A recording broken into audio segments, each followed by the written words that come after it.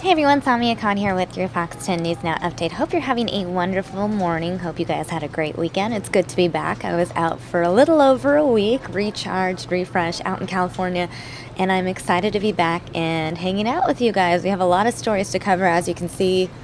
Sorry, this on this side of your screen. I still haven't figured out this top 5 quite yet, but these are our top 5 stories this morning. A magnitude 7.5 quake striking Afghanistan, really affecting that whole area: Afghanistan, Pakistan, and India.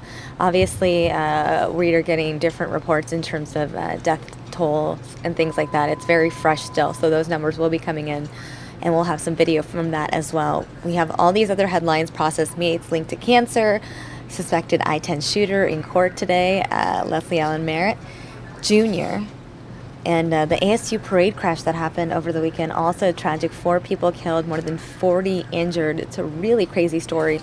The driver of that car that crashed into the group of people at the parade expected in court today as well. Jill Biden saying she's disappointed Joe Biden didn't run. Joe Biden spoke with 60 Minutes last night.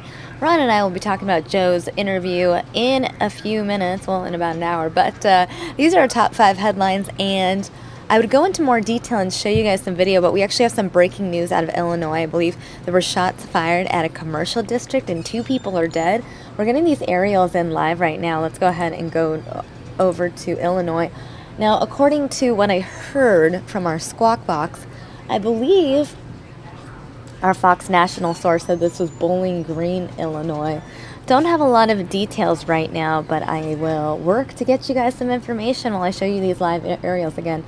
According to Fox National, 2 people killed at this commercial district in Illinois.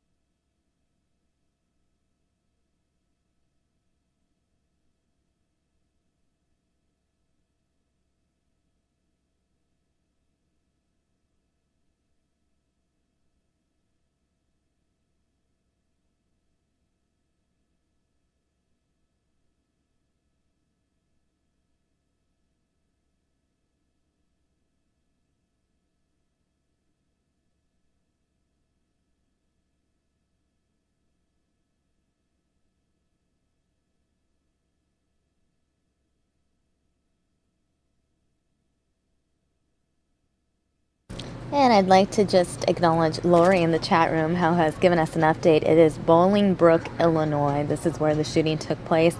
I believe as a result of this shooting, high schools in the area are on a lockdown.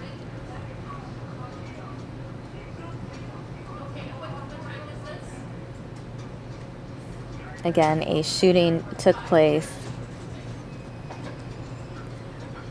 at a commercial district in Bolingbrook. 2 people killed in an office shooting this morning.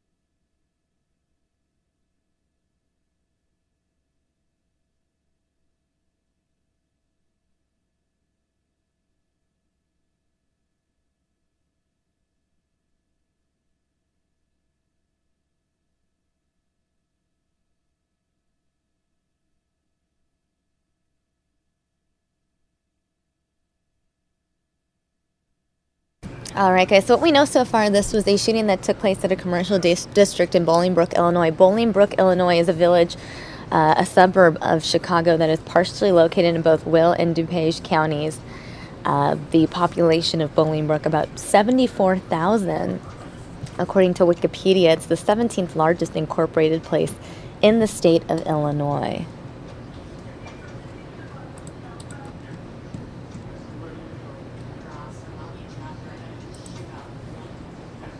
Again, we're looking at live aerials that are coming in of the scene. You can see police in that parking lot. Going to go ahead and check with our sources out in Chicago to get more information on this shooting. We know that 2 people killed in that shooting. Again, it led to a lockdown at local schools, although students were never in danger, according to officials. The lockdown lasted about 40 minutes, and it was a precautionary measure because the shooting happened a couple blocks away. We have very limited details right now. Our news stations out in Chicago haven't gotten a lot of official word from any authorities, but we do know that 2 are dead in an office shooting. And these are live images coming in from Bolingbrook, Illinois.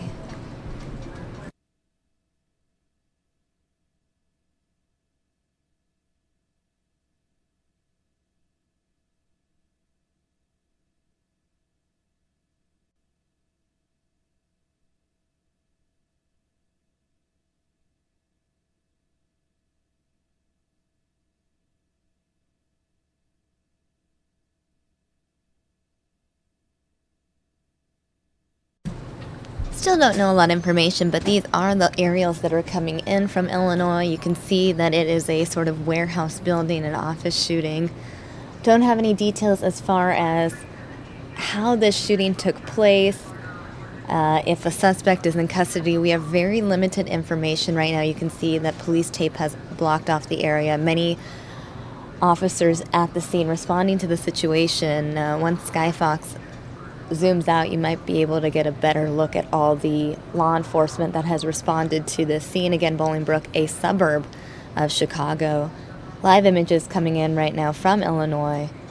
Gonna work to get you guys some information. Again, my sources are our Fox affiliates out in Chicago, as well as good old Twitter. I will see what I can find, and I'll be back with you guys in a couple minutes.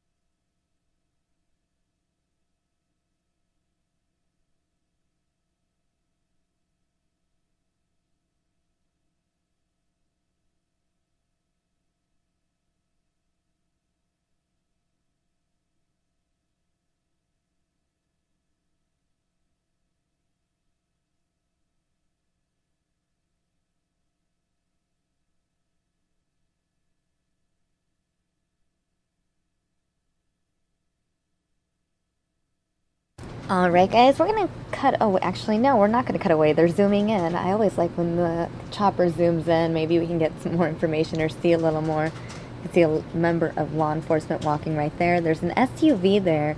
Not sure if that SUV is a member of law enforcement, although it is inside the police tape, so it's possible that it's linked to the shooting. Again, we have no specific details regarding the shooting, what took place. We do know, however, that 2 people were killed. And as of right now, that's all we know. Police are at the scene investigating. All the lockdowns at local schools have been lifted. And I also have some of these images on Twitter that I want to show you from the scene. So let's go ahead and go onto Twitter for a second. You can see this photo right here.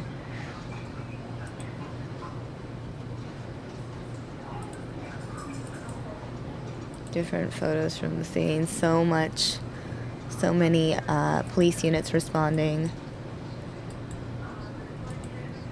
These are all the photos, and it looks like that has nothing to do with it. So that's what I'm seeing on Twitter right now. Let's go back to the live images that are coming in from Illinois. Again, I'm working to get you guys more information. All we know right now, it's a workplace shooting, 2 people killed, and police are on the scene investigating.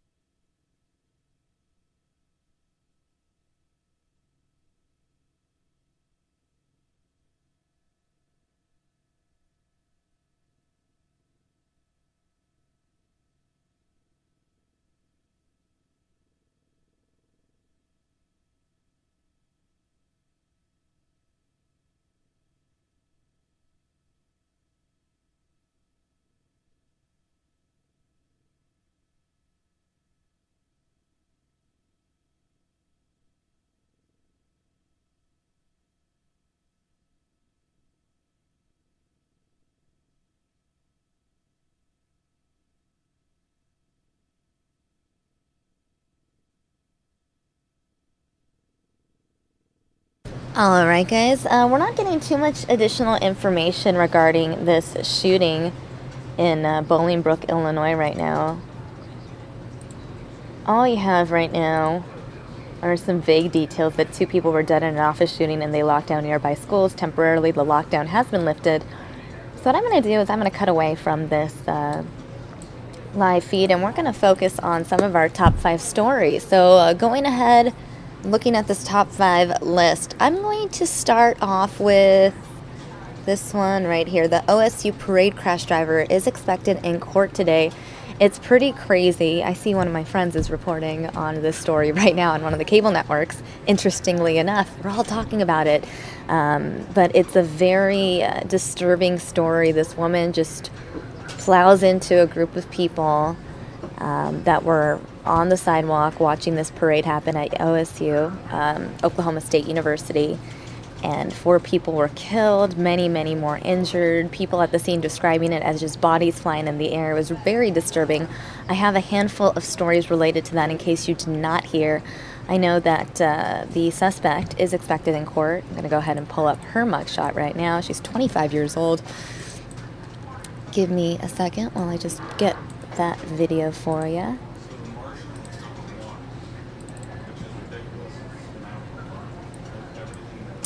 We'll start with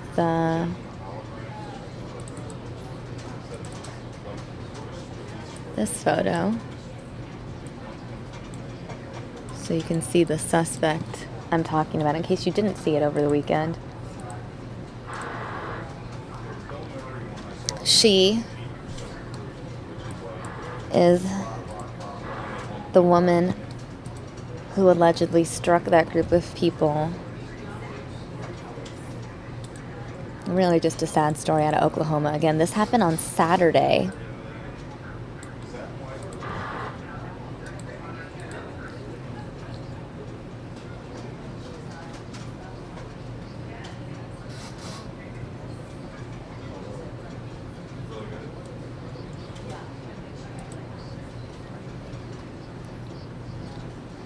She is now being charged with 4 counts of second-degree murder. She was arrested on Saturday on suspicion of DUI following the crash. Her name is, I believe it was Adacia Chambers, 25 years old, from Stillwater, Oklahoma.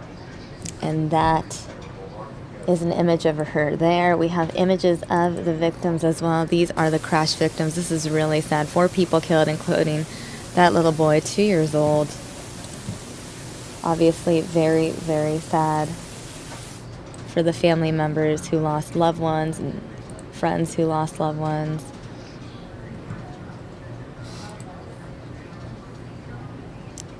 There you have a former professor of the university, Dr. Marvin Stone. Him and his wife were both killed in the accident.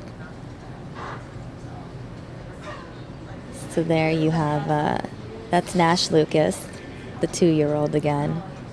And a 4th victim was an international student who was studying to get her MBA from India.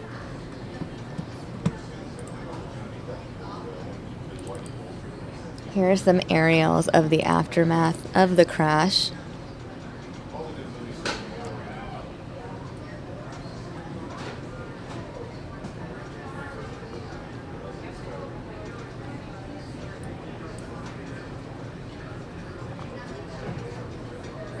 And I'm going to go ahead and play this story that was sent to us from Fox National, the latest on this tragedy that took place.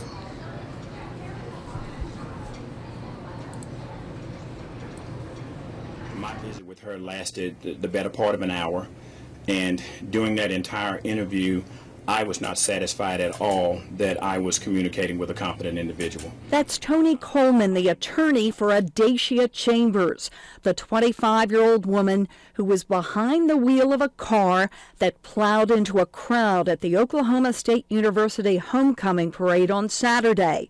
4 people were killed and dozens more injured. She's now being held on 4 counts of second-degree murder.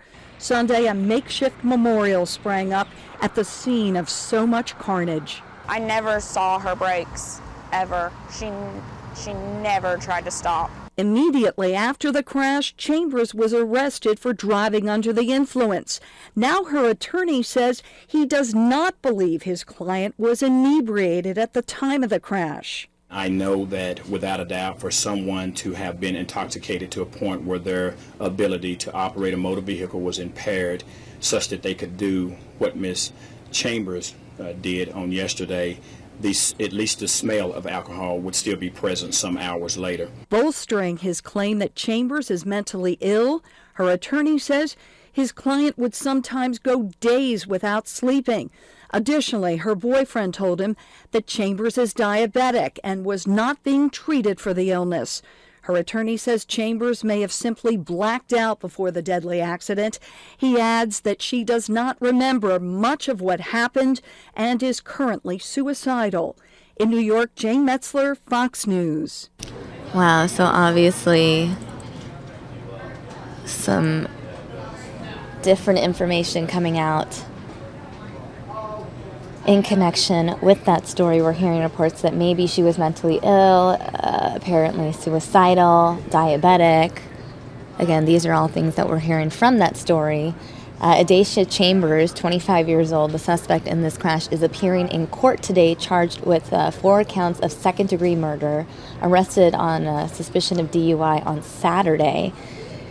And let me see, we have a lot of different video from Fox National that came to us over the weekend. I'm going to play this story for you now. The suspect's neighbor reacting to the crash. Saying that it was our neighbor, and I was like, wait, the one that got killed, like someone got killed? And she's like, no, the one who did it. Neighbors of Adacia Chambers tell me they were shocked when they heard she was the driver in Saturday's deadly crash. They were the ones that told me that they think it was the lady across the street from us. And they showed a picture of her, and then we confirmed it, and we saw the car and everything. McNeely and Mitchell have lived across the street from Chambers for 3 months and say they've only seen her in passing. I've seen her just coming home from school and stuff, just speeding through here and just pulling into her driveway a couple times. Neighbors tell me they haven't seen anyone at the house since Saturday afternoon. Some cop cars out here, and a bunch of people were just crowded around calling people, just kind of stalking the house, seeing what was going on. All right, now this is video from a press conference held by the hospital over the weekend. And it was just kind of towards the end of the parade when the situation occurred, and it was, as you can imagine, quite a crazy scene. And the only thing I could relate it to is maybe of some type of bombing or something. It just, nobody knew what was going on. And all we were really concerned with was our family and friends and everybody that was injured. And everyone sprung into action. The Cowboy Nation really came together at that moment. Leo was hurt pretty bad, but he was breathing and had a pulse, and we a lot of folks gathered around and helped out. News is starting to improve 24 hours later, and I apologize, we're still in our clothes from yesterday. It's been a crazy 24 hours, but the OU Medical Center really has helped out. There was a lot going on. I'm just one person. I just went to help Leo and make sure he was breathing and had a pulse, and trying to flag down whoever I could to get some help. And of course there was 100 people doing the exact same thing. We have a mass casualty drill, i.e. we don't actually have patients there, we just pretend they're patients so everyone knows their job. We've had unfortunate practice over the years, mostly with natural disasters. Occasionally there'll be a major automobile smash up involving multiple vehicles, which will activate the same system. But we have learned over the years how to adapt, and we've learned from every event, and I'm sure we'll learn something from this event as well.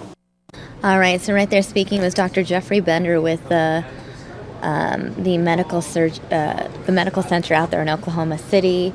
He's a trauma surgeon, and right before that, you heard from Mark McNitt, whose stepfather, Leo, was injured in the crash. He also spoke at that press conference as well.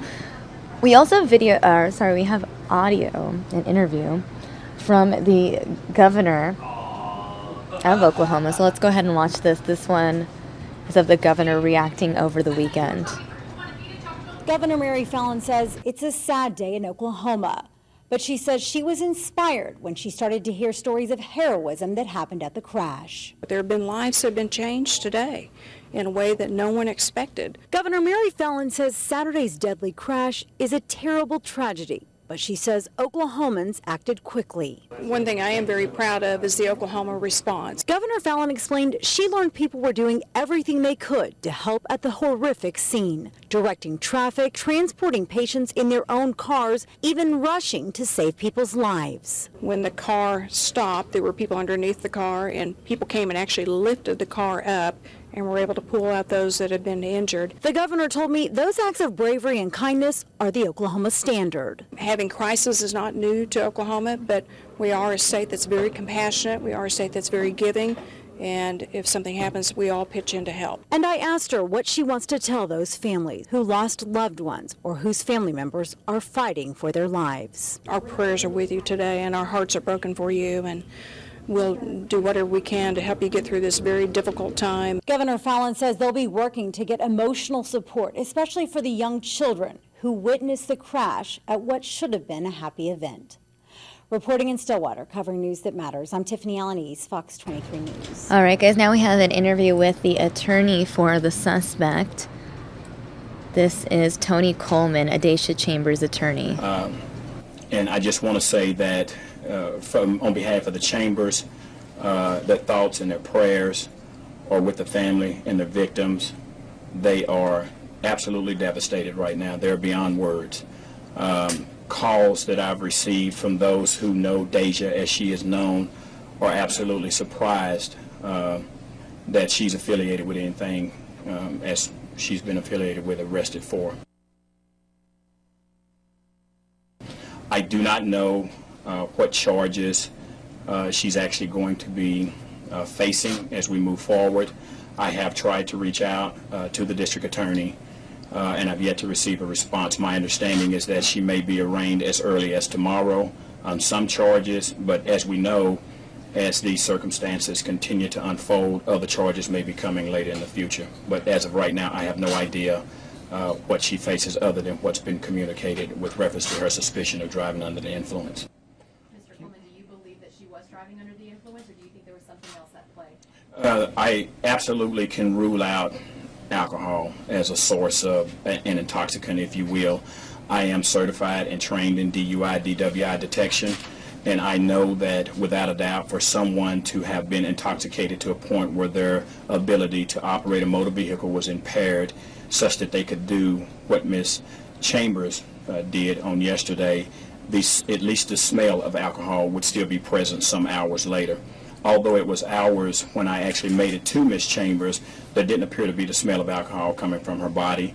Her behavior was not consistent with someone who was coming off of a drunken stupor, if you will. So I am comfortable with ruling out alcohol. However, I do understand that there has been some circulation about their possible DUI drugs. That's yet another matter that we will never know about until we get a toxicology report. Is that what you're waiting for, are the blood tests to determine exactly what might have been in her system? If anything at all, but my concerns is that there was nothing in her system.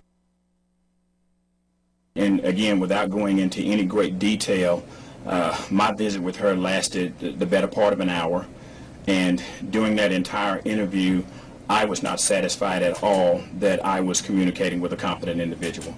I am not a psychiatrist, nor am I a psychologist. However, I'm currently representing several with mental illnesses, and in my opinion, Ms. Chambers suffers from a mental illness. Exactly what type is yet to be determined. All right, guys, so that was the lawyer for Adacia Chambers, the woman accused of driving under the influence into a crowd of people at that homecoming parade at OSU over the weekend.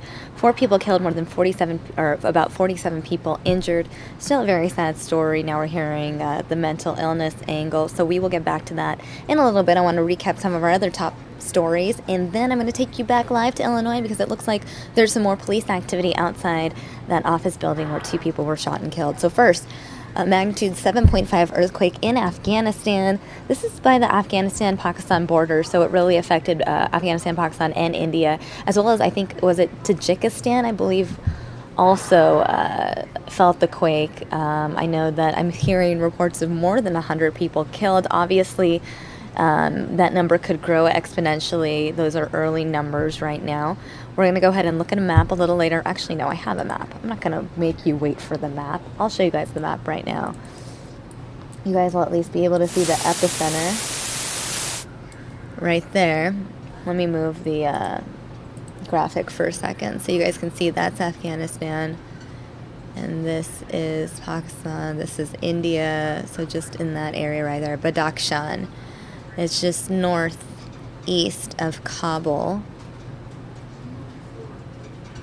And this is where that earthquake took place. We'll have more information for you guys in a little bit. But again, a magnitude 7.5 quake. That is very serious indeed. Plus, this breaking news, I saw World Health Organization was trending on Twitter this morning, and I clicked, and apparently there's a new study or revelation out that processed meats are linked to some form of cancer. So processed meats, meaning like hot dogs and things like that, you guys should probably stay away from. You don't have to, but it is apparently linked to cancer. So we'll talk about that in more detail a little bit later on. Plus, the suspected I-10 shooter is appearing in court today. Also appearing in court is the suspect in that OSU parade crash. And also going to be talking about Joe Biden deciding not to run for president. He made the announcement last week. We carried it live for you here on News Now. Joe Biden apparently disappointed that Joe didn't run. Joe Biden speaking on 60 Minutes last night. Ryan and I will be talking about that as well in just a little bit. But first, let's go back to those live images out of Illinois where a shooting has taken place at a commercial district. 2 people dead. Going to see if we have any new information regarding this shooting.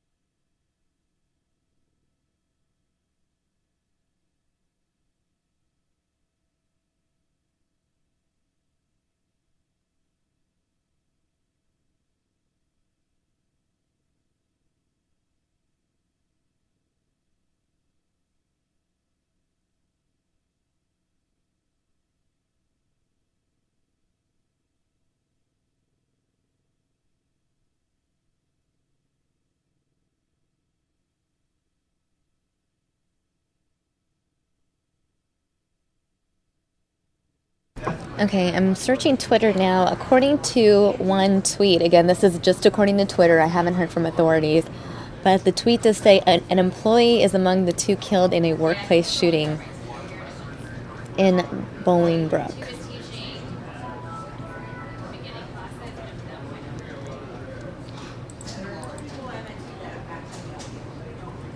As a result of the shooting, 4 schools in Bolingbrook were on a lockdown, but that lockdown ended and classes have resumed. As far as the shooting itself, we know 2 people were shot and killed.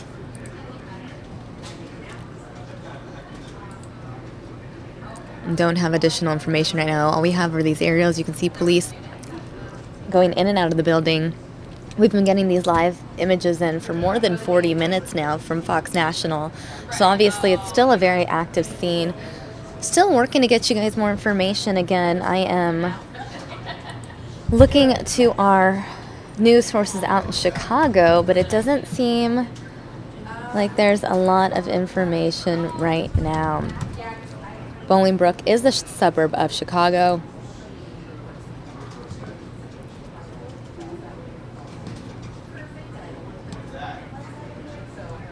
Again, waiting to get more information on the actual shooting that took place at this commercial district in Bolingbrook, a suburb of Chicago.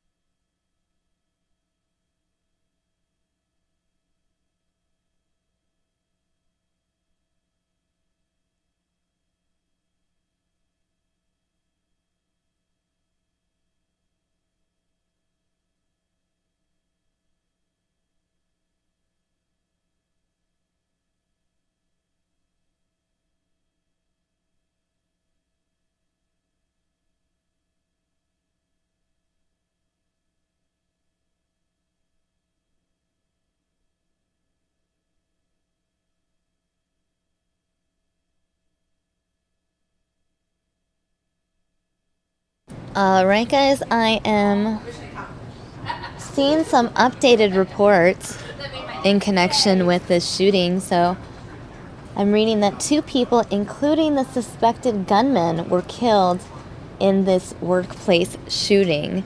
Again, the shooting led to a lockdown of a nearby high school, but students were never in danger. Again, 2 people killed in the shooting near Veterans Parkway in Remington, a suburb of Chicago, Bolingbrook, Illinois. Several law enforcement agencies at the scene. Again, one of the fatalities appears to be the gunman, police said. So, again, if 2 people are dead and the suspected gunman is one of them, I'm going to make an educated guess and guess this may possibly, again, this is just an educated guess, that it possibly a murder-suicide where a gunman had some anger, shot someone else, and then shot himself, him or herself rather. But it's possible it could have been a shootout. Again, we don't have any official word from police right now, but based on my experience in news, I wouldn't be surprised if this ended up being a murder-suicide situation.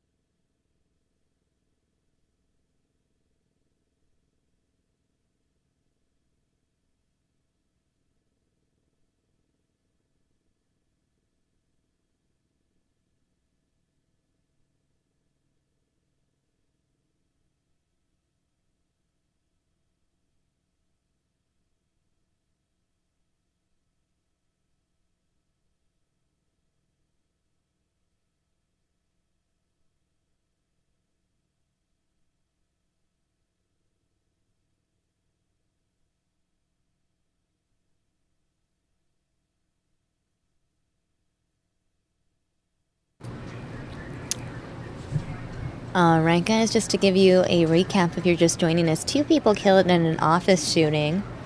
Several law enforcement agencies responding to the scene in Bolingbrook, Illinois, a suburb of Chicago. A weapon was recovered at the scene. According to police, there is no public threat.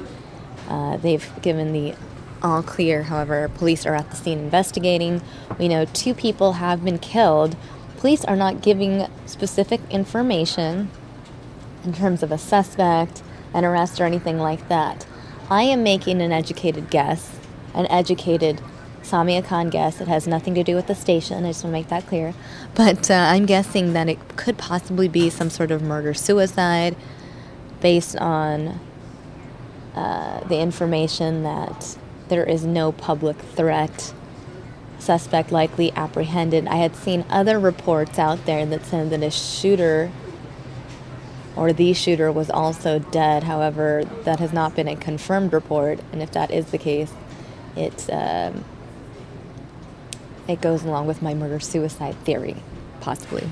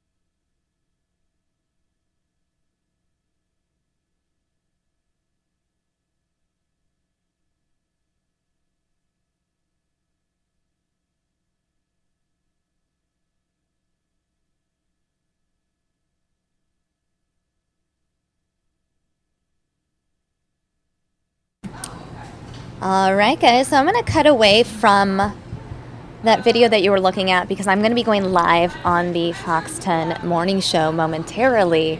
So they need to see my face so they're ready to go to me live when Rick and Andrea speak to me. So cutting away from those live images from Illinois, but we'll go back to that in just a little bit. Hold on one sec.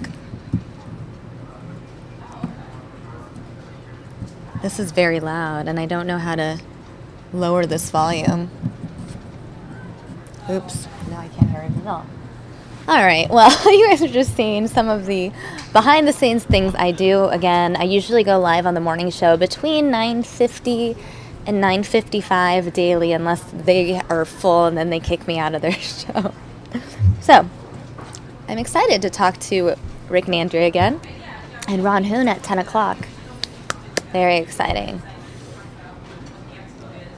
You guys can now just awkwardly or watch me awkwardly sit here and wait. You'll see me smile. Me smile and nod as if I'm listening to Rick and Andrea. I mean, I am listening to Rick and Andrea. You won't be able to hear them unless you're watching Fox 10 also, or you have Fox10Phoenix.com open right now. That way you'll be able to see both, and it'll be crazy. But yeah, so that's what's going on right now. I'm going to be telling those guys in the studio what our top stories are and why the viewers at home should join us in the chat room. Join us, watch News Now, check in, learn about the latest headlines. We're going to really convince them that News Now is the place to be, guys. So stay with me. I'm about to do this tease. These are our top 5 stories. Ron and I will be going into detail. 10 seconds.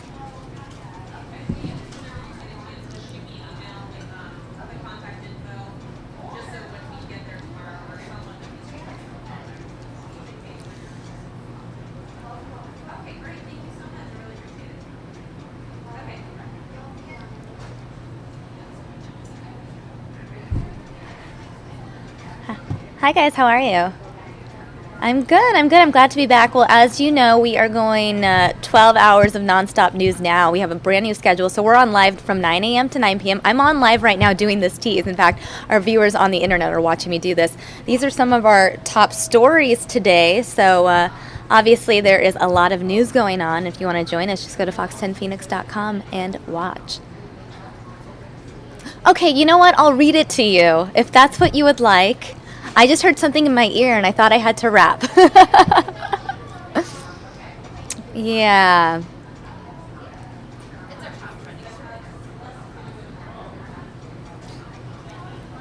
That was fun, guys. Rick was like, "You're not going to tell us? We just have to read your screen?" I was like, I was told to wrap up, so that's what's going on. All right, I am going to get you guys back to those live images out of Illinois. Again, a shooting that took place in a commercial district office building. Police still not really talking about any specific details. All we really know, 2 people killed. Whoa, we're zooming into something. It's always exciting when you're looking at the same sort of aerial shot for 5-10 minutes, when suddenly the chopper goes somewhere else and you see a different scene. At least that's what excites me.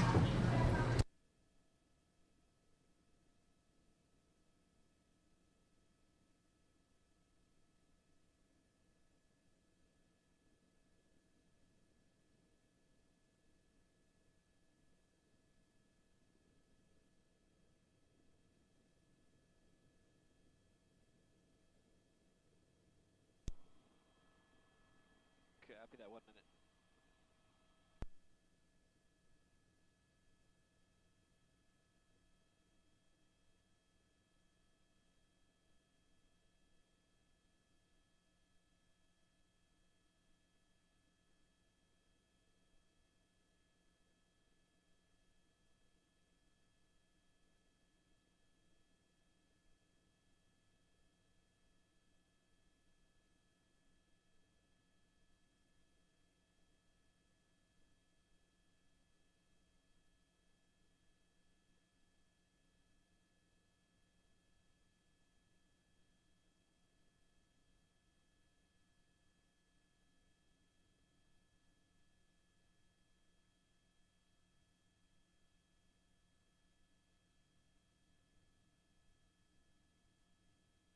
All right, those of you just joining us may not have heard our update earlier when we were live at this same scene.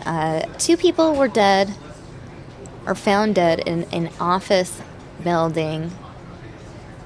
A shooting in a commercial district of Bolingbrook, Illinois. Bolingbrook is a suburb of Chicago. Authorities not releasing a lot of information right now as far as the suspect or the victim. Hopefully we'll be able to get some more information for you guys. I'm going to go ahead and check Twitter to see if there's any new information. Really the only thing people are talking about on Twitter is the fact that this shooting resulted in a lockdown at local schools, and the lockdown was then lifted. Students never actually threatened. It looks like Skyfox in Chicago is leaving the scene. What does that mean? It means that we will no longer be showing you guys this video. Although it's a pretty video. And now I am back on the screen. I'm using this camera instead. I completely forgot that I like this camera better than that camera, especially with this new box thing that we have going on over here. So if I ever use the other camera again, can I just ask you guys in the chat room for a favor and to type to me and remind me, like, hey, SK, you have another camera that you never used. You should probably use it. The lighting's better. I'd really appreciate it. So that being said, it is 9:59, and at 10 o'clock, you know what happens. At the top of the hour and the half hour, we give you the top 5, the headlines that we have listed right here. Maybe I'm going to start a minute early. How about that? I'm just start a minute early. Magnitude 7.5 quake in Afghanistan. Really sad situation. Earthquake, hashtag earthquake, has been trending on Twitter all morning ever since I woke up during the 5 o'clock hour. This earthquake that took place in Afghanistan. I'm going to go ahead and show you guys where in Afghanistan it took place. Badakhshan, that was near the border of Afghanistan, Pakistan, and India. So 7-point magnitude, obviously very, very strong quake felt in many different countries around the region.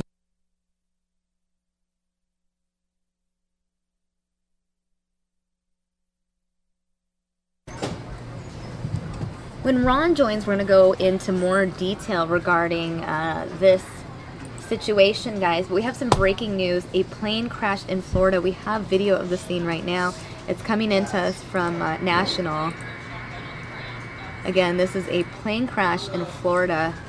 Gonna work to get you guys some information. This is some breaking news. And stay with us, guys. It's never good seeing a plane crash. Don't know any details about the occupants inside, but we will work to get you guys that information.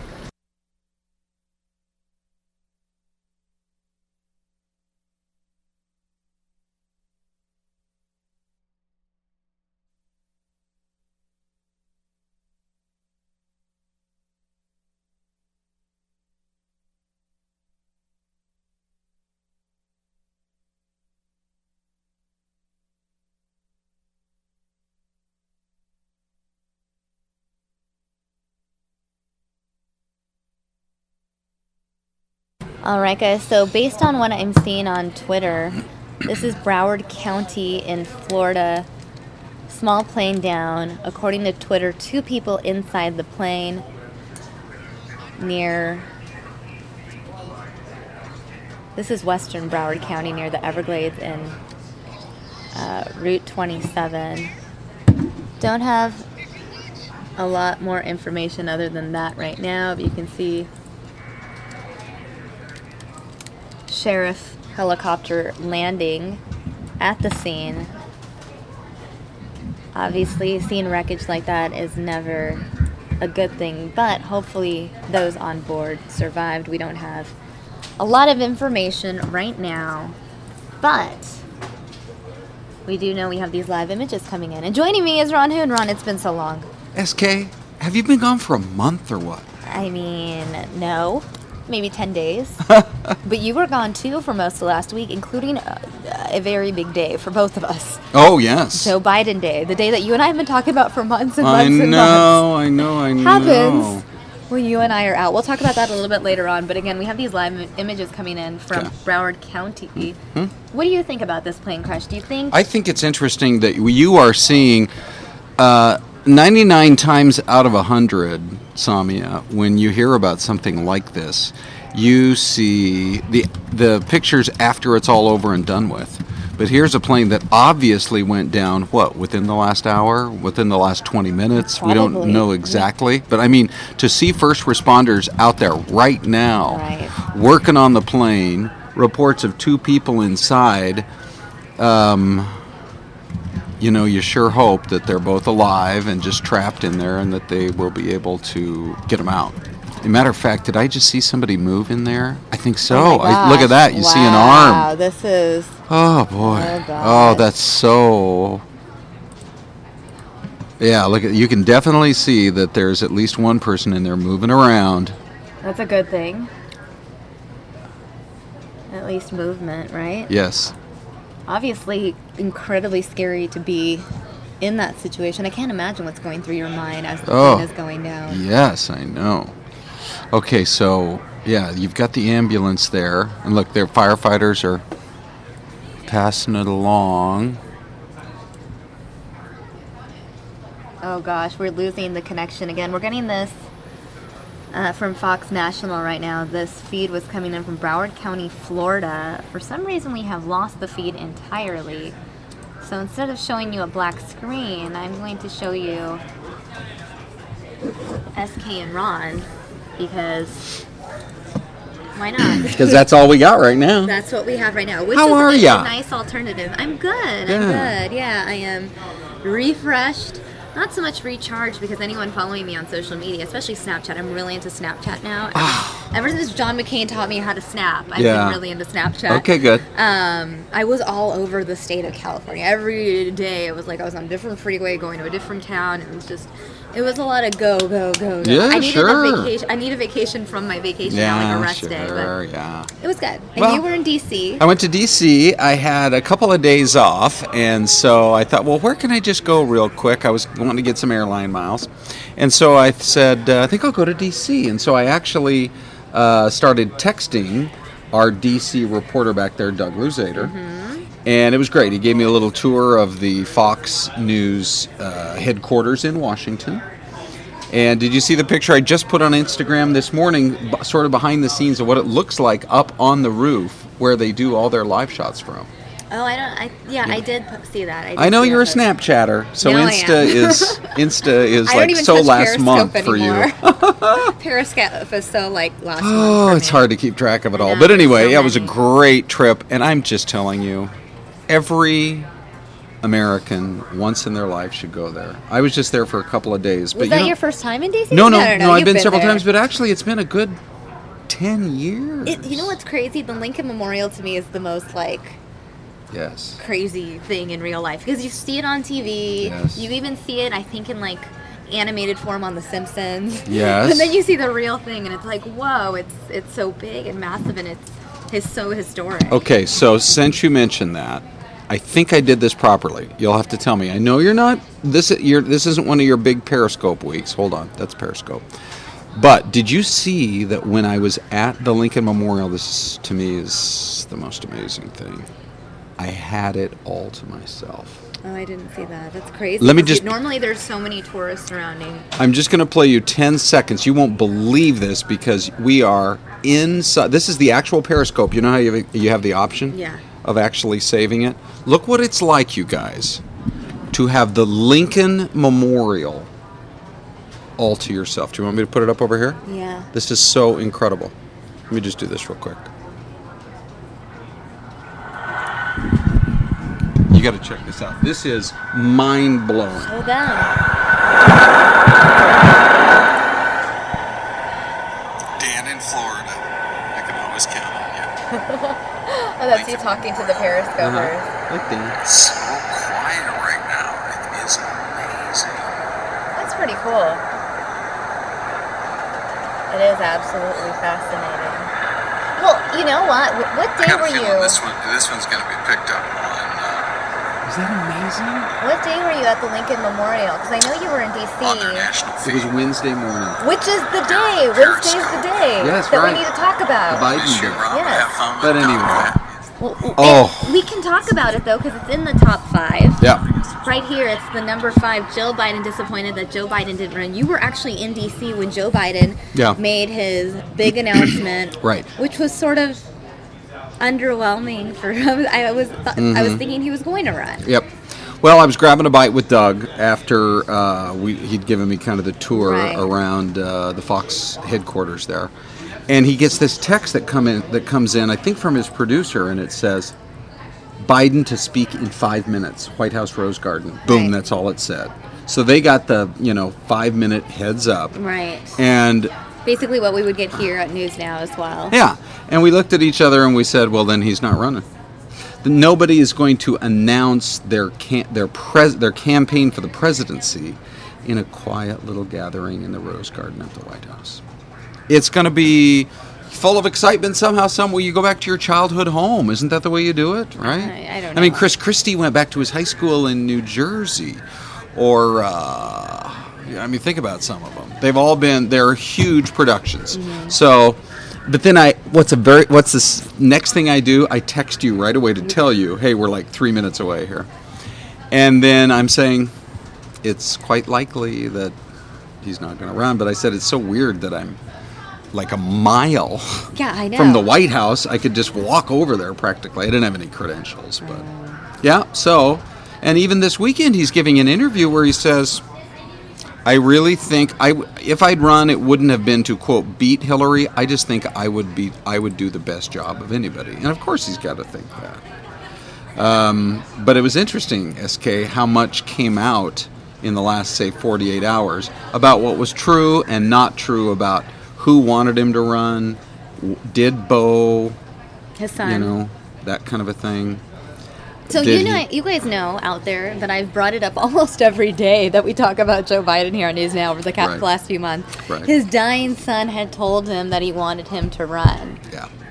That was my whole thing. Well, if your dying son's asking you to, you kind of have to. Yeah. Then, bombshell drops last night. Yeah, in this interview he says it was not one of these deathbed things like a movie script where, he says to me, his final words, Dad, you've got to run, kind of a thing. Now, that statement leaves a lot of room for 3 weeks earlier. The two of them were in a conversation and Bo says something to him. Right. But he's just saying it wasn't that, right on his deathbed, last breath type thing. So I got to believe that his son probably thought his dad would have made the best president too. And it is, There were some people disappointed on the internet. I saw Joe Biden was trending. I clicked on Wednesday reading some of the tweets and comments. Oh, did you? Yeah. Yeah, because there was that whole draft Biden campaign happening, a lot of people wanting him to run. And it's been one of his sort of lifelong dreams to be president. It's just the timing didn't work out. And that was one of the things during the speech, he really attributed it to the timing of it all. I think that's exactly really, ultimately now we know. He never said, I don't want to be president. He never said, I don't want to run. He's like, the timing of it, of having to launch a successful campaign, now it's just too late. And that was that. So I have some quotes from the interview. Again, it was on another network, so I can't play it right now. So some quotes include, when asked how you're feeling about this decision, Biden responded with, good, it's the right decision for the family, it's the right decision for us. Then he was asked, is it that you think you couldn't win or that you didn't want to run? He says, couldn't win. I'll be very blunt. If I thought we could have put together the campaign that our supporters deserved and our contributors deserved, I would have gone ahead and done it. And then he's asked, but why did it take you to Tuesday to figure that out? And what does he say, Ron? Because it took that long for us as a family to decide, look, dealing with the loss of Bo, any parent listening who has lost a child knows that you can't. It doesn't follow schedules of primaries and caucuses and contributors and the like. And everybody grieves at a different pace. And then Jill jumps in and says, and we had such hope that he was going to live.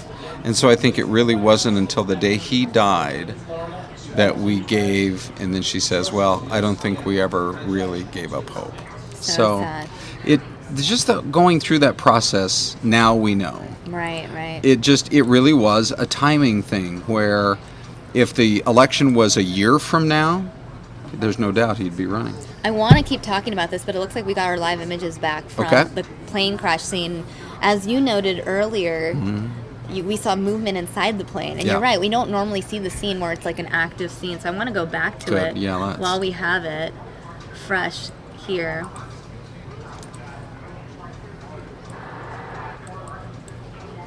Again, 2 people reportedly inside the plane.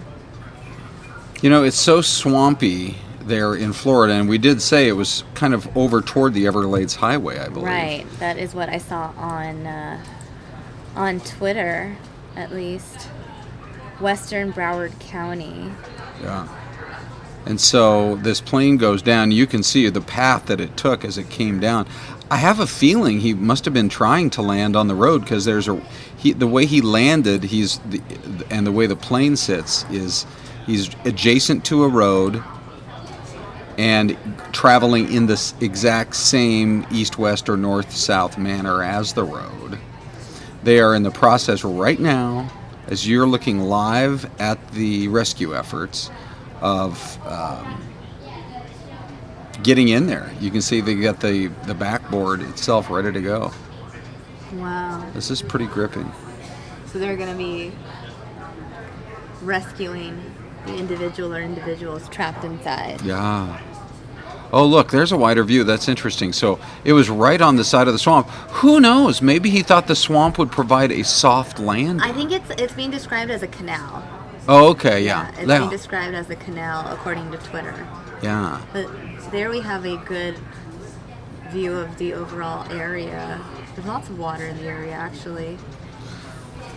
So this is really fascinating that they're giving us the wide view, because you look at it there and you say, okay, either he was trying to come down on that road, maybe he did, and then it veered off. Right.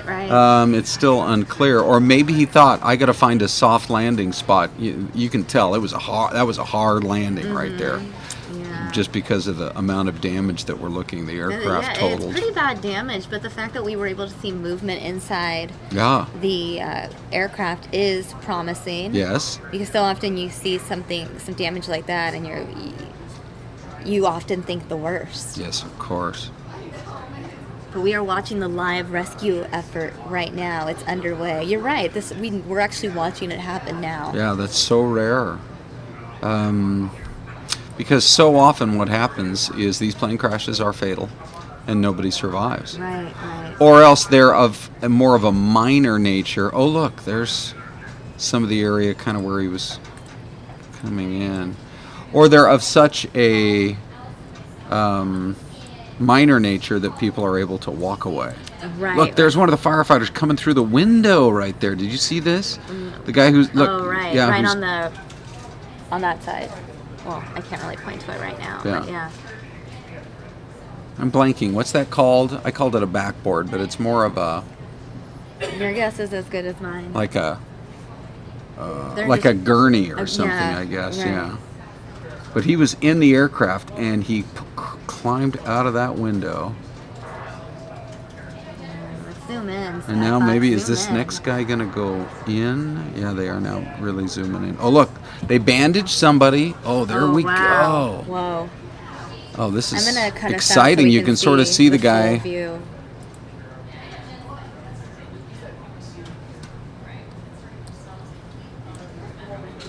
You just wonder how badly hurt the people on board were. I see. See, look, he's reaching out his hand and grabbing the shoulder of that firefighter. That's a really good sign that he's not paralyzed, obviously. Right. But what a frightening situation. You wonder when somebody goes through an experience like this if they ever want to get back in an aircraft again, large or small. That's an interesting point, Ron. Person getting bandaged up right now. You can see the blood. Yeah, they're securing his head. Yeah, it's pretty... There. If you are sensitive to this sort of stuff, you can turn your head away, but continue listening. Yeah. To Ron and I's play-by-play of what is going on. Yeah, and look how quickly they're working on him there. Yeah. And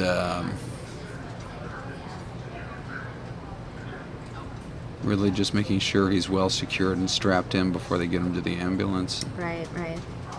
There's such a range of medical possibilities like this when a plane goes down that...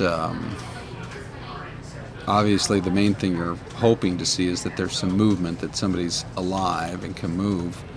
But it does look like, by the nature of the impact of that crash. Now, we had heard that there were 2 people on board. Right. I'm gonna so go far, ahead they're just working on the one. Check Twitter again. My source for the 2 people on board was straight from Twitter. I did not speak with any officials. Yeah. This is near Weston, Florida. Okay. So this is our Miami station that's sending us all of this. Mm-hmm.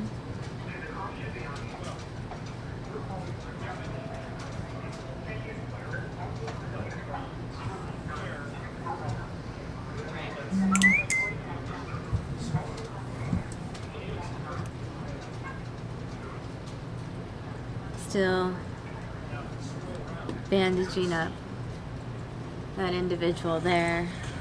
Yes, according to Twitter, I'm seeing reports that 2 people were on board. But now I'm seeing articles that say 3 people were on board. Oh, okay. So again, there are different numbers out there. They're also IDing the aircraft now that it was a Piper Navajo.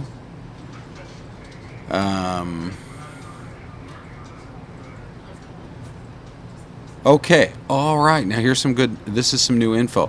That guy who we saw walking around a little while ago on his cell phone, I think was the passenger, or at least one of the passengers. Really? Because the pilot was the one who was still stuck on the aircraft, while a passenger, according to these reports, was up and walking around.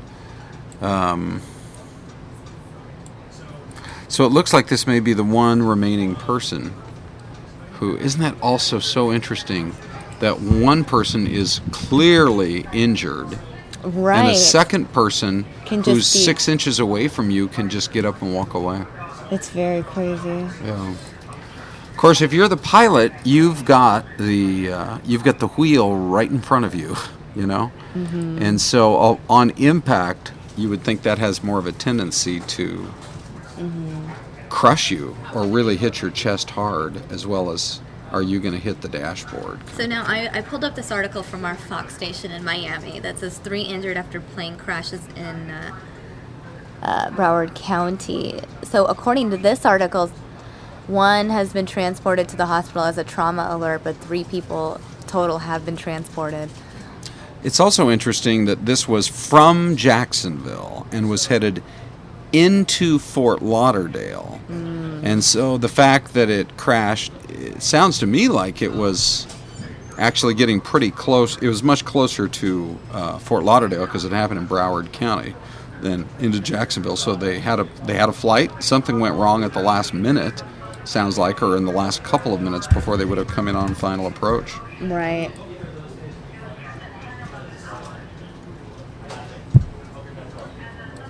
What did we say the town is? Weston? Does that sound right? I saw something on Twitter that said Weston, Weston.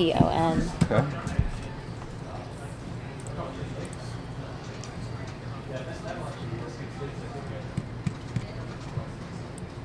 Let me see if I can search that on Twitter as well.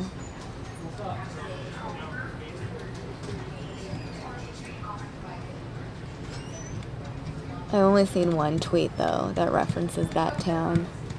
Most tweets are just saying Broward County. Mm-hmm.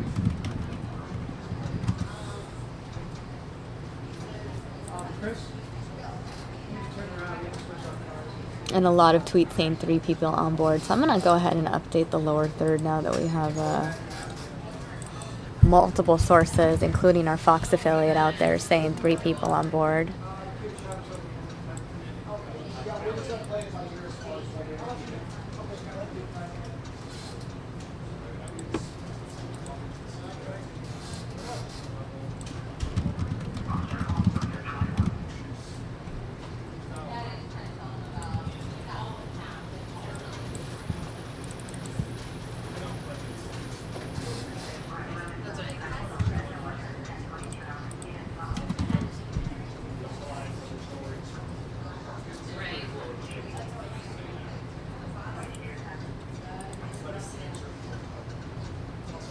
Weston is on the far western edge of development in the Fort Lauderdale area. I see.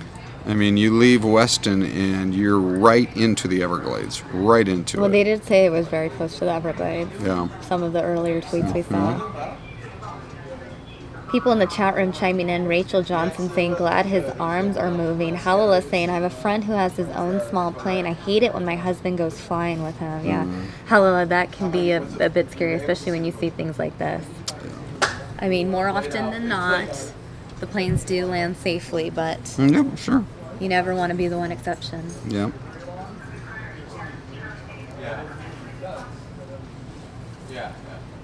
So obviously we hope that with the reports of 3 people inside, that the pilot's the only remaining person. Right. It does kind of look that way because it's not like they're reaching through the back window to try to reach a second person or anything along those lines. All efforts are being focused on this one fellow. Thing about it is, as I'm looking on the maps where you can see it's Everglade, Everglade, Everglade, and then boom, city just starts, whether it's right in Weston or up here in Fort Lauderdale. It's clearly defined. Wow. And yet I do not see on the western edge any airport. So, I mean, to me, if they were headed in, say, toward the Fort Lauderdale, Hollywood airport area, they still had many miles to go before they would have been close enough to land. Wow. Very compelling images to see come in live, you know? Yes. Anything can happen. Look, they are moving him now. There you go. Look at that. Oh, Yay that's for great. emergency personnel. Oh, that's so responding true. Quickly. So true.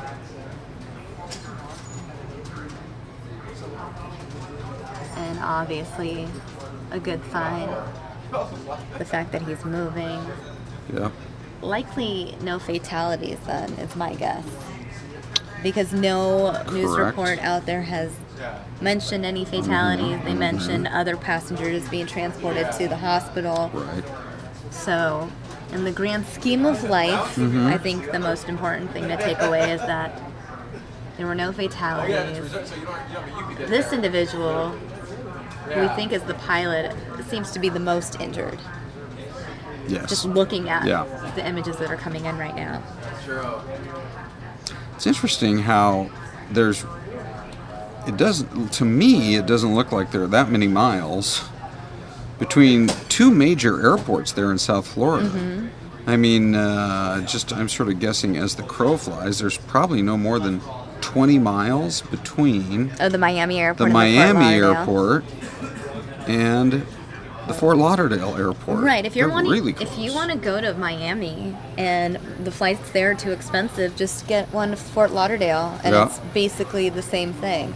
For example, if you fly Southwest, Yes. Southwest doesn't fly to Miami, but it flies to Fort Lauderdale. Okay. So that's your Southwest way of getting to Miami. They're very Uh-huh. close. I consider Yeah. them almost the same city. I'm just trying to think. Even here in the valley, they're developing a second major airport, Really? the Phoenix Mesa Gateway Airport. Right, You know, they're trying to Allegiant. Yeah. get more I know their goal airlines. is to have it be a full-on airport. In the long-term plans, the idea is they're going to build a whole new terminal, a big terminal, on the opposite side of the runway from where the current terminal is. Interesting, Ron. But it's going to be a while before they're able to get to that point. But even then, you've got Phoenix Sky Harbor. That's more than 20 miles to drive from Phoenix Sky Harbor out to. 20 miles isn't so bad, though, when it comes to getting a flight. Yeah. You know, if something is sold out or one thing is way overpriced. Yeah, sure. I mean, what's 20 Yeah. miles? Maybe like a $25 Yeah. Uber ride? Yeah. Yeah, it's great. And I guess, it's similar to the way the Bay Area is, where you've got 3 pretty good-sized airports, or New York has 3 airports, or LA has like 5. Right. You know, I always forget that LA has 5. I mean, I use LAX and Burbank quite a bit. Yeah.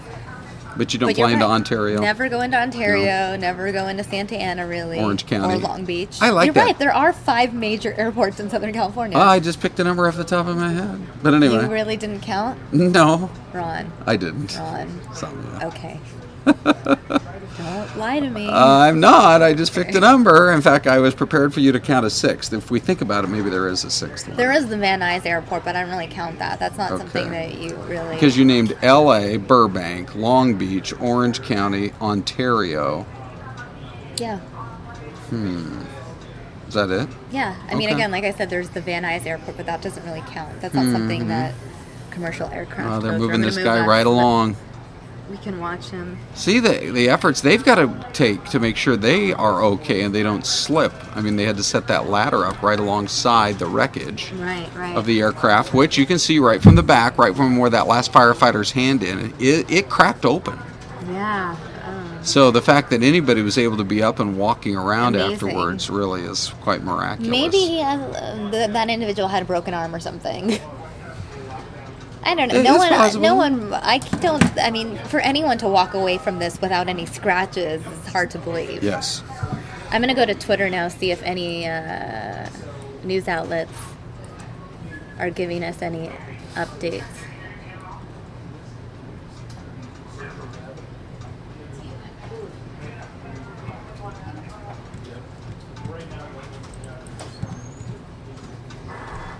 Different news organizations reporting different things. That's the thing.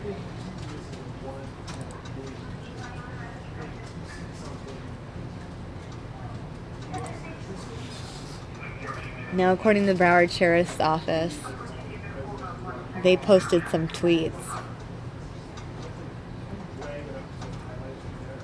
saying one person airlifted to a hospital as a trauma alert.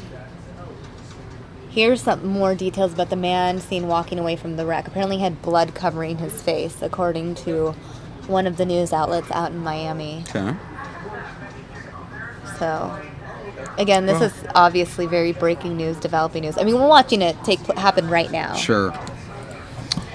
And, once they got him out of there, they're not wasting a lot of time. They're going to get him on that ambulance and get him to medical care. But the fact was, he's all strapped in now.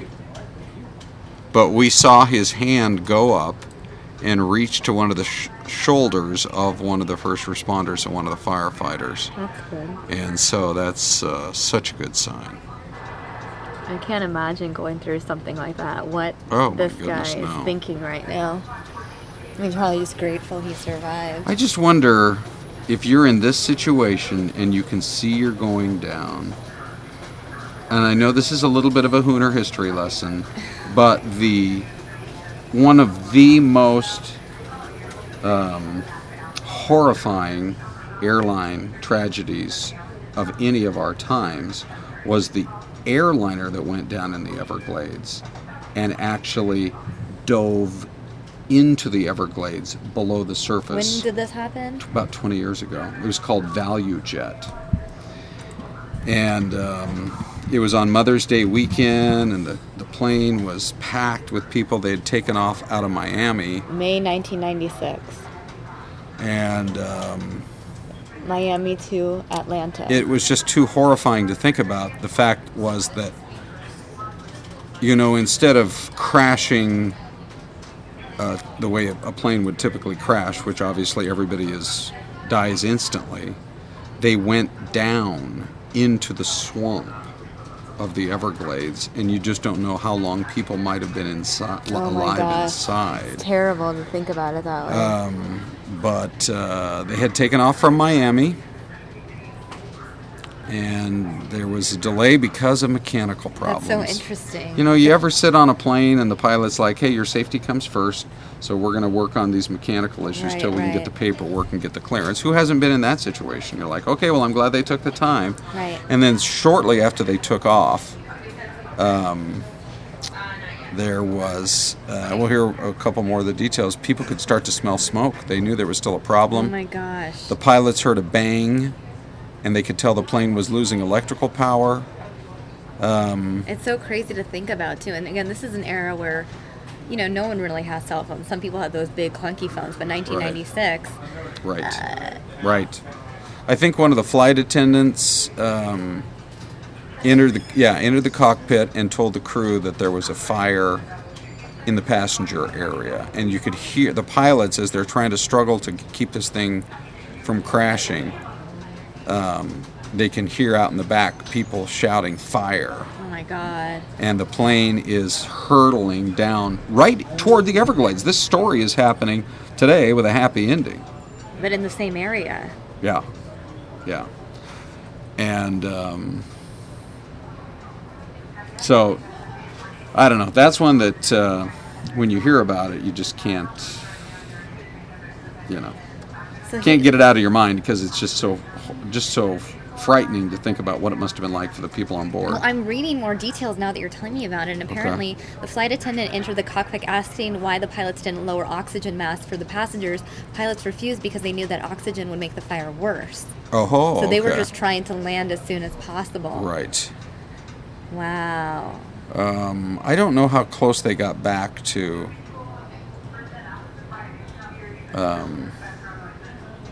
toward the airport.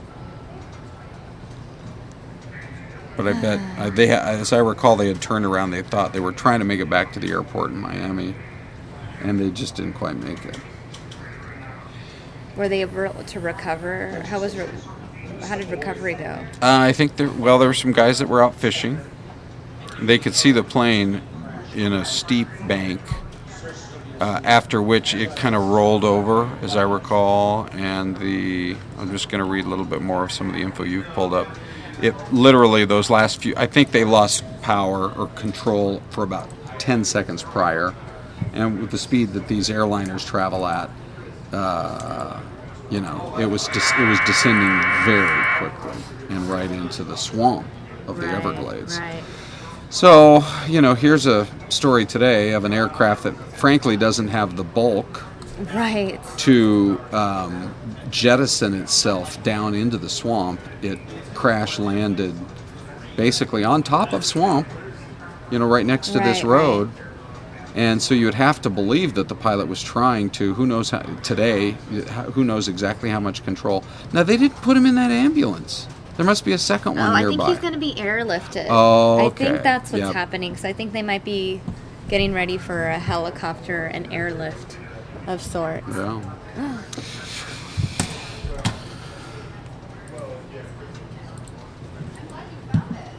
It's pretty crazy to look at this video, though. Well, I think that it's just to be able to witness firsthand how these kind of operations go is, to me, is fascinating, and I would think to people at home is fascinating too.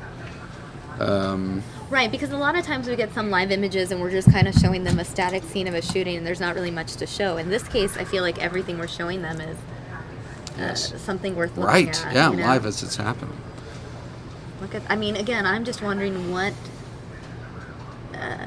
that patient is thinking right now, I think you would think, I believe you would think, I'm so lucky to be alive. Right, it just must be so. I'm probably replaying the moments before the crash, if you remember. Yeah, and it probably depends if you're a glass half full or half empty kind of person. If you're a half empty kind of person, you're thinking, how could this happen? Right, that's true. You're running through everything. You're like, what did I do wrong? How? Right. So. And then anyway, he's alive. Bina in the chat room saying, if that was me, I'd be wondering what the heck is taking so long. Get me out of here. You know what? As long as you're alive, that's all that matters in this scenario. And thankfully, we have no fatalities to report as of right now as a result of this crash. And sadly, we are losing Ron Hoon to the morning meeting, but we will get him back again tomorrow morning. We need to make up for lost time,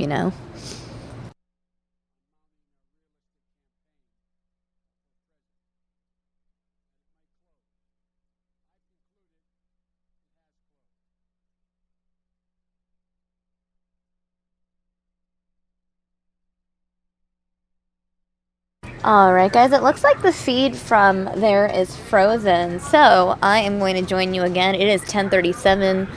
Let's pretend it's 10:30, and I'm about to give you an update on the top 5 headlines. These are our top 5 headlines. Magnitude 7.5 earthquake in Afghanistan. Earthquake trending nationwide on Twitter. Oh look, wait, sorry.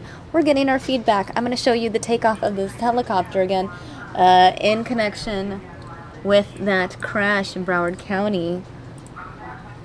The victim that we saw rescued from the plane now being airlifted via the sheriff's helicopter.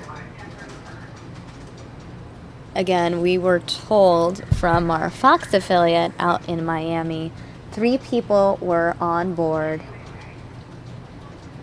And we are watching these live images of that victim who we just saw rescued.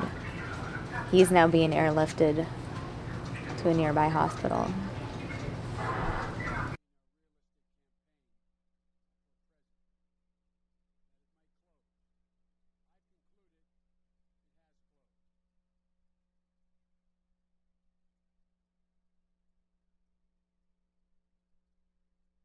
Alright guys, now we have actually watched as that crash victim was rescued been taken away. It doesn't look like there is any other activity at the scene, really. Obviously, you have firefighters there at the scene. You can look at the wreckage again, looking at that plane. For anyone who wants details on the plane, it was, let me just pull up the information I have from our Fox affiliate. This is a Piper PA 31350. It crashed near the western part of Broward County near the Everglades. According to FlightAware, the plane was headed to Fort Lauderdale from Jacksonville. We know the fire crews on the scene are from the town of Weston. Also, Sheriff's Fire Rescue also on scene. Broward County Sheriff's Office Fire Rescue at the scene. You watched as firefighters used the jaws of life to extricate the pilot from the cockpit. Right now we have no word as far as what caused the crash, but now we're getting some great close-ups of the crash itself and the wreckage. We haven't seen close-ups like this yet. From the scene, it looks like Skyfox probably waited until the victim was rescued before zooming in on that wreckage. It's a pretty crazy video to look at, though.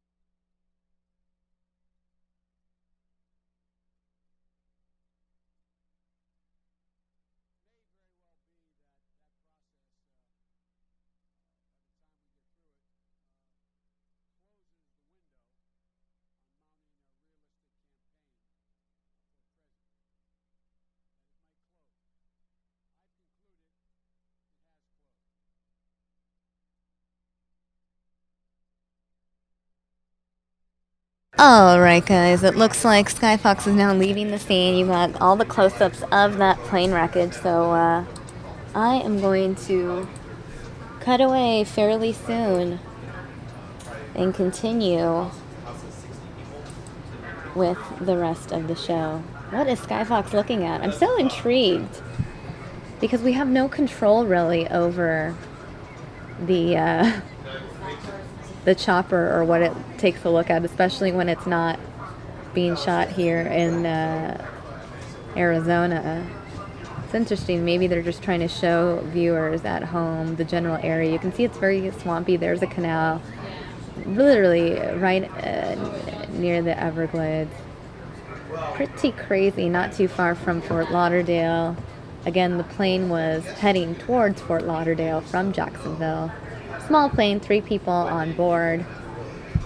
No additional details right now, and again, I don't know why at this moment Skyfox is zooming in over there, but it's interesting to watch, isn't it? I think so. Go back and put this lower third up for a little bit. No, it's just funny that you know,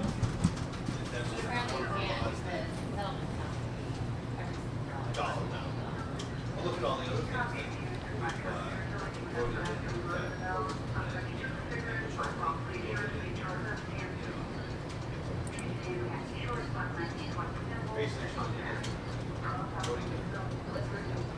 No.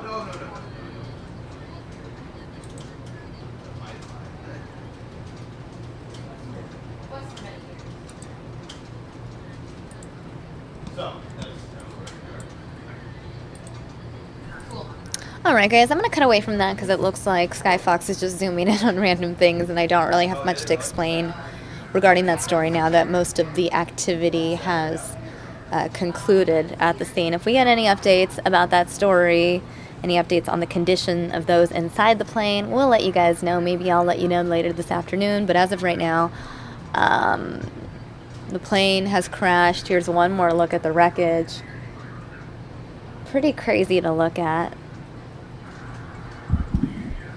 And it's amazing knowing that no one died in this crash. Apparently 3 people on board. All 3 victims transported to the hospital, hoping for a speedy recovery for them. All right, back to our top 5. We have a magnitude 7.5 earthquake in Afghanistan. Again, this earthquake was very large. Magnitude 7.5 is no joke. Hearing reports of more than 100 people killed. I haven't checked Twitter recently. That number could have gone up. I do know this morning I went online and I noticed that hashtag earthquake was trending nationwide. In fact, I'm going to go on Twitter right now and see if it's still trending. It doesn't look like it's trending anymore, but I'm still going to look up the hashtag. And we can go through some of the images from this earthquake. Again, it happened in Afghanistan. Oops, wrong shot. Happened in Afghanistan. You can see some of the wreckage. Here's an interesting photo. This coming from an official organization with Pakistan, showing the earthquake and the estimated population. The epicenter was right there, Badakhshan, Afghanistan. And then you can see how far it reached. Obviously, it doesn't show the full extent of where it reached because this image does come from Pakistan, so I believe they're trying to just show the extent of where it affected their people. But you can see, based on this, that it probably affected those in Turkmenistan.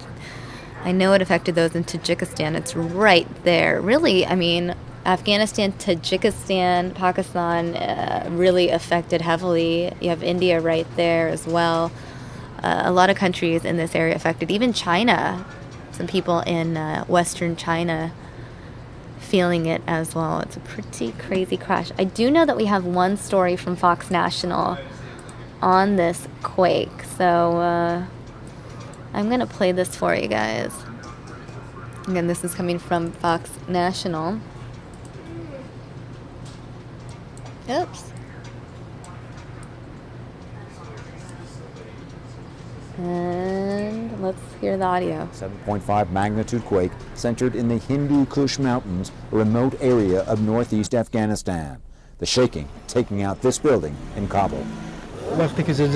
We felt the earthquake. We tried to get out of the house. It was very big. The wall was destroyed.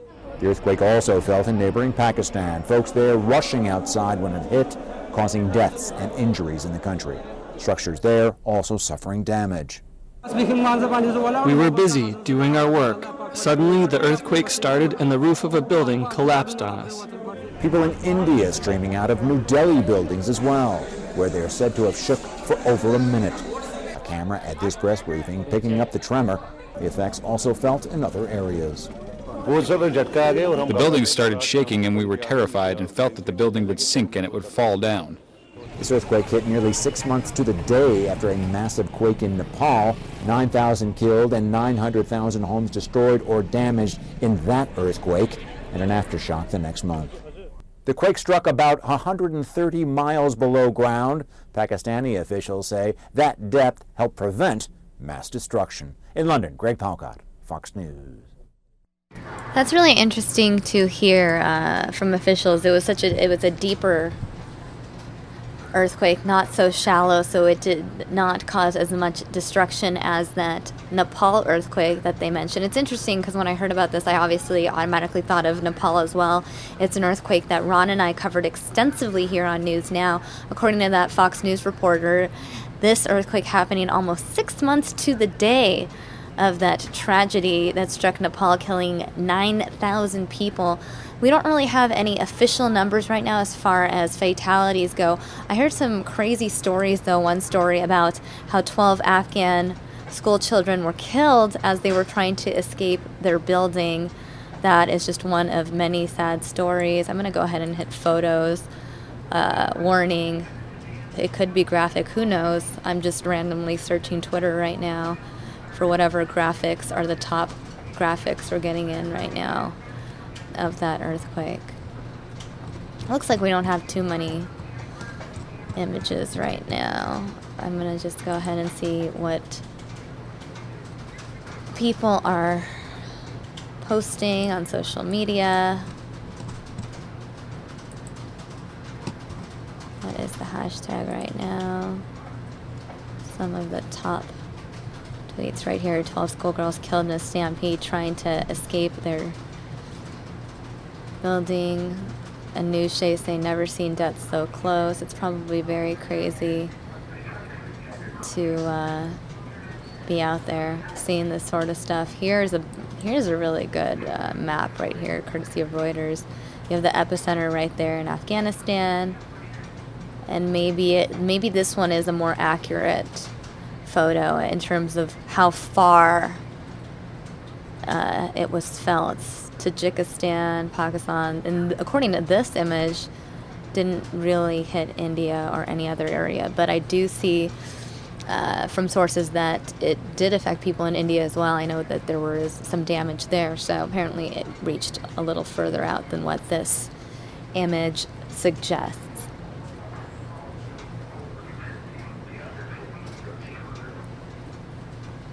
I'm wondering if we see any, all right, death toll stands at 180, but that was 3 hours ago. I'm wondering if we have any new numbers regarding the death toll. Maybe I won't search, I'm just going to search earthquake and not hashtag earthquake, and maybe we'll be able to get more information for video. Oh my gosh, guys, this is hard to look at. Warning, this is very difficult scenes to look at again.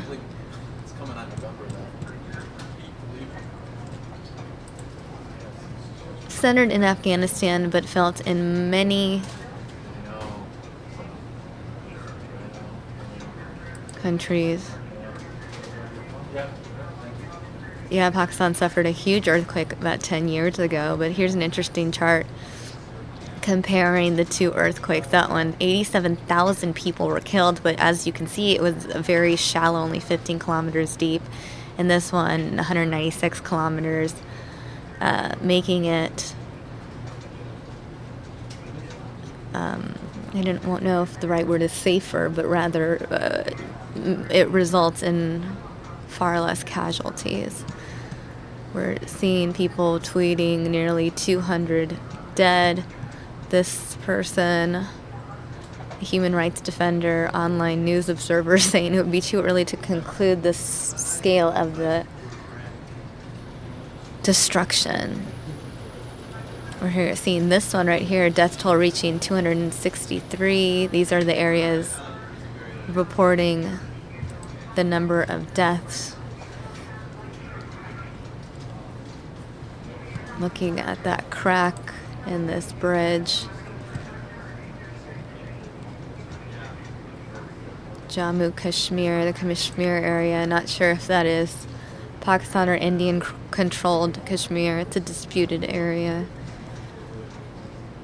But right, you have Zachariah saying Afghanistan, Pakistan, India. Really, it is all three areas that have been affected. But again, the epicenter itself was in Afghanistan.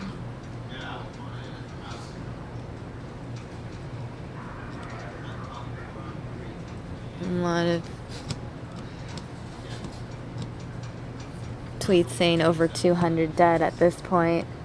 Miss Allison Renee in the chat room saying there's many photos on Twitter of the cracks throughout the buildings where it looks like they are split in half. Really? Let's go look at some of those, Allison.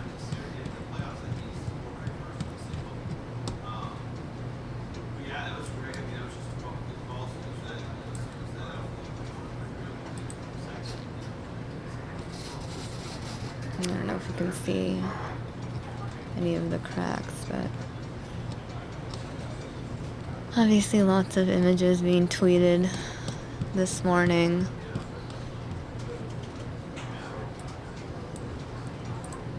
Josh Earnest is speaking, the White House press secretary. I wonder if he's saying anything about this. Let's just dip in for a second and see what he's talking about. Signed into law, but it also included a provision that would raise the debt limit. In 2009, the President signed the Recovery Act, as we all know. That included a provision to raise the debt limit.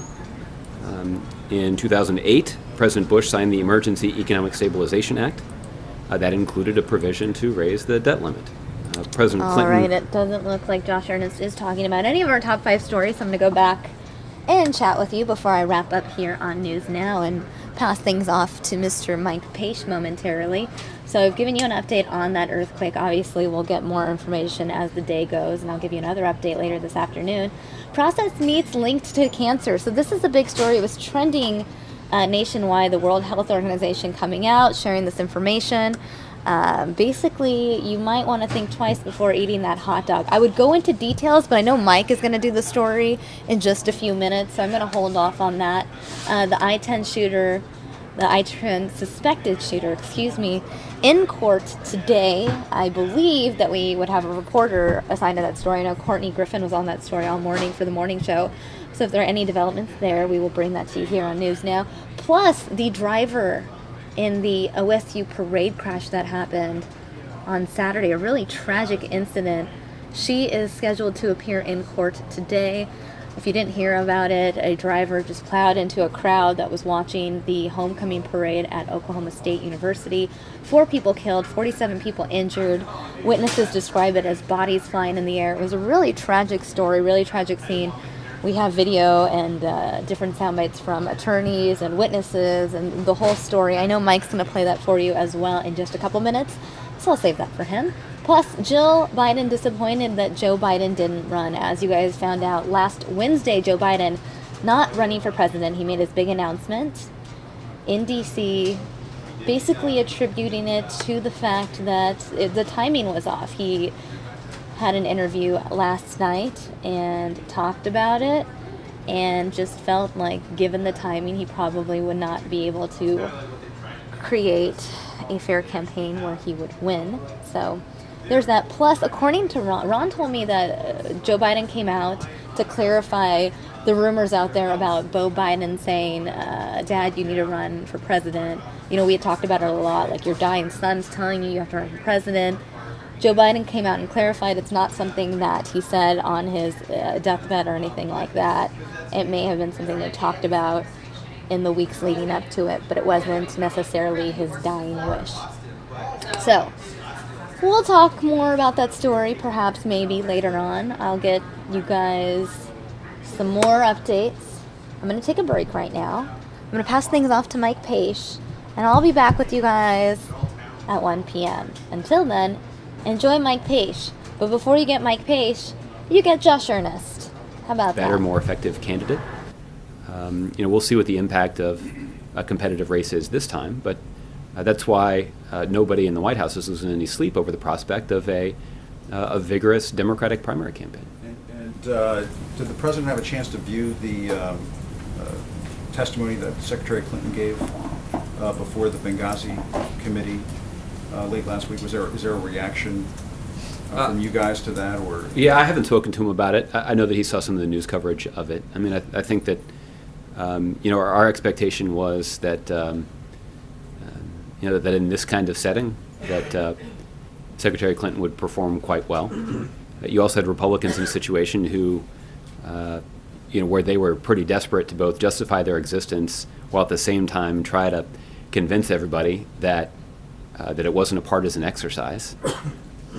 At least in the eyes of Donald Trump, they failed, because I think even he observed that it seemed to be a pretty partisan exchange of views. So when you have the Republican presidential frontrunner essentially defending the Democratic presidential frontrunner from attacks from fellow Republicans, it strikes me as a situation that's not particularly favorable to Republicans and doesn't speak very well of the performance of the Republicans who are serving on the 8th Congressional Committee that was formed to investigate the tragic incident at Benghazi. Okay. Francesca. Thanks, Josh. Just calling on a fellow Royals fan. Yeah, thank you. I was There you go. I was tweeting about that. So, two questions on a related note. I think a lot of us had a chance yesterday evening to watch the Vice President's interview on 60 Minutes. It was very moving. And he opened up, for the first time, I feel like, about his son's death, in a way that we hadn't seen. And I was wondering if you kind of had a sense of why he decided to do that now and in the setting that he did? Can you see the very last part? Why he decided to do it now and in that particular setting? Do you have a sense? I think that what he was responding to was the genuine interest that people have in the decision that he announced last Wednesday not to run for president. And so he did this interview with Major's colleague to discuss his thinking behind that decision. And so in that regard, it was timely. And he's had a number of other occasions to talk about the impact of his son's life and death on his own thinking about this. And that's there's no doubt that when the Vice President has talked about this issue, it's been incredibly powerful. And I think last night's interview is another example of that. And to end on a slightly lighter note than that, as you probably obviously know as well, today is Hillary Clinton's birthday. Katy Perry's with her this weekend and gave her a POTUS necklace. And I was wondering if the actual President of the United States got her any special gift, or if maybe he gave her a call today? I'm not aware of any phone calls at this point. But Hillary. I had to try. There you go. Olivier. I got a couple for you. First, did Master Sergeant Wheeler die in combat in the President's view? Well, Olivier, this is a question that the Department of Defense and even the Secretary of Defense has talked about. There is no denying the fact that our men and women in uniform who are serving in Iraq in a train, advise, and assist role are serving their country in a very dangerous place. And in the situation that occurred at the end of last week, you had American military personnel who were serving in advisory capacity as Iraqi Peshmerga forces carried out a dangerous operation. And when those forces that are backed by the United States came under fire and were pinned down, our special operators in the field made the decision to respond. And it put them in a situation where, yes, they were exchanging fire with the enemy. And tragically, one U.S. military service member was killed in that incident. And I think that is why the President has long acknowledged the commitment and service and bravery of our men and women who are currently serving in Iraq. However, that service is quite different than the mission that our military was pursuing in 2003 and 2004, and in the aftermath of the first, or at least the Iraq invasion from 12 years ago. And that is not at all an effort to diminish the risk that our service members are taking, but I do think it is important to differentiate between the set of responsibilities that they're given when they travel over there now. I understand, but I've seen different comments from different people at the Pentagon, including the Secretary in one briefing, saying first it's train and support and advise, and then later saying this was combat. Pentagon, a military spokesman in Baghdad called it combat. Someone in D.C. said we have no boots on the ground in Iraq. It's been a bit of a mishmash in the message from the administration. That's why I'm trying to get you to cut through that and let us know. Yeah. Well, I guess what I'm trying to do is trying to describe to you exactly the situation that exists there now, which is that it's a dangerous place, but also to help you understand how the mission that our military personnel inside of Iraq have that the mission that our military service personnel are pursuing in Iraq is different than the mission that they were given when President Bush ordered them to invade Iraq back in 2003. Okay, and then on a separate note, there's a report in The Intercept today about a program in which the Pentagon used humanitarian NGOs as cover for intelligence operations. is that something that the president believes is an appropriate policy? Olivier, I haven't seen that specific report, but let me see what we can get you on that, and I'll follow up. Okay, Major. Just to follow up on that line of questioning from Olivier, isn't it a bit of a false distinction, Josh, to say just because it's not the same as the operation in 2003 and 2004, that there is not a larger space now being created by the Secretary of Defense for combat operations, because he authorized this without the president having to sign off on it. And he said at the briefing this last week, more operations like this are more likely than not to occur in the future. Meaning, if there's a need for a rescue operation or something like this, he will authorize them, and we should expect them to happen not frequently, but we should not be surprised if they happen in the future. So there does seem to me to be space being created for combat. It's hard to see that operation as an falling in the advised category. When they landed, they were trying to rescue people, the likelihood of return gunfire was very high, and they engaged. That's combat in every sense of the word. And that doesn't fall neatly into the train, advise, and assist. I understand that. But that doesn't make it any less perilous or any less of a combat situation. Yeah, and I think that the president, since the very first speech that he gave to the country when laying out this strategy, acknowledged the significant risk that our men and women in uniform would incur by being deployed to Iraq. And there are a number of missions that could be described similarly. So there was the mission that U.S. military personnel undertook earlier this year to take Abu Sayyaf, noted ISIL leader, off the battlefield and to exploit significant intelligence assets there. There was a raid that the president ordered last year inside of Syria, where the United States put boots on the ground inside of Syria to try to rescue American hostages that were being held by ISIL. That was a dangerous situation and certainly looked a lot like combat. And I think the point is that, yes, our military personnel are going to encounter risk when they're in Iraq, even in the course of carrying out a train, advise, and assist mission. But I think what we're trying to go to great lengths to help the American people, the world, and even the Iraqi people understand is that this is a markedly different mission than our men and women in uniform were given in 2003. I guess I'm just trying to understand the reticence to readily acknowledge and use frequently the idea that combat operations are part of this potential mission. You seem, and the Pentagon seem, resistant to acknowledge what is becoming increasingly clear, that there is a combat component to what we are engaged in trying to accomplish in both countries. I think what we're trying to do, Major, is we're not trying to resist anything. I think what we're trying to do is to be as clear as we possibly can be about what exactly their mission responsibilities are, without in any way diminishing the amount of risk that they're sustaining or the amount of courage that they're demonstrating in carrying out the mission that President Obama has given them. All right, everybody. Good afternoon. We're almost there to the afternoon. My name is Mike Page. Happy to be with you on this very, very sunny Monday morning.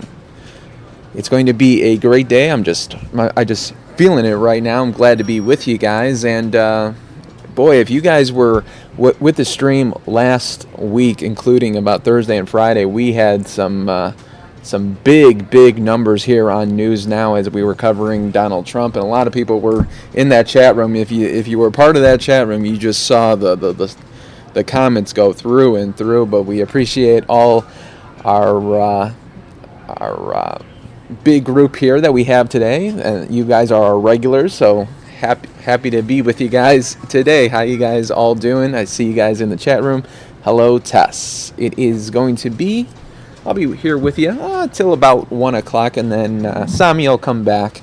But I'm going to update you guys on some of the top 5 stories that we're covering for the next 2 hours here. We're going to give you an Illinois shooting update, as well as the OSU parade update, too. Wow, that was such a hard story to hear on Saturday morning. You know, everyone's out there for the parade, and then tragedy hits out of just really nowhere. So we'll give you an update on that, and then see the Mexico hurricane aftermath that happened on Friday and into Saturday. So we'll give you an update there as well. And then the 10 foods to stop eating. We got the list for you It's a pretty good list, and there's a couple on there that I'm eating right now that, well, I shouldn't be, I guess, eating anymore. So we'll talk about that and see what you guys think about that list. And then previewing Cardinals Monday Night Football tonight. So they are on the national and pretty much world stage, as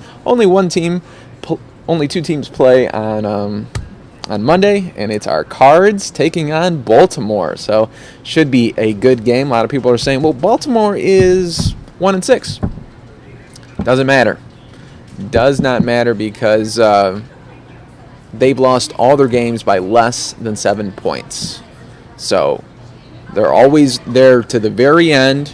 Should be a great game to see. We'll be talking about that a little bit later in the show. But first, let's go to let's get you that update that Samia had earlier in the show when she was showing you that breaking news out in Illinois, Bolingbrook to be exact, in Illinois, and it was something. So here we go. This is our update for you. The latest that we know is that Bolingbrook police said 2 people were pronounced dead at the scene of a shooting at a Bolingbrook Industrial Park, as you can see here, near Veterans Parkway and Remington Boulevard. Police were called at 9:39 with a report of a shooting at YCB International, an auto supply importer. During a news briefing, Lieutenant Carter Leary said 3 employees were in the business at the time of the shooting. 2 were not injured. The 2 dead were taken to local hospitals, according to police.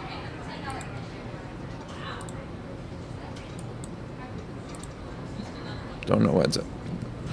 Larry said there was no threat to the public, and the gun in the incident was recovered. Police have secured the area around the business. 4 Bolingbrook schools were on soft lockdown because of the incident, but it has since ended and scheduled classes have resumed. So that's very good. The schools affected were Bolingbrook High School, Jane Addams Middle School, Independence Elementary School, and Oakview Elementary School. Bolingbrook High School is located about a half-mile east of where the shooting took place. So that is your update with the Illinois shooting that took place a couple hours ago, as police were able to secure the scene there and obviously talk to witnesses. We'll try to get you more details as they become available. But wow, busy morning in Illinois already. We got an update on the latest presidential race 2016.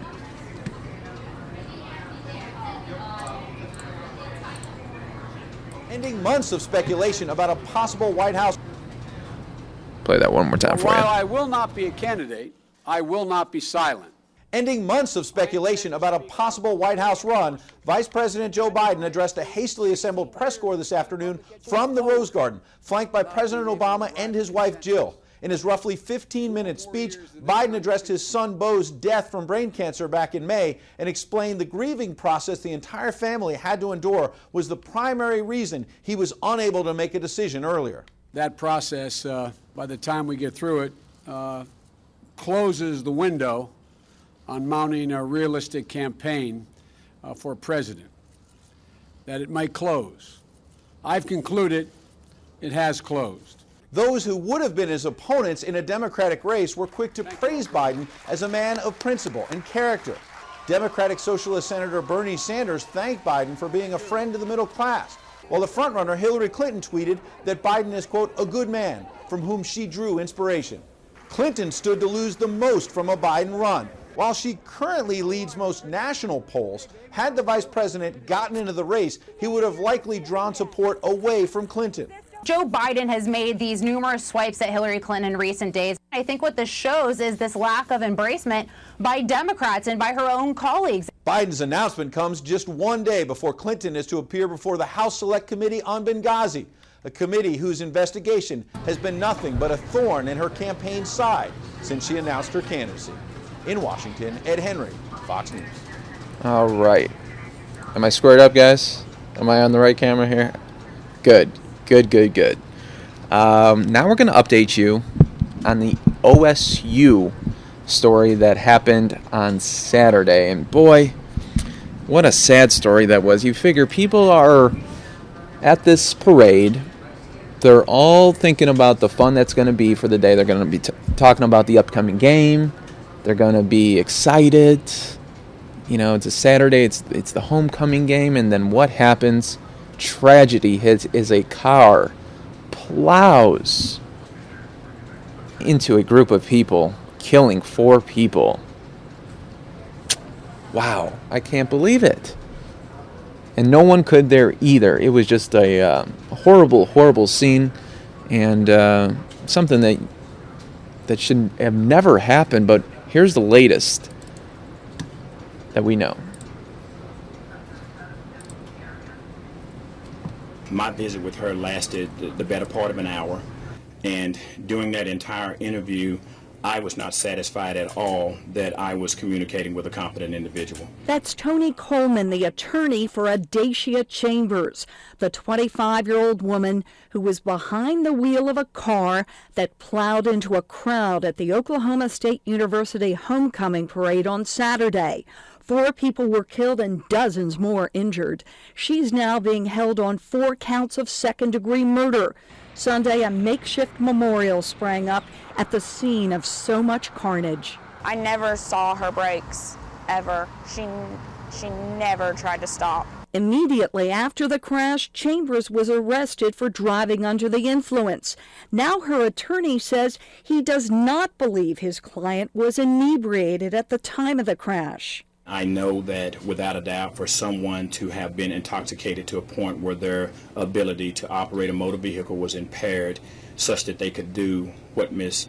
Chambers did on yesterday, at least the smell of alcohol would still be present some hours later. Bolstering his claim that Chambers is mentally ill, her attorney says his client would sometimes go days without sleeping. Additionally, her boyfriend told him that Chambers is diabetic and was not being treated for the illness. Her attorney says Chambers may have simply blacked out before the deadly accident. He adds that she does not remember much of what happened and is currently suicidal. In New York, Jane Metzler, Fox News. Wow, so very interesting updates with that story. The lawyer saying doesn't think that his client was under the influence, more or less a mental illness here. So very, very interesting to see how this plays out, and we'll be interested to see those toxicology reports when they come out, because that will tell the story there. So yep, the mentally ill card is being played now. We'll see if it holds up in court, as that investigation is still ongoing. Do have a story that is really cool. It's all about survival, right? Colorado dog survives in the wild for 2 months. This is the making of a Disney movie, don't you think? Just the way it sounds. Take a look. You're going to like this one. Well, you know what he loves is a belly rub. Statistics will only tell you so much. Sometimes the odds don't tell the whole story. There are varying degrees of questions, and sometimes unbelievable answers. By all rights, he should have been gone, and yet here he is, so... So, one must wonder... We just thought it was impossible that he would come back at that point. How something that seemed impossible could ultimately become possible. Good boy. We went up to my family's cabin to celebrate my 30th birthday. Unfortunately, while we were out back shooting, somebody left a door open, and sure enough, he bolted. Hank disappeared into the wilderness, and for hours his loved ones searched. They figured maybe, just maybe, someone picked him up. But then you have this worst case scenario, like, oh, this other animal ate him, and that's an awful way to, die. Those terrible thoughts lingered. So yeah, not knowing is the worst part. You see, it's tough, because Hank's family. We were all over the internet, and we were finding the miracle stories about dogs that were lost for 2 years. Statistics will tell you, after 30 days, it is likely a lost pet will never return. Well, the phone call actually came to me. Fortunately, there are things greater than statistics. It's from Home Again, Pet Services, somebody has found Hank. After spending 2 months in the outskirts of Wyoming, a microchip implanted in Hank ultimately linked him back up with his family. The truck pulls up and his head is poking out the window. It was just, I don't know, surreal. Because I really didn't think I'd ever see him again. By all accounts, Hank likely shouldn't be here. You should never completely lose hope, because you might be that family that beats the odds. Statistically speaking, he's one lucky pup. Good boy. This is Kevin Torres. Oh, I'm a lucky mama. Fox 31. Hey, that was an awesome story. I love what they said. Never lose hope. Yeah, sometimes hope is all you have, and then there's times where you think about just giving up, but this family is very persistent, and their dog is back to them. Perfect story. I know a lot of times news can be so bad and so violent sometimes, but sometimes we gotta put those good stories in there. So glad everyone appreciated that story. Here's what we got coming up. We are going to be talking about the top 10 foods that you shouldn't be eating anymore. That's coming up a little bit later. And then we're going to get you caught up on the aftermath of, in Mexico, what happened over the weekend with that horrible, huge hurricane that really impacted communities out there. So we'll update you on that. But first, we're going to go live to a State Department briefing, and we'll be back on the flip side. And guys, don't worry, we're going to be updating you all day on News Now. So I'm going to take you out to the State Department right now for a briefing. They are a stakeholder in this process. They do have a relationship with the Assad regime. They do have a relationship inside Syria. We've been very honest about our views of that relationship and their Iranians' continued support for terrorist organizations like Hezbollah, and how problematic that is for not just Syria but the region. So there are real issues here with Iran, with respect specifically to Syria, as well as the region. And as the president noted, as Secretary Kerry has said, we know that at some point, if a political solution is going to be found, and if a political solution can be successful, you're going to have a conversation with Iran about this. I just don't want to get ahead of the of when or how that would occur. And then to your question about Iranian motivations, I mean, I think that's a great question to pose to Tehran. I mean, in terms of where their heads are in with respect to the future in Syria, and with respect to the degree to which they would be willing to have a meaningful conversation about a political transition. Clearly, we know that conversation is going to have to occur. One real quick. When did this notion of belligerence shift to stakeholders? I mean, if Iran is fighting, killing, and dying in Syria, now it sounds like they're a member of a corporate board that would, decide the future of the country. They are a belligerent in a civil war. Now, why does that give them stakeholder status now?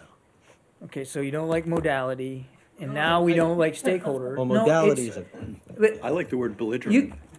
Nobody, nobody's turning a blind eye to, as you put it, their belligerent actions in Syria.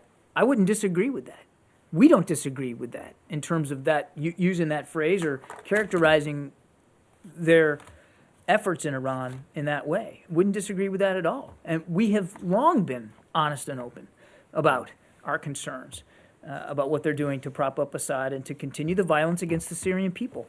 That doesn't mean that there isn't, well, in fact, in a way, it ensures that they are also a stakeholder in whatever process happens in the future. But that just basically says any country that decides to meddle in this conflict, get actively engaged, kill in this conflict, gets a seat at the table and deciding the future of it. That's not what it says. It says that at some point we know there's going to have to be a dialogue with Iran about what happens in Syria. And, you know, they give them what they want, some element of control over the future of a country that has had tremendous strategic importance to it. Not necessarily. I mean, it depends on what this political transition looks like. So, again, it's about having meaningful discussions towards an ultimate end of a political solution that results in a government that's responsive to the Syrian people. That's what we're after. Iran has yet to show a willingness to arrive at that end. But that doesn't mean that at some point having some sort of dialogue with Iran over that outcome should be ruled out. And it doesn't mean just because the whole purpose of diplomacy is to talk to and to try to arrive at differences with those who you sometimes violently disagree with. That's the whole purpose of diplomacy. Did you read today's article by former President Carter about the 5-power? I'm sorry about the... Did you read the article written by former President Carter on resolving the Syria issue? I did not, no. Okay. Let me follow up on something that you mentioned a little while ago. Assuming that Syria is represented by different groups, representing different constituencies in Syria. The Assad regime definitely represents a certain constituency in Syria. The minorities, Christians, even a portion of the Sunnis look at the Syrian regime as their representative, in particular at Bashar al-Assad. Why should Bashar al-Assad be completely nixed out of the process, considering that he controls the larger portion on the ground, probably asserting themselves as the major power in that conflict on the ground? Why should Assad be nixed out of the process? Nobody said that there wouldn't be a role for Assad or for the institutions of his government in the transition. What we said, and I mean, the secretary's been clear that it could be that he goes on day one. It could be that he goes on day 6 or at whatever point after that. I mean, it's just that a meaningful transition can't leave him in power. But nobody has said that there's no role for him or the institutions of his government in terms of the transition process. What if there, through some hideous circumstances, you have completely transparent elections and so on, and Assad is elected? What happens then? It's a great hypothetical that I'm not going to engage in. What makes you think it's hypothetical? Because you do have a large... You're talking about elections that haven't... I mean, nobody's talking about holding elections right now. I mean, so, he talked about holding elections just yesterday. I'm not gonna speculate on hypotheticals. John, you said that day 6 he can leave at some point. Do you have an official position on this? I mean, how long should this transition period take long? I mean, because, for example, Turks are suggesting 6 months. So do you have an official position about this duration of this transition? What we want to do is have meaningful discussions about the modalities of a successful, and I'd like to see that quoted, a successful political transition. English word. I'll use scare quotes. What he described as modalities. Yeah, I think it's English. French. Siri knows it apparently. What we want to see is a successful political transition. And as I just said to Arshad, not everybody agrees on what that's going to look like. And that's why it's important to have these discussions, the ones we had last week and the ones that will be coming up in the future, to try to arrive at exactly what a political transition, a successful one, needs to look like. And so if you're asking me, do we have an exact position on numbers of months, numbers of days, numbers of weeks, the answer is no. We haven't arrived at that right now. That's why we're having these discussions. I mean, if we already staked out a position, there'd be no reason to sit down and to continue to talk to people about this. This duration at the meeting, or I mean, you didn't present your position. How about the others? Others that presented. Well, you have to talk to them. No, in terms of because the secretary said that the direction is very hopeful. I'm trying to understand what was the main topic during the discussion. What was the main issue that you discussed? The duration, or the elections, at least? I'm not going to get into the specifics on those kinds of discussions. I think you can understand that we're not going to read out every detail of these meetings, but it's fair to say that a major topic of discussion was the transition itself, and looking at the various pieces of it to see which ones made the most sense and which ones could the largest group of people agree on. And they're going to continue to have those discussions, and I suspect there'll be more representatives at the table as these discussions go on, because there are a lot of stakeholders in the process here that we want to make sure that that have a chance to voice their perspectives. The last one, why you started this process with Saudi Arabia, Russia, Turkey, with the three other countries to discuss this process? Why only four of them? Four of you? Well, remember, this actually has its roots in the meeting in Doha back in the summertime between the U.S., Russia, and Saudi Arabia, and then as discussions went further and went on, more and more partners, more and more other nations became party to the discussions. When we were at the UN General Assembly just a few weeks ago in New York, the Secretary hosted no less than 3 multilateral meetings. And the second one had more people at the table than the first one. And I think you can expect that will continue. John, so without going into the details of what has been discussed in the meeting on Friday, and just picking up of what you just said already, can you tell us what was agreed upon, to the degree that you are quite hopeful that in the next meeting that you're trying to organize now, that progress can happen, apart from the agreeing on the transitional period? That I think I'd leave it where the Secretary left it after the meetings in Vienna. That they were productive conversations, that they were helpful, that there's still more work to do, but that the tone and the tenor of the discussions certainly led him to believe that there was some momentum building here towards what a political transition can look like. But he also said that's why it's important to keep this momentum going and to continue to have these discussions. I won't get any more specific than that. And if you don't have leverage over the Iranians or the Russians, many people believe that actually it's President Putin who will call the shot in the end, and you don't have much trust in him. Do you believe that this process can go on and on and on, and it's really ultimately up to President Putin to make a final decision on whether Assad will stay or will go? It's not going to be up to one country or one leader in one country here.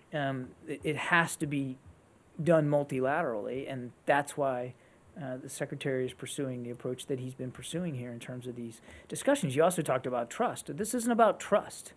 This is about coming together to try to reach a consensus view on what an effective political transition can look like in Syria. And that's complicated. And that's going to be difficult to achieve because there's so many people involved. And because we have an ongoing civil war, because Assad continues to barrel bomb his own people, because there are millions of refugees still leaving Syria and the region for Europe, there's a lot of complicating factors here. So it's not just about trusting one person's word over another. It's about achieving, indeed, in action, meaningful measures that can lead to what needs to happen, which is a transition away from Assad and to a better government in Syria that's responsive to all the Syrian people. And because it's so hard, and because it's so complicated, there have been many, many discussions. And not all around the table, by the way. I mean, there's a lot of telephone diplomacy going on, certainly by the Secretary, but also by his counterparts in other nations. I mean, a lot of discussions are going on that aren't being done in front of the camera sprays, in major cities. And I think you can expect, because this is so important to get at, that those discussions are going to continue. And then that's, I think, the final point I'd like to make here is the stakes are real high for what happens in Syria. And you, in your question, said something about, going on and on and on. I won't speak for other nations, but I can tell you that Secretary Kerry certainly has a sense of urgency about trying to get at a political transition in Syria. We believe the violence needs to end. The brutality has to stop.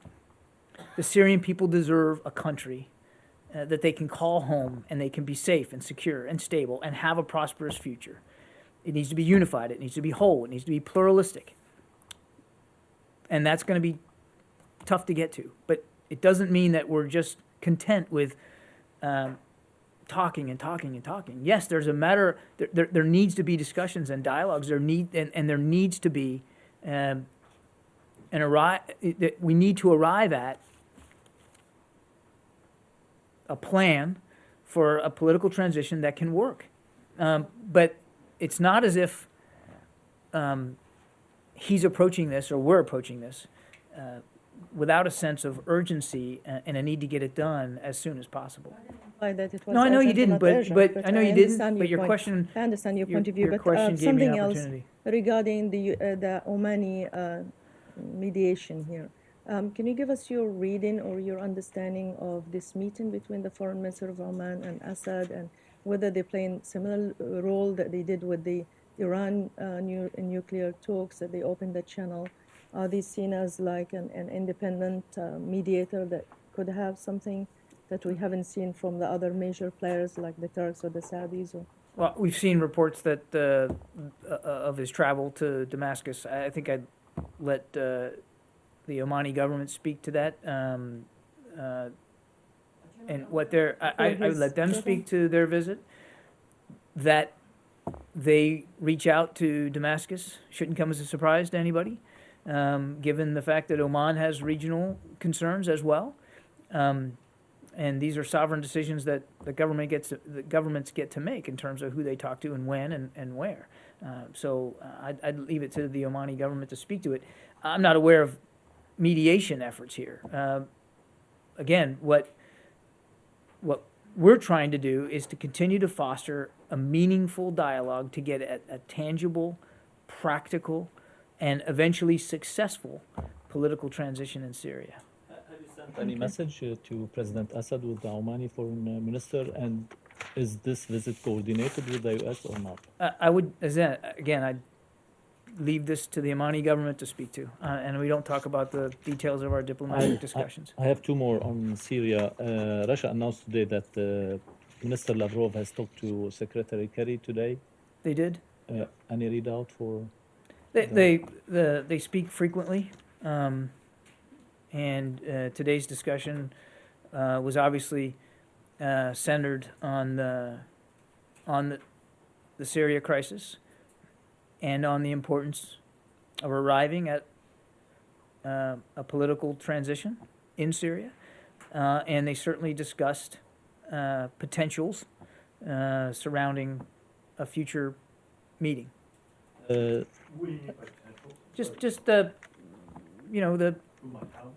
talked about the next round of discussions and what each of them had in terms of expectations for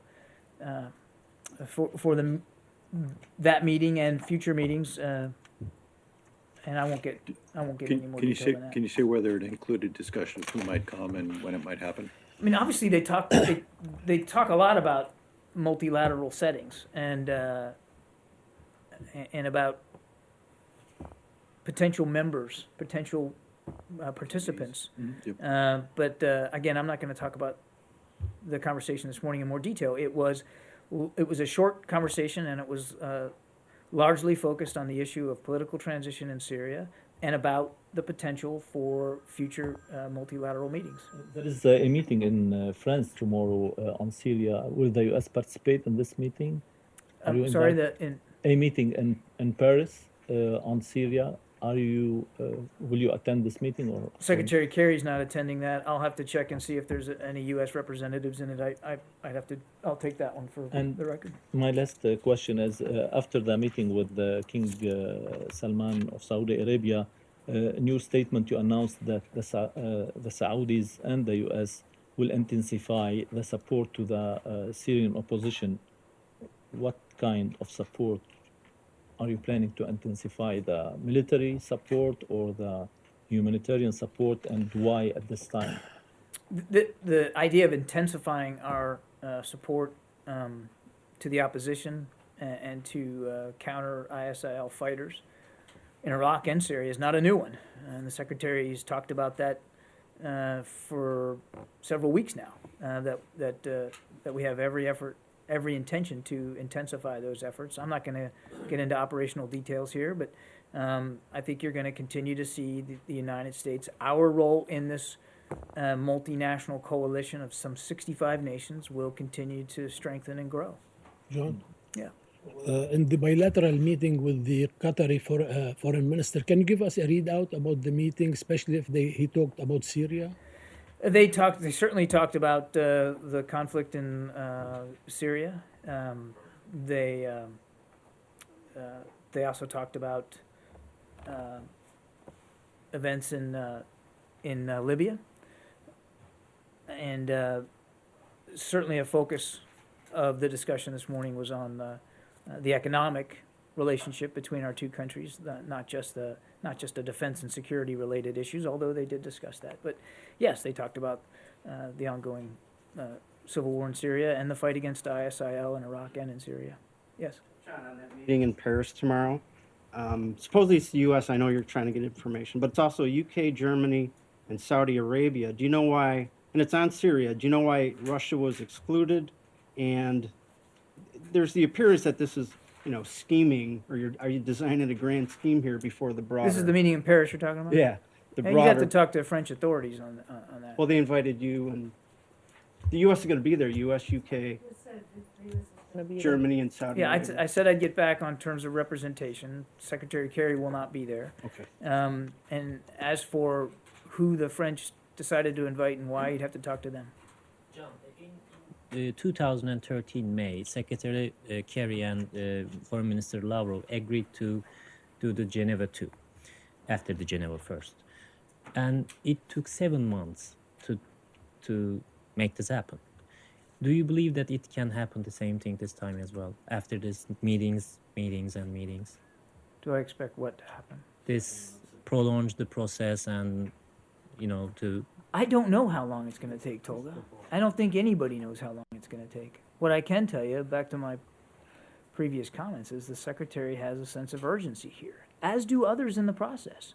And the violence needs to end, the civil war needs to end, and there needs to be a better government in Syria. No one's underestimating the challenge. It's not going to happen tomorrow. Although we'd like it to happen as soon as possible. It also can't just be quick. It has to be enduring. It has to be effective. It has to really provide the right results for a better future in Syria. And that's going to take some time to get at. Obviously, everybody would like this to happen as quickly as possible. But everybody also understands how difficult it's going to be, and that there are many voices in this process, and that that not everybody has the same view about Assad's future in Syria, which is a key sticking point and needs to be, resolved. So all I can tell you is that we're going to keep working this really, really hard as we can, to try to get at a better outcome as soon as possible. When that's going to be, I couldn't begin to tell you. Move on. Just on Syria, the international powers have basically so far failed to find a resolution for the Syrian conflict. But now, as you see a need for Iran to play a role, I wonder what kind of role can Iran play that Russia, Assad's bigger ally, cannot? What specific role? What kind of realistic expectations do you have from Iran to play a role that Russia cannot for Assad? I'm not going to get ahead of decisions or discussions. Iran has not been playing a helpful role in the region, certainly with respect to Syria, with their support to groups like Hezbollah.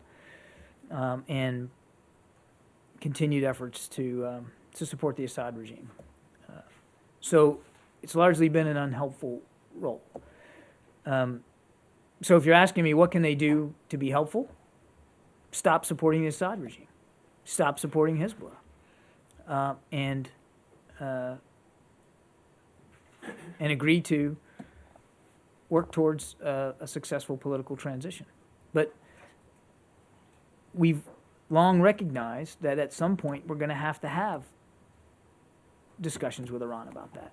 And whether Iran's willing to change their behavior in Syria is up for them. That's for them to speak to. But I think everybody clearly understands that that at some point there's going to have to be that discussion, that conversation. Can we change topics? Are we ready to leave of Syria? One final on Iran. Wait. All right, hang on. So clearly we're ready to move on. We got one more question on Syria, and then we'll move on. Will you talk to Iran before they accept the principle of the Geneva Declaration? I don't know, Samir. I don't know what. Again, we're just not at that point right now, and it's. Your question, though a good one, is farther afield now than where we are in the process. What we're really trying to get at is what a political transition can look like, what that can be successful, which means we want to get as many people with a view and a perspective and an interest, to come to agreement on what that needs to look like. This is. And I understand the interest in each of these meetings because they're not insignificant. But one thing that y'all have to remember is that there are going to be more of these discussions, as there needs to be, and it's an iterative process that the Secretary is committed to staying at because it is that important and the stakes are that high. And while each one on its own is important, as the next one will be, there will be one after that, and probably one after that, and who knows how many more, until we can really reach it, the ultimate goal here. We'd all like it to happen as quickly as possible, but as I said, it's more important that it happens and it happens well than that it happens quick. Otherwise, it's not going to be enduring. It won't be sustainable. And Syria just, begins to implode, and nobody wants to see that happen. So I don't know the answer to your question. All I know is that this is work worth doing, and it's worth doing right, and that's what the Secretary is committed to. Imploded? I mean, the country is in multiple sectors controlled by... Well, I mean, I'm not going to get into a definitional debate over implode here, but obviously things are chaotic in Syria and things are desperate and they're very bad, and that's why I said the Secretary has been very clear about that the violence needs to stop. But I also think the Secretary believes that if the international community can marshal its efforts and its leadership and come together and effect a successful political transition, Syria can be saved from implosion. It can be saved from complete and total failure here. So I wouldn't say that we're at that point right now of implosion, Arshad, but we could certainly get there if the international community isn't willing to continue the work that it has so far proven willing to do. Yeah. Community Israeli-Palestinian. That was the other big topic of the Secretary's. Yeah. Okay. Can we go? Yeah, please. Yeah. I've got You guys tell me. Today, the Prime Minister Netanyahu gave a speech on the occasion of the assassination of Yitzhak Rabin, and he said that he lives by the sword, he must live by the sword, and that Israel must control the territories for the foreseeable future. Does that mean the end of any possible process from your point of view, or I- the end of the two-state solution? I didn't see the Prime Minister's speech, so mean, I'm not going to it's been comment all over on. the place. That's exactly what he said. Hang You on know, a second. No, you got to give me a okay, chance to sure. come back at you here. Go ahead. So, look, I haven't seen his comments. And as I said last week, I'm not going to get into the business of parsing everybody's statements one way or the other. As you know, the Secretary met with the Prime Minister in Berlin last week. Over the weekend, he met with President Abbas. He met with King Abdullah of Jordan. You've seen Prime Minister Netanyahu's comments on Saturday evening, which the Secretary welcomed. Not today's. I haven't, no. Okay. I'm sorry. Okay. Okay. But you made me lose my train of thought. So, To the Secretary's response. hang on a second. What we have said is what we want to see from both sides are words and actions which can contribute to a restoration of calm and an end to the violence. And that is exactly where the Secretary's head is right now. Yeah. Is the Secretary satisfied by the response of the Palestinian, just by the response to what he announced in Amman and what Prime Minister Netanyahu said in his written and YouTube statement on Saturday night? Well, I'm sorry, what was the question? Is the Secretary satisfied by the response to what he announced in Jordan and what the Prime Minister then later said in his statement? Yes. So there has been more violence, however, since those events. At least 2 more Palestinians have been killed. At least 1 more Israeli citizen, I believe, has been killed. And so it hasn't led to any immediate easing in the violence, 1. And 2, the Palestinians have, at least the Palestinian Authority, has reacted quite negatively to the notion of 24/7 cameras, saying that they fear that the Israelis will simply use this to surveil their people and arrest those who they think may be troublemakers, whether they are or not. So why is he satisfied when the violence hasn't been reduced quickly and when the Palestinians, at least their foreign minister in Saab Erekat, seem quite hostile to the idea of the cameras? Well, that he's satisfied with his comments should be self-evident because he made them. That he's satisfied with the Prime Minister's comments, I think that's beyond dispute. He welcomes the comments the Prime Minister made Saturday night as useful. But that he is... All right, everybody. We're going to jump out of that because we want to take you to some other news happening right now, and this is also live. You guys said you wanted some better stories as far as heartwarming or nicer. Well, how about a bear? And this poor bear, though, he is stuck in a tree in in New Jersey. So let's take you out there live. Let me lower this down, and we'll try to get you some updates as we get going. But we are in Morristown, New Jersey, for a bear stuck in a tree.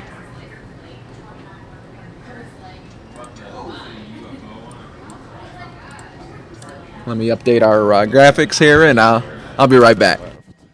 There's that opening right there. I don't know if you can see it. Yeah, he's right behind that.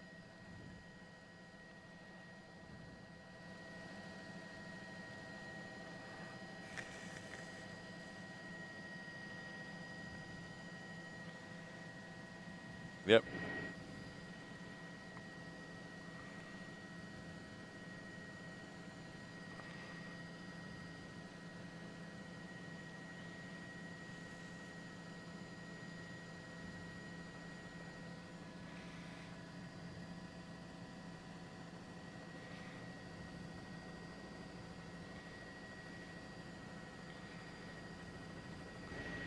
I thought he was in there.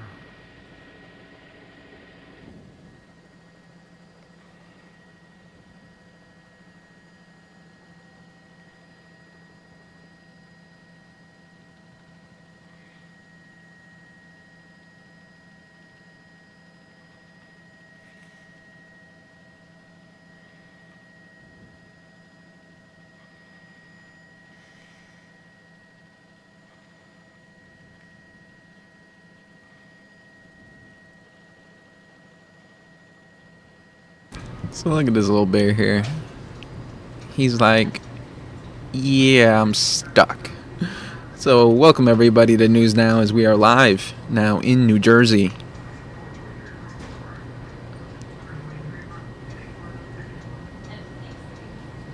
And I can see in the chat there's a lot of bear puns already, which we love.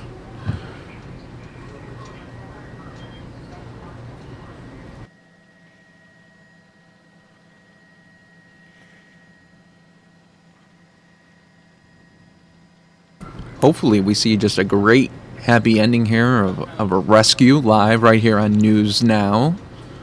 Welcome everybody for joining. If you're new to the stream, welcome. We stream Monday through Friday, 9 a.m. to 9 p.m. As we are now live in Morristown, New Jersey, as rescuers are hoping that they can get this little bear down.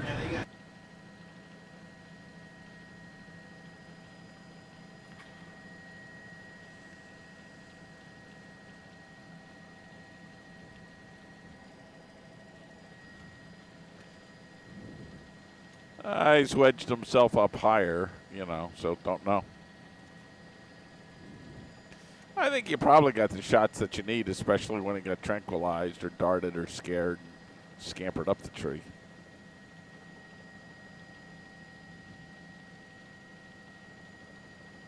Well, they've been in this position since we got here. They got a net up underneath it, so. And then the question is he jammed there into the branches, but don't know. I'm sorry, stay or go.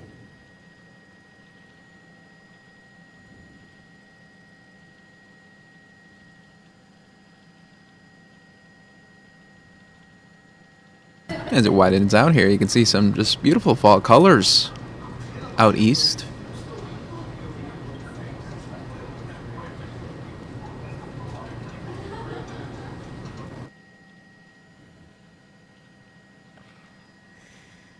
Looks very residential though, the area. Looks like just like a corner tree here. Very interesting.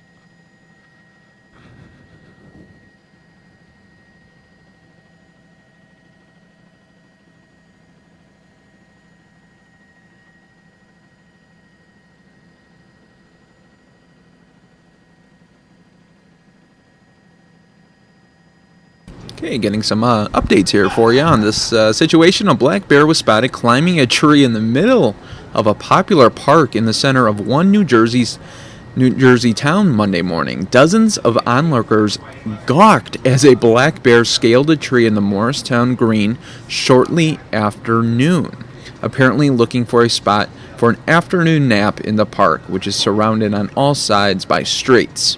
It wasn't clear how long the bear was in the park, nor was it known if it had been captured. Dozens of people near the green posted photos to Instagram and other social media platforms with messages varying in tone from amusement to bewilderment. The State Department of Environmental Preservation said it has been in touch with Morristown Police to try and disperse the crowd. The agency said it sent a biologist to the green to assess the situation. So that is the very latest in New Jersey.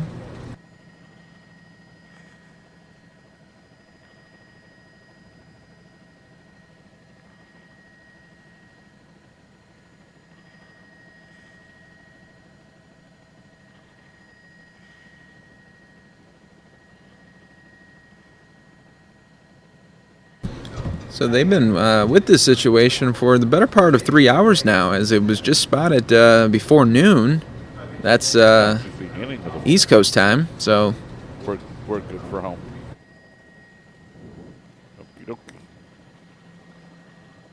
Oh, hang on.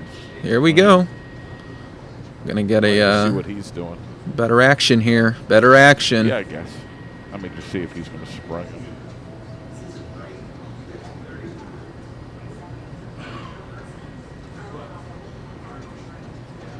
You're watching FOX10 News Now. We appreciate everybody watching on fox10phoenix.com.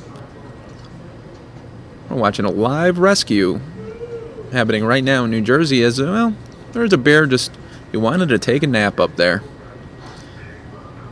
It's the middle of a residential area, though.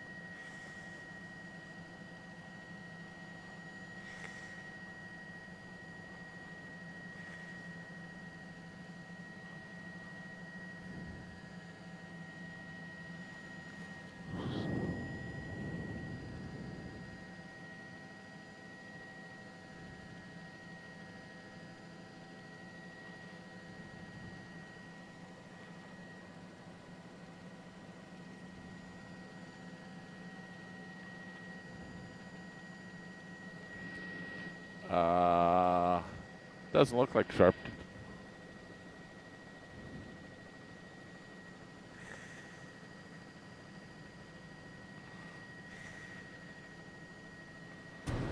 There's been some funny tweets local in the area here in New Jersey, as people are saying. One person tweeted, "It's not every day you get to see a sleeping bear chilling in a tree."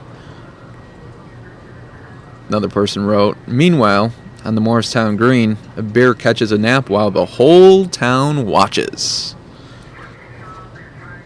And hopefully we'll be able to watch a awesome rescue take place here live on FOX10 News Now.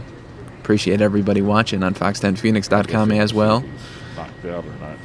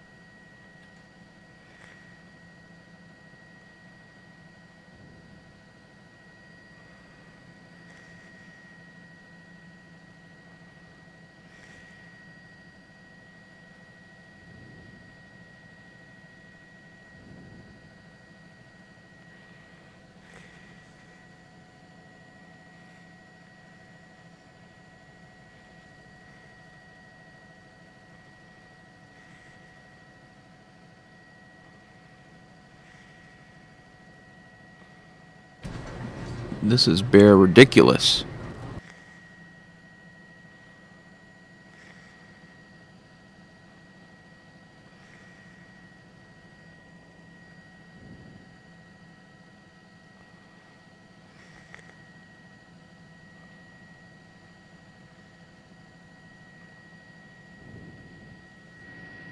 Either that or they wanted to make sure he was a bear.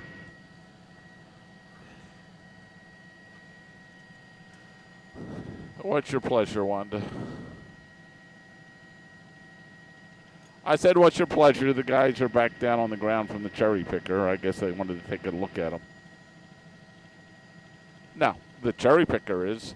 They went up and looked at him, got a closer look at him, I guess, to see if he's... hang on a second.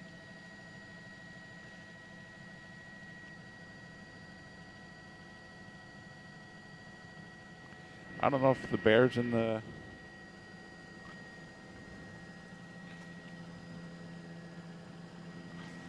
I don't know, Wanda. Hang on.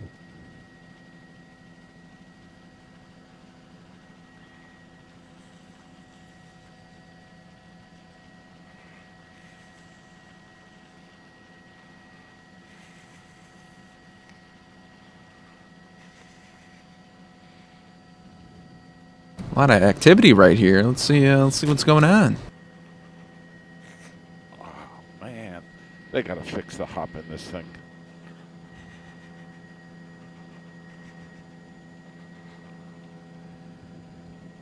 They got him. They got him.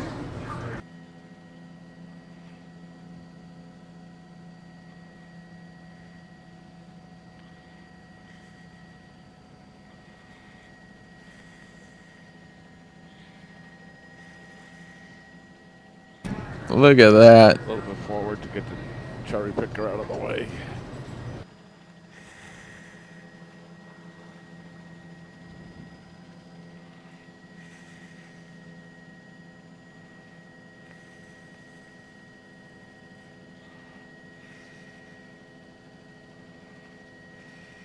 We appreciate everybody watching Bear Watch 2015 live on FOX10 News Now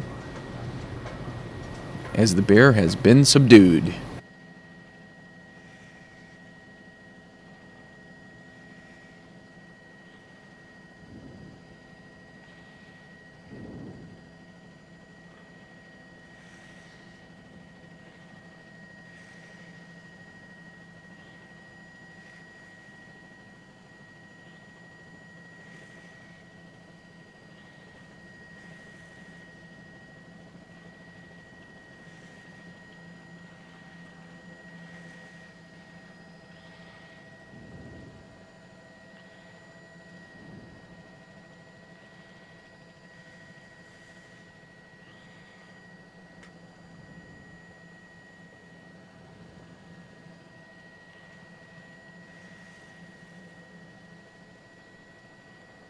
What kind of thump you think it made when it came down? Probably a bear thump.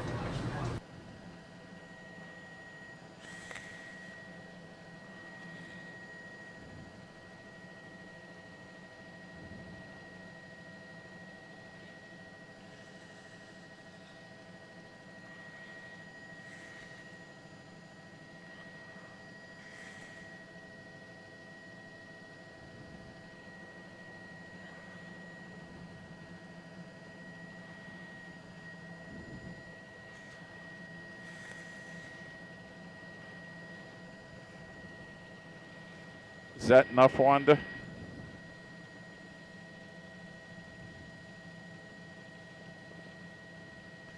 Yeah. Then they brought him down on the cherry picker. We're good for home.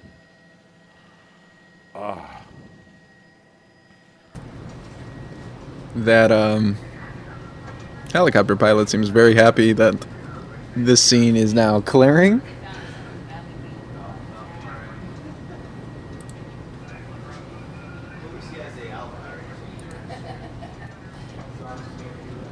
All right, and we are back. Hello, everybody. Happy Monday afternoon. We're just very excited that you guys are with us right now as we just watched an awesome bear rescue take place in New Jersey. That was nice. Kind of broke up the afternoon there. We appreciate everybody watching, as always, on Fox10Phoenix.com. Let me catch you up on some of the latest headlines that we are going to be looking for you. Now, coming up in just a little bit, I've been teasing it, but these are the top 10 foods that you really should maybe stay away from because it could be hazardous to your health. We'll get into that in a little bit, as well as break down the Monday Night Football game today between the Cards and the Ravens. Should be a good matchup. Looking forward to that. But let's go right now to show you, get you an update if you're just joining us. Earlier today, there was a shooting in Illinois, Bolingbrook to be exact. Get that out of the way for you. Yep, Bolingbrook, Illinois. Two people are dead in that shooting.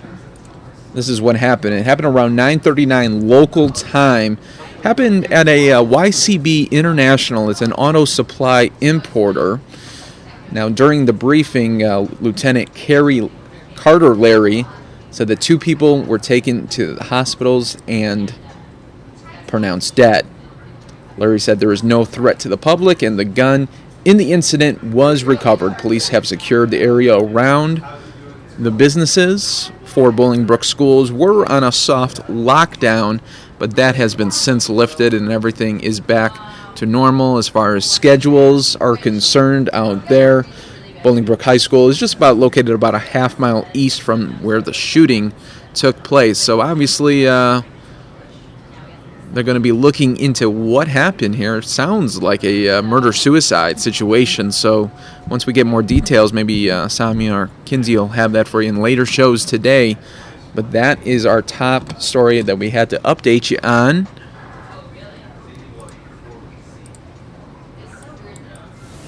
Now, I do want to update you on the hurricane aftermath in Mexico.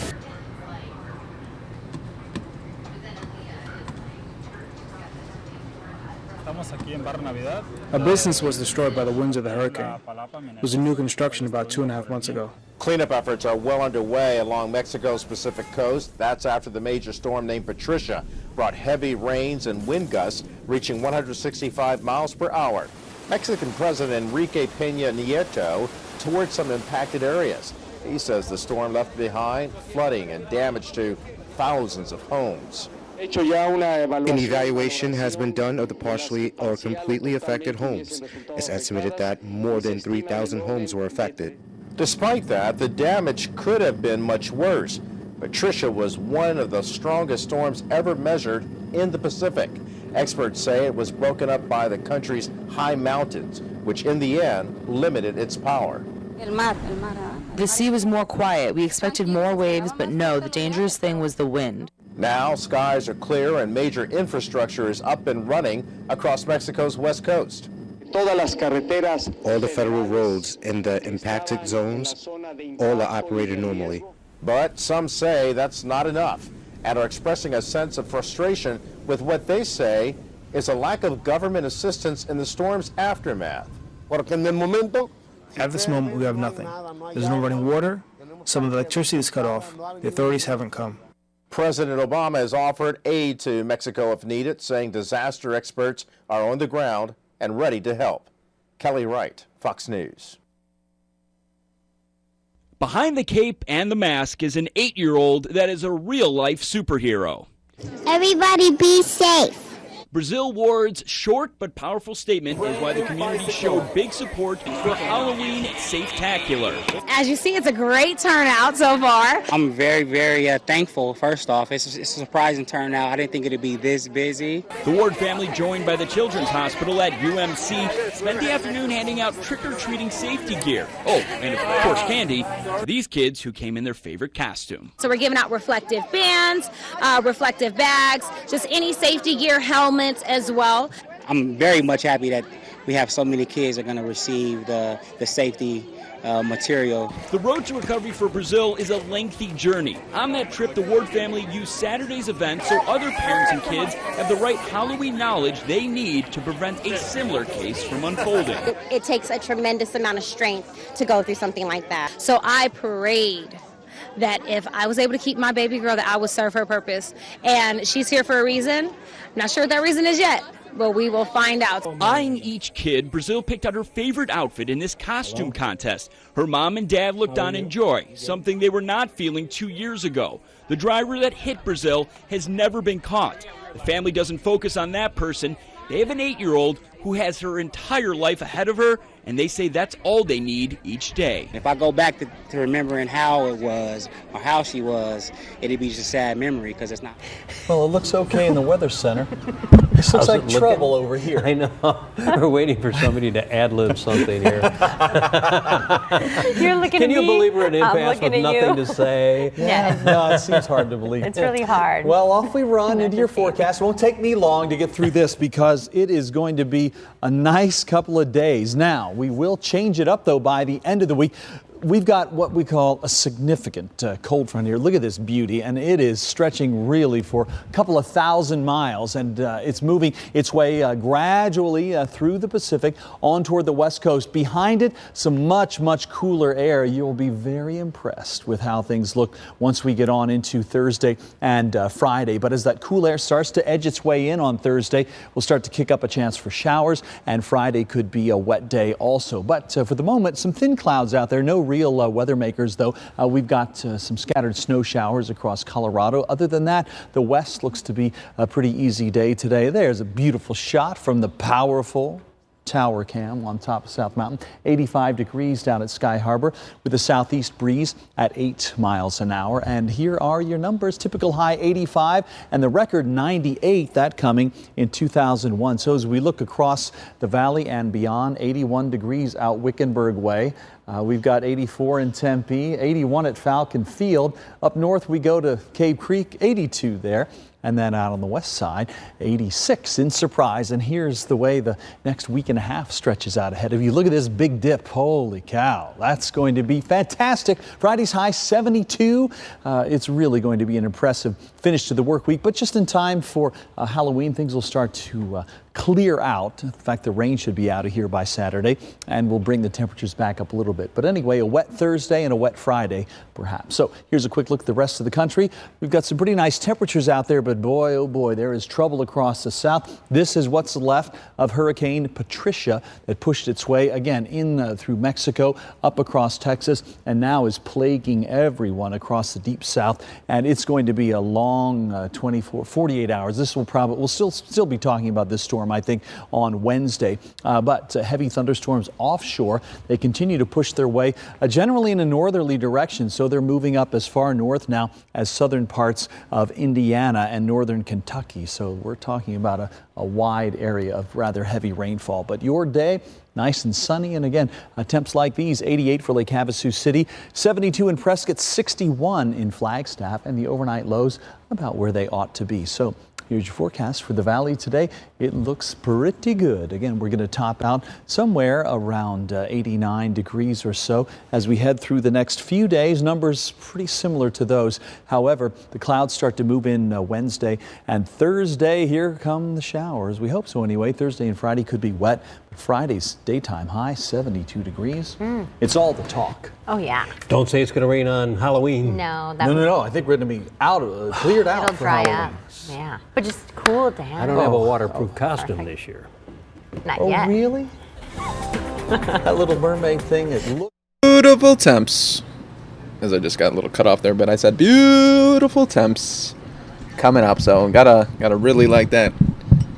It's fall in Arizona. We'll take it. We will take it. Get you caught up on some other stories right before. I got one more story to bring you before we talk about the 10 foods that you need to avoid. You know, it's almost New Year's. Maybe this could be an early New Year's resolution. You could start now, and then by the time New Year's hits, hey, you're already a couple months ahead. You're already a couple months ahead of the program. So keep that in mind. We're going to talk about that in 1 second. But I do got to show you this update to the OSU parade incident that happened on Saturday. My visit with her lasted the better part of an hour, and during that entire interview, I was not satisfied at all that I was communicating with a competent individual. That's Tony Coleman, the attorney for Adacia Chambers, the 25-year-old woman who was behind the wheel of a car that plowed into a crowd at the Oklahoma State University homecoming parade on Saturday. 4 people were killed and dozens more injured. She's now being held on 4 counts of second-degree murder. Sunday, a makeshift memorial sprang up at the scene of so much carnage. I never saw her brakes, ever. She never tried to stop. Immediately after the crash, Chambers was arrested for driving under the influence. Now her attorney says he does not believe his client was inebriated at the time of the crash. I know that without a doubt, for someone to have been intoxicated to a point where their ability to operate a motor vehicle was impaired such that they could do what Ms. Chambers did on yesterday, at least the smell of alcohol would still be present some hours later. Bolstering his claim that Chambers is mentally ill, her attorney says his client would sometimes go days without sleeping. Additionally, her boyfriend told him that Chambers is diabetic and was not being treated for the illness. Her attorney says Chambers may have simply blacked out before the deadly accident. He adds that she does not remember much of what happened and is currently suicidal. In New York, Jane Metzler, Fox News. Wow, just a terrible, terrible story out there in Oklahoma. Our thoughts and prayers are with all of those people affected. So, man, it's never good to hear those kind of stories. But we do have another story to kind of break away from all this hard news that we have here. It is the top 10 foods that you should be avoiding. This study just came out by the World Health Organization, so we do have some things to talk about here. We go it's called the top 10 foods proven to harm your health, and we'll talk about it after I discuss it here. It says, number 1, processed meat. The World Health Organization says eating processed meat can lead to bowel cancer in humans, while red meat is a likely cause of the disease. The group put processed meats such as hot dogs and hams in its Group 1 list, which already includes tobacco, asbestos, and diesel fumes, for which there is sufficient evidence of cancer links. Beef, lamb, and pork was classified as a probable carcinogen in its Group 2A list that also contains glyphosate, the active ingredient in many weed killers. Number 2 is soda. Soda, diet or otherwise, is a bad idea, it says. According to Harvard School of Public Health, people who consume sugary drinks regularly at least 1 can to 2 cans a day or more have a 26% greater risk of developing type 2 diabetes than people who don't consume those beverages. Number 3 is margarine. It says, as we mentioned before, fat is very likely the most understood of the macronutrients. Margarine, a lab-created vegetable oil-based butter substitute, used to be touted as healthier than butter since it lacked the animal fat associated with bad cholesterol. But lots of margarine products contain trans fat, the worst fat of them all. And then we'll continue on here as we're talking. Farm-raised fish is the next one on the list. It says we love the nutritional benefits of fish, but unfortunately, farm-raised fish lack a significant amount of nutritional benefits that we associate with wild catch. The difference in nutritional value is due to their food source. While wild fish consume their omega-3s from aquatic plants, farm fish are fed with a high corn diet. Deli meat is the next one on the list here. This applies to processed meats in the United States more than anywhere else. In America, deli counter meats like ham, salami, hot dogs, and bacon aren't just packed with artery-clogging fats. According to the U.S. National Library of Medicine, they can have up to 400% more sodium and 50% more preservatives than unprocessed red meats. Next one is non-organic eggs. A recent scientific study published by the Johns Hopkins University Center for Livable Future found that poultry on factory farms are routinely fed caffeine, active ingredients of Tylenol and Benadryl, banned antibiotics, and even arsenic. Next one, American cheese. New York-based dietitian and Living a Real Life with Real Food author Beth Warren tells Cosmopolitan that the realist is that American cheese is not cheese at all. It's a factory creation of a cheese-like food made from a blend of milk fats, solids, some whey protein, and food coloring. Microwave popcorn also makes the list, as you can see. And then frappuccinos. Well, we kind of know that would be bad, right? And then white bread ends it on the list there. It says white bread is made from refined grains, meaning that it is made of a substance that has been stripped of most of its nutritional values. So there we go. That is your list there at the top 10 foods, and maybe you should start to avoid. Let me know if you're thinking about avoiding those as we get closer and closer to New Year's Eve resolutions.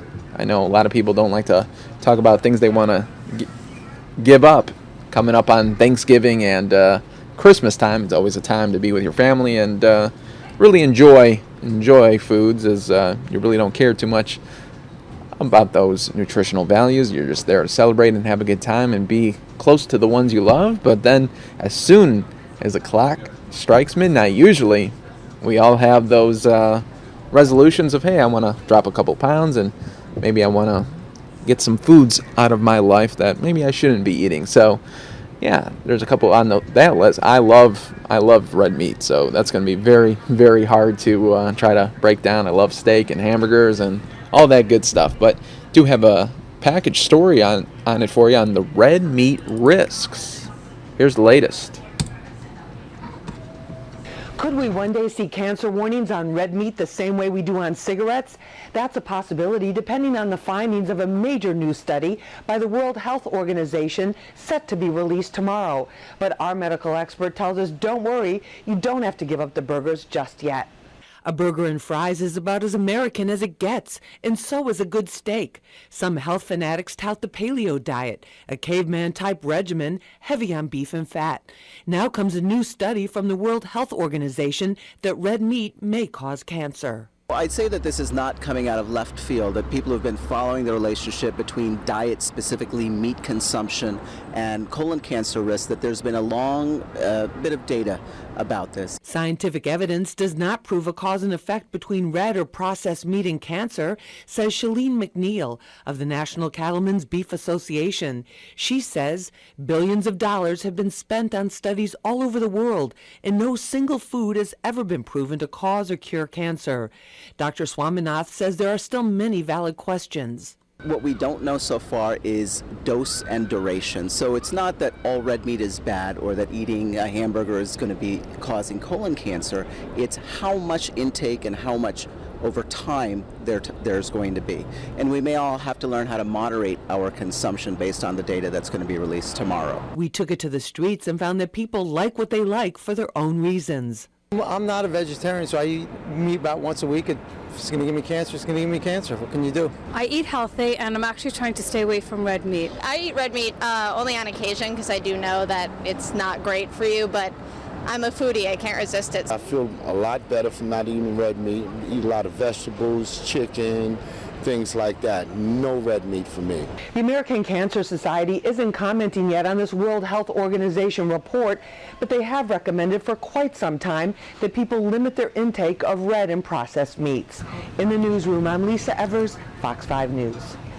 All right, look at that. Yeah, I love steak and I love burgers, so that would be a little bit hard for me to do, but, you know, who knows? So that was your update on the red meat risks there. So we've been going all day today. We've been going down my top 5 list of stories that we wanted to cover, and now we're getting close, 12:30, which means we're going to talk about the Monday Night Football game of the week.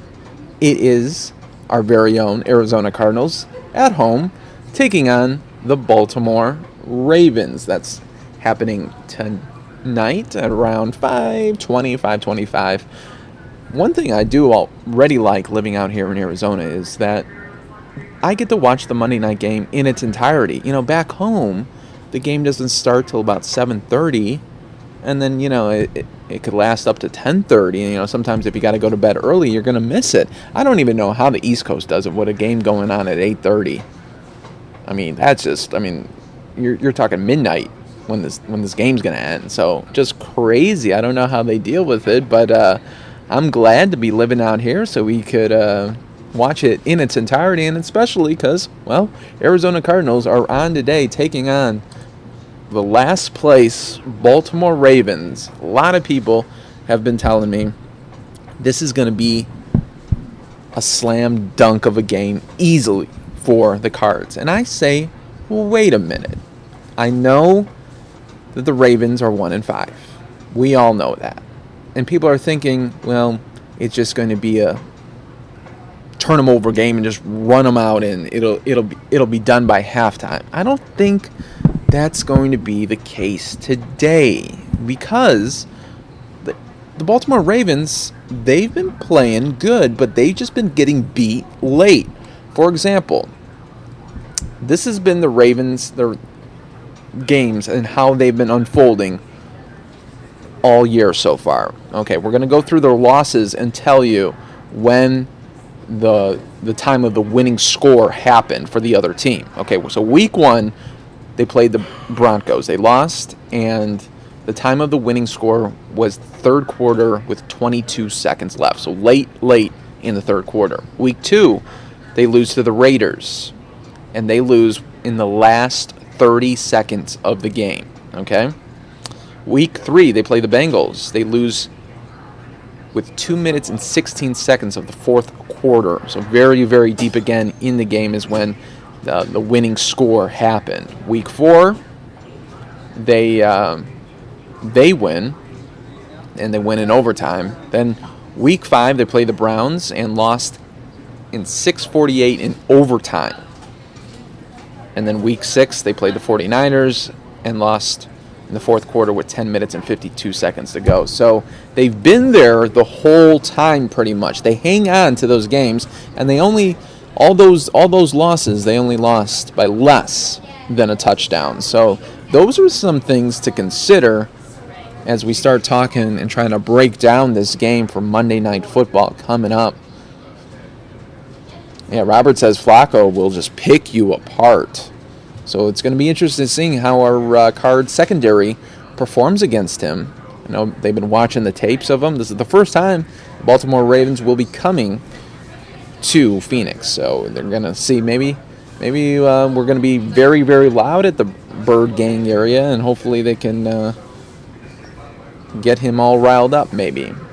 Joe says American football sucks. Come on, Joe. Did anybody watch the first ever live stream of the game yesterday? It was on Yahoo. It was the first time ever that's happened. It got pretty good ratings for as far as streaming is concerned, but not good ratings if it was on TV, if it was that same people. A lot of people were complaining, I was seeing in tweets about, some people just don't even have the internet, and so they weren't able to watch the game. But yeah, a couple times the stream went black on me for a little bit. I had to re-enter. So yeah, it was interesting to see. And then Rachel's saying Yahoo still exists. Yes, it does. And they spent $20 million to stream the game. It was a one-time stream deal, and they spent $20 million to do that. And then the game was in London. They were playing the game in London between the Bills and the Jaguars. So not even a good two-team setup to be all excited about. They need to have like the Patriots play the Cowboys and put that on Yahoo streaming or something. Joe says, sorry, Mikey, I'm just English and it's just boring to me. Well, there you go. Yep. And they were in your neck of the woods, though, Joe. Matthew says Australian rules football. It's so cool. There you go. Let's talk a little bit more about this Baltimore game that we got coming up tonight. It says among one-win teams, the Ravens have the smallest point differential, minus 19 points, 1 point better than the minus 20 points of the Titans. The Lions, the other one-win team, who have played one more game than the Ravens and Titans heading into Monday, have a minus 61 point differential. All 6 of the Raven games this season have been decided by 6 or fewer points. That is the key, and we were talking about that earlier. So it should be very interesting of a game. The Ravens had a chance to tie the score or take the lead in the final 2 minutes of each game this season. So that's another good fact for you guys to try to understand, is they're 1-5 on paper, but man, if you think about it, if the ball went the other way or a play went the other way, their record could be very, very different. And it's always fascinating to see on Monday Night Football when we're talking about only game on. It's a lot of players want to show out, right? So they're going to be very pumped, and I wonder if the Ravens are going to use this game on a national stage to say, hey, we're better than what this record says about us and what people around the country think about us. Maybe they're going to come out on fire. Could you imagine if they go up 14-0 at Card Stadium? That would really put the Cards on their heels, but I know they could bounce back too. So that's why I'm saying it's going to be a great setup of a game. The Ravens have allowed 27 points per game this season. They're ranked 26th in the NFL. That would rank as the Ravens' worst opponent scoring average since their inaugural season back in 1996, when they finished just 4-12. Joe Flacco's 37.7 total QBR this season would rate as the worst of his career. Against the Blitz, Flacco has 11.1 total QBR, so maybe the Cards will just come out and blitz all day. Could be interesting to see as well.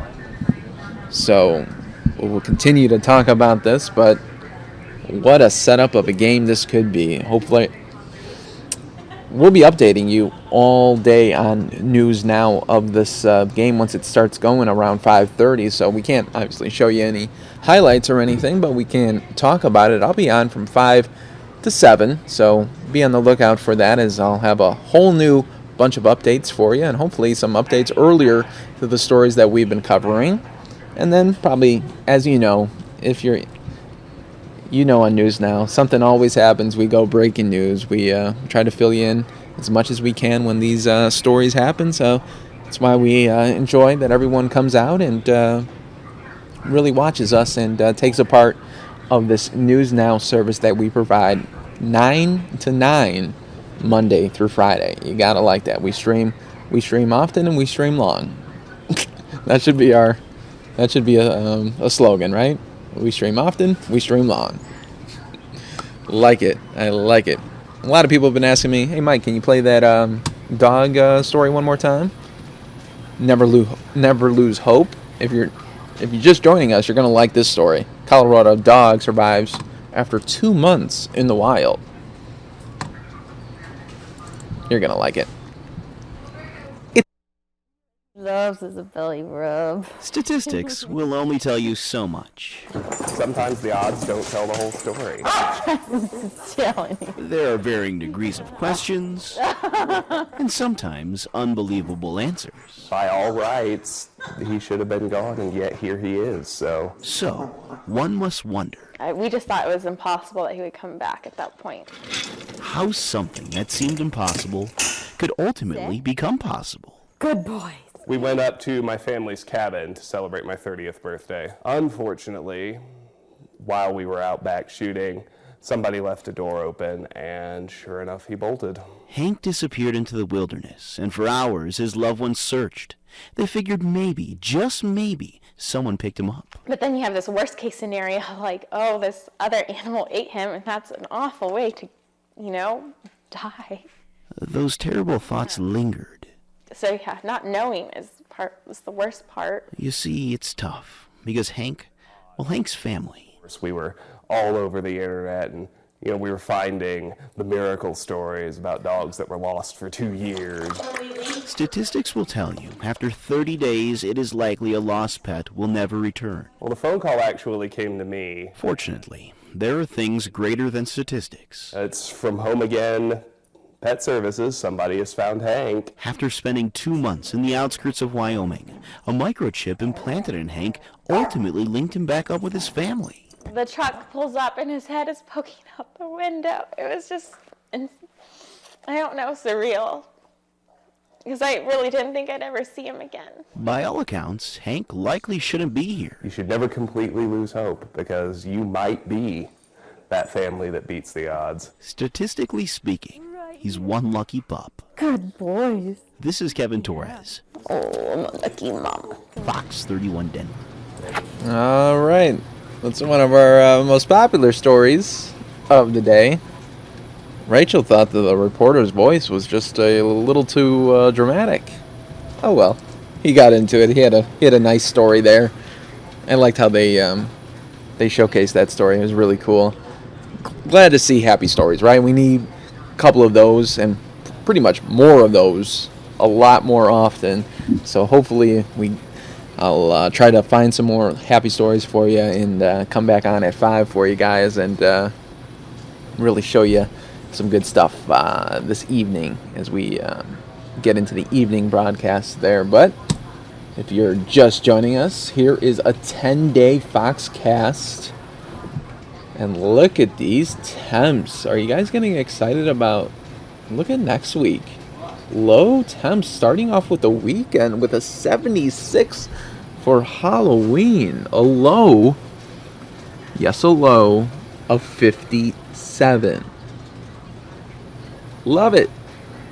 Love it, guys. We're getting into November already on Sunday. Rest of the country is going to fall backwards as far as time. They're going to take their hours an hour back. We're not going to do anything here in Arizona. So, yeah. Matthew says, when is the Suns home opener? I believe it's Wednesday. Let's look there for you, but I believe it's Wednesday. I know my Chicago Bulls are tomorrow. There's only 3 games going on tomorrow as the NBA opens up their season, but I think they're Wednesday. I know they're playing the Mavs, right?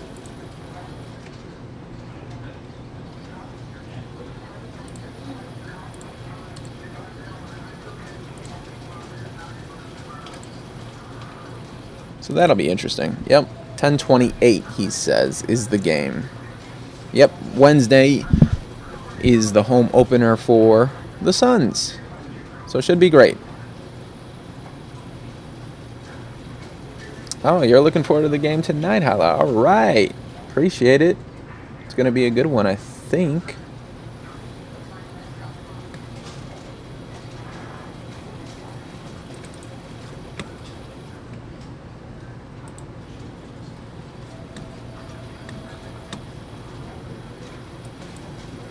Don't know. Boom, I want that. People are used to hearing Donald Trump lash out at the media. They're so bad. They're so illegitimate. They are just terrible people. Or mocking President Obama over the Iran nuclear deal. Oh, okay. You can self-inspect. Send us a letter. Dear Mr. President, everything's fine. And even members of the president's cabinet. I don't want him on a bicycle during nuclear negotiations. But the attacks on fellow Republicans seem to be getting more frequent. Bush said, I don't like Mr. Trump's tone. We have people, their heads are being chopped off in the Middle East, and he's worried about tone. But Trump's most repeated theme today, attacking a pair of polls which he admits shocked him for putting Ben Carson in first place. Carson is lower energy than Bush. I really refuse to really get into the mud pit. Hillary actually was right when she said, that the Republicans are there, trying to destroy each other. Hillary Clinton, meanwhile, was on the receiving end of some criticism from a candidate who typically does not dish it out, Bernie Sanders, the Vermont senator taking a veiled shot at Clinton for her Iraq war stance. I listened carefully to what Bush and Cheney and Rumsfeld had to say, and I said, no, they're not telling the truth. Meanwhile, Vice President Joe Biden opened up in an interview over the weekend saying he would have run for president if he thought he could have won. He also said the rumor that his son Beau asked him to run from his deathbed was simply not true. In Washington, Joel Waldman, Fox News.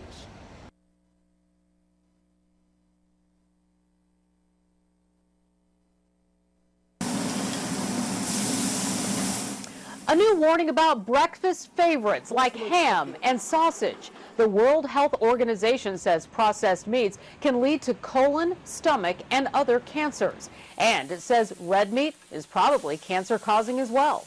The researchers looked at more than 800 studies about meat and cancer. They say processed meat is carcinogenic to humans and put it in the same danger category as smoking or asbestos. Stop smoking and eat less red meat. But the key here is that processed meat is the worst. We already knew this, but we didn't know that the processing of meat is what really puts the dangerous chemicals in. Does this mean we have to give up hot dogs and hamburgers altogether? Well, the agency didn't have enough data to define exactly how much processed meat is too dangerous, but says the risk grows with the amount consumed. That's why some doctors say it might be best to eat such foods in moderation until scientists know more. So it's not that all red meat is bad or that eating a hamburger is going to be causing colon cancer. It's how much intake and how much over time there's going to be. Some people are now vowing to give up meat, while others say they gotta have it. I eat meat about once a week. If it's going to give me cancer, it's going to give me cancer. What can you do? Eat a lot of vegetables, chicken, things like that. No red meat for me. The meat industry calls the new findings alarmist and argues cancer isn't caused by a specific food, but also involves lifestyle and environmental factors. In New York, Laura Engel, Fox News.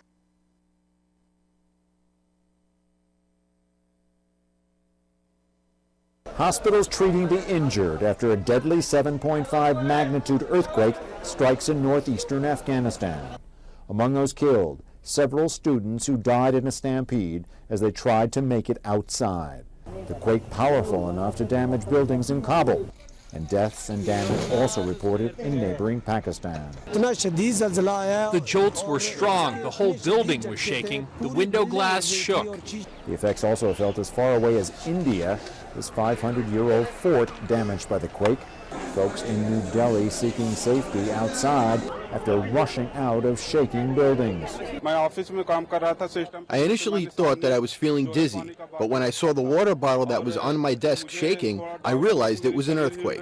The Obama administration offering its condolences. The U.S. government has been in touch with the governments in Afghanistan and Pakistan, and we stand ready to provide any additional support that may be needed.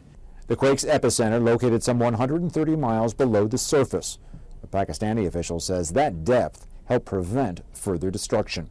The country's information minister says Pakistan will not be asking for any assistance from the international community. To put this into perspective, we covered an earthquake in Pakistan 10 years ago, not far from today's quake, about the same magnitude.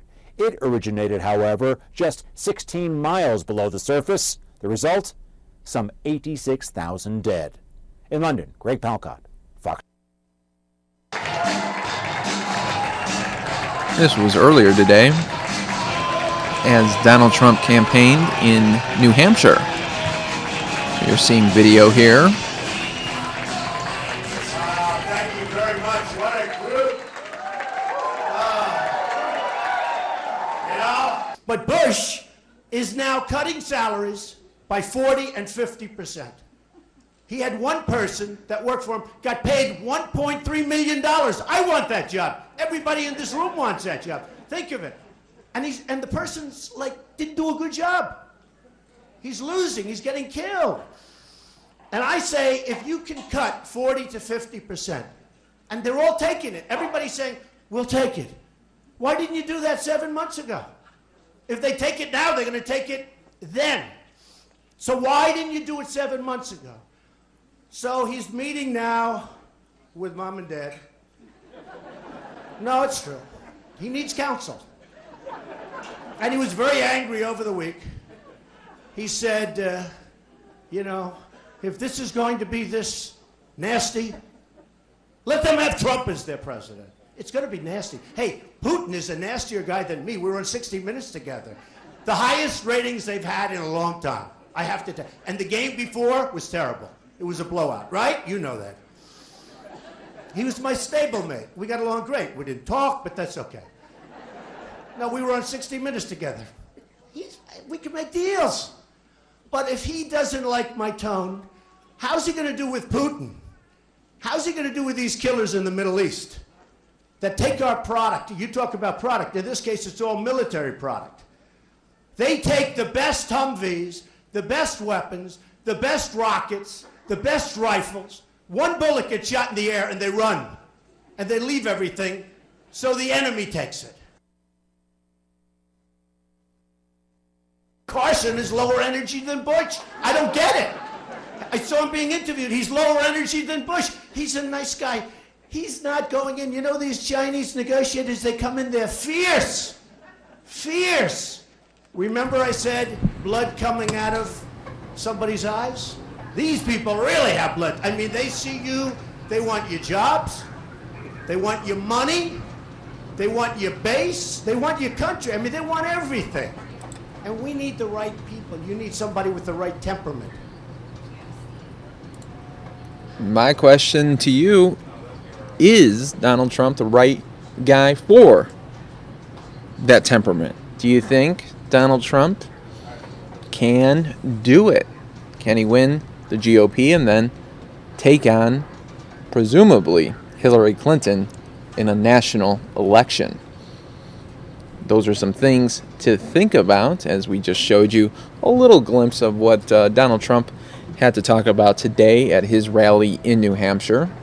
So that is the latest with Donald Trump. And if you guys been watching, though, our stream last week Friday, got more than 1,600 people in the chat room, all discussing, all pretty much for Donald Trump there, as a lot of supporters come in. Is when we do those streams of Donald Trump, a lot of the supporters and fan base do come in to watch a live event because maybe they're not able to watch it from where they're at, or they don't have to go to the event. That's what we do at Fox 10 News Now. Every time there's a big presidential rally or campaign, we always do bring that to you. We've been showing you Hillary Clinton, as well as Marco Rubio, Ted Cruz, all of them, Ben Carson. So it's been very, very interesting as we get closer and closer. I mean, just figure, once this new year hits, it's going to be all campaign all the time. It's one of the great things about Fox 10 News Now is we can jump around to a lot of different things. We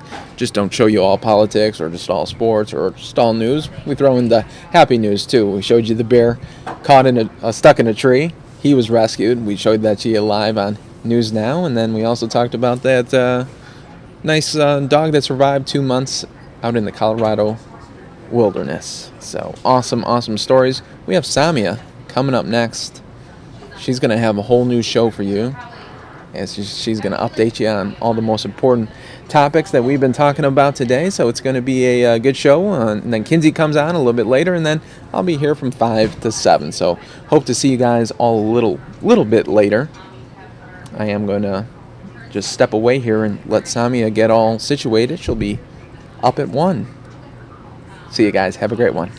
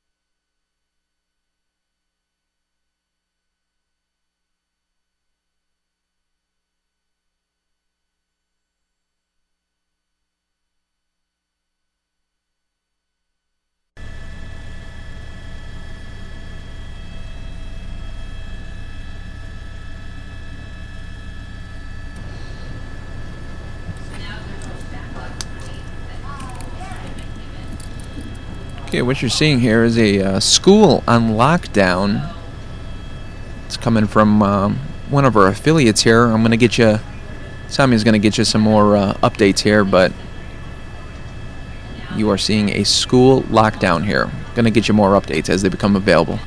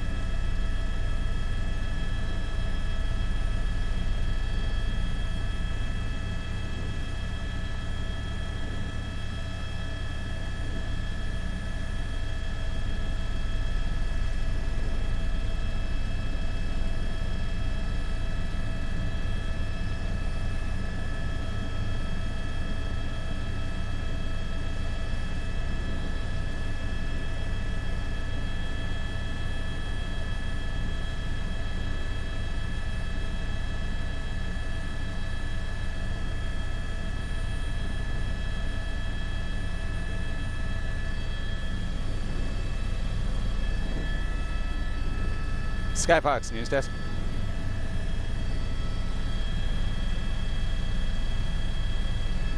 Can you talk to me on the link? Can I go back to Van Nuys and get dropped off now, please? Because I have an appointment to make. KCAL's clear with our shot, and obviously they didn't take us for our show.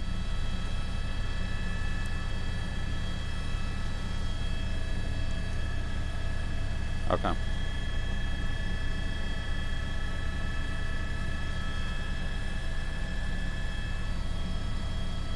I'm gonna get that's like 15 miles way to the west, so I'm gonna get dropped off first. All right, guys, you are watching live images of a lockdown at a school in Southern California.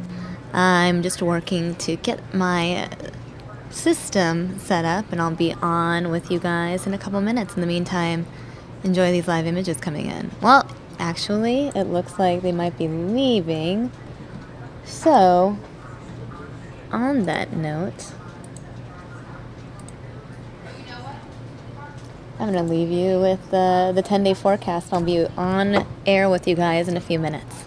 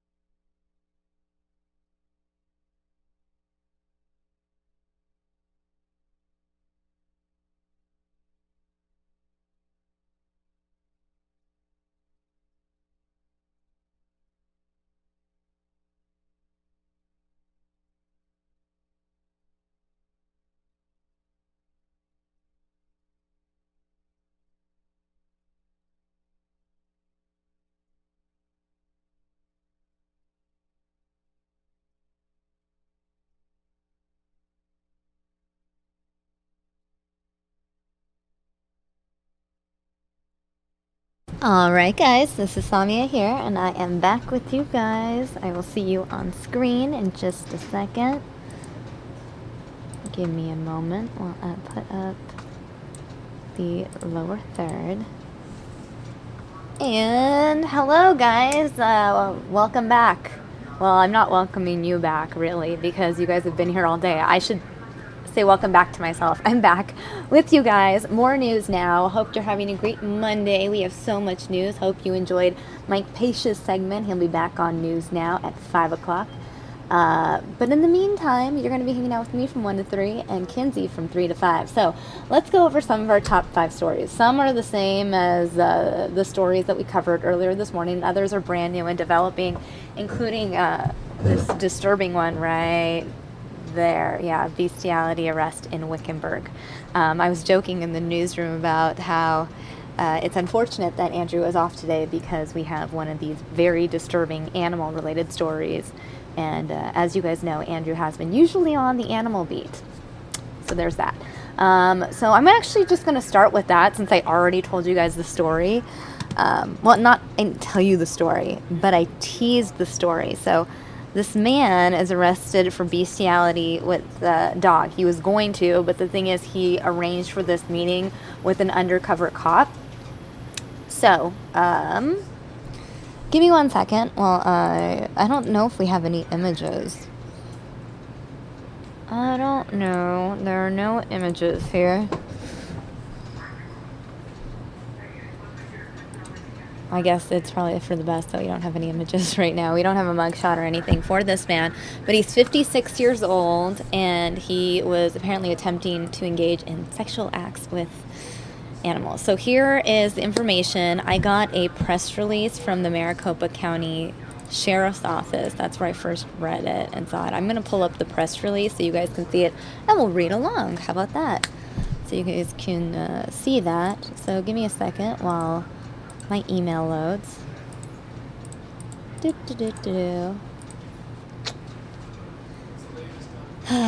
Bestiality. Just a day in the life of a person who works in news. 1 minute you're talking about hot dogs and processed meats and how it's bad for you, and the next minute you're talking about a guy who wanted to do very disturbing things with a poor defenseless animal. Very disturbing. So this is what we have. I'm going to show you guys the news alert itself.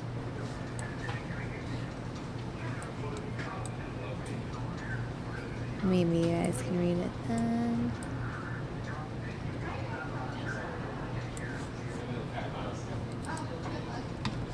Stand by, guys. Stand by. Nope, that doesn't work either. Alright, I'm just going to do my best, and I'll just read it to you. If you think the print is too small, it's okay, because you have me to tell you the full story. So, I'm going to give you this update. So this is something that arrived in my inbox just before 12 today. So this news has been out for about an hour and a half. Maricopa County Sheriff's Office is currently in the process of arresting and booking a 56-year-old man who just attempted to arrange a swap with animal crimes detectives in Wickenburg. Now, apparently, the suspect offered an undercover detective his dog, who was named Playmate. He offered his own dog to be used for sexual purposes in exchange for allowing him to engage in sexual acts with a number of farm animals purportedly owned by a rancher in the West Valley community. Very disturbing. Now, you see in this press release that, according to the Maricopa County Sheriff's Office, this is the 9th arrest by Sheriff Arpaio's Animal Crimes Unit for the crime of bestiality. It's very disturbing indeed, guys. Very disturbing. So I'm just kicking things off with some of that disturbing news, because why not? I feel like that's some of the newest news that has developed over the course of the last hour or two. Another huge story that has developed in the last hour or two is this last one right here. Common Core is out, the hotly debated issue, educational issue. In fact, it's Diane Douglas. It was Diane Douglas's whole campaign last year trying to get rid of Common Core. Well, board voted today. Common Core is apparently out. So, in terms of the information I have right now, I don't have a ton of information, but I can tell you what I do know, because I know Linda Williams. You know Linda, guys. Linda is on this story, and we would love to speak with Linda. However, it's more of a timing thing. Will it work? Will it work? So while I tell you about Common Core, let me just get some video up on the screen that shows you kids in classrooms, because it makes sense to show you this in connection with the Common Core story. So have that up now. Common Core vote. So the board was scheduled to discuss and possibly take action on the superintendent's recommendation that Arizona as a state severs ties with the Common Core standards. And they did have that vote, and they did vote to sever ties with Common Core.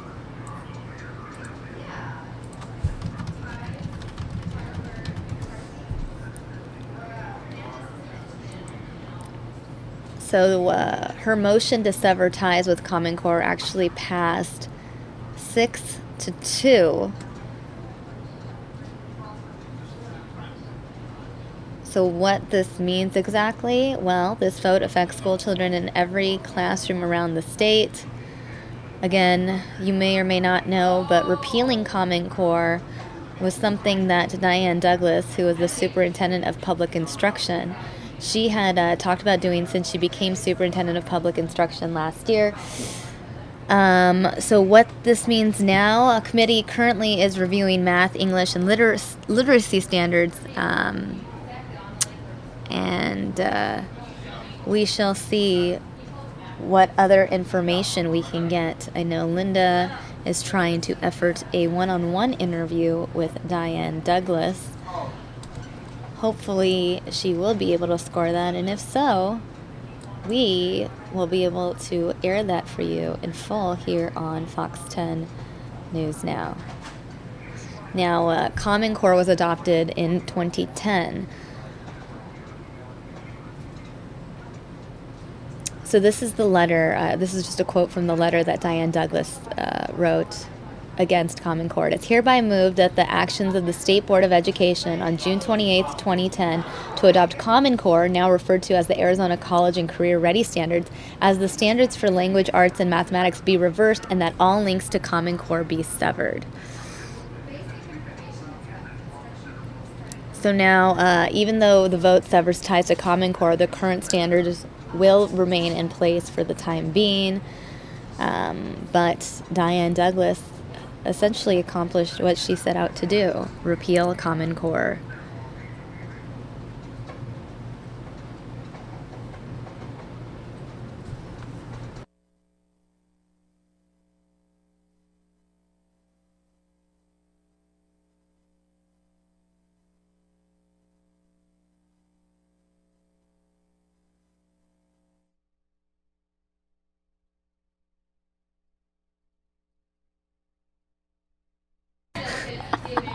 It's always awkward when I start talking and realize I can't hear myself, and then I realize that you guys are just watching me move my mouth, but you can't actually hear what I'm saying.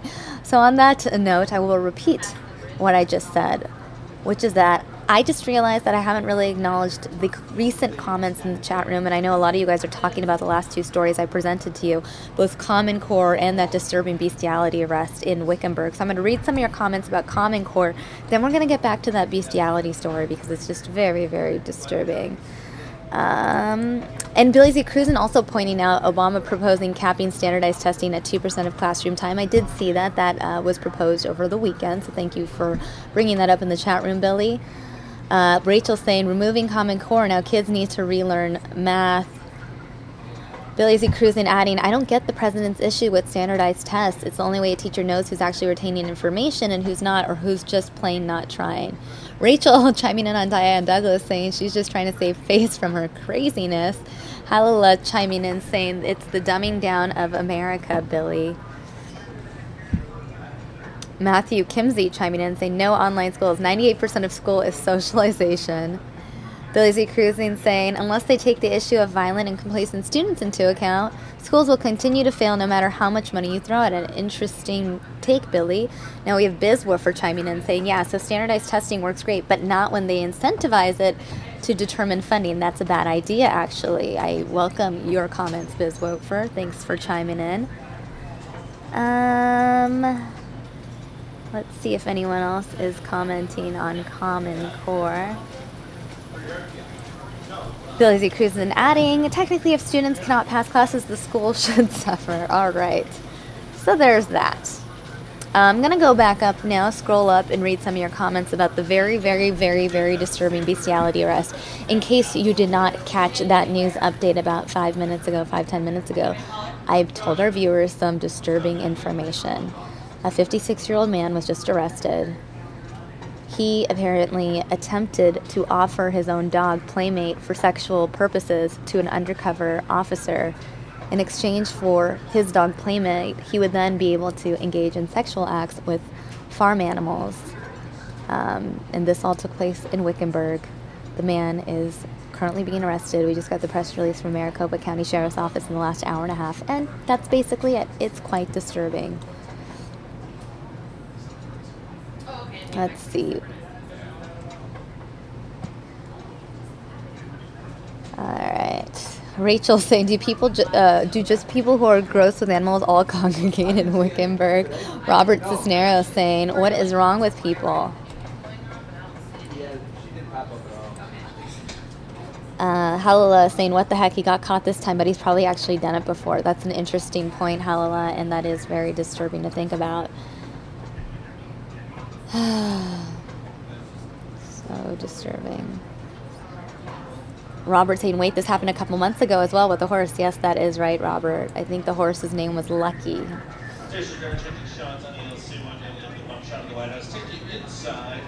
Billy Z. Cruising saying, that's just nasty. Resolute saying, it makes me want to believe in the death penalty. This is the president of Indonesia meeting with President Obama. Interesting. Tree saying, sadly, he will probably get more jail time than a child molester. Interesting. Halala saying, discussing that that is even his dog's name. His dog's name was Playmate, according to the press release. Poor dog has probably already been abused. Sad face. You're right, Halala. Oh, man. It's very disturbing. I just heard an announcement from Fox National. We're getting a feed in from President Obama in the Oval Office. Let's go ahead and see what's coming in right now. I'll be back with you guys in a couple minutes. This is a playback video. They never offer the Oval Office live. They always send us a feed of it right after it happens. Negara merupakan negara dengan jumlah penduduk Islam terbesar di dunia dan dengan tradisi toleransi dan sikap moderat. Tentu saja Indonesia merupakan negara penting dalam soal perdagangan dan pertumbuhan ekonomi, dan kami tetap ada minat besar sekali dalam memperkuat hubungan kerjasama antara Amerika Serikat dan Indonesia. During the course of this meeting, I complimented the President on a number of the reforms that he's initiated, and we discussed how we could continue to strengthen the trade, investment, and commercial relationships between our two countries, including the President's interest in expanding the digital economy in Indonesia in a way that would alleviate poverty and empower millions of people in that country. Kami membahas beberapa hal yang menyangkut perdagangan dan hubungan kerjasama antara kedua negara, terutama dalam pengembangan ekonomi digital yang merupakan peluang yang baik sekali di Indonesia. We had an opportunity to discuss our security cooperation, including in the maritime area, helping Indonesia modernize its naval capabilities, and we discussed the importance of working through channels like ASEAN and the East Asia Forum to encourage a continuing strengthening of rules and an international order governing the behavior of nations in the maritime area. Kami membahas beberapa hal yang menyangkut keamanan kerjasama dalam keamanan, terutama keamanan daya diri, dalam peningkatan modernisasi kemampuan Indonesia dalam hal ini, dan pentingnya ASEAN dan Forum Asia Timur dalam mempertahankan aturan main di kawasan Asia Tenggara. We talked about our cooperation in the counterterrorism area.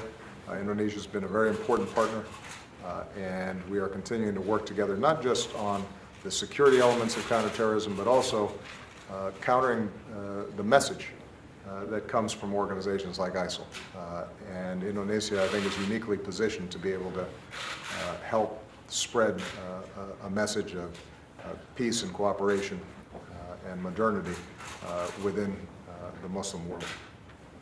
Kami juga membahas kerjasama dalam bidang pemberantasan terorisme, dan kemitraan ini memang sangat penting, baik dalam soal keamanan maupun dalam menyampaikan pesan yang lebih positif yang melawan pesan ISIL, dan menentukan sikap yang lebih baik dan sehat yang menyebarluaskan pesan dari perdamaian dan sikap yang moderat. And we discussed a range of global issues, because Indonesia, as a member of the G20, is not only a regional leader but also a global leader. So we discussed the joint work we're doing on issues like global health security and making sure that we have public health systems in place to prevent future pandemic. Indonesia has been a leader on the Open Government Forum and transparency and rooting out corruption. And one of the main topics we discussed was the issue of climate change and why it's so important that large countries like ours work together to arrive at the strongest possible set of targets and international agreements when we arrive in Paris just a little over a month from now.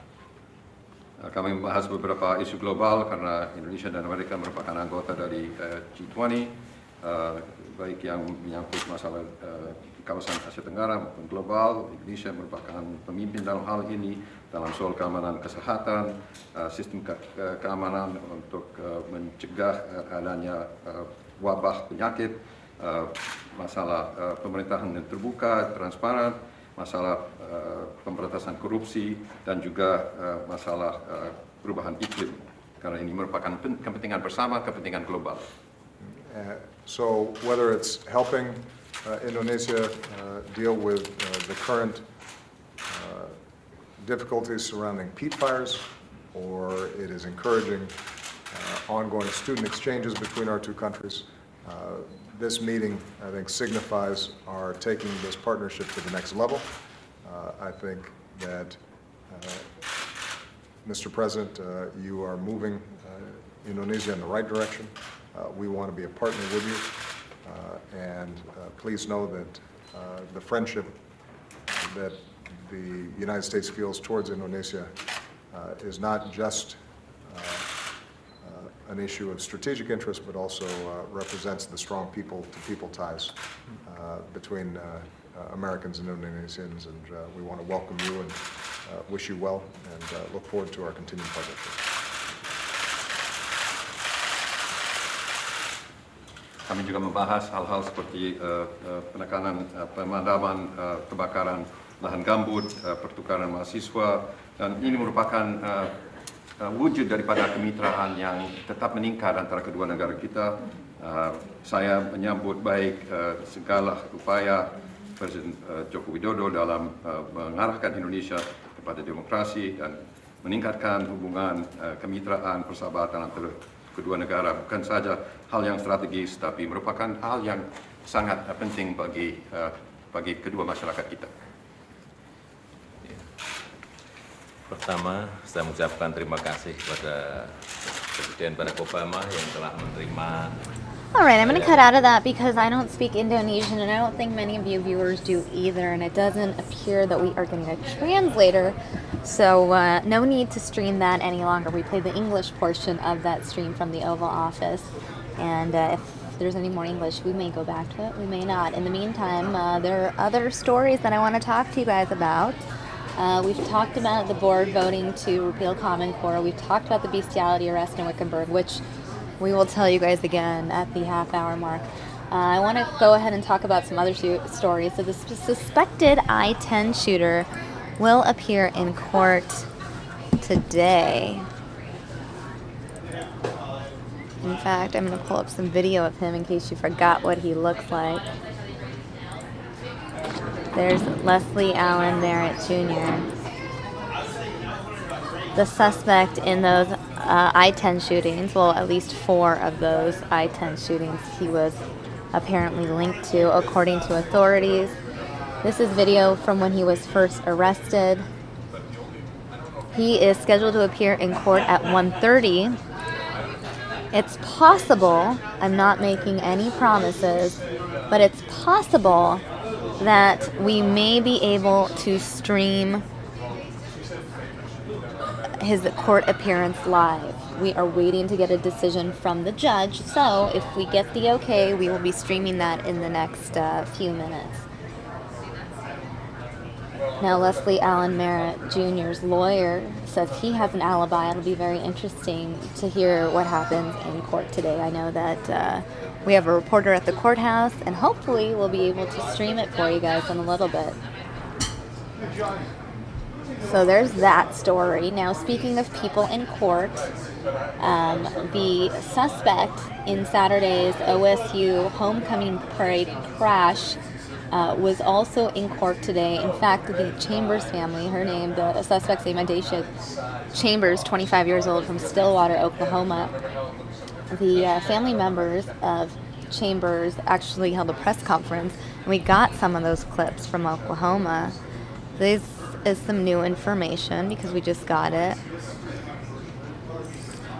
from the Chambers family speaking out. I'm going to go ahead and pull up this video for you guys, and let's listen in on what the Chambers family had to say in reaction to Saturday's horrible tragedy.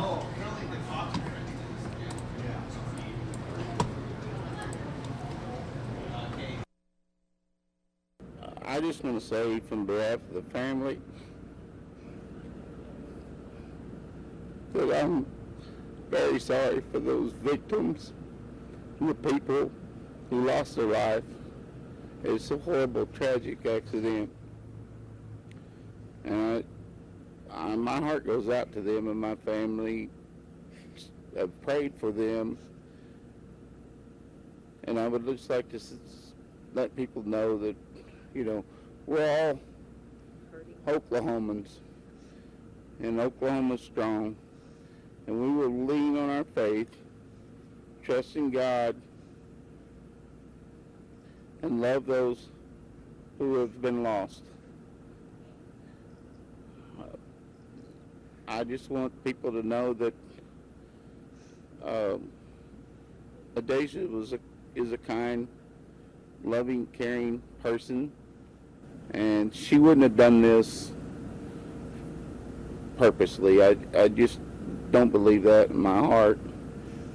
I know alcohol was not involved, as I said before, and I just want everybody to know that she's not the kind of person that some people have made her out to be. She may have underlying problems that I wasn't fully aware of, but we're going to address that, and we're going to look into the situation and see what was going through her mind that morning.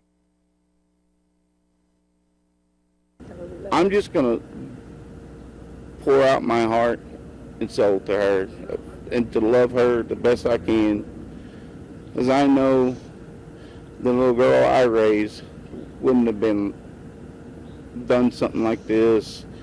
Something has happened, I don't know what, because the night before she was fine. She was with my sister and my mother, and she was happy, so glad to see us.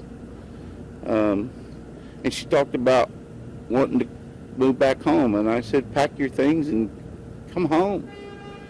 And they were going to do that. And she was going to do that, but something went wrong.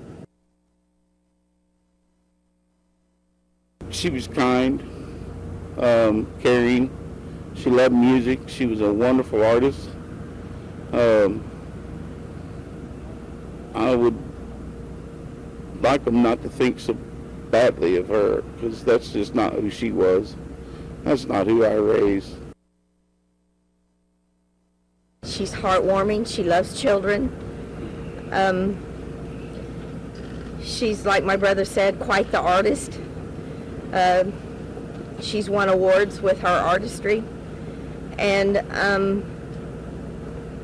this is so not her. This is not her character. She's one that'll give you a big hug.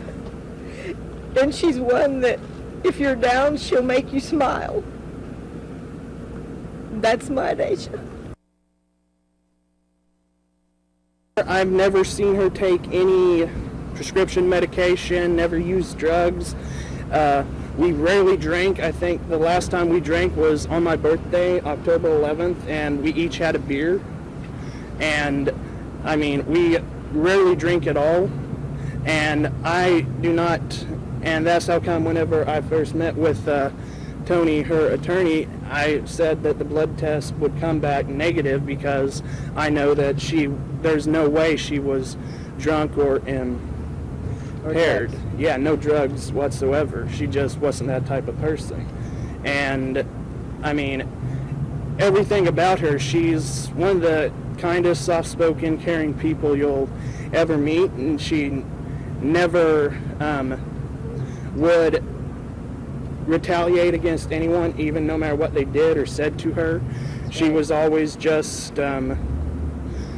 she'd just pray, and she would always just go and just, like, she was not, I still had trouble believing it whenever they came to my house that morning, and I had not even had any idea what was going on. All right, so the guy that you were just hearing from, the last guy, is Chambers' boyfriend. At the very beginning, you heard from her father, and then the woman who spoke was her aunt. Obviously, they are very emotional, very caught off guard by all of this. I want to acknowledge the chat room, read some of your comments before we change topics. Resolute Bell saying this guy is shattered. Biz Warfer saying how tragic during a time there should be all about celebration. Billy's saying, I'm sorry, it's not a fix, but it's something. She's obviously mentally ill. Billy Z. Cruzen saying, so far, I believe mental due to her lawyer's statements. Halila asking, is she mentally ill, Billy? Maybe she was drinking, but the parents either are unaware of her drinking or don't want to admit it. We, again, don't know if she was actually drinking. We're waiting for the results of the blood test. And also, something to keep in mind as well, you can actually be arrested for DUI, for driving under the influence of something other. It doesn't have to be alcohol. It can be under the influence of something else, such as drugs. Just reading some more of your comments. Billy's saying, as upsetting as this is, violent criminals stab, rape, and kill Americans daily. This is not the worst crime that happened this week. It is sad. It is sad, guys. Well, I'm going to show you guys some more details related to this story. Here is some campus reaction. Actually, no, I'm not going to play that. I'm going to show you the mugshot. That way you guys can see who we're talking about. This is Adacia Chambers, 25 years old, from Stillwater, Oklahoma. This is the woman who allegedly drove into that crowd, killing 4 people, injuring, I believe the number is 47 people. We just heard from her father, her aunt, and her boyfriend. She appeared in court today.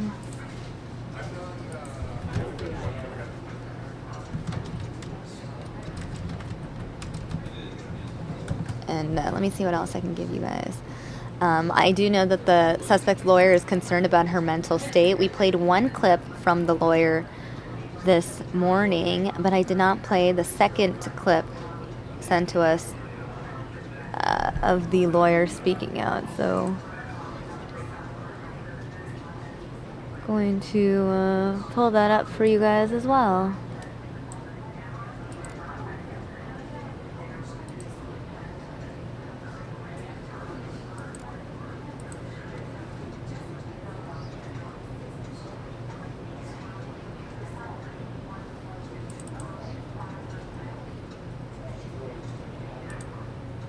Well, interestingly enough, she doesn't remember a whole lot about what happened. There was a period where I think that, for a better lack of terms, she could have even blacked out. She only remembers, from what was communicated with me, the end of the crash, people removing her from the car, shards of glass being everywhere, and her being extremely confused while at the same time trying to maintain the ability to cooperate. To the best of my knowledge, by the time I made it to her, she had already cooperated with the authorities, shared information with them, and I'm sure that that information will be passed on to the district attorney for consideration of the appropriate charges that will be forthcoming. On this particular evening, she was with her grandmother and her aunt. Both confirmed that she did not take any alcohol at any time. That she's not a drinker. And to their knowledge, she didn't ingest any other types of intoxicants, whether it be amphetamines or barbiturates, anything of this nature. She didn't have. So, and then the prior morning, she went home, got up to leave for work. She was there with her living boyfriend at the time. An interview with him revealed that, again, she didn't have anything to consume that could be considered an intoxicant. She had trouble sleeping, obviously, which, of course, has been the case for quite some time. And she got up and made her way to work. At some point in time, while at work, she was supposed to be there at 9. She did, in fact, leave work. And from the time she left work until the end of the crash, there's a very, very dark area there that's hard to recall for her right now. Can you tell us, does she have a history of mental illness? There is some history there, yes. Can you tell us what the history is? I'm learning as I move along, but there's a family history of it. There have been warning signs coming from Ms. Chambers for quite some time, for the past few years, to say the very least. And I think that, for the most part, those with mental illnesses engage in what we call strategies of concealment. They master the ability to conceal it.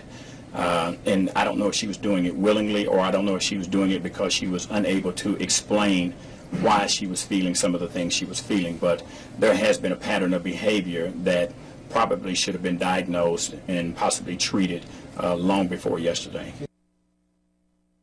And that was shared with me by her boyfriend. He actually shared that with me. He says she's diabetic. She's not being treated for it. So there are a lot of different things that are in play here that, as the weeks and months unfold, we will learn more.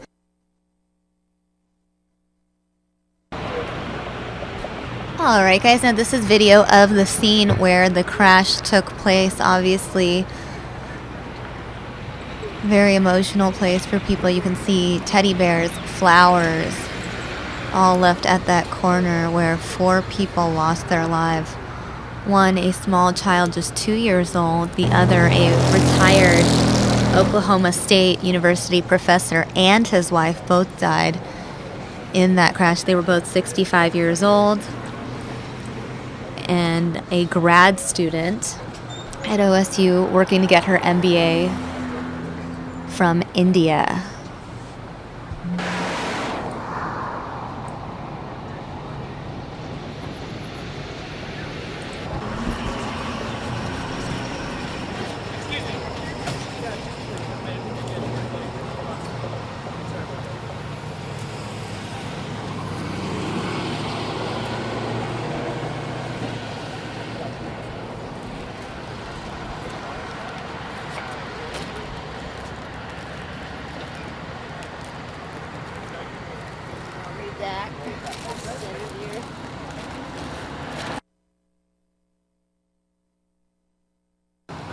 I heard a pop, and I looked up from our trailer. I was still on the trailer.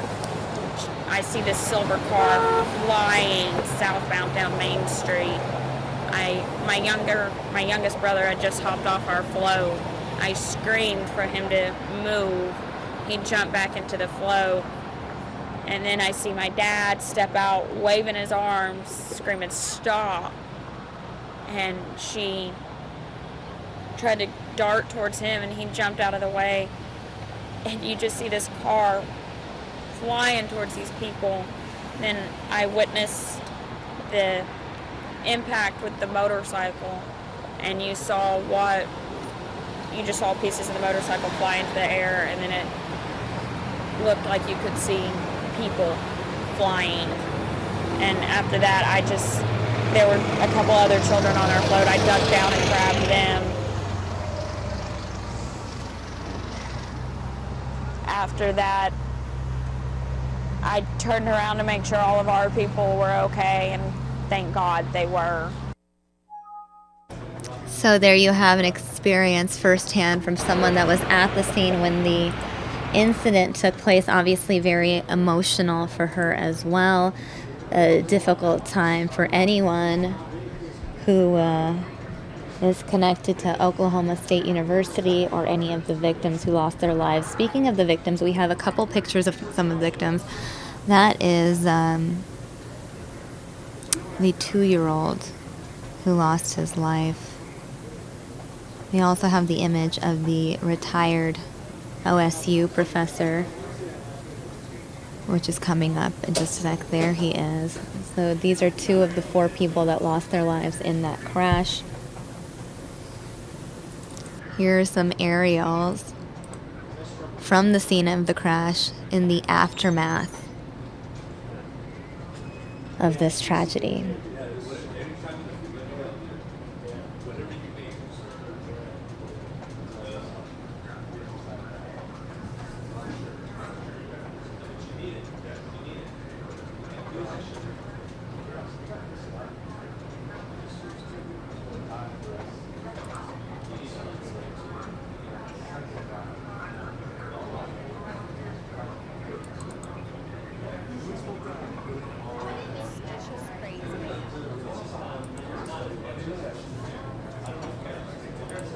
It hits close to home, and I don't know, it's kind of terrifying thinking it can happen to you. Nobody has tools to prepare for this kind of traumatic event. So how do you take most of what you're feeling is a normal reaction to an abnormal experience?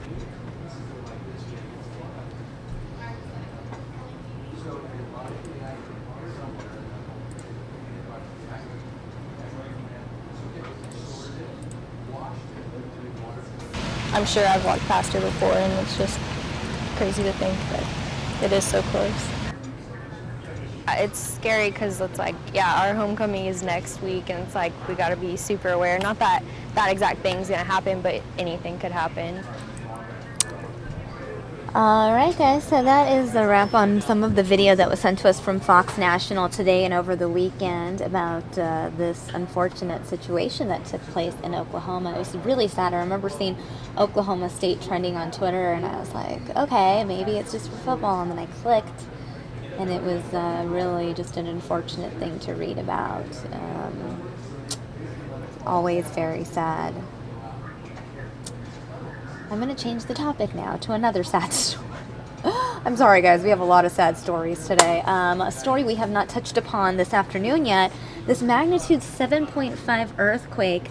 The epicenter was in Afghanistan, but it affected Afghanistan, India, Pakistan, and I even heard Tajikistan felt the earthquake as well. I'm going to go ahead and show you one of the images we have of the epicenter, so you guys can see that right there.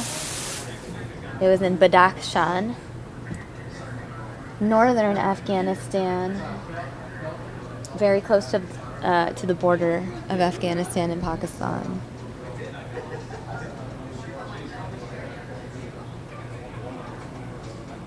We just got an updated story from Fox National. I showed you one from this morning. This one is the latest I'm going to play this for you now.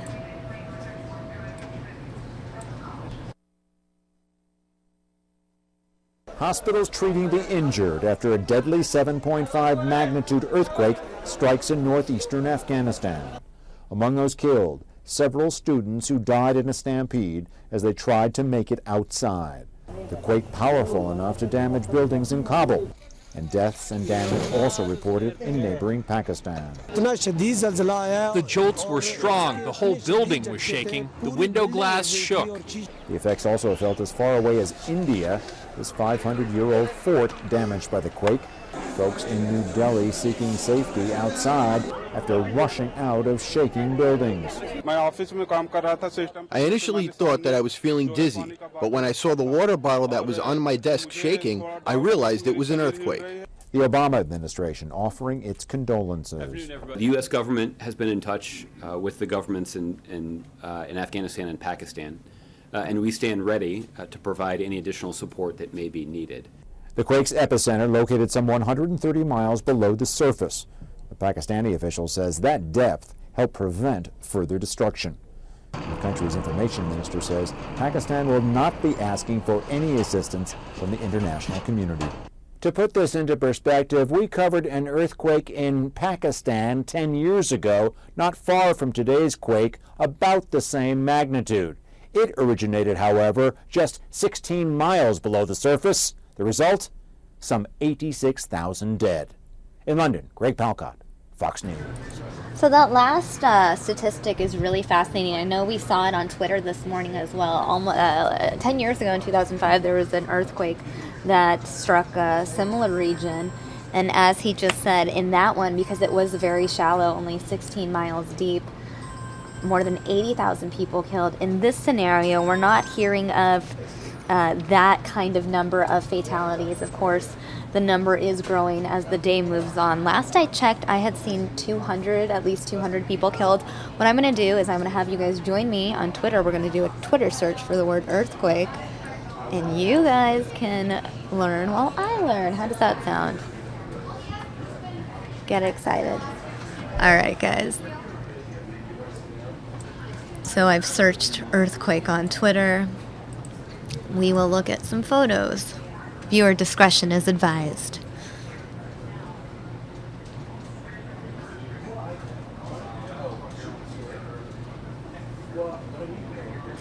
Some of these images difficult to look at, but you are looking at the damage.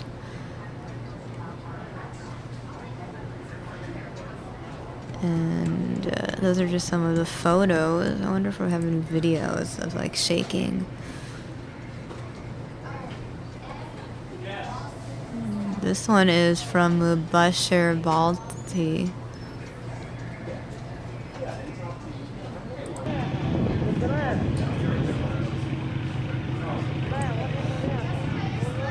It's pretty crazy. Let's look at that video.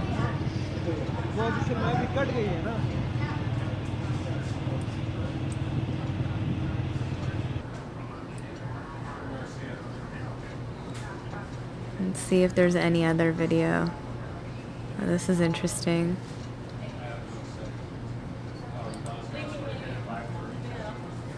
You can see the movement. This looks like just a video from a street corner, I guess the equivalent of an ADOT camera that we have here. You can see the people on the ground crawling, people running out of buildings, panic, getting into the middle of the street, getting to the ground, trying to hold the ground. Wow. Here's another video. It's really fascinating what you guys can find on Twitter. Let's see if there's any audio with this video. Not hearing anything, but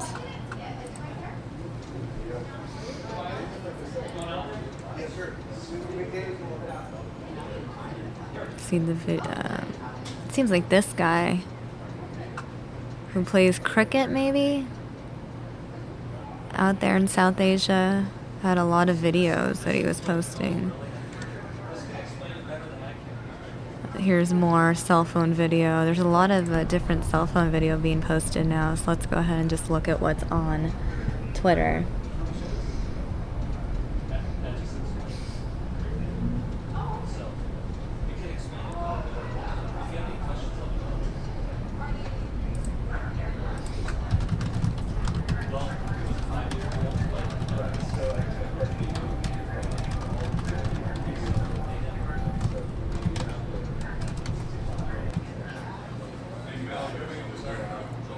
Alright, so there's one video. Here's another video. It looks like the same video that we saw earlier.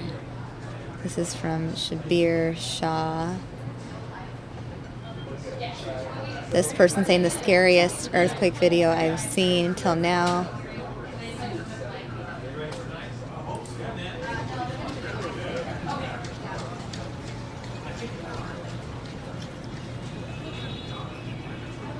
Not too long. This is in Islamabad. This is the capital of Pakistan. This is some more shaking.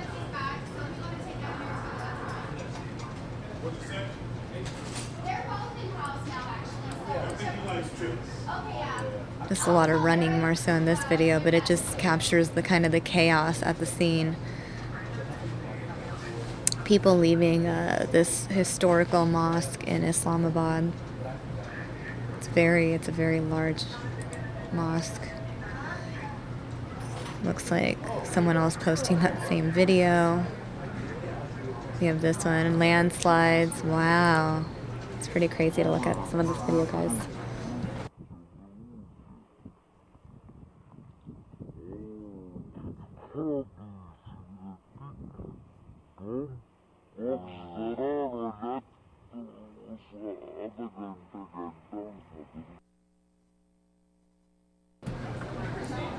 Let's see what other video we can see. Just so much cell phone video. I mean, it's amazing given technology how we can get access to some of this stuff from all around the world. People posting cell phone video on Twitter and us just going through Twitter.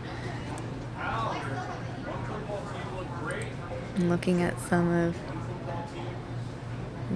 you can see the movement there. Metro Rawalpindi at the time of the earthquake posted by this guy, Fahad. Rawalpindi is near Islamabad, the capital of Pakistan. So even though the earthquake was centered in Afghanistan, it did reach other countries in the region as well. Let's see if there's anything. Video of ceiling fan after earthquake.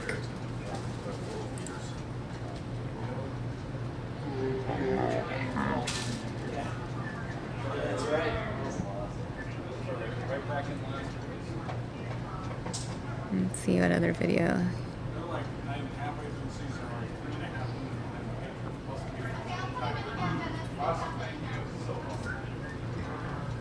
Let's see. Any other user posted video that we might be able to use.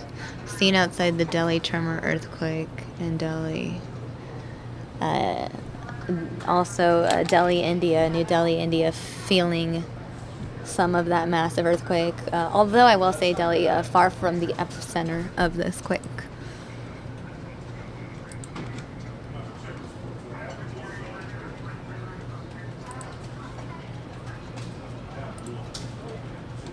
Let's see, is there any other video?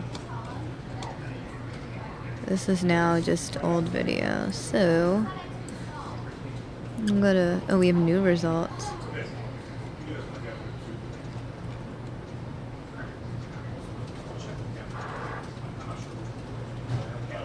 Let's see what this is.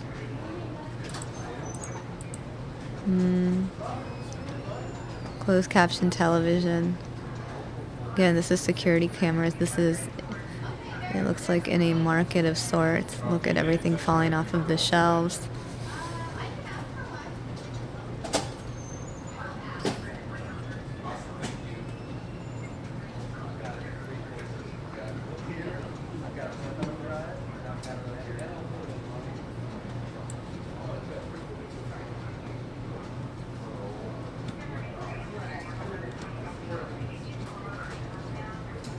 Some of this video again, video we saw earlier, pretty crazy.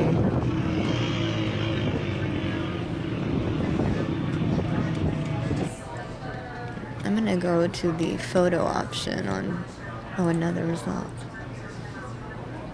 It's just a vine of the ceiling fan. Some of the photos. I want to go ahead and look at some of the top tweets. Some of the top images being shared. The upside of the Afghanistan quake, it struck deep. That's what everyone is saying. Because it was so deep inside the earth, it did not cause the casualties that a more shallow magnitude 7.5 quake would have caused.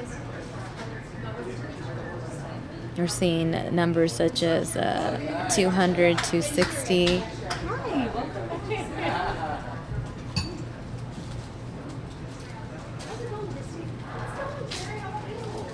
Lots of video out there, guys. Lots of video out there.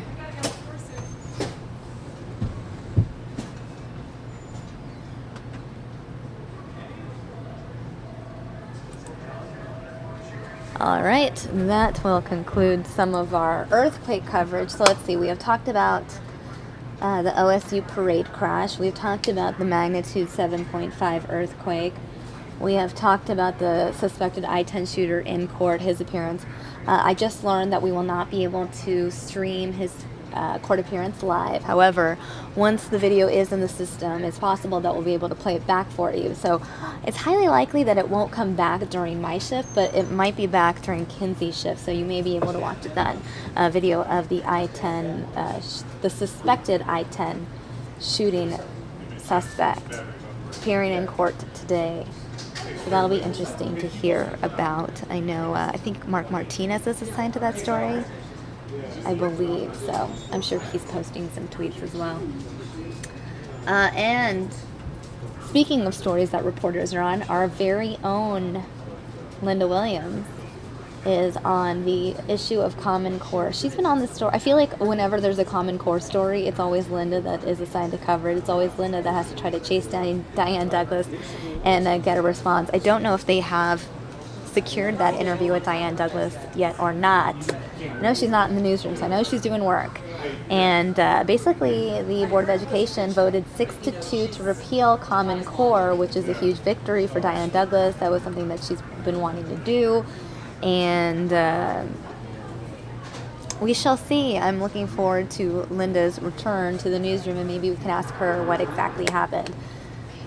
And last but not least on this disturbing list, bestiality arrest in Wickenburg. In case you missed it the first time around, give you a quick heads up as to the details of the story and what we know so far. So this 56-year-old man was just arrested. Apparently, he had offered his dog to be used for sexual services. He offered it to an undercover cop. In exchange for the dog, he would get access to these farm animals and he would be able to engage in sexual acts with them. It's very disturbing. This man arrested in Wickenburg, 56 years old. It's really sad. The dog's name was Playmate. And that's pretty much what we know so far, although we also know Maricopa County Sheriff's Office has arrested apparently 9 people in connection with bestiality. It's very, very disturbing. So that is that. The disturbing story of the day. I pretty much just recapped all of our top 5 stories. So I'm going to play a story for you now that is not connected to the top 5. And then after that, we'll be joined by Steve Kraft. Yep, we're going to have SK Squared time. Steve Kraft will be joining me. It'll be a grand old time. Steve and I have not chatted in days, weeks. And I'm looking forward to my conversation with him. The world of politics, Donald Trump versus Jeb Bush. I'm really interested in hearing all that Steve Kraft has to say. So stay tuned for that. You know what? Speaking of the presidential race, I feel like it only makes sense that the next story I show you is the latest on the presidential race. That logically makes sense. So first, we have Doug Luzader in Washington, D.C. Stand by. And let's watch. We are now within 100 days of the first nominating contests in Iowa and New Hampshire, and with that in mind, the frontrunners from both parties are doing what they can to claw their way to the top. After a lively weekend, Hillary Clinton will celebrate her 68th birthday today with a fundraiser. But she probably shouldn't expect any gifts from her rival, Bernie Sanders, who, after weeks of refusing to criticize Clinton, unleashed at a gathering of Democrats in Iowa, hitting on one issue after another. I'm the only Democratic candidate for president who does not have a super PAC. Now today, some are trying to rewrite history by saying they voted for one anti-gay law to stop something worse. That's not the case. And while Sanders may just now be taking off the gloves, among Republicans, Donald Trump has been bare-knuckled for a while. He just took another shot at Ben Carson, who's now leading Trump in recent Iowa polls, questioning his religion. I'm Presbyterian. Boy, that's down the middle of the road, folks, in all fairness. I mean, Seventh-day Adventist, I don't know about. I just don't know about. You know, I really refuse to really get into the mud pit. You know, Hillary actually was right when she said, you know, that the Republicans are there, you know, trying to destroy each other. But while Carson wouldn't go after Trump, Jeb Bush is another matter. I got a lot of really cool things that I could do other than sit around being miserable, listening to people demonize me and me feeling compelled to demonize them. That is a joke. Elect Trump if you want that. And speaking of Donald Trump, there is a new AP poll out suggesting that Republicans think he is their best bet in a general election. In Washington, Doug Luzader, Fox News. Joining me now is Mr. Steve Kraft. It's been so long. Kaboom! I'm excited to have you here. I'm excited to talk politics. Where were you? I was in California. Really? Yes. Are you surprised? I am shocked. I went to see my mother. Oh, that's nice. And the How's rest she of doing? my family. Let's talk about important things. How's your mother doing? No, you know what? Let's talk about politics. Okay. But she's good. Well, no. Okay. Family first. Always. Okay. Always. Lots of people in the chat room already chiming in. I did see this, by the way, that Katy Perry is campaigning for Hillary Clinton. She is a very big Democrat. She was all in for Barack Obama. She is all in for Hillary. She took over Hillary's Instagram account. She did? A couple I days didn't ago. See that. I mean, I knew that she was at Wait a second. Don't you follow Katy Perry on Instagram? Here's the deal. Everyone here knows. Everyone in the newsroom knows. Everyone in the chat room knows. I'm a huge, huge, huge Taylor Swift fan. And you may not know, but Taylor Swift and Katy Perry, they have bad blood. So much so that Taylor Swift wrote a song called Bad Blood about Katy Perry. So while I still enjoy Katy's music, my loyalty is with Taylor. Okay. So it's like Team Edward or Team whatever that was. I mean. Right? Wasn't that? Right. Team Jacob. Team Jacob, whatever. I think that's his name. Could be wrong. Well, so, what do you want to talk about? Well, one of the things mentioned down here, Trump versus Bush. Donald Trump just likes to have a new target every week. But I mean, I guess Bush has been an ongoing target. He has been. Bush was the perceived front runner. Right, I know. When he started. So Trump's number one target was the front runner. Right. And I think that he has taken down Jeb Bush. I don't think Jeb Bush is a factor anymore in this race. I really don't. Wow, a non-factor. That's bold. I've heard different. I don't think he's going to be the guy. I've heard differing takes on that, though. Some people saying that come election time, though, people will decide, you know what, maybe we should go with some established politician and like change their mind and not support one of these outsiders. But these polls have been persistent enough for long enough, regardless of what Trump has. But if you add together Trump, Fiorina, and Carson, that's true. It's a lot of people that don't want. A lot of people who just want something different. Right. That's true. And in my travels around Arizona and beyond, that's pretty much where people are. A lot of people who are getting into the process now. This is kind of their attitude. So, do you think though that having an outsider is detrimental to the Republican Party in terms of the general election? I do. I really do. There is a tremendous tendency historically for Republicans to flirt with outsiders and then to gravitate back to a safe choice in the middle, like Mitt Romney or Bob Dole or, all the people they've had. You're mentioning all the ones that didn't win. Okay, well, George W. Bush came from a very, centrally important Republican family. He won. Mm-hmm. But there's a lot of that. And but if you look at the group this time, Ted Cruz is in the Senate, but he's kind of an outsider in his own party in the Senate. Rubio, I think of all the so-called establishment candidates, he's the guy who's got the best chance. If the other ones drop away, if Jeb Bush drops away, and Jindal and a couple of these other people. I didn't even know Jindal was like I feel Jindal's a non-factor. Jindal, Graham, Christie, anyone in the happy hour debate. Well, okay, yeah, and then Kasich, he's got 4%. Right. If you add enough of these candidates together, and they all went to Rubio, he'd go from his current 9%, he'd be up to 18, 19%. He'd be in the conversation. Right. That's assuming all those voters went to him. Mm-hmm. But let me explain to you why Donald Trump's doing so well. Although, and then I'll explain to you why he's not doing as well as he was in Iowa. Mm-hmm. The reason he's doing well, and this isn't something I just brilliantly came up with, but it's things that I've read. I read very widely about this stuff, obsessively, and it strikes a chord with me. I read somewhere, one of those sites, that the Republican vote is split into two pieces, and they're roughly equal. One is sort of a blue-collar workers, lower middle class to middle class, sometimes a little bit above that, and then a little below that, people who don't have college degrees. And then you have the other half of the party, which is people who have college degrees who are in the professional ranks. That are fairly wealthy, can I say that? Wealthier, typically. That blue-collar wing of the party is very solidly for Trump. Those are his core supporters.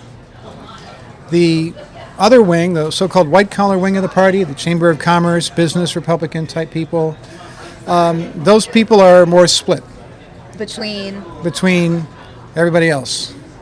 Trump. Who is Trump's getting a little bit of that. Bush, Rubio, Christie, Cruz, Fiorina, they're all getting parts of that. Carson's getting a little bit of it. But where Trump has his advantages with the blue-collar voters, he's got a power base there that is not going to go away. Right. That's why his numbers haven't really changed much. Now, they haven't really gone up a whole lot, really, because he's having trouble making inroads in the white-collar voters. Put on the screen for add some visuals. But that's where his support comes in. That's why it's so stubbornly at 27, 28% in all these polls, a lot of the national polls, because he's getting that. He can count on that base. Right. He's got a lot of military support, and he's got a lot of people who used to be known as Reagan Democrats, people who work in factories and feel like their quality of life is slipping away and the jobs are going south on them, and they're upset with immigration and all those. Those are his strengths. Mm-hmm. The other thing about Trump is, another piece I read that really struck with me, a chord with me, is that Trump's appeal is a cause to his supporters. It is a cause. Bush's appeal is a campaign. So Bush is running a campaign, but Trump has a cause. A purpose. Right. And it's just like Obama versus Clinton. The Obama supporters felt they were fighting for a cause. The Hillary supporters of 2008 were fighting for Hillary because they thought she was a good candidate. It's time for a woman. She was well qualified. More traditional politics. Right. She was just a good candidate. But the cause is a very powerful thing. And the religious fervor that was there for Reagan, is there for Obama, and some of it is there for Trump, is what powers their campaigns. So Trump doesn't need to spend all that much money because he gets all this free media. That's very true. We cover him. He's live on our network. He's live on the Today Show. I mean, he's on CNN. Today Show this morning. It was trending nationwide. He spends very little on advertising. He's a businessman. He knows what he's doing. Right, and he has that wave of experience in 12 years hosting a reality TV show. That's also true. And he's been a nationally known, famous person for 25 years. Right. So all those things would come together at the same time. And so that's why he's the front runner. Now, will he be able to sustain that? we're already in November almost. Right. And it's just a couple months, November, December, and then we're into January. That's Iowa. Right, and he made the big announcement came in, was it June or July? June. I mean, I can't believe it's already been 5 months since Right. Donald Trump announced This has been like a long-running reality show. So, between now and Iowa, will he maintain that advantage? Depends really on how he performs in the debates. There'll be a debate this week. There'll be a debate on the 10th of November. Right. And there'll be a debate in December. So he's got 3 to 4 debates between now and Iowa. Okay? But right Probably now, 3. Carson's leading Iowa according to recent polls. A couple polls have Carson in the lead, and here's why. And here's why it's also not that important. Carson has an advantage in personality, and I think how he's perceived to be authentically religious by the voters in the Iowa Republican caucus. The Republicans in Iowa are dominated by evangelical Christian voters. To show how irrelevant they are to the national conversation, the winner of the last Iowa Republican caucus was Mike Huckabee. All right. Mike Huckabee was and is a very nice guy. He was never a serious threat to become president of the United States. And for the same reason, unless things change in the debates, and we see a lot more to Ben Carson than we've seen up to this point, I think that he might well win in Iowa, but it's not going to be something that spreads. I see. I think he has a very strong appeal to a certain subset of Republican voters. But I don't see him cutting much into Trump's advantage with, white, blue-collar Reagan Democrats. And I don't see him breaking through much with college-educated voters in the Republican Party. Interesting. But evangelicals are an important part of the Republican Party. It is the Christian party in our country. Right. I want your take on Tessa's comment. So Tess in the chat room saying, Trump's made a fatal mistake in attacking his fellow candidates so hard. Now these supporters won't get behind him when their candidates quit. Tess adds, that's why Trump's numbers won't grow. Nobody who doesn't already support him will get behind him. What's your take on that? I think ultimately that's false. And the reason is, ultimately Republicans want to win. And if it comes down to, suppose he gets a nomination, which is still a stretch, frankly, because some people are going to have to hold their nose and vote for this guy. But if he does get the nomination and the choice comes down to Donald Trump and Hillary Clinton, Tess, you'll probably vote for Donald Trump, even if you're not wild about the guy. I think Tess is a Ben Carson supporter, if I recall. Okay. But maybe things have changed. People change their mind over the course of a few weeks. Unless one or the other becomes the nominee and picks the other guy as the running mate. That's true. That's also true. So he can bring in all. And I feel like Trump would probably do something strategic like that. Ultimately, these guys are all very bright, very strategic. They want to win very badly. You have to have a titanic ego or you wouldn't run for president. I mean, Trump right here. I mean, you've seen the clip, right, circulating. And Ben Carson, too. I've interviewed Ben Carson a couple times. He's a really pleasant, really nice guy. But there's no question about it. The guy's has to have an incredible sense of self-confidence, and you've got to have a very strong sense of purpose and ego to do that, to run for president, to put yourself through it, to undergo the scrutiny. Yeah, and you have to also have thick skin because there's going to be so many people out there that hate you and attack you, and it's not just mainstream televised media. Because of social media and the internet, no matter who you are, there's probably something bad written about you somewhere. This campaign is different from all others that we've ever had in American history, in that it's being conducted mostly through Twitter, mostly through media appearances, and mostly through insults and one-liners and sound bites. But so Tess makes a good point in that this is a very unusual candidacy that Trump has, built on, cutting other people down. But this guy spent 12 years on national televisions telling people you're fired. That's true. So people people look at him in a different way than if you or I were to get on before a camera and insult somebody. It would be seen, wow, that's mean, what a jerk. When he does it, it's like, oh, that's Trump. So if I called someone a dummy. Right, a dummy, a moron, a loser. Whatever. I'd be run out of town on a rail if I talked like that. But with him, it's kind of his currency. That's how he talks. It's his New York style. It's brash. It's obnoxious. It's in your face. People kind of laugh. Oh, that's just Donald. So he gets away with a lot of this stuff. Right. But he has a highly unusual candidacy that we haven't seen. Let's check in with more of the chat room. Hala saying, I agree with Steve's comments. Biz Warfer saying, if Trump is so bad, why does he beat Kasich in Ohio? I mean, geez. And Kasich's a popular governor. He's a popular governor in Ohio. What do you think about Joe's comment? Trump will be dropping out mid next year. I don't think it's going to happen. I just don't think it's going to happen. He's built more of a campaign infrastructure than any of us had thought he would. He knows how to market a product, an image, a brand. He's been marketing his own brand name for 40 years. That's true. And he's very skilled at it. And it could happen if he comes across in the next couple of debates as really a underachiever. However, he's been able to extract concessions from CNBC, which is doing this debate in Colorado this week, that they dropped it from 3 to 2 hours. He did pretty badly in a 3-hour debate, didn't have a lot to say. Right.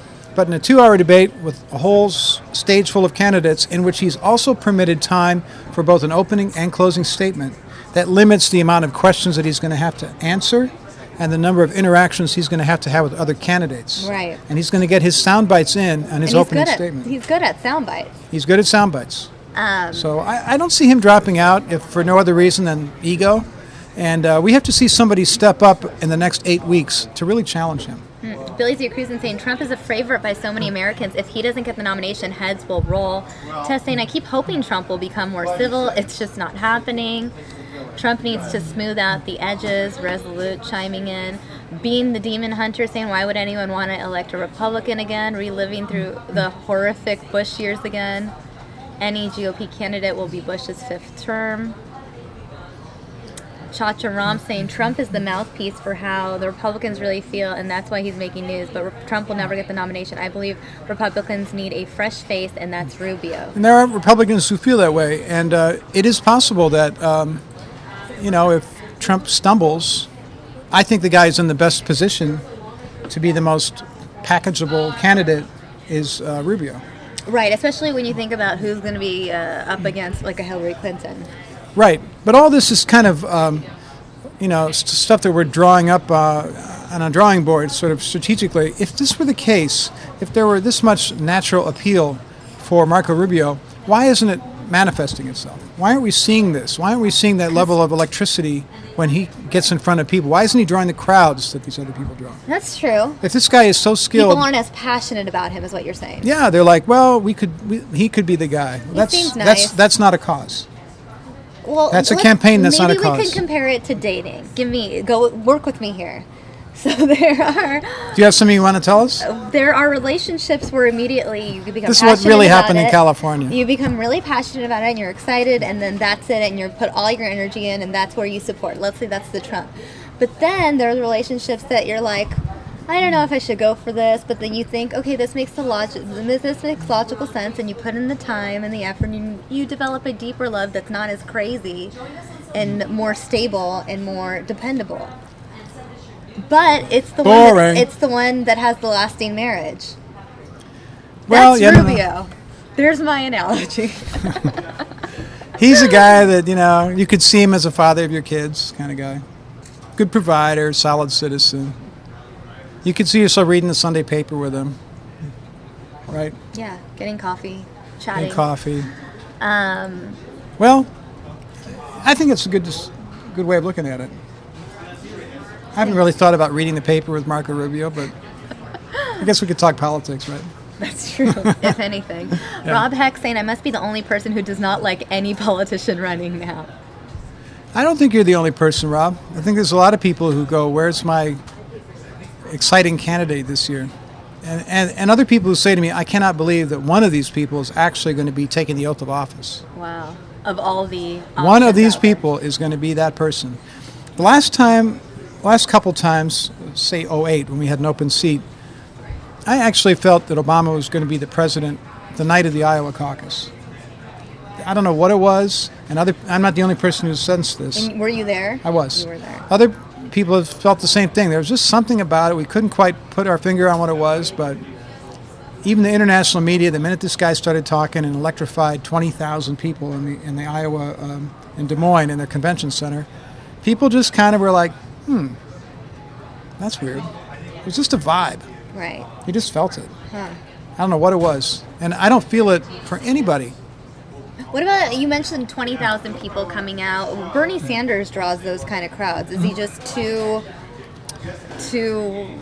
left for it to work?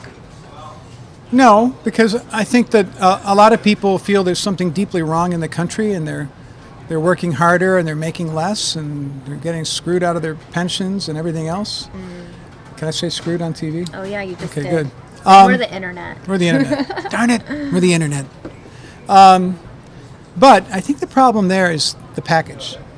If you His had hair's disheveled, kind of, his whole look, his vibe, just his vibe presentation, is everything about him. His demeanor, yeah. His presence. You saw the takeoff on Saturday Night Live with Larry David doing Larry Spot David. On. I mean, he's a great. Part of it is a comfort level. Can you just 4 years of that guy? Wow. But I think a lot of what he says obviously is resonating with a group of people who just feel like the game is rigged, and that makes people mad. And I think there's in a strange way, a certain similarity between the appeals of Trump and Sanders, because both of them speak to large groups of frustrated people. Right. Well, Biz Woofer says just that. Trump is speaking to the electorate who is frustrated. He's saying everything the people are dying to hear, the border wall, the taxes, all of it. Yeah, but I think that key word is frustrated. People are frustrated. They're not exactly sure what can be done, but they're looking for personalities who they think can do something. And maybe some people have this hope about Trump, for example, that underneath all the bluster and the shtick, that there's a guy who's kind of a can-do guy who actually cares about regular people. Because on the face of it, a guy who is a shark and a real estate developer and a billionaire who came from a huge amount of money, what is to like about that? How does he connect with the average guy? He should be the kind of guy that the average guy would detest. Right. Why do people, average guys, like this guy? Because he's taking on average guy concerns. Somehow he's able to thread that needle of seeming like an average guy, and then when he tells you how rich he is, instead of pissing you off, you kind of go, "Hey, that's great, man. You got 3 planes, right on." Let's check in with the chat room again. The submission channel saying Trump thinks it is legal and all right to violate the U.S. Constitution and close religious places of worship. He said so himself. This is a story you were on last week, I was, right? yeah. The idea of closing mosques. Well, his idea was actually cracking down on mosques if you could prove that they were terror cells or places where inflamed rhetoric was happening. Mm-hmm. And he even said he didn't know that it was constitutional. Mm-hmm. So this is a lot of sound and fury signifying nothing, to borrow a phrase. And there are very few votes lost and plenty of votes gained by talking like that. Right. On the Republican side. By the way, Hella had the word we were looking for, charisma. Charisma. That's what Bernie Sanders is apparently lacking. He has a certain kind of charisma, but I don't think it's general election win the presidency charisma. Mm-hmm. I think it's a kind of charisma where you go and listen to a rally and you really like the guy, but in terms of actually voting for him, I think that's a mountain for him to climb. And there is a certain element of sort of an X factor, to coin another phrase, that all these other politicians had that we just listed there. Right. And so, Bernie doesn't really. To me, he doesn't. But, I will tell you, he electrified the crowd when I saw him in Phoenix. He had a bigger crowd than any other politician who's come to our state. Bigger than Trump. Twice the size of Trump's crowd. No matter what the Trump people tell me. It was twice as big, and it was diverse, and it was young and old alike. Wow. But I often wonder if it's kind of the same crowd that's going around wherever he is. Oh, just following him from state to state? Not following him, but the same sort of people in every Sanders thing. I'm sure there's a certain type. There's a Sanders appeal. Right. It's a lot of educated people, a lot of young people. One of his problems is in minority communities, and that's a big part of the Democratic base. Right. And not many black people or Latino people really have a strong feeling about Bernie Sanders. Why is that? Well, he comes from a small, overwhelmingly white, obscure state of Vermont. Right. And so, from Maple Syrup. Now he's from New York. He's from a diverse place. He's from Brooklyn. But his entire professional life and his Senate state that he represents is anything but representative of the United States as a whole. It's not. So I think that's why his profile is low. I see. So they're trying. He's trying very hard to connect. Got it. On economic grounds, if no other grounds. And Hillary has through her husband, long relationship, lots of connections and friends in the entire Democratic base. Right. I mean, she's the established candidate. She's totally the established candidate. So interestingly, this time around, the Democrats, who had been the harbingers of change, are now the stay the course party. It's so crazy. And the Republicans, who typically run very conservative, right down the middle of Main Street, are being more liberal with their... Or not even so much liberal, but they're just all over the map. No one's liberal, but they're all over the map. And, you name it, they got it. So the ones who seem like the most logical Republican-type people are floundering. Bush is reassessing his campaign. I mean, his campaign is floundering right now. And Kasich hasn't broken through, and Christie hasn't broken through, and those are three of the most down-the-middle Republicans, I think, that they had. So the debate is on Wednesday? Yes. Where is it? Boulder, Colorado. Are you going to be there? No, I'm going to be here working and live blogging it. Okay. So we'll still be able to have a chat with you before the debate here on News Now. Yes. That'll be exciting. I realized that I've had you up here for 24 minutes, even though I know you had to do work and we're only supposed to be up here for 10 to 15 minutes. Oh, wow. So I wanted to publicly apologize for occupying an extra I'm the one who's always yapping. But you know what? There were so many people actively chatting in the chat room, too. I feel like we were really engaging with them. We couldn't just stop the conversation. Well, can I just add one thing? Resolute Bell, talking about the Canadians. That was interesting. Talk about it. Well, New Prime Minister, Stephen Harper right? lost. He was the conservative who'd been there for 10 years. And Justin Trudeau won. And he is a liberal, former snowboard instructor. People think he's very attractive. That's why I know about this. Okay, very attractive. That's the first thing I found out. Young guy, his wife's social media. He's a real attractive family, and his father was a very famous prime minister, Pierre Elliott Trudeau, kind of their movie star, 10 years as a world figure in the 60s, I think, and early 70s. But Canada is going to the left. They're going for he will go for not worrying about the Keystone Pipeline, much more of an environmentalist, not into fighting these wars in the Middle East, spending a lot of public money on infrastructure projects to stimulate the economy. This guy is a genuine liberal. So let's say hypothetically Donald Trump becomes president. Oftentimes people who oppose that candidate that becomes president joke, I'm moving to Canada. They may actually have even more incentive now to move to Canada, is what you're saying, if they identify with some of those policies. Yeah. Is that easy to move to Canada, though? No, it's not. It seems like it's not hard for Canadian people to come on down here. Permanently. Well, I had a friend, actually.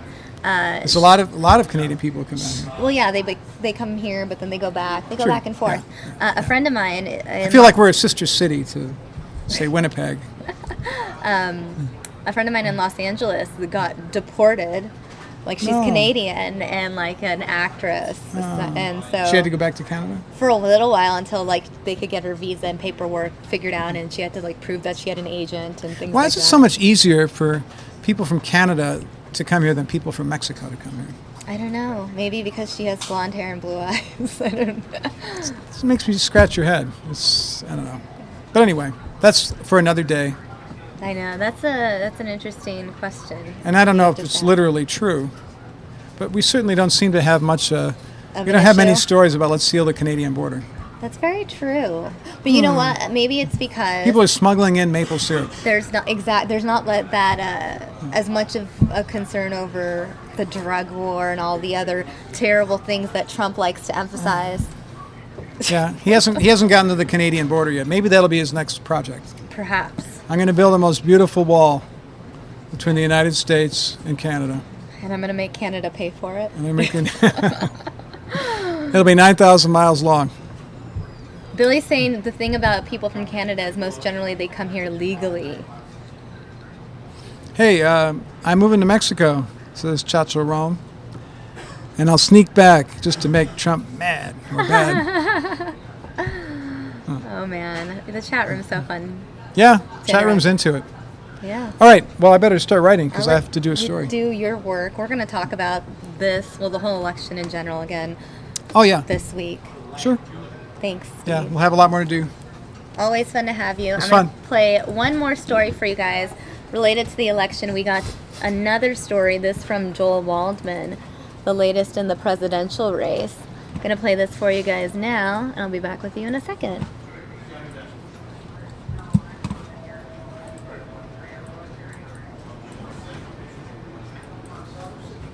Scum. By now, people are used to hearing Donald Trump lash out at the media. They're so bad. They're so illegitimate. They are just terrible people. Or mocking President Obama over the Iran nuclear deal. Oh, okay. You can self-inspect. Send us a letter. Dear Mr. President, everything's fine. And even members of the president's cabinet. I don't want him on a bicycle during nuclear negotiations. But the attacks on fellow Republicans seem to be getting more frequent. Bush said, I don't like Mr. Trump's tone. We have people, their heads are being chopped off in the Middle East, and he's worried about tone. But Trump's most repeated theme today, attacking a pair of polls which he admits shocked him for putting Ben Carson in first place. Carson is lower energy than Bush. I really refuse to really get into the mud pit. Hillary actually was right when she said, that the Republicans are there, trying to destroy each other. Hillary Clinton, meanwhile, was on the receiving end of some criticism from a candidate who typically does not dish it out, Bernie Sanders, the Vermont senator taking a veiled shot at Clinton for her Iraq war stance. I listened carefully to what Bush and Cheney and Rumsfeld had to say, and I said, no, they're not telling the truth. Meanwhile, Vice President Joe Biden opened up in an interview over the weekend saying he would have run for president if he thought he could have won. He also said the rumor that his son Beau asked him to run from his deathbed was simply not true. In Washington, Joel Waldman, Fox News. All right, Joel Waldman, thank you for that report. That wraps up some of our political coverage. It's now 2:30, which means I'm going to remind you guys of what our top 5 stories of the day are as chosen by me. We all individually choose whatever top 5 stories that we're going to cover, obviously taking into account what the newsroom is covering as well, and by all of us I mean me, Kinsey, and Mike. So, going back to my top 5, here they are. The suspected I-10 shooter is in court right now. Leslie Allen Merritt Jr. You know what? Actually, I think he's out. I see Mark over there, and I'm just wondering, was Mark on Mark was on the I-10 shooting suspect, right? I believe so. Do we have an update on that? Do we have video of it? I'm just talking to Mike Page right now because I'm very interested in finding this out. Because it's important. And when I'm up here, I don't get really any breaking news updates, so it's very unclear. Last Mark tweeted an hour ago, accused freeway shooter Leslie Merritt Jr. in court soon as his attorneys want lower bond, says he has an alibi. In case you don't know who I'm talking about, this is some video of him when he was first arrested.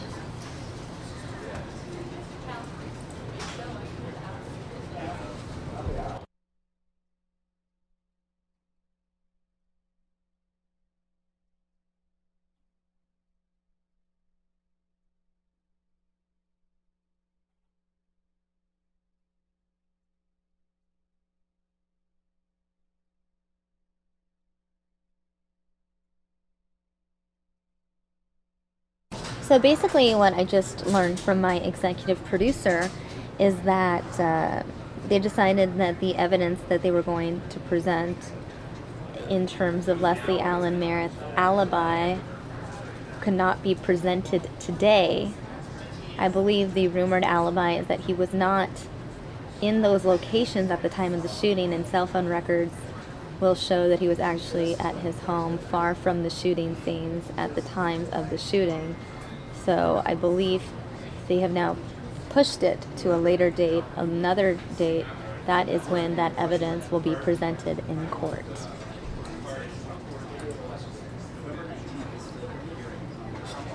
Meanwhile, we have another individual in court. I'm speaking about the OSU parade crash driver who appeared in court today. Sorry. Need to stay hydrated. This is who I am talking about. Right here, you can see Adacia Chambers, 25 years old, from Stillwater, Oklahoma, plowed into a group of onlookers who were standing on a corner watching the OSU homecoming parade, OSU, Oklahoma State. Plowed into a group of people, according to witnesses, people flying everywhere, people flying in the air. 4 people killed, I believe 47 people injured. Very tragic situation there. If you don't know the latest, this is a story that was sent to us this morning.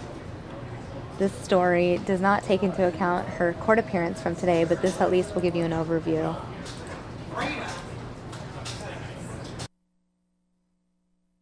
My visit with her lasted the better part of an hour, and during that entire interview, I was not satisfied at all that I was communicating with a competent individual. That's Tony Coleman, the attorney for Adacia Chambers, the 25-year-old woman who was behind the wheel of a car that plowed into a crowd at the Oklahoma State University homecoming parade on Saturday. 4 people were killed and dozens more injured. She's now being held on 4 counts of second-degree murder. Sunday, a makeshift memorial sprang up at the scene of so much carnage. I never saw her brakes, ever. She never tried to stop. Immediately after the crash, Chambers was arrested for driving under the influence. Now her attorney says he does not believe his client was inebriated at the time of the crash. I know that without a doubt, for someone to have been intoxicated to a point where their ability to operate a motor vehicle was impaired such that they could do what Ms.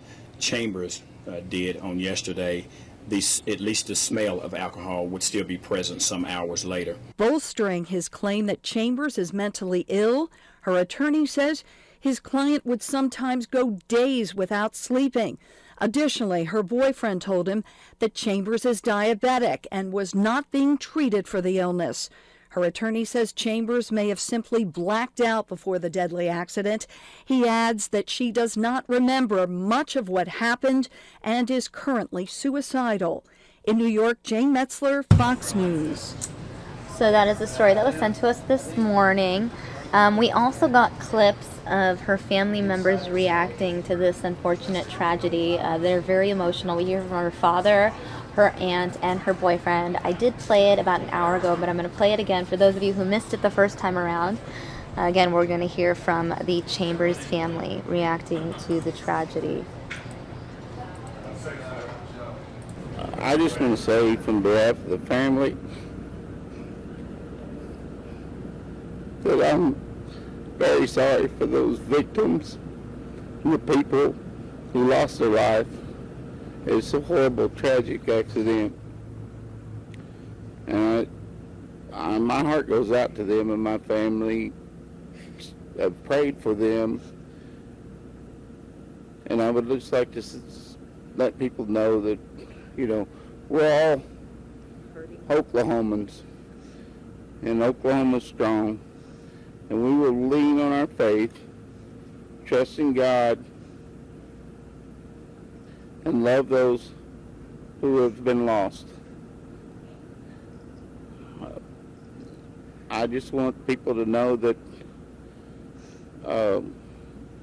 Adacia is a kind, loving, caring person, and she wouldn't have done this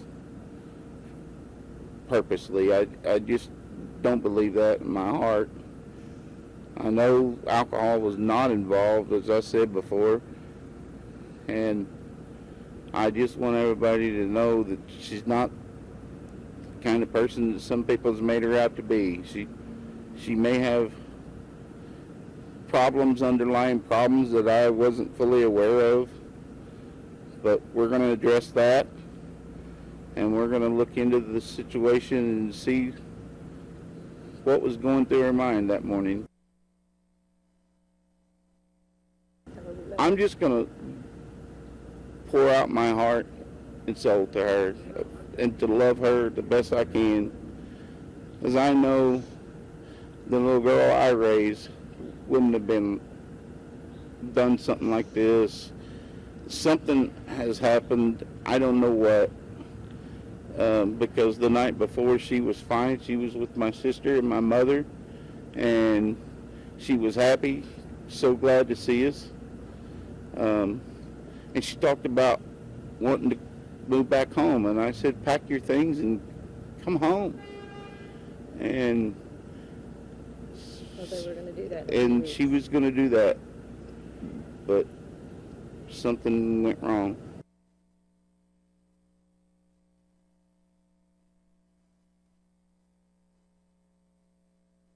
She was kind, caring. She loved music. She was a wonderful artist. I would like them not to think so badly of her, because that's just not who she was. That's not who I raised. She's heartwarming. She loves children. She's, like my brother said, quite the artist. She's won awards with her artistry. And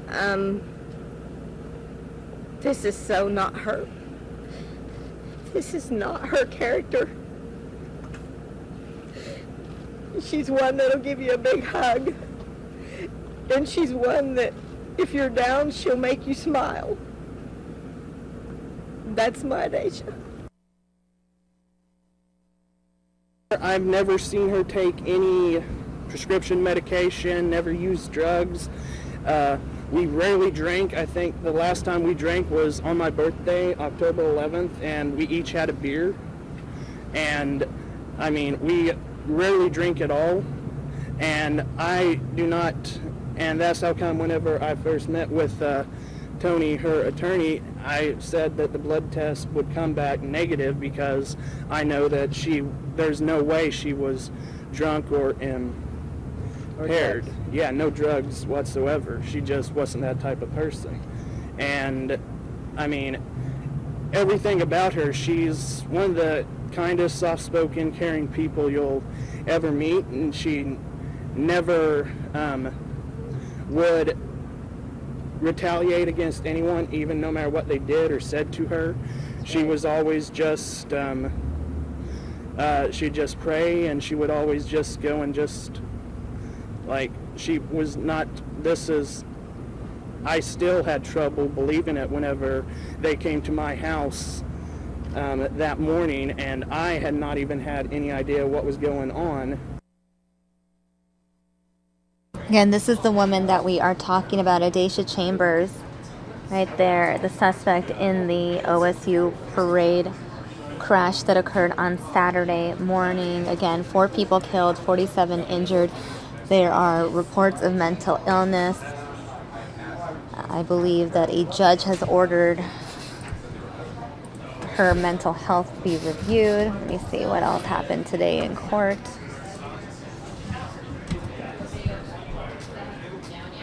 Her bond is set at $1 million. She is granted a psychological evaluation as well. And that is the latest in terms of that. Here we have her neighbors reacting to the tragedy. Saying that it was our neighbor. And I was like, wait, the one that got killed, like someone got killed? And she's like, no, the one who did it. Neighbors of Daisha Chambers tell me they were shocked when they heard she was the driver in Saturday's deadly crash. They were the ones that told me that they think it was the lady across the street from us. And they showed a picture of her, and then we confirmed it, and we saw the car and everything. McNeely and Mitchell have lived across the street from Chambers for 3 months and say they've only seen her in passing. I've seen her just coming home from school and stuff, just speeding through here and just pulling into her driveway a couple times. Neighbors tell me they haven't seen anyone at the house since Saturday afternoon. Some cop cars out here, and a bunch of people were just crowded around calling people, just kind of stalking the house, seeing what was going on.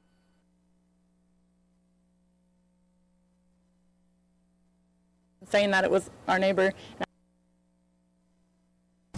That is the neighbor that we are talking about.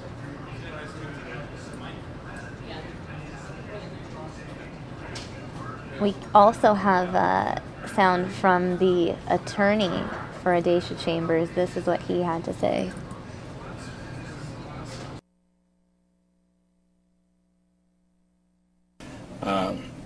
And I just want to say that on behalf of the Chambers, their thoughts and their prayers are with the family and the victims. They are absolutely devastated right now. They're beyond words. Calls that I've received from those who know Deja as she is known are absolutely surprised that she's affiliated with anything as she's been affiliated with, arrested for. I do not know what charges she's actually going to be facing as we move forward. I have tried to reach out to the district attorney and I've yet to receive a response. My understanding is that she may be arraigned as early as tomorrow on some charges, but as we know, as these circumstances continue to unfold, other charges may be coming later in the future. But as of right now, I have no idea what she faces other than what's been communicated with reference to her suspicion of driving under the influence. Mr. Coleman, do you believe that she was driving under the influence, or do you think there was something else at play? I absolutely can rule out alcohol as a source of an intoxicant, if you will. I am certified and trained in DUI, DWI detection, and I know that without a doubt for someone to have been intoxicated to a point where their ability to operate a motor vehicle was impaired such that they could do what Ms. Chambers did on yesterday, at least the smell of alcohol would still be present some hours later. Although it was hours when I actually made it to Ms. Chambers, there didn't appear to be the smell of alcohol coming from her body.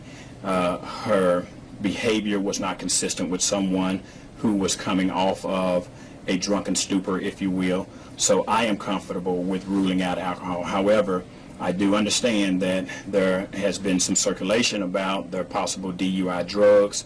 That's yet another matter that we will never know about until we get a toxicology report. Is that what you're waiting for, are the blood tests to determine exactly what might have been in her system?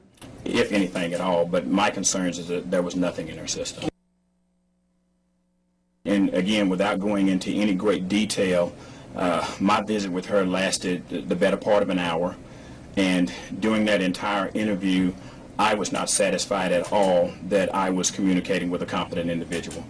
I am not a psychiatrist, nor am I a psychologist. However, I'm currently representing several with mental illnesses, and in my opinion, Ms. Chambers suffers from a mental illness. Exactly what type is yet to be determined.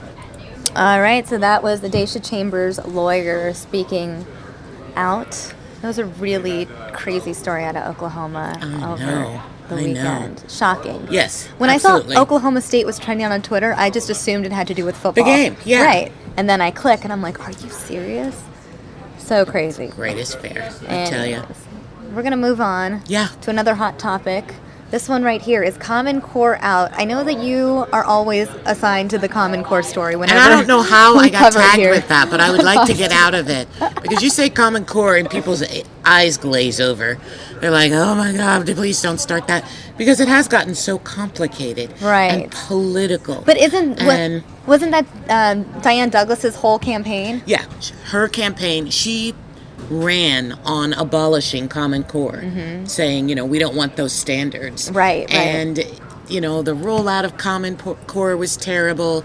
They allowed a lot of different groups, didn't allow them. Somehow a lot of different groups were able to take Common Core and make it something that they say it wasn't. This is the government. This is the federal government trying to brainwash our children and make our children robots, and all children aren't the same. We shouldn't have the same standards for all children. Right. And so it just turned into this big, I described it as a hot mess today, and a politician actually agreed with me. He said, it is a hot mess. No. Do you have that as a soundbite? I don't know. I don't know if he was rolling or not, but I was just kind of saying, is it just me, or has this become a big hot mess? It's like, it's a hot mess. Yeah. So and it has. So can you explain what happened? Because when I first read it, I was just like, oh, they're getting rid of Common Core, but apparently that's not the whole. No, they're like, do not use the word repeal. Don't use the word abolish. Oh, I just used repeal down here in the lower third. It says the board voted 6-2 to repeal Common Core. They didn't. And the motion that Diane Douglas put forth, pull that repeal down. I'm just going to put the motion this she on the put screen. forth. This is how complicated it is. The motion wasn't just, hey, let's sever ties with Common Core. It's back in June 28th of 2010, this board voted to embrace and adopt Common Core. Let's go back and overturn that decision to embrace it. So basically, see the stuff they're doing. They voted spent hours doing this today. They voted to Take overturn back what they the did fact that they embraced something in 2010. See, and So it's that's what about we spent all morning doing. So it's about the word embrace. Right. And I have to take off my journalist hat and put on my mom's hat. If I were a parent and I had to sit through those school board meetings, my head would pop off. Why? I would be so angry because it's minutia, it's political. It's, Diane Douglas had sat in her new assigned seat 4 seats away from the president because the last time 3 weeks ago he touched her and right, I remember said, that made your the news. hands off me, and so she called DPS for an investigation. She's now sitting 4 away in her assigned seat away from him, but there is still this vibe in the room of angry political warriors sparring. And they kind of spit each other's names. Superintendent Douglas. Well, President Miller. Well, so there's this underlying tone amidst all the politics. Animosity. And I just know that there's a kid sitting in a crowded classroom somewhere, not getting what he needs, while these adults play these ridiculous games. It just peed me off. I have a question for you. For the viewers that may not know what Common Core is, can you give an Common overview? Core, it is a set of standards that it says by the end of the 5th grade, 5th graders should know how to do this in math, this in English, this in reading. It sets bars all along the way, K through 12, of what each student should be able to do, and you teach to that standard. The parents I talked to, they weren't parents, they were activists really, who were against it, say that's not good for our students because students are individuals and you shouldn't be teaching to standards. And what about this student over here who doesn't? And I have a kid like that, my daughter. Really bright, but doesn't test well. She just freaks herself out at tests, and her mind goes blank, and she can't. But you talk to her afterwards, she's just more of a verbal kid. So they're saying that kids like that will get pushed along the wayside, and the Common Core people are saying, no, we're not pushing anyone along the wayside. That child, of course, we will have, special segments for, special this. So they're dead set against it. So the thing is, since 2010, since we embraced it, guess what we've been doing? Better? No. Worse. Not better. We're never doing better. I don't know. 50. I'm We're an 50. optimist. I'm trying to be. I like your optimism. I'm trying to be an optimist. But teachers and everyone's been planning for Common Core. Right. So all that work goes along the way. People fear all of that work that they've been doing goes along the wayside. Because everyone's been reaching towards this. They embraced it. Right. So everyone's prepping for it the last 4 or 5 years. And now what? Right. So right now there's another committee. And they're looking into, I think, how they, these new standards for Arizona will be rigorous. So they're basically just creating new standards. Is that what's going on? They want to create better standards. They want to Okay. say, we can make better standards. We're Arizona. We know what's best for our kids. We don't need the feds coming in telling us how to teach our kids and setting standards. We're smart enough. We're engaged enough. We're going to set our own standards. And that's what Diane Douglas kept saying. It's time to make a clear statement that Arizona is severing ties with those standards. We are bright enough, engaged enough to make our own standards for our own kids. They don't like the feds meddling in that. She says, we're doing what the citizens wanted me and voted me in to do. And that's what she said. You put me in and I will, stop Common Core. So will we hear from Diane Douglas in your 5 o'clock report? Yes, you will, because we don't get to talk to her often. We were thrilled to talk to her. That's so exciting. Yeah, we were thrilled to talk to her and actually hear in her own words. But she says, make no mistake, this is a great day for Arizona. And, I just, and some people say it is going to take years for us to figure this out. And in the meantime... You're going to be covering it. Sorry. As her eyes glaze over once again. No, it's not that it's boring. I find it incredibly exciting. Yeah.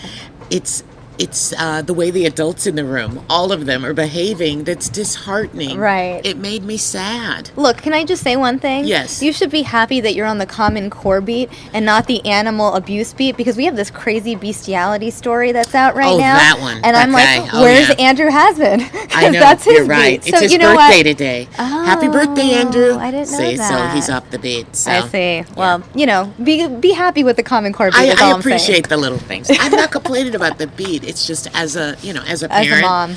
Yeah. I was sad. But, I hope they get it together. They will, They maybe, need somebody eventually. to, the politics was astounding to me. And I don't say that often. I love politics, but not like this. So, all right, Linda. okay. Well, thanks for stopping by. Good so everyone seeing can you. see your Tonight interview at 5 o'clock. Yeah. Cool. Thanks. Here's some more video of kids just doing what they do, writing, doing their schoolwork. And oh,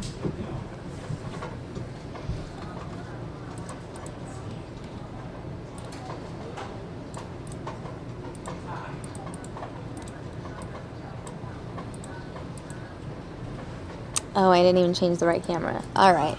So we've covered the I-10 shooter in court. We've covered the OSU parade crash. We've covered the board votes to repeal. It doesn't mean repeal. To go against embracing Common Core. Just pretend that that's what it says right there. Okay, guys? Forgive me. I just heard this from Linda. And I just mentioned this bestiality story in Wickenburg. I'm going to give you guys a recap in case you didn't hear it the first couple times I mentioned it. But a 56-year-old man under arrest. Apparently there was an undercover officer.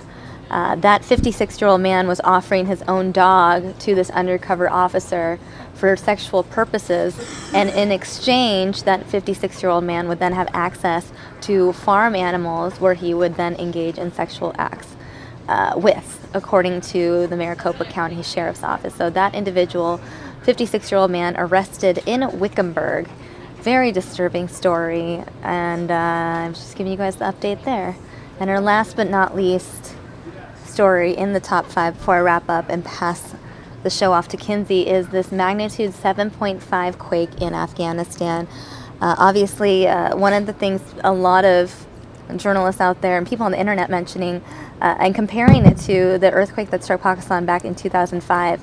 That one was a very shallow earthquake, more than 80,000 people killed. This one much more deep, resulting in far fewer deaths. We're hearing death toll numbers around 200, a little over 200. Of course, that number can grow as we learn more information in the coming days. In the meantime, that's what we know so far. I'm going to play the story that we have from Fox National for you guys real quick, in case you guys missed it the first time around.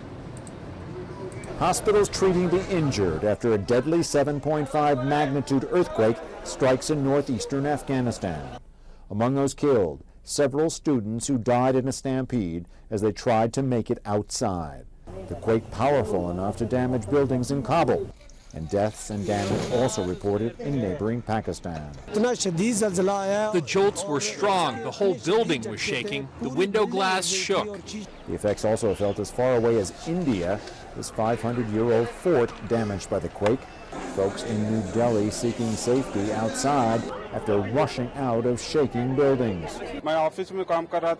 I initially thought that I was feeling dizzy, but when I saw the water bottle that was on my desk shaking, I realized it was an earthquake. The Obama administration offering its condolences. The U.S. government has been in touch with the governments in Afghanistan and Pakistan, and we stand ready to provide any additional support that may be needed. The quake's epicenter located some 130 miles below the surface. A Pakistani official says that depth helped prevent further destruction. The country's information minister says Pakistan will not be asking for any assistance from the international community. To put this into perspective, we covered an earthquake in Pakistan 10 years ago, not far from today's quake, about the same magnitude. It originated, however, just 16 miles below the surface. The result? Some 86,000 dead. In London, Greg Palcott, Fox News. All right, guys, that is a wrap on my time on News Now. I'm going to go ahead and show you the radar, and Kinsey Schofield will be joining you guys in just a couple minutes.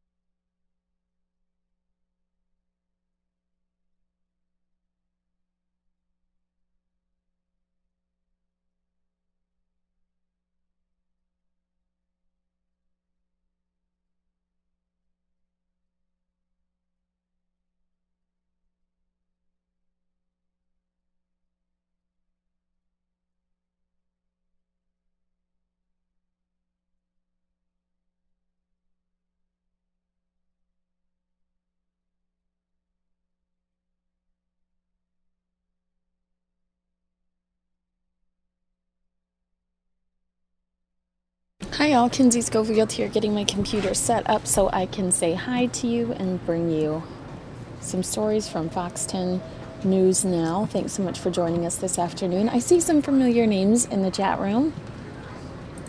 We are glad to have you back.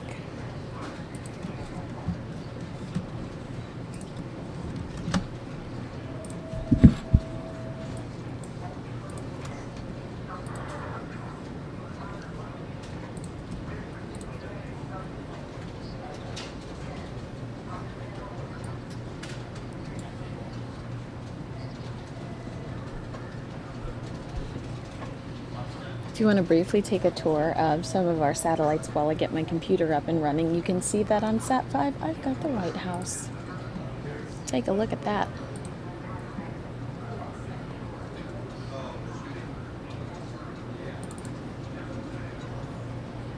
I know we're going to have Skyfox out pretty soon because we are gearing up for the Cardinals playing this evening.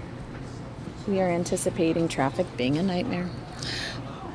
So we're going to be taking a look at Glendale, Arizona via Skyfox here pretty soon.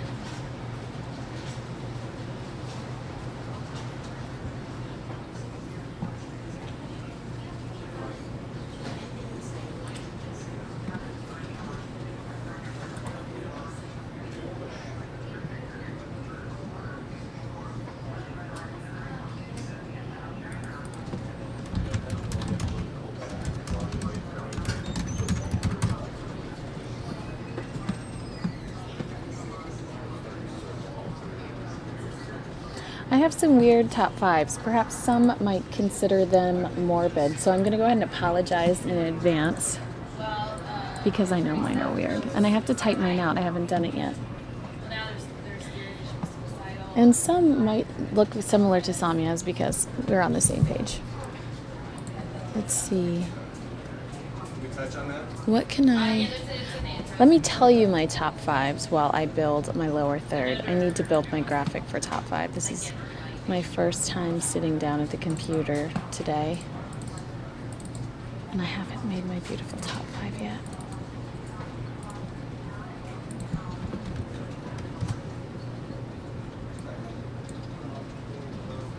You're lucky you just got to hear from Linda Williams. I love Linda Williams. She's good people.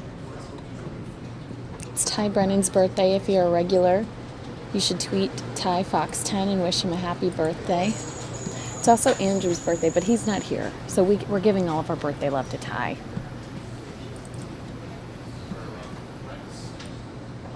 Now, this is a weird story. I'm going to show you Troy Hayden's story before I give you my top five about this.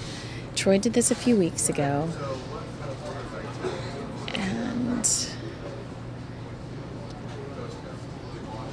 It's on cryotherapy. Have you heard about this? I'm going to show you Troy's story here in a minute while I build my top five graphic. And I will see you on the other side with the top five headline associated with cryotherapy. A 24-year-old woman froze to death and died after getting stuck in one of these things for 10 hours. And I'll tell you more about that on the other side of this story. Our own Troy Hayden, though, went to experience this for himself. Can't say I'm brave enough to do the same. I'm not about that life. Here's Troy. Bring down the swelling and help yourself heal. Well, now a new kind of therapy that uses extreme cold is getting credit for helping people with everything from muscle aches to depression. It's called cryotherapy.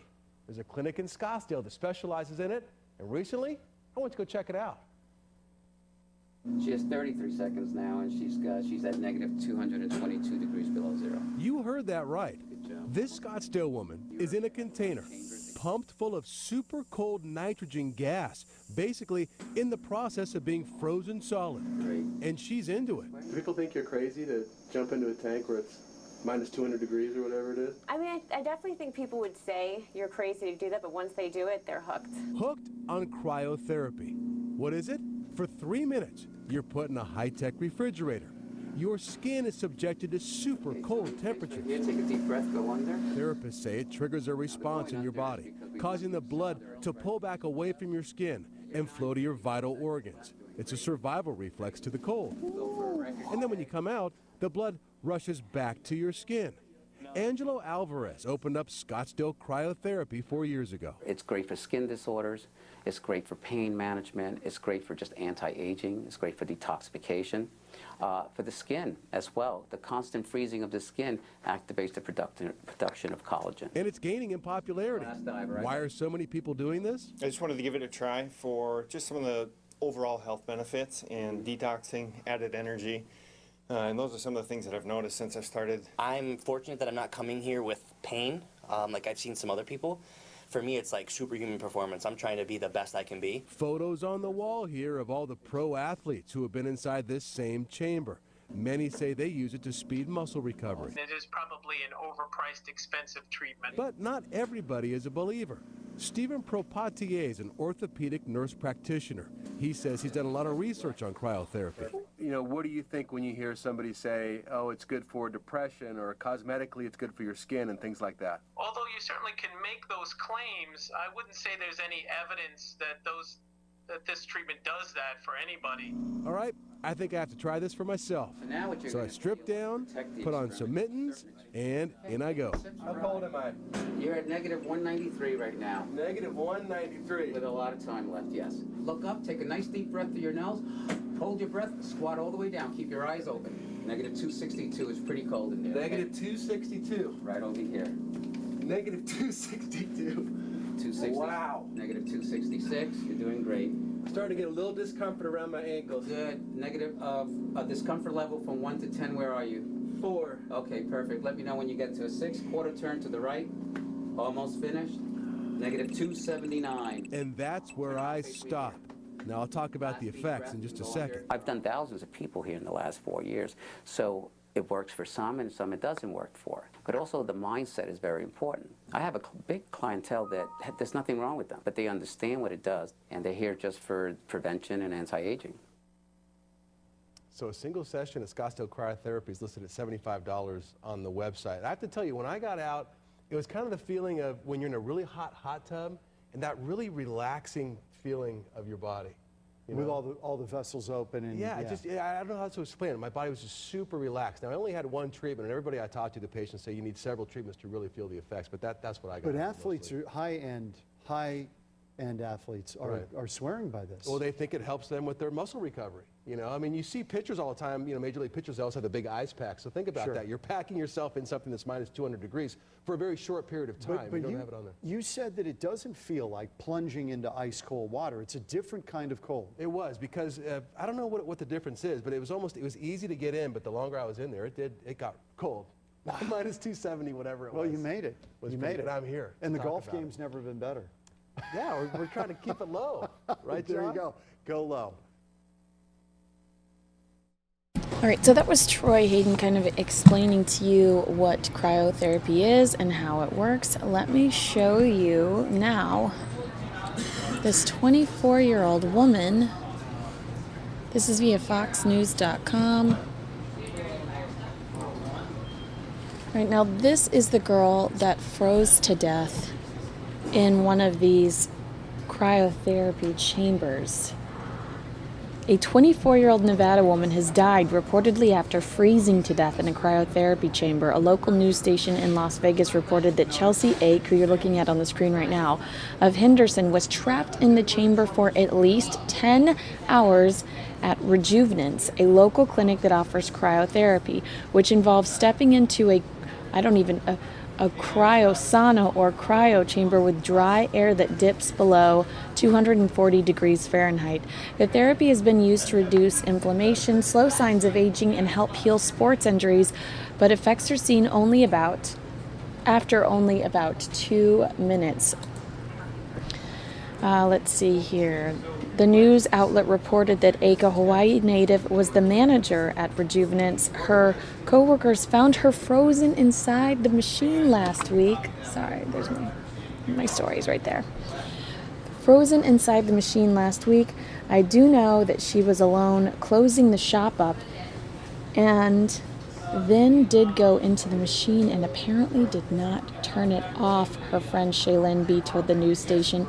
According to a local police report, Ake used the machine without assistance and likely suffocated.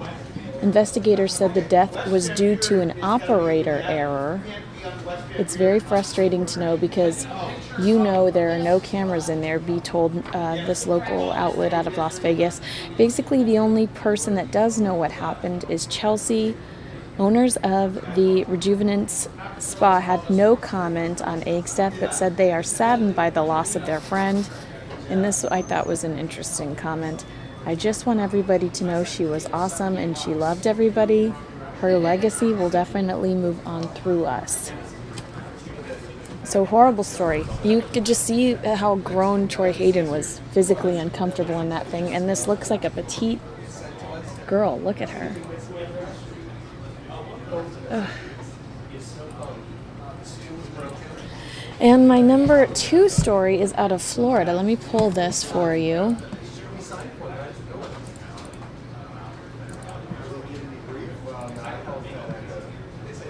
A 14-year-old was shot during a home invasion in Florida, and so far he has survived. But take a look at this story thanks to Fox News National for more information. Look at the top left of your screen. You can just barely make out a getaway car pulling up to pick up one of the gunmen who'd just shot a teen during a burglary. It's the best clue deputies have to track down the violent men they say shot 14-year-old Markel Cobb early Friday. Family members have been posting about their concern for the teen on Facebook. In one post, a cousin writes, "Words cannot explain how I'm feeling right now. My prayers go out to my cuz right now." In another post, a woman who says she's Markel's aunt gives an update on his condition. She writes, "My nephew is a soldier. He is recovering and resting. Thanks for the prayers." Because we've got to get them off the street so that they don't strike again. Investigators say the violent armed burglars appear to have randomly burst into this Riverview home. Markel was home alone inside, heard a noise, and came out of his room. The gunman started shooting, hitting Cobb 4 times, one bullet even grazing his head. It's amazing that he was struck 4 times and he has non-life-threatening injuries and he is stable at the hospital. That is a blessing, and because this could have ended very differently. Investigators say witnesses spotted the men leaving in a light green Volkswagen Beetle. It has me questioned whether this is a safe neighborhood. Neighbors fear for their safety while the gunmen are still out there. Oh, it's very concerning. Like I said, it's a quiet neighborhood. We never thought anything would happen like that around here, so very concerning. And I see a lot of debate in the chat room in regards to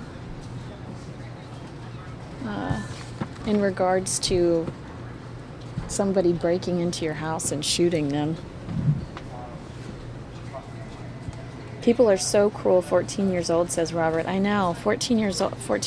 You're still a baby. All right, the next story I have on the agenda for you is Donald Trump attacking Ben Carson over his faith. Republican presidential candidate Donald Trump said on Sunday that he saw no reason to apologize for raising the issue of rival Ben Carson's Seventh-day Adventist faith during a recent campaign rally. I would certainly give an apology if I said something bad about it, but I didn't. All I said was, I don't know about it, Trump said during an interview on ABC's This Week. This is a Washington Post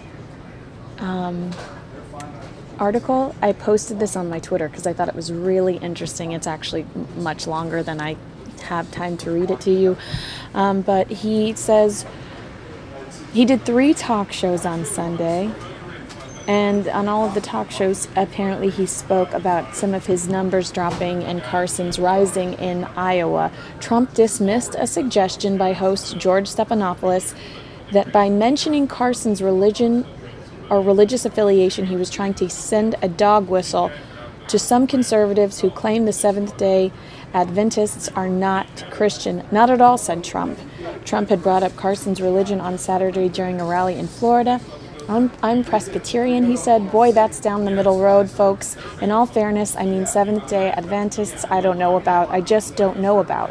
Carson, in an interview on Fox News Sunday, declined to strike back, but noted that Trump went ballistic several weeks ago when Carson questioned Trump's faith, saying the difference between him and Trump was that I've realized where my success has come from, and I don't in any way deny my faith in God. So it seems a little interesting that he would now be doing that, Carson noted. Carson, who has also said he would not support a Muslim for president, later apologized for the comments about Trump's faith. Carson also passed when Fox News' Chris Wallace reminded him of Trump's criticisms about his rival's energy level and his stand on immigration. This is a quote from Carson. "I really refuse to get into the mud pit," adding that Trump is who he is. "I don't think that's going to change, and I am who I am. That's not going to change either." I know you've seen a couple of times the update we have from Fox National on, let's see, the presidential race, and that's not the one I wanted to play for you. I think this one is, though. Take a look at this. They're scum. By now, people are used to hearing Donald Trump lash out at the media. They're so bad. They're so illegitimate. They are just terrible people. Or mocking President Obama over the Iran nuclear deal. Oh, okay. You can self-inspect. Send us a letter. "Dear Mr. President, everything's fine." And even members of the president's cabinet. I don't want him on a bicycle during nuclear negotiations. But the attacks on fellow Republicans seem to be getting more frequent. Bush said, "I don't like Mr. Trump's tone." We have people, their heads are being chopped off in the Middle East, and he's worried about tone.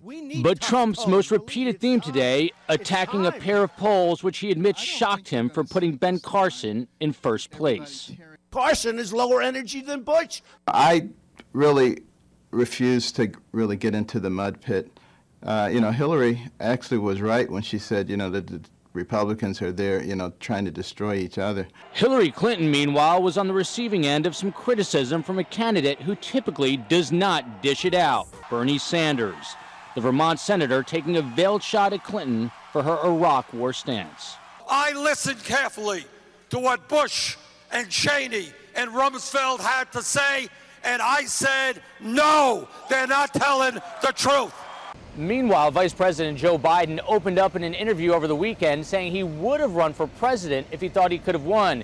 He also said the rumor that his son Beau asked him to run from his deathbed was simply not true. In Washington, Joel Waldman, Fox News. All right, and here is a weird one. I warned you that I'm a little bit morbid today in my top 5, and I can't help myself. This one is from Fox10Phoenix.com. This is also AP covered this as well. You can't make this up. A Walking Dead fan killed his friend before he could turn into a zombie. A New Mexico man who'd been watching TV's The Walking Dead told authorities he fatally beat his friend before he could become a zombie. Grant's police spokesman, Moses Marquez, said Sunday that 23-year-old Christopher Paquin was beaten and that 23-year-old Damon Perry is being held on a murder charge. Perry's attorney, Michael E. Callaghan, did not immediately return a call for comment. Officers were called Thursday afternoon to an apartment complex where Perry was allegedly wielding a knife. They found Paquin's body inside an apartment and maintenance workers detaining Perry. Perry told investigators they had been drinking when Paquin began to change into a zombie and tried to bite him. Police say Perry beat Paquin with his hands, feet, and an electric guitar and a microwave. Authorities say Perry attributed his actions to binge watching The Walking Dead, which centers on a zombie apocalypse. So this is real life. That happened. Questions in regards to this story. Did he turn, though? That's what I want to know. I don't know. I do not know if he turned into a zombie. I can't believe that that's a real story, though. Hi, Martini. Hi, Kenzie. Martini's here today. Now I have to show you this very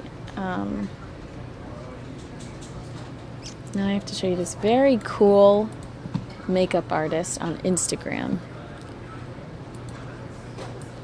This is the Insta version of how Disney princesses die. This was a Mashable story.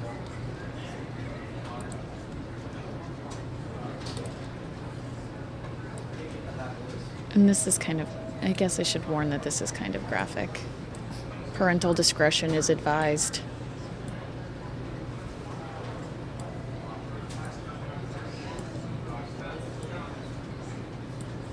So this is Disney Princess Ariel.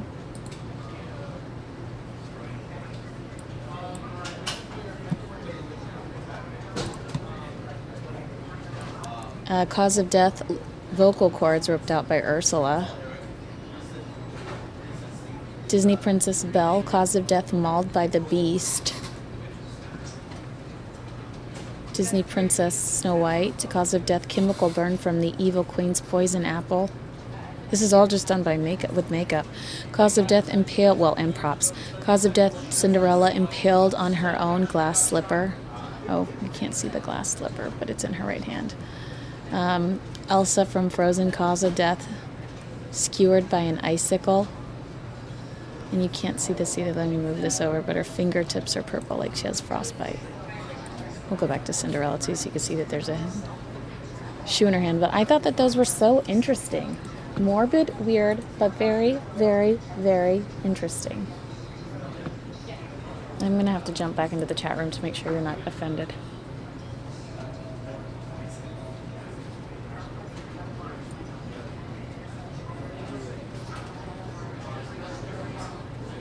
Oh, Robert says, my favorite show. I won't read the next part because apparently Robert spoiler alerted in our chat room in regards to The Walking Dead.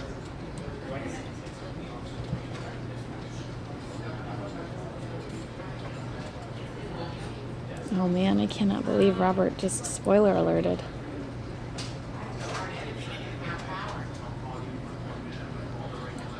Belle says, I don't get the whole zombie fascination. I've seen enough death in my career. Belle, what do you do? Mike D turned away. We're all still spoiler alerting about The Walking Dead. Maybe I shouldn't have brought up this story. I apologize to anyone that didn't see last night's episode.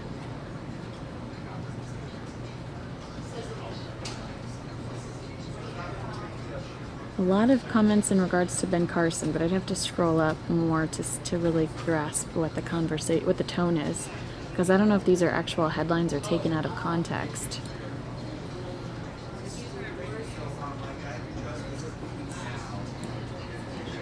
Will you guys stop talking about who died on The Walking Dead in the chat room? There are people that haven't seen this program yet.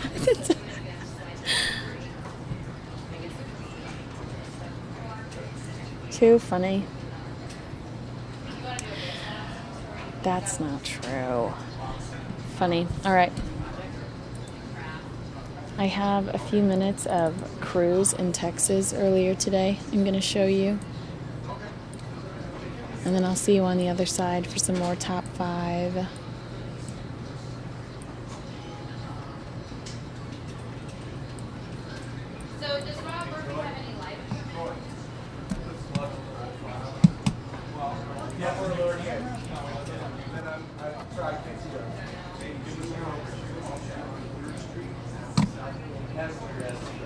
They say the guy who's working the hardest in my state is Ted Cruz. So I believe that you cannot win unless you have the grassroots and then unless you have the money to bring the message to the people. And as the senator said, he has both. And let me tell you, that person who gives him $73 on average, that person will be out working the polls and early vote. They'll be out putting up yard signs. They'll be getting their neighbors to vote. They're invested. He has, by the time we get around to March 1st, he'll have well over 500,000 of people who are invested in his race. And that's the difference. That's why he won the U.S. Senate race, and that's why he's going to win this primary. And my job in Texas is to be sure he has the biggest haul of delegates possible on March 1, and I think he's going to accomplish that in Texas. Senator, Texas was once considered Bush country for decades. What has changed at the essence? What is different about conservative voters now versus that time when people considered this Bush country? Well, listen, I think this state continues to respect the Bush family. I certainly do. I hold the family in high regard. They have a remarkable legacy of public service, a decency, a commitment to making a difference that I very much respect. I was proud to have worked on the George W. Bush campaign in 2000, and indeed I met my wife Heidi on that 2000 campaign, which has led, we were one of 8 marriages came out of that campaign. So it led to a lousy joke that I've told all over the state of Texas, which is whatever anyone else will say about George W. Bush, in our house, He will always be a uniter and not a divider. I think at the same time, Texans recognize circumstances have changed.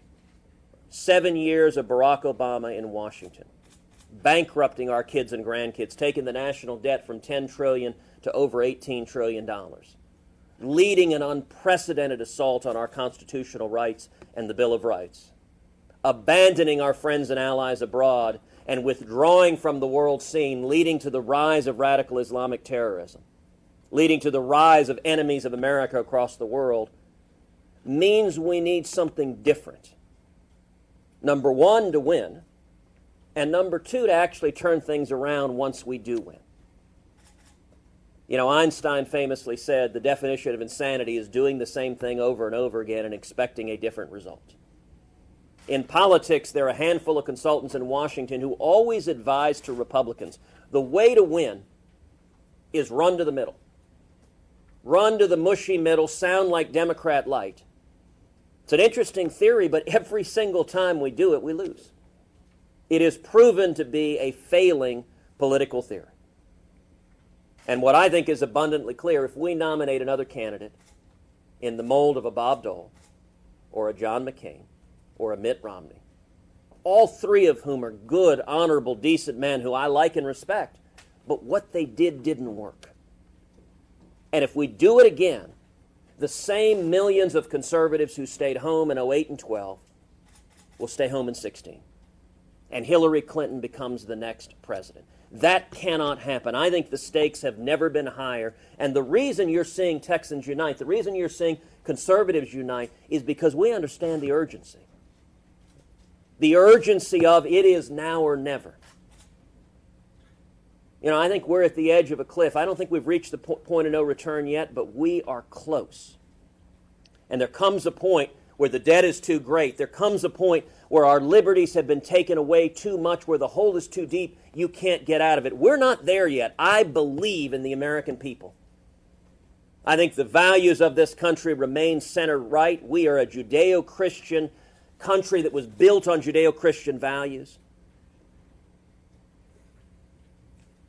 But we can't keep doing what we're doing. Another 4 or 8 more years going down this road risks doing irreparable damage to the greatest country in the history of the world. That's why I'm running. That's why Heidi and I have poured our lives into this, and that's why so many millions of conservatives across this country are standing up and working their tails off. You know, one of the amazing things about campaigning is you have the chance to travel the country, and I am inspired on a daily basis. People will ask you on the road, is this tiring? Just the opposite. It is invigorating. It is inspiring when you see people that are just willing to do anything to turn the country around. And I'll tell you one of the amazing things we're seeing. Just about everywhere we go, we see people who are Democrats, who are coming over saying, what we're doing isn't working, and we got to do something different. A couple of days ago, I was in Iowa, doing a barnstorming tour throughout the state. We were at a small drugstore and soda fountain. I was visiting with a couple of people up at the counter, and I mentioned to them, I said, listen, everywhere we go, we see people who say, I'm a Democrat, but I'm with you now. The next person sitting at that counter was an older man. His name was Randy. Randy said, Ted, I'm a Vietnam vet. In 2008, I voted for Obama. I'm voting for you now. This isn't working. We got to get back to what built this country. And he was literally the next person there. And so I asked the people I was visiting a second ago, I said, listen, Randy, would you mind just sharing what you just said with the folks I was just talking to a second ago? We're seeing that over and over again. And for all of the Washington graybeards who say Republicans win, when we run to the middle, when we run to the left, when we don't stand for anything, it's worth remembering. In 50 years, there's only one Republican that has a group of Democrats named after. Reagan Democrats. You turn out the base and you earn crossover votes when you stand for principle, and you do it with a smile, with a joyful, optimistic heart. And I am so optimistic about the direction of this country. All right, last question. How exactly is Bush in the mold of McCain and Dole? Is there something in his record that that puts it, or is it like you said, just a Washington graveyard? Is it the family thing? Well, look, I didn't say that. You said that. No, you said that. No. What I said is if we nominate another candidate in that mold, we will lose. It's up to the voters to determine who's in that In mold. response to a question about Jeb Bush. If you wish to characterize Mr. Bush that way, that's your prerogative. I didn't say that. What I said is I like and respect the Bush family. Indeed, Governor Jeb Bush's son, George P. Bush, is a friend of mine. He was one of my earliest supporters. I supported him in his campaign. I like and respect the family. I believe we need to win by following Reagan's admonition of painting in bold colors, not pale pastels. And that is what our campaign is endeavoring to do, to make the case to conservative voters across the country that I've got the strongest record of any of the candidates. And I'll say this just wrapping up in terms of message. I talked about the three elements it takes to win: message, grassroots, and money. Let's focus on message for a second. An awful lot of this primary is talking about, lots of candidates talking about who will take on Washington. I think in many ways the Republican primary has boiled down to that one core question: who is going to stand up to Washington? I have to admit I'm thrilled with that. Because if that happens, the natural next question is who actually has taken on Washington. And in that regard, my record is markedly different from any of the other candidates standing on that stage. You know, I'm a big fan of I'm sorry to interrupt Ted Cruz, and we can go back there in a little bit. However, I do have to take you to some breaking news. We currently are looking at the scene of a shooting in Phoenix. This is 2500 West Van Buren here in Phoenix. And 2 seconds while I get this lower third up here. I do not have too many details, and I have already lost my feed, which is sometimes why I hesitate jumping. But hold on, let's see if I get it back.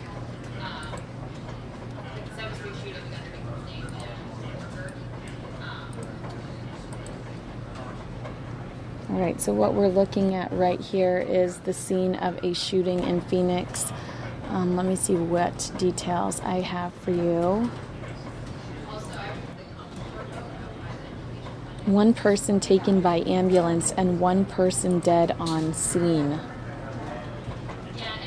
Let me show you a tweet from our photographer Rob Murphy here.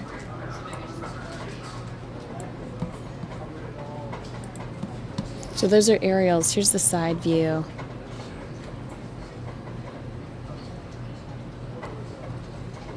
Penny Pincher Auto Parts.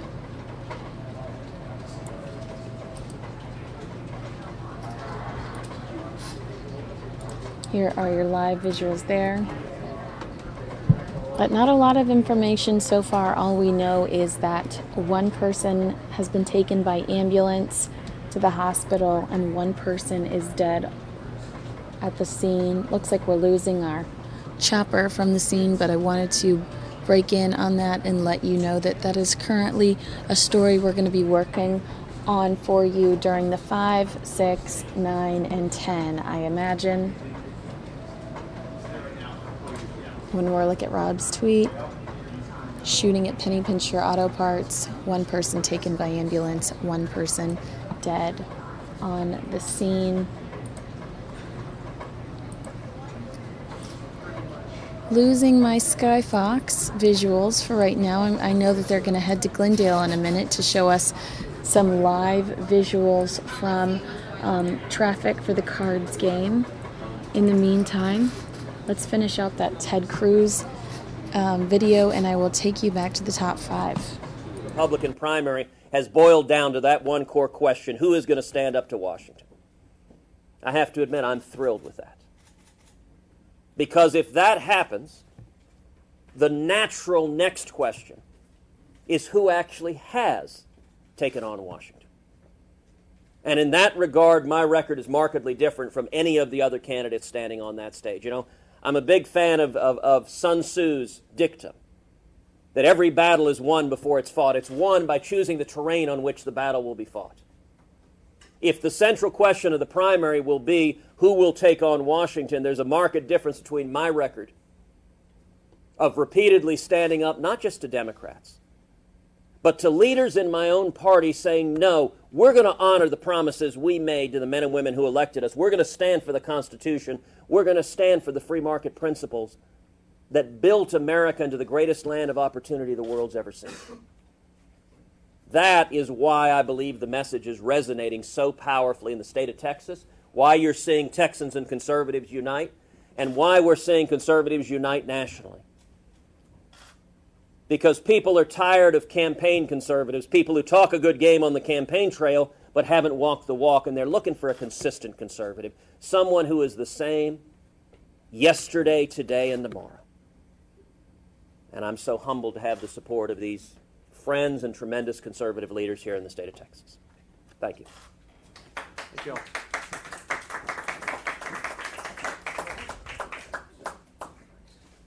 This story isn't in my top 5, but I thought about adding it to the top 5. I thought about including it because it was one of the first stories I heard this morning, and it really kind of ticked me off.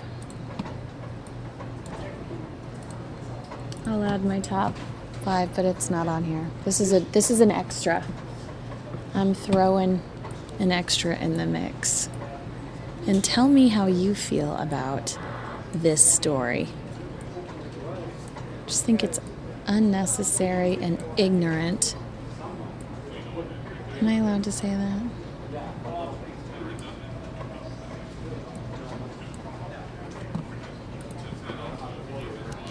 Quentin Tarantino fires up rally against police brutality.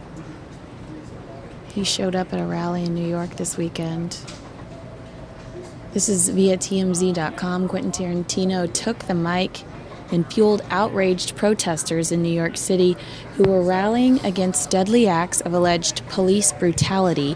Tarantino was right in the middle of a march in Washington Square Park on Saturday and eventually stood at the podium in front of the crowd and yelled, "When I see murders, I do not stand by. I have to call a murder, and I have to call the murderers, the murderers."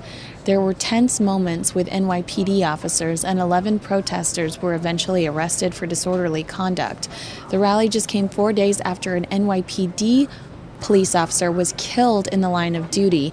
Tarantino addressed the shooting, telling the New York Post, "It's unfortunate timing, but we've flown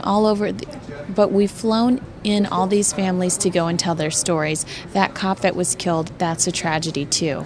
So despite the fact that NYPD just lost one of their own to somebody that shouldn't have been on the street in the first place, Tarantino thought that this was an appropriate thing to do. March with these families and jump up and take the stage and enjoy the photo op. And I just think he's encouraging people to disrespect our officers, and I think that that's unfortunate that he put himself in that position. Let's see. Oh yeah, back to my top 5.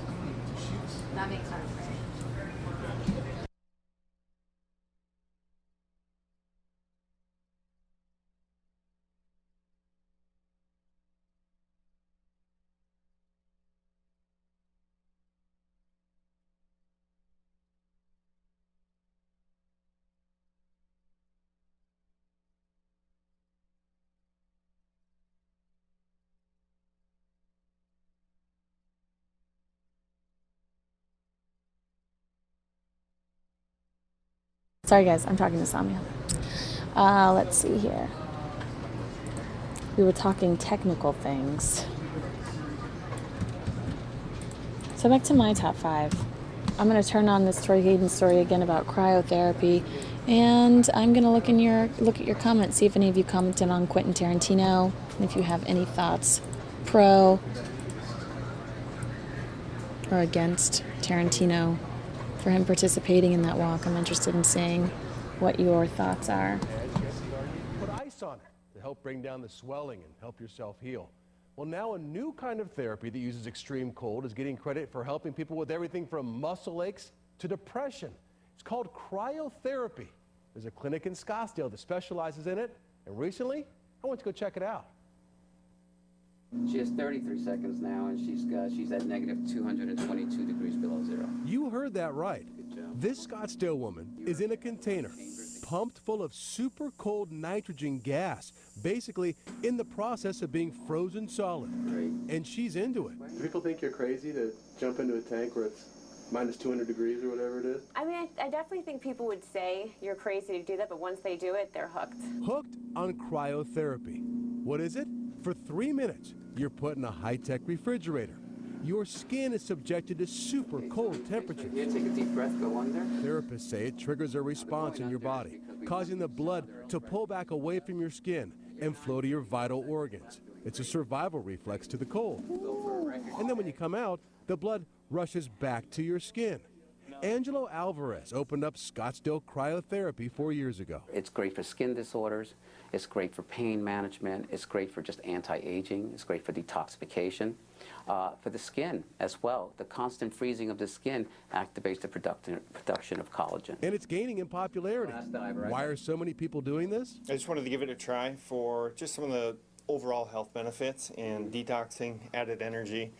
And those are some of the things that I've noticed since I started. I'm fortunate that I'm not coming here with pain, like I've seen some other people. For me, it's like superhuman performance. I'm trying to be the best I can be. Photos on the wall here of all the pro athletes who have been inside this same chamber. Many say they use it to speed muscle recovery. It is probably an overpriced, expensive treatment. But not everybody is a believer.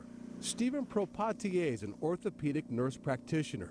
He says he's done a lot of research on cryotherapy. You know, what do you think when you hear somebody say, oh, it's good for depression, or cosmetically it's good for your skin and things like that? Although you certainly can make those claims, I wouldn't say there's any evidence that this treatment does that for anybody. All right, I think I have to try this for myself. So I strip down, put on some mittens, and in I go. How cold am I? You're at negative 193 right now. Negative 193. With a lot of time left, yes. Look up, take a nice deep breath through your nose, hold your breath, squat all the way down, keep your eyes open. Negative 262 is pretty cold in there. Negative 262. Right over here. Negative 262. 260. Wow. Negative 266. You're doing great. I'm starting to get a little discomfort around my ankles. Good. Negative discomfort level from 1 to 10. Where are you? 4. Okay, perfect. Let me know when you get to a 6. Quarter turn to the right. Almost finished. Negative 279. And that's where I stop. Now I'll talk about the effects in just a second. I've done thousands of people here in the last 4 years. So it works for some and some it doesn't work for. But also the mindset is very important. I have a big clientele that there's nothing wrong with them, but they understand what it does and they're here just for prevention and anti-aging. So a single session of Scottsdale Cryotherapy is listed at $75 on the website. I have to tell you, when I got out, it was kind of the feeling of when you're in a really hot tub and that really relaxing feeling of your body. With all the vessels open and I don't know how to explain it. My body was just super relaxed. Now I only had one treatment, and everybody I talked to, the patients say you need several treatments to really feel the effects. But that's what I got. But athletes are high-end athletes are swearing by this. Well, they think it helps them with their muscle recovery. I mean, you see pitchers all the time. Major League pitchers, they also have the big ice pack. So think about that. You're packing yourself in something that's minus 200 degrees for a very short period of time. But you don't have it on there. You said that it doesn't feel like plunging into ice cold water. It's a different kind of cold. It was, because I don't know what the difference is, but it was easy to get in, but the longer I was in there, it got cold. Minus 270, whatever it was. Well, you made it. You made it. I'm here. And the golf game's never been better. Yeah, we're trying to keep it low. Right, there John? you go. Go low. Oh, hold on. The parts store waving his gun around saying this is robbery. The security guard who's on duty. I'm hearing breaking They're like news. going around getting in a fight. The suspect runs out of the store, gets into his car, points his weapon at the security guard. The security guard shoots and kills him. Greenway shooting. All right, so here is an update on this shooting, the Penny Pincher Auto Parts at 2500 West Van Buren. One person shot by, one person taken by ambulance and one person dead on scene. The person dead on scene is a man that walked into the building, walked into Penny Pincher Auto Parts. He said this is a robbery and attempted to, oops, don't want to do that. So this is a robbery and attempted to rob the store, a security guard saw him, tackled him, and actually ended up shooting the individual dead. So it looks like the suspect in the robbery is deceased. That's what I'm hearing right now. And of course, this is just off the cuff, yelled over a newsroom. So know that is where this robbery, that's what the status of that robbery is at the Penny Pincher Auto Parts. Additionally, in regards to this story, Van Buren is closed from the I-17 to 25th Avenue because of the shooting. So avoid that area at all cost. I'm going to also take you to look over Glendale. Here we go. This is, the Cardinals are playing here this evening. You can see how busy that area is already. I wanted you to take a look at that. These are some aerials we're getting thanks to Skyfox. Just so you can see as the country gears up for Monday Night Football with the Arizona Cardinals. Back to my top 5 until I get some different visuals or better visuals. The reason why I showed you that cryotherapy story with Troy Hayden is because this story is currently trending on FOXnews.com. A 24-year-old Nevada woman has died reportedly after freezing to death in a cryotherapy chamber. A local news station in Las Vegas reported that Chelsea Ake of Henderson was trapped in the chamber for at least 10 hours.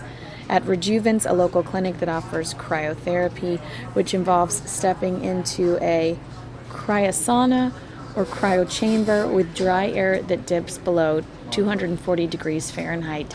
The therapy has been used to reduce inflammation, slow signs of aging, and helps heal sports injuries, but effects are seen after only about 2 minutes. I apologize. News3LasVegas.com reports that I think I'm going to continue to cough. Look at these aerials.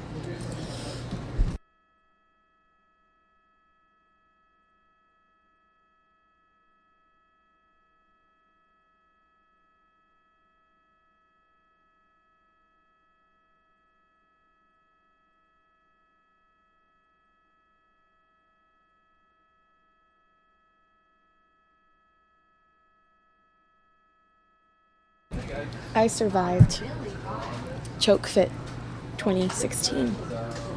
I'm still here.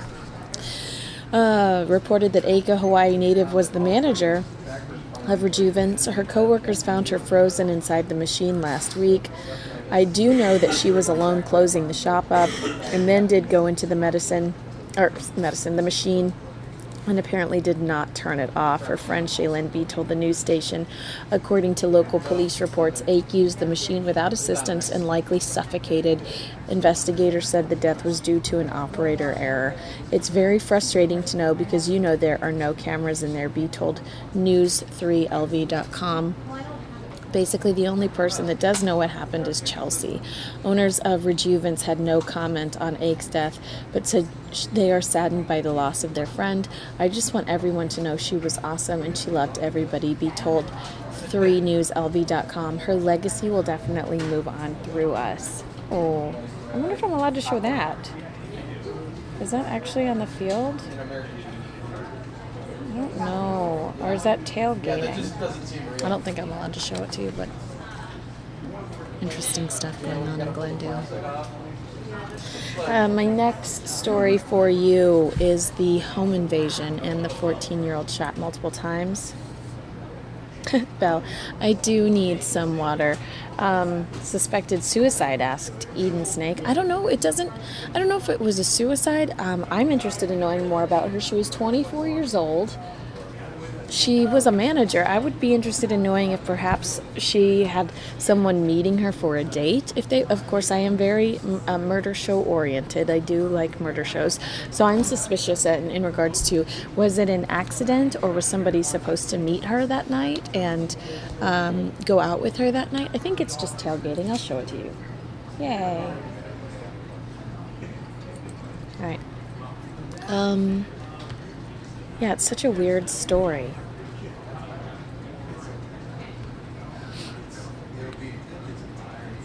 Tailgating in effect, says Robert.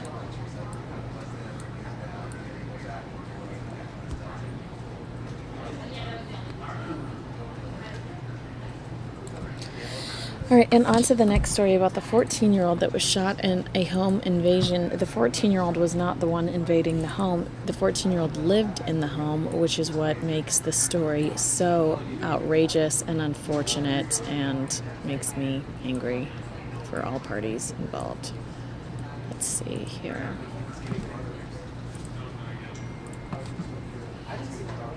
Look at the top left of your screen. You can just barely make out a getaway car pulling up to pick up one of the gunmen who'd just shot a teen during a burglary.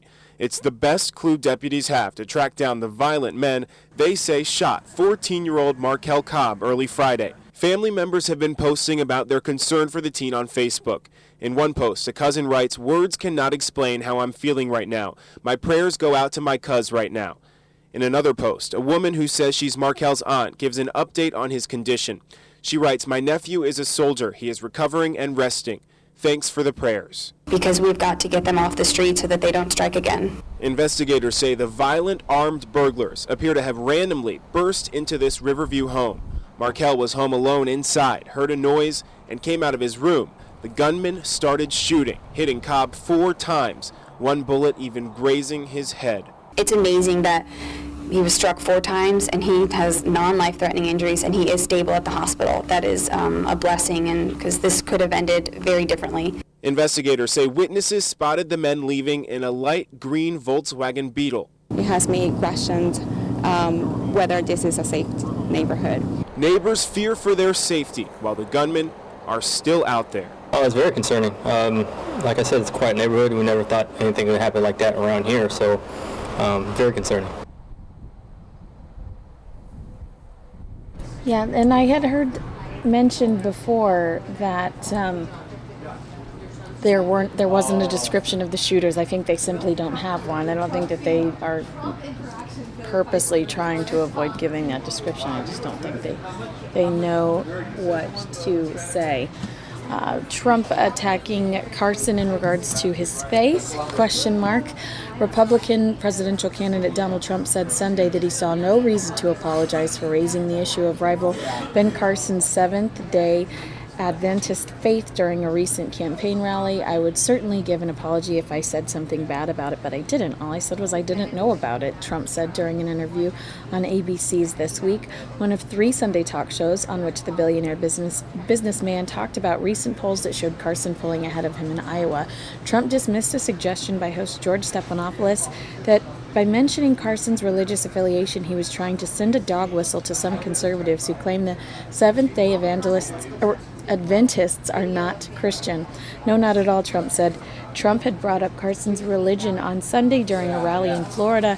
"I'm Presbyterian," he said. Boy, that's down the middle of the road, folks. In all fairness, I mean, Seventh-day Adventists I don't know about. I just don't know about. Carson, in an interview on Fox News Sunday, declined to strike back, but noted that Trump went ballistic several weeks ago when Carson questioned Trump's faith, saying the difference between him and Trump wasn't that I've realized where my success has come from, and I don't in any way deny my faith in God. This is a very interesting article. Washington Post has it, and I posted that on my Twitter, at KinseyFox10, if you're interested in delving more into that. You can see some of Carson's comments to Fox in this story I'm about to play for you, but when Chris Wallace does kind of poke at him, trying to talk about some of Donald Trump's past critiques, Carson says, I really refuse to really get in the mud pit. He said Trump is who he is, and I don't think that's going to change, and I am who I am, and that's not going to change either. So looks like he's trying to take the high road here. I've got an update. I've got our update on the election for you. They're scum. By now, people are used to hearing Donald Trump lash out at the media. They're so bad. They're so illegitimate.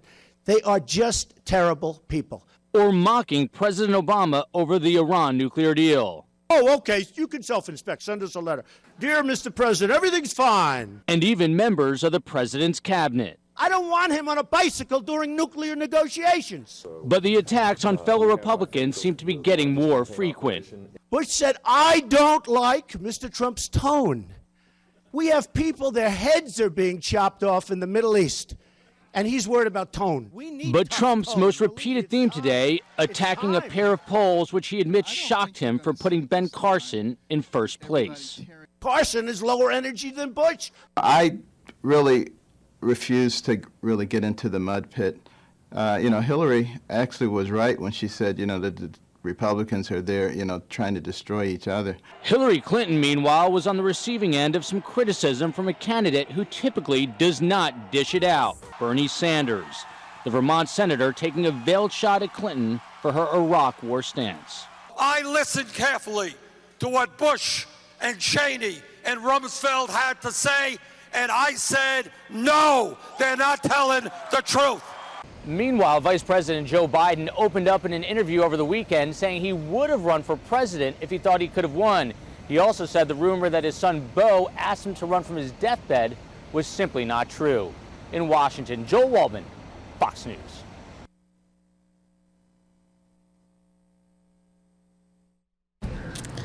All right, now this goes in the category of probably one of the weirdest stories I've ever encountered in my entire life. And this is Fox10Phoenix.com and AP.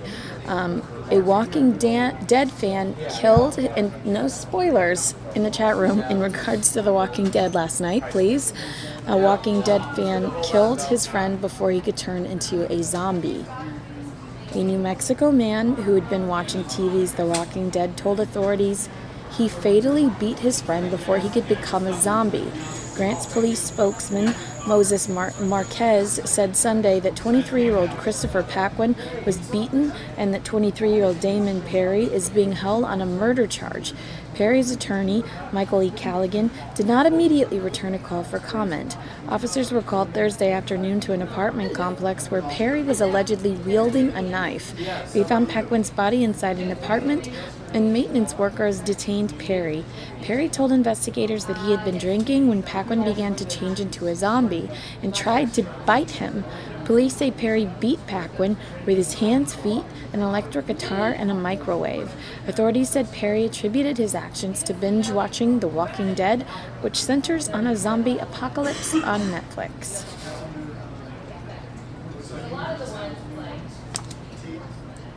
The chat room.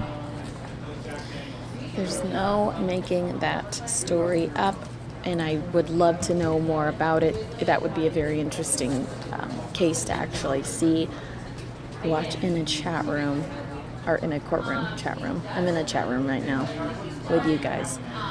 Let's see, back to my Disney princesses, my morbid Disney princesses, and a makeup artist's gruesomely imagines zombified Disney princesses. This is from Mashable today. I thought these were cool, but I also love watching makeup tutorials and stuff on the internet. Ariel, cause of death, vocal cords ripped out by Ursula. Just in case you're in the Halloween spirit. Belle, cause of death, mauled by the beast's claws. Snow White, cause of death, chemical burn from the evil queen's poison apple. Cinderella, cause of death, impaled by her own glass slipper. Ouch. Elsa from Frozen, cause of death, skewered by an icicle. Frostbite on her fingers.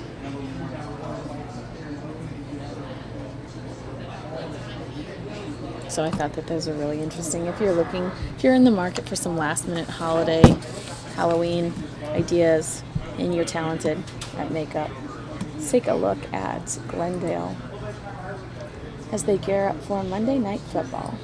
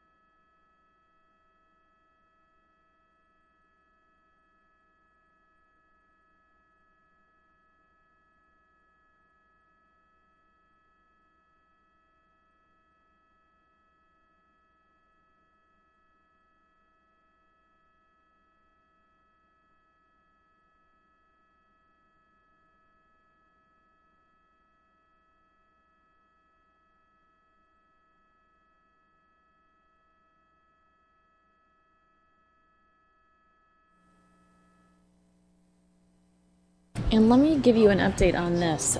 This was the shooting that happened at Penny Pincher Auto Parts, 2500 West Van Buren. One person taken by ambulance to the hospital and one person dead on the scene. We have our own Rob Murphy on the scene now. What we know is that an individual walked into Penny Pincher Auto Parts and said he was going to rob the venue. He had a gun. According to what we're hearing, this is just overheard in the newsroom. Apparently, the security guard saw that this individual was robbing the place, wrestled with him, and the suspect that was attempting to rob the venue actually was shot and killed. That's what we're hearing at this point, at this time.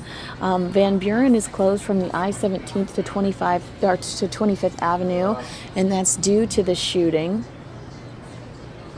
But that is all we know right now in regards to this Van Buren shooting at Penny Pincher Auto Parts.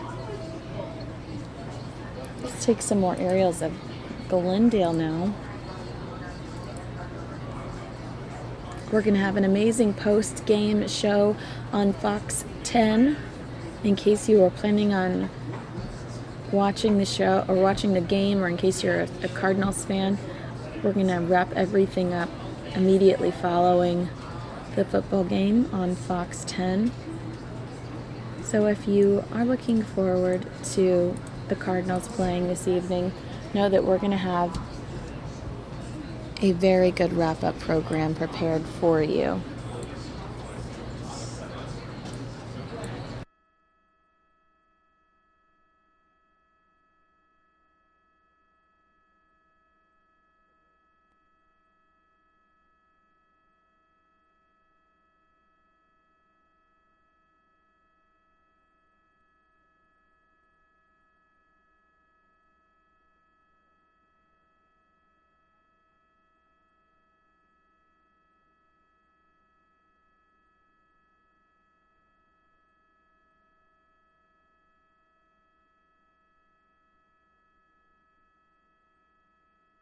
Carrie Lake with a look at your Fox 10 Facebook News update. A 13-year-old boy in Tonopah recovering after deputies say he shot himself with a homemade shotgun. The teen told deputies. Is that? Carrie Lake with a look at your Fox 10 Facebook News update. Oh, a 13-year-old boy in match Tonopah audio. recovering after deputies say he shot himself with a homemade shotgun. The teen told deputies that he learned how to make the gun on the internet. He was airlifted to Phoenix Children's Hospital with non-life-threatening injuries. Family and friends gathering at Tempe Town Lake to remember a Phoenix woman and her 3 children. Police say that Danica Baxter and her children drowned earlier this month when Glenn Baxter deliberately drove the family into the lake. Arizona lawmakers back at the Capitol for a school funding briefing. There's a tentative agreement to settle a long-running school funding lawsuit. A special legislative session appears to be likely later in the week. The World Health Organization saying that processed meats like ham and sausage can lead to colon and other... Yeah, looks like I might, this video might not actually... I'm going to go ahead and switch out of that really quick.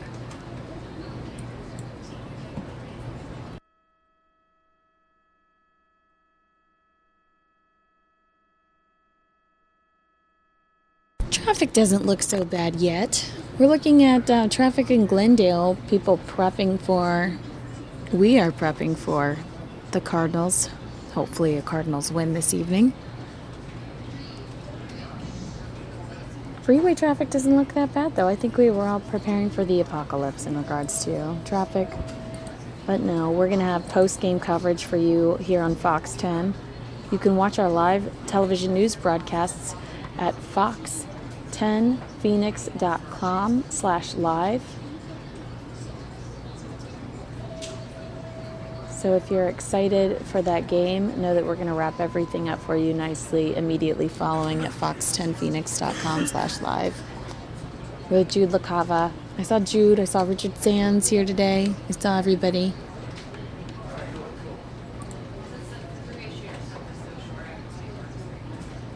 So that's a live look in Glendale. Hopefully we'll see the stadium again. They'll do a lap around.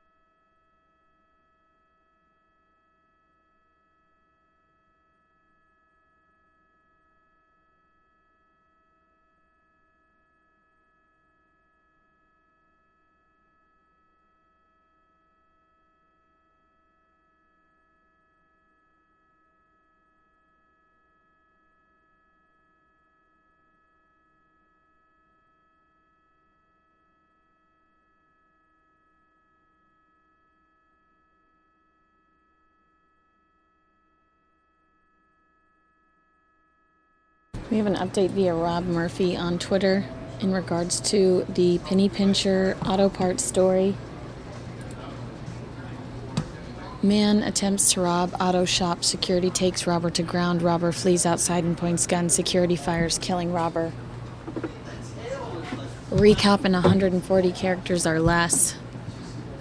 This is what Rob Murphy's hearing on the scene. Again, you want to take a look at the picture from outside the scene. Earlier, we had aerials shooting at penny pincher auto parts, 2500 West Van Buren. One person taken by ambulance and one person dead on the scene. The suspect is the one that is deceased. Again, Van Buren is closed from the I-17th to 25th Avenue because of this shooting, and I have not heard whether or not that's been reopened. But the person that is allegedly dead is the person that attempted to rob the venue. At 2500 West Van Buren, penny pincher auto parts.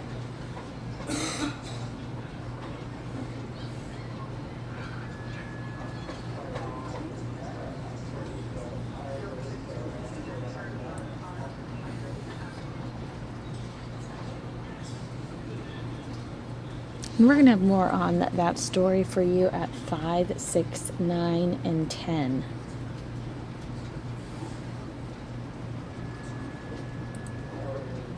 Take a look at our New York skyline that we can see in our satellite feeds. That looks awfully lovely this evening. But you want to talk about traffic. Look in the center of the screen there.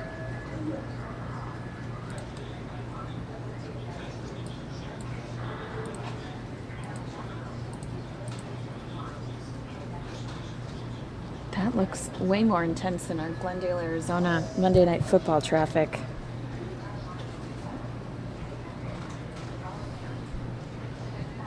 Speaking of, we can return to that right now.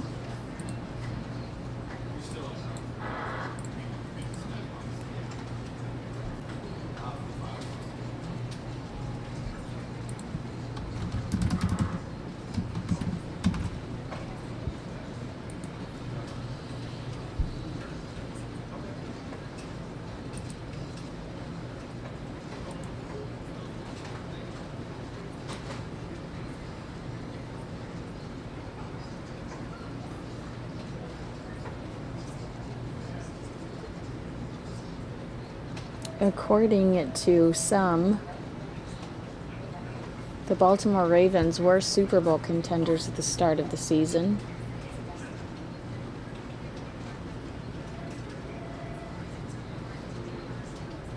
But they are now being considered off to their worst start in franchise history. They're playing the Cards tonight.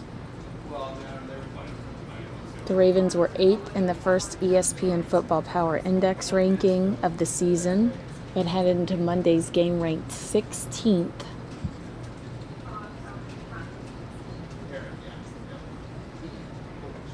They are one of 3 teams with only 1 win this season.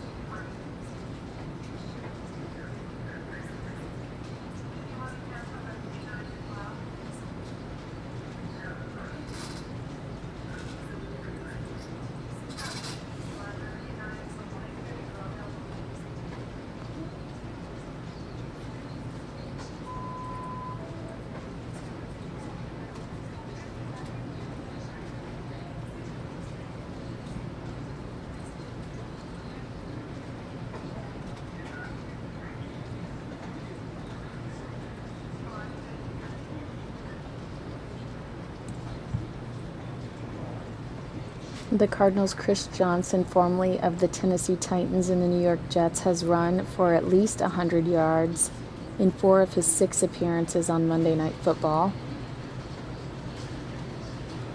He can become the second player to have a 100-yard rushing game for 3 franchises on Monday Night Football. So that's something to look forward to.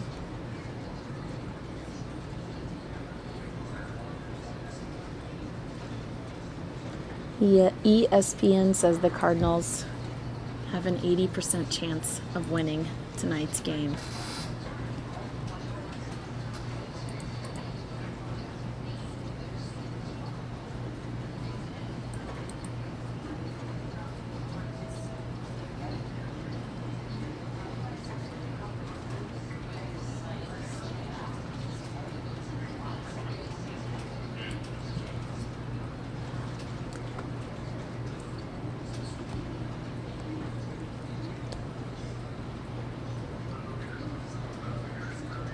According to RevengeOfTheBirds.com, offensively, the Cardinals are second in the NFL in scoring at nearly 34 points per game. The Ravens are only 11. They average almost 24. The Cardinals have scored 25 touchdowns, the most in the league, while the Ravens have scored 12.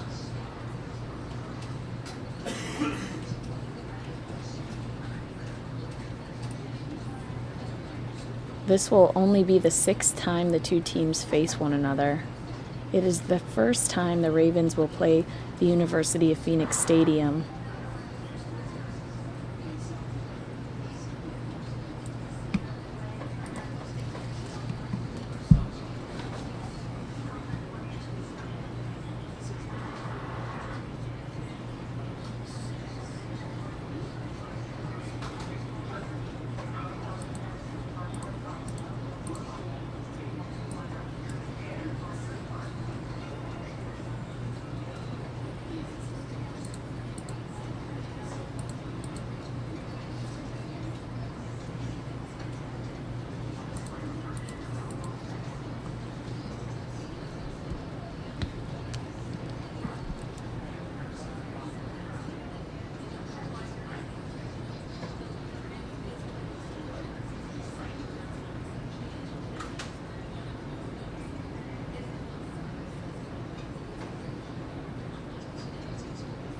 The only thing that I am less insecure talking about other than football is probably cities in Mexico that were affected by Hurricane Patricia, because if you were here the other day when I was talking about that, I slaughtered absolutely every name.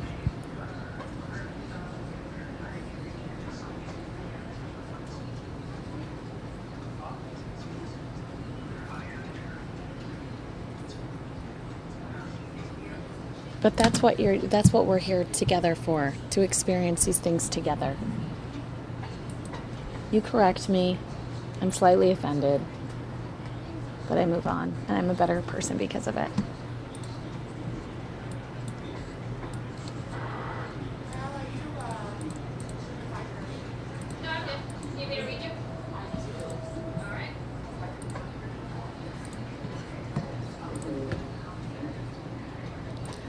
Another update on the shooting on Van Buren. A witness inside the auto shop says, "I heard gunshots and hid behind the counter until it was over." It's horrible. Let's take a look at Rob's Twitter feed. Again, if you are just joining us, there was a shooting at Penny Pincher Auto Parts, 2500 West Van Buren. One person taken by ambulance and one person dead on the scene. Update: man attempts to rob auto shop. Security takes robber to ground. Robber flees outside and points gun. Security fires, killing robber. So the individual that is dead is the suspected robber. Update: witness inside auto shop says, "I heard gunshots and hid behind the counter until it was over." And we had some aerials from that earlier, but now our aerials are in Glendale. Let me see if I can find some of the aerials from earlier.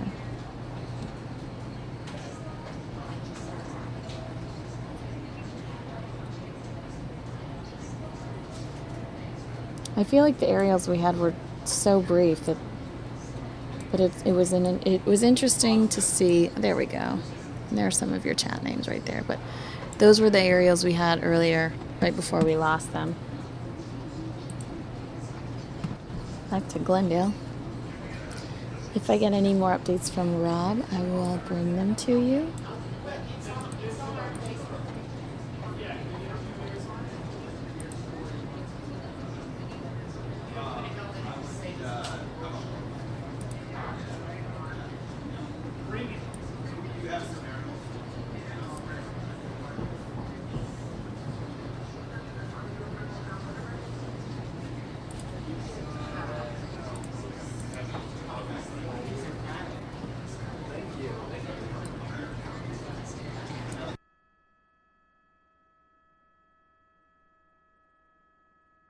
And as far as I'm aware at this point in time, in regards to that shooting at Penny Pincher Auto Parts, Van Buren is still closed from the I-17 to 25th Avenue.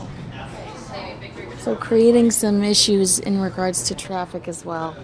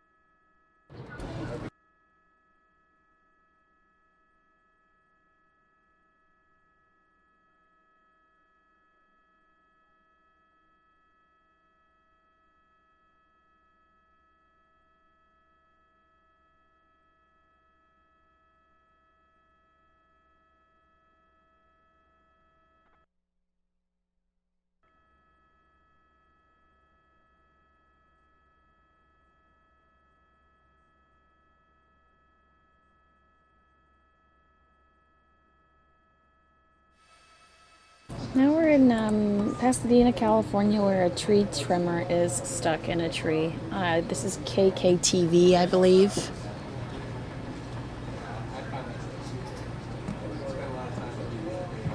It looks like he's getting rescued as we speak.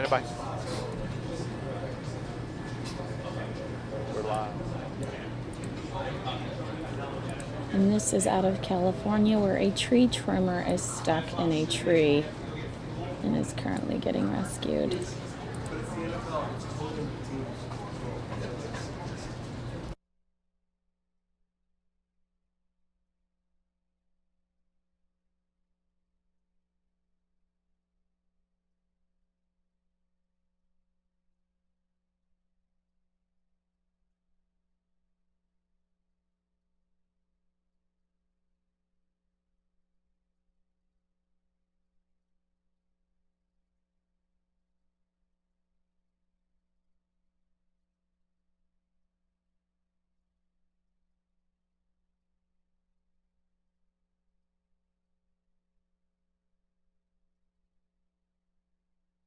I have to be honest with you. I heard that there was an individual stuck in this tree, but I'm not seeing an individual stuck in this tree. So I don't know exactly what's going on, but we're getting these live out of California. I believe it was Pasadena, California.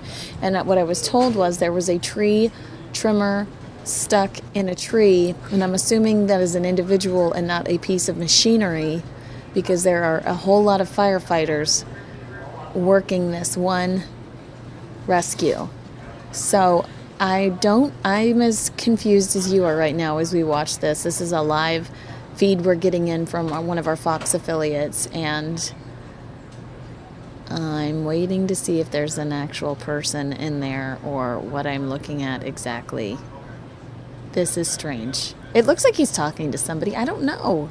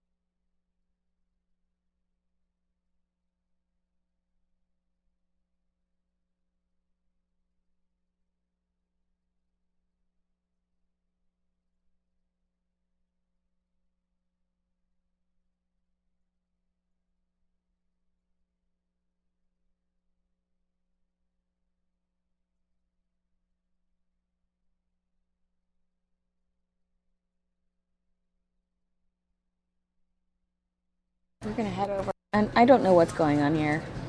And while I don't know what's going on, I'm going to take you to the House floor. The House will be in order. Hey! Members, please clear the well. Game stations on Edge Left Channel 1. Take your conversations off the floor.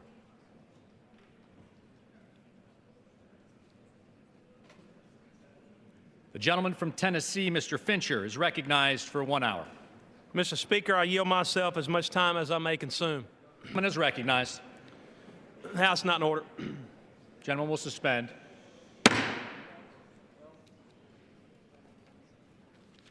The House will be in order.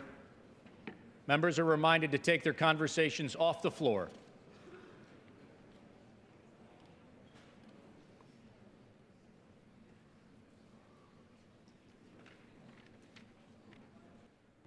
The gentleman may proceed. Thank you, Mr. Speaker. There's been a lot of conversation here tonight about what we're doing and how this happened and what we're going to do next.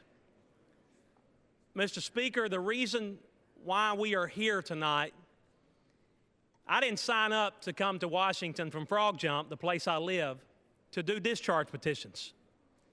But the reason I did come to Washington was to work for my district and try to make sure that hardworking men and women all over this country and my district have jobs. Mr. Speaker, that's what the Export-Import Bank does. It helps create thousands of jobs, specifically 200,000 jobs each year.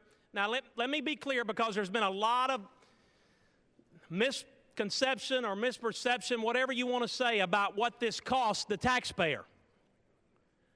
Mr. Speaker, at no cost to the U.S. taxpayer.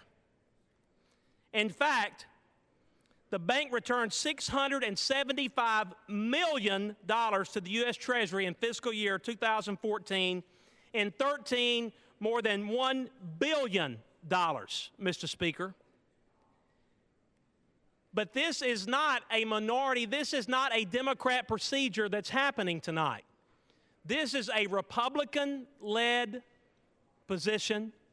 This is a Republican reform bill that we're doing. More reforms that have been done in probably 50 years. I haven't looked specifically, but I think President Reagan, he did a lot, and other presidents have done them. But this is about jobs, Mr. Speaker. Think about this. We go home to our districts every weekend, and we talk to constituents every weekend, and think about constituents that come up to us and say, you know, Congressman, have you balanced the budget? And we say, no, we're working on it, but we haven't done it yet. Well, Congressman, and I don't want to offend any of my colleagues on the other side of the aisle, but I'm probably going to, but I don't mean it. Have you repealed Obamacare? And I said, well, no, not yet, but we're working on it. And then they look at us and they say, so tell me, Congressman, you have done away with the only thing that we know of that helps create thousands of jobs all over this country and possibly would help create the job that they had because of some ideology or some conservative group that's scoring a member of Congress. And now I don't have a job and I'm on unemployment. Now, Mr. Speaker, our constituents and hardworking Americans... I'm sorry to interrupt, but I have confirmed that there's an individual that's stuck in this tree, and I think that this might be fascinating to watch if they're actually going to get this guy out. So let's transition over to this video, and if I see the House floor shake up at all, I'll transition back. But according to reports, there is an individual stuck in this tree, and I think that that could be fascinating. So let's take a look at this.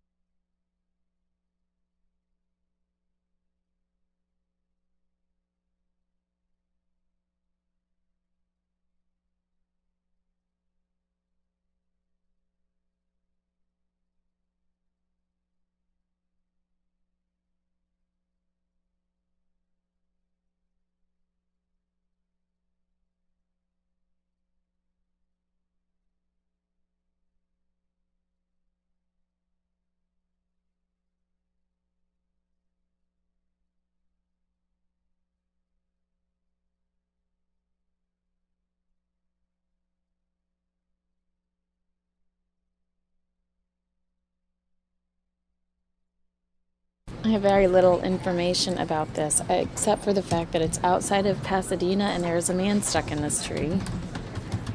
And a lot of people giving him a very hard time on Twitter. Quite frankly, that's what I'm finding.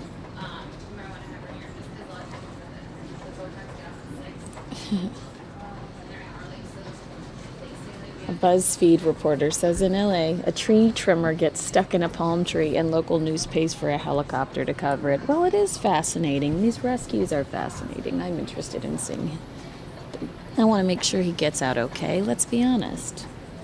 This is in Pasadena again.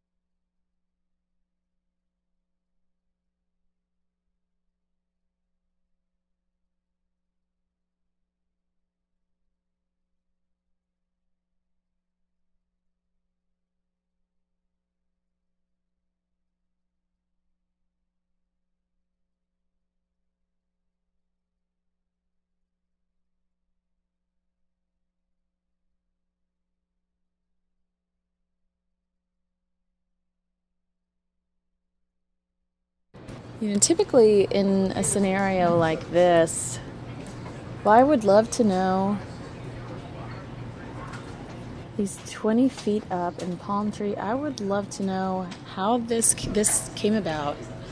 Did he report it to 911? Did he call? Did somebody call on his behalf? Is this really happening?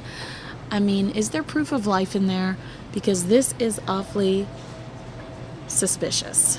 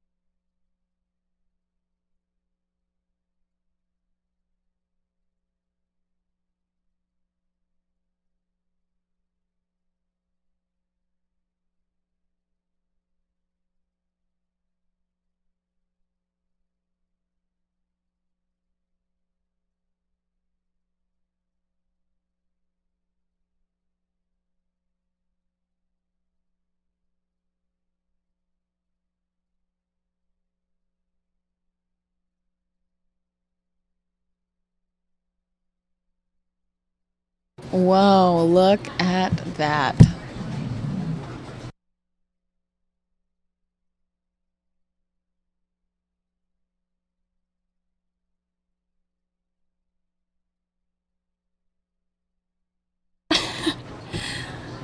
Hello to the chat room, people that are now acknowledging the guy that is currently being rescued. Apparently a tree trimmer. This is in Pasadena. It looked as if he was stuck underneath a Muppet. It was a dead palm tree.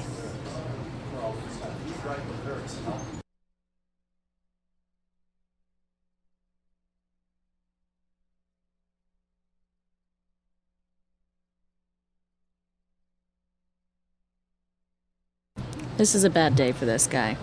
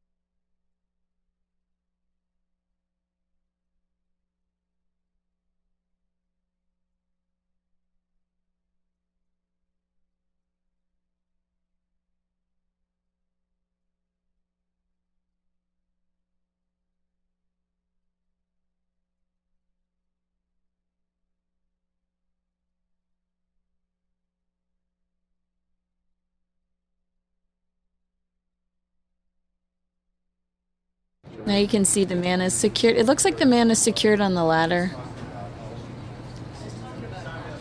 As they making his way down. Some speculated, even our own Mikey, that it was actually a bear in the tree, but alas, it really was a tree trimmer.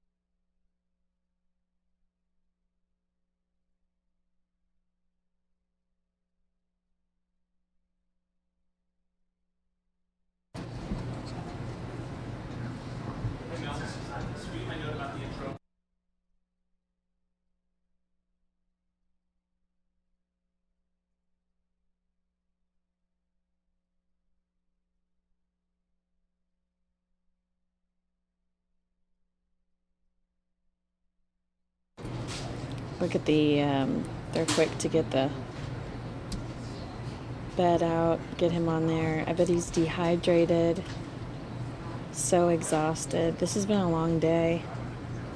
Would be curious to know how long he's been in there, how they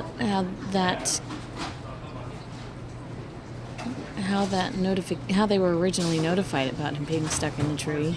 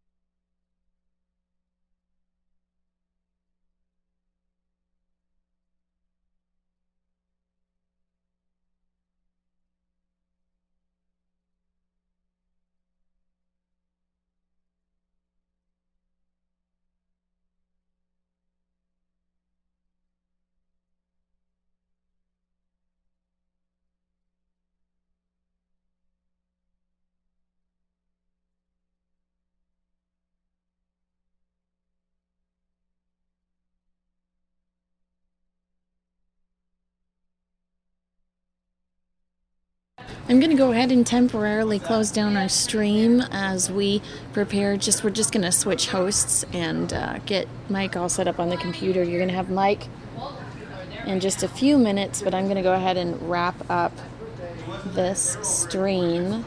We will see you back at approximately 5 p.m.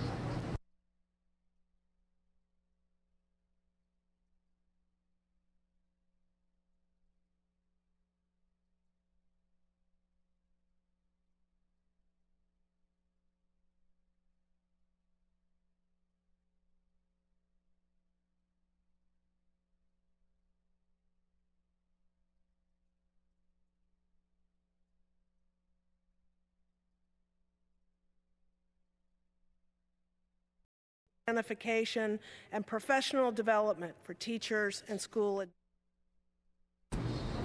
All right, folks. My name is Mike Page, and I am here with you. And this is just the aerials that we were seeing before as Kinsey was bringing us this news of a man stuck in a tree. He has been since rescued, but obviously probably very, very dehydrated.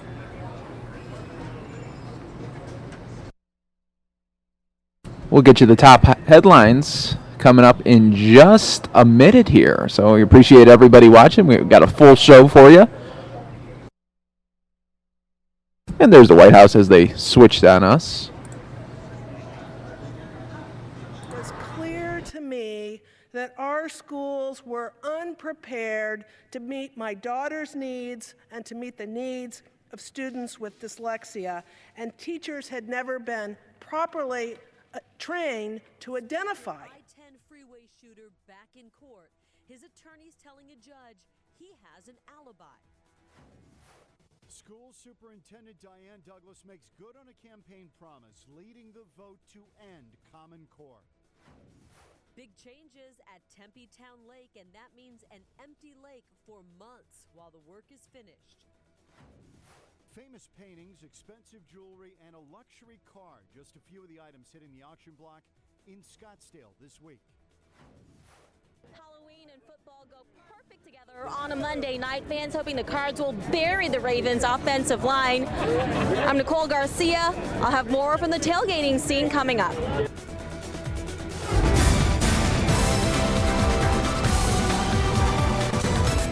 Busy day. We begin with the FOX10 News Alert. 2 shootings in the valley. First, an attempted robbery at an auto parts store, and Sky Fox over the scene. This is 24th Avenue in Van Buren.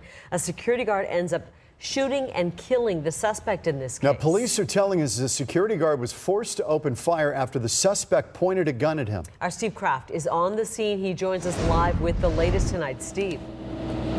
Well, let me show you this scene. This is the auto parts store you were speaking about. It's called Penny Pincher Auto Parts. What happened was, according to police, a man came in waving a gun, saying this is a stick-up, and the security guard then confronted him and started to wrestle with him. They were rolling on the floor, and somehow the robber got away from the security guard. He ran outside, jumped in his truck. The security guard went outside, yelled at the robber to stop, as we're looking at these aerial pictures here.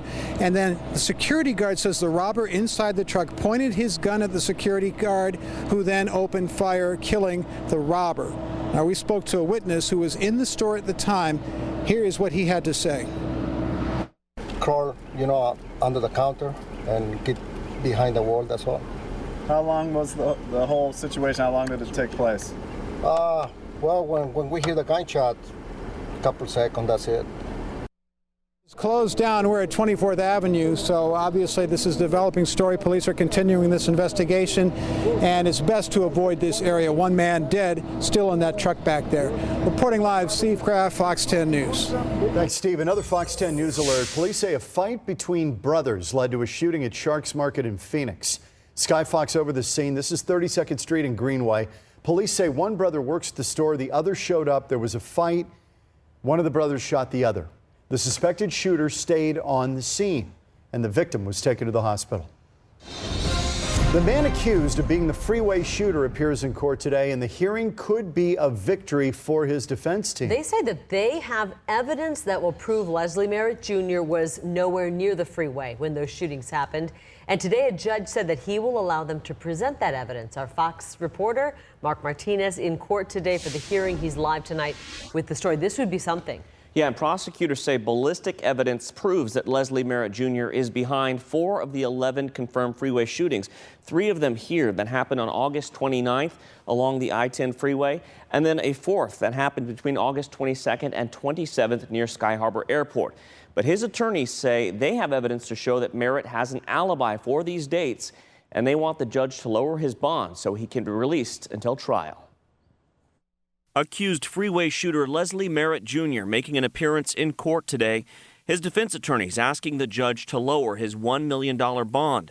They say they have alibi evidence, including phone records and text messages, that will prove Merritt is not behind the attacks. The statements that our alibi witnesses have provided, which we've provided to the state, which indicate that the defendant, Mr. Merritt, was not present at the time and place of the alleged shootings. The judge agreed to allow them to present that evidence at a special hearing set for November 16th. I'm just focusing on if this is a purported alibi. I don't need the history of each one of these witnesses. I want to know where they were at 7 a.m. or whatever time it is on August 29th. So we'll limit it to that. Merritt's attorneys say they feel confident the new information that was not available when a judge first set Merritt's bond will be enough to convince this judge to modify his release conditions. There's nothing more we can say other than everything will come out in court on the 16th. I appreciate the understanding. It's a difficult situation, but we're going to follow Judge Granville's marching orders, and we're just going to leave it right there.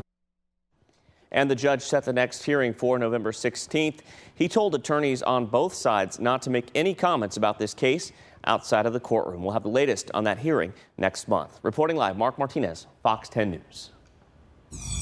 Fox follow-up tonight. New details on the car that Scottsdale police are looking for that was involved in a hit-and-run crash. They say a 33-year-old woman was walking near 124th Street in Shea last night when she was struck. Police say the car is a black 4-door sedan, and it would have damage to the front end, the hood, and the windshield. The victim is in the hospital in serious condition. If you have any information, call Scottsdale Police. There's no marijuana for sale, but you can find out a lot about the marijuana industry at a 3-day event in downtown Phoenix. The Phoenix Convention Center hosting the Southwest Cannabis Conference and Expo, as it's called. First up today, a job fair where attendees can learn about, they can apply for jobs in the pot industry. The conference itself begins tomorrow. Organizers telling us that there's going to be a lot of products to see and business that's taking place there, but no pot will be sold. There are some reports that undercover officers may actually attend the event to be on the lookout for anybody who doesn't adhere to that strict policy. Well, all quiet now, but there were reports of backups along the 101 heading into Glendale. Obviously, the Cardinals playing tonight against the Ravens. Here's a live look from Sky Fox. Things appear to be moving okay as fans are packing University of Phoenix Stadium right now and nearby Westgate Mall in time for the Cardinals game. This is an exciting Monday Night Football game. In less than a half an hour, the Cardinals take on the Ravens at the University of Phoenix Stadium in Glendale, and it has been a really busy afternoon with all of the tailgating going on. You almost have to call in sick or not show up for work. Right, or leave work very early. Yes, Fox 10's Nicole Garcia in the midst of it in Glendale with more on the pregame party. Nicole. Yeah, guys, Cards fans are fired up. This is the prime time of primetime games, and certainly lots of fans out here early tailgating, and they're hoping they can celebrate with a big win tonight here at home.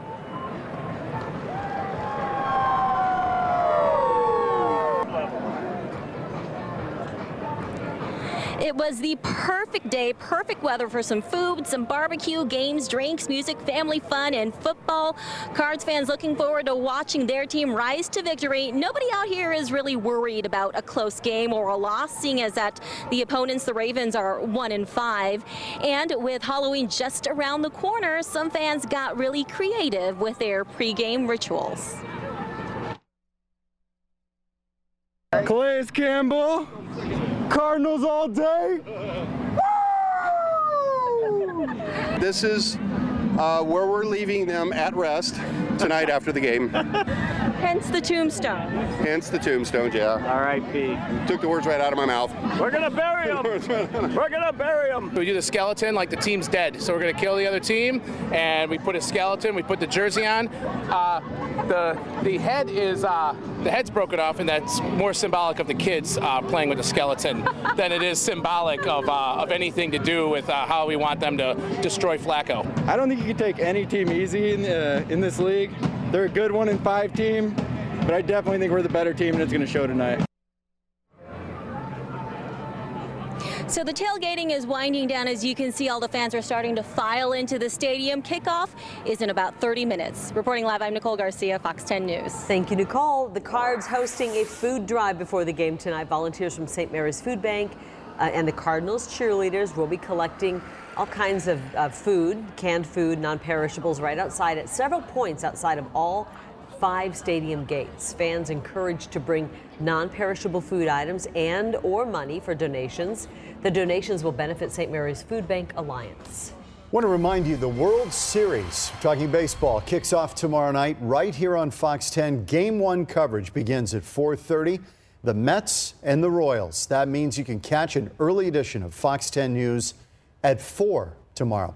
Still ahead tonight at 5, the woman suspected in a deadly homecoming parade crash in court today. We hear from her family and why her attorney is concerned about her mental state. Also, the death toll rising after a powerful earthquake hits Afghanistan. And remnants of Hurricane Patricia still causing problems along the Gulf Coast.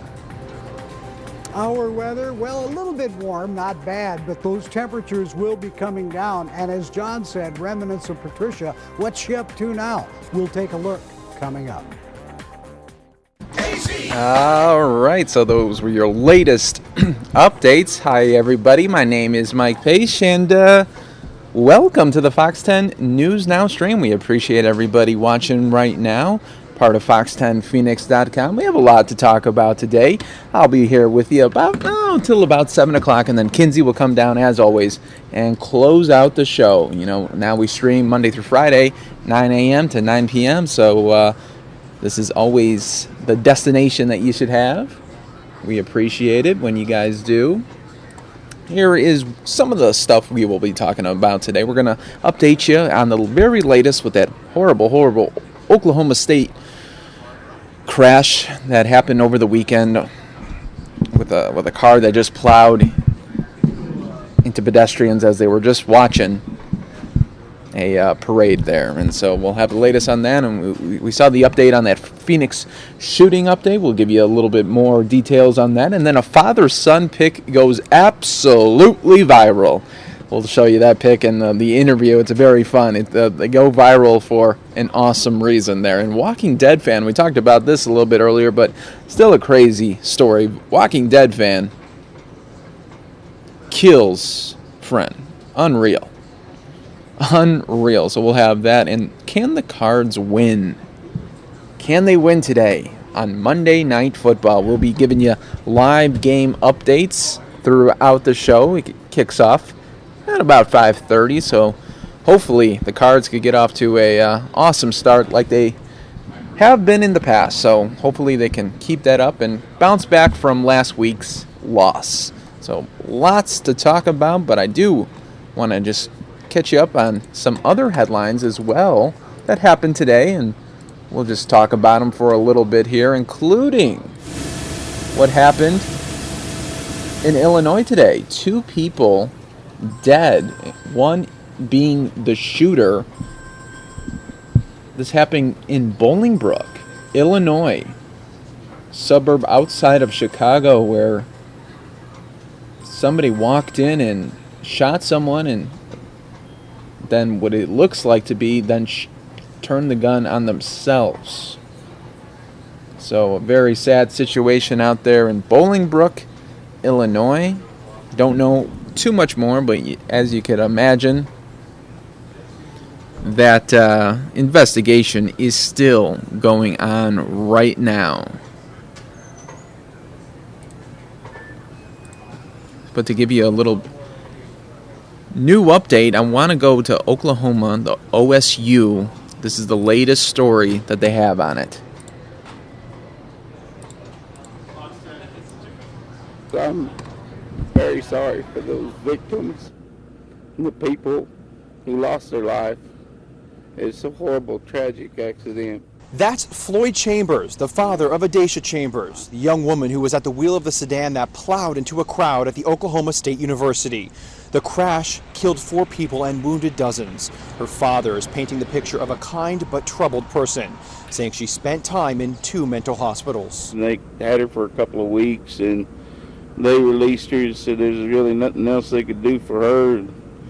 So I took her to another place when she got out of there, and basically the same thing, and she was feeling fine.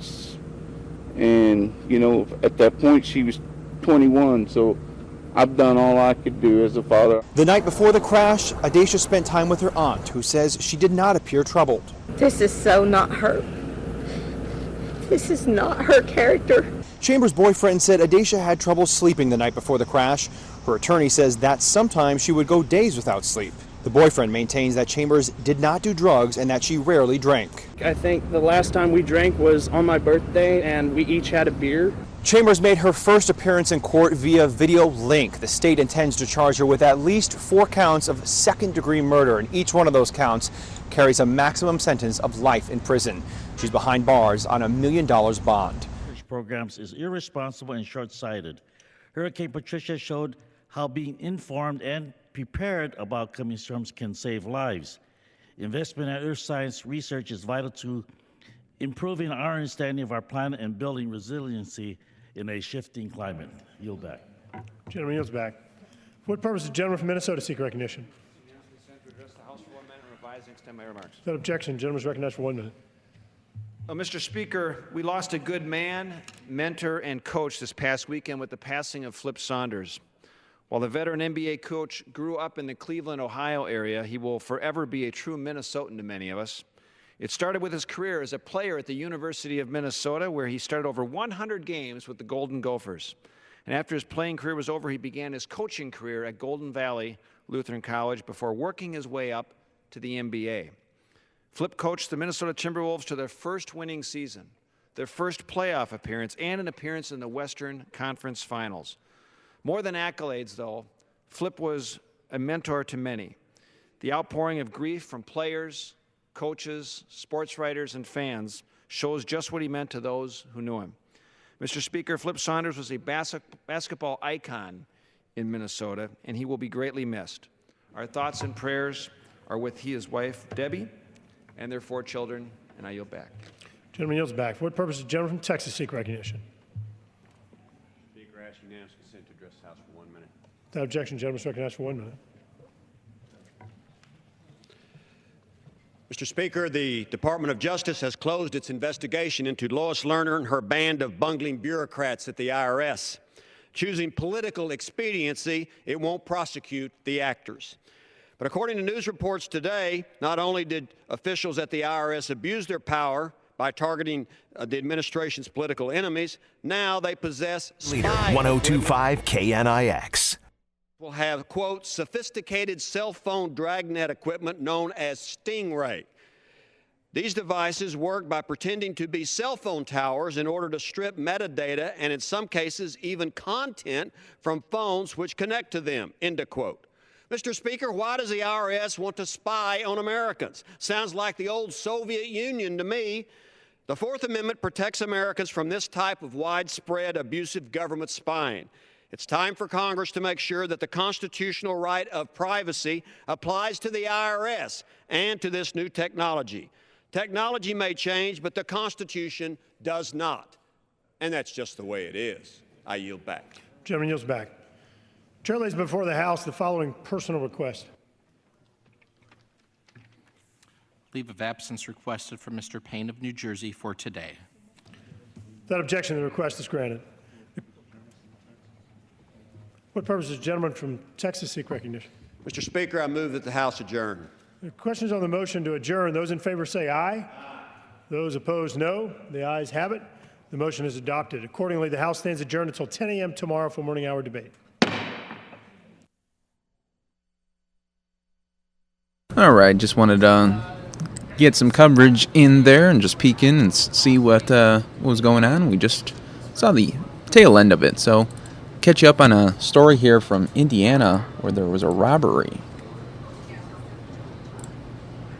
Paparoo on Indy's east side until the Cajun Gem became the victim of yet another restaurant robbery. Don't move.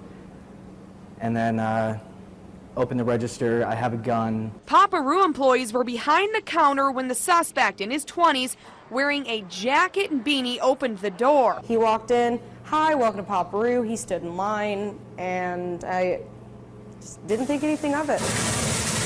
What the employees didn't know was that the man was not there to order a Cajun Classic. He wanted cash. He was the last person in line, so he was just waiting his turn. I didn't pick up on it. After some basic conversation, the suspect demanded the employee open the register. When the crew didn't give in, he grabbed what he could. He's looking around. He looks really scared at this point, so he takes the money from our tip jars, says thanks, and runs out the door. This is the first time Paparoo has been robbed in their 8 years of business, and the owner says it's the last. There's now multiple security cameras installed around the restaurant to show intruders they're not an easy target. You're going to be seen, you're going to be caught, and that's it. And that's not all. Effective immediately, Paparoo is now offering a 25% discount to customers who show their license to carry a handgun.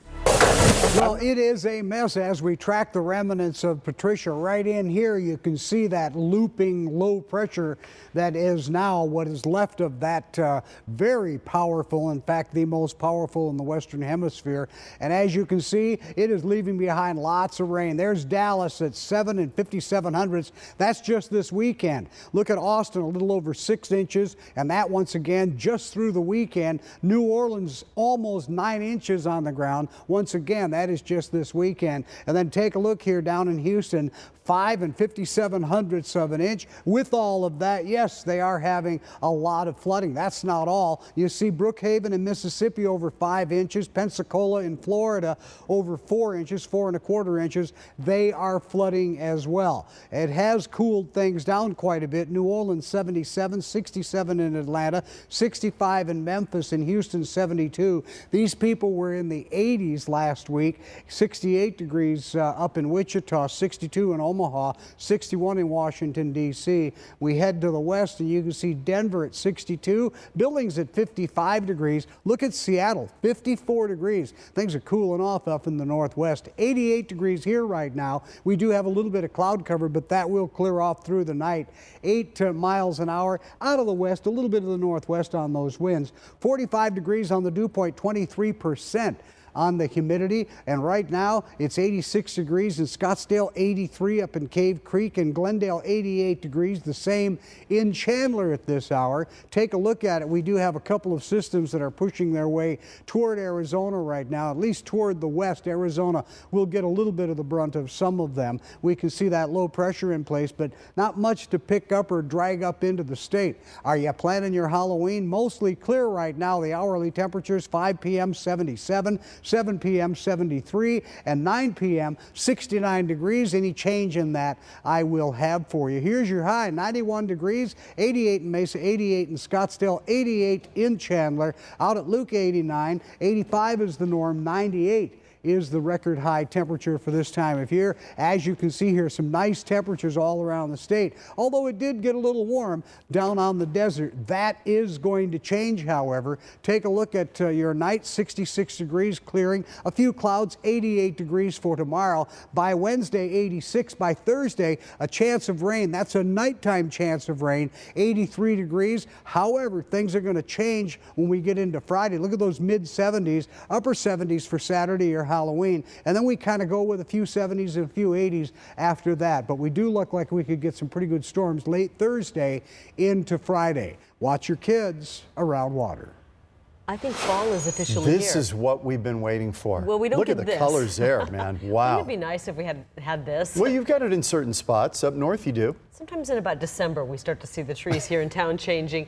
A spectacular sight in Illinois. The fall colors are on full display. That must be a maple, that beautiful red one there. It's what it looks like all over the country. Vibrant shades of yellow, red, and orange. We're just showing this is kind of eye candy, isn't it? Yeah, we're trying to get you in the mood. Because we're down here and you kind of forget what season it is. The trees look beautiful. The region experiencing what seems like the peak of the season as October starts to wind down. A perfect setting for the biggest holiday of the month, with Halloween just 5 short days away.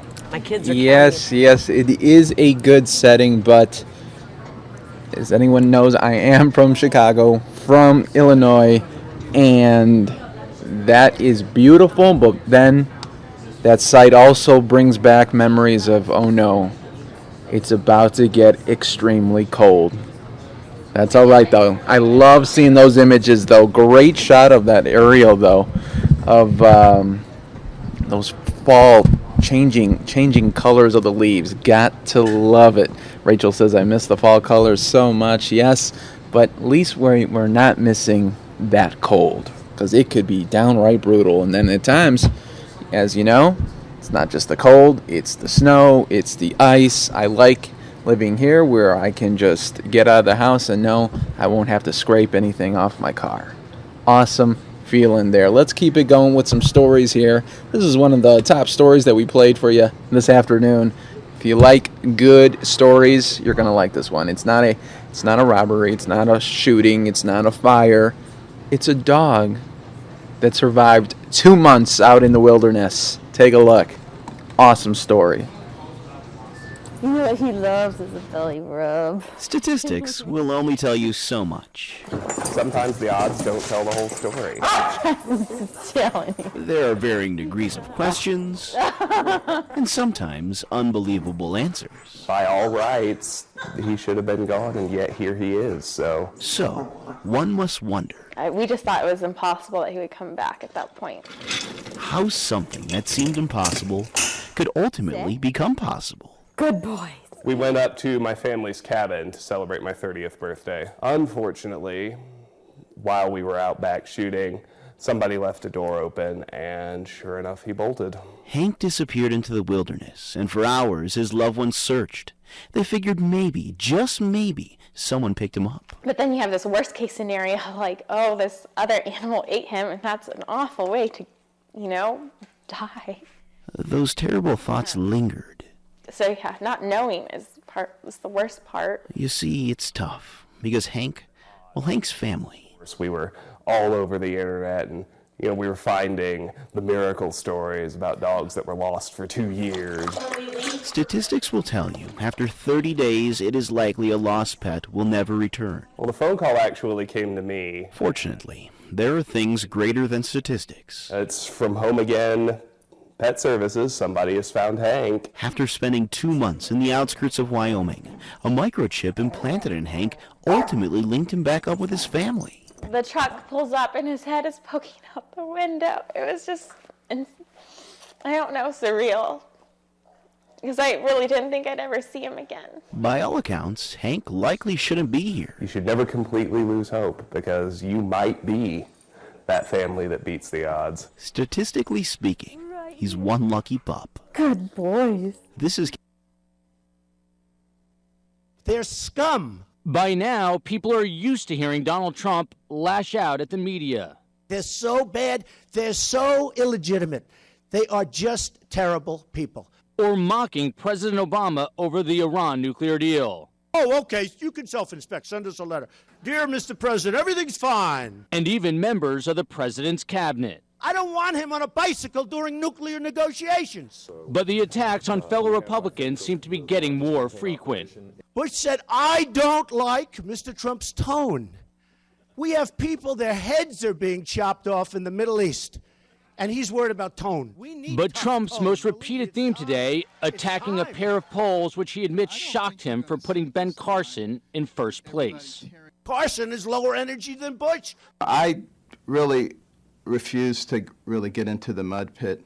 Hillary actually was right when she said, the Republicans are there, trying to destroy each other. Hillary Clinton, meanwhile, was on the receiving end of some criticism from a candidate who typically does not dish it out, Bernie Sanders, the Vermont senator taking a veiled shot at Clinton for her Iraq war stance. I listened carefully to what Bush and Cheney and Rumsfeld had to say, and I said, no, they're not telling the truth.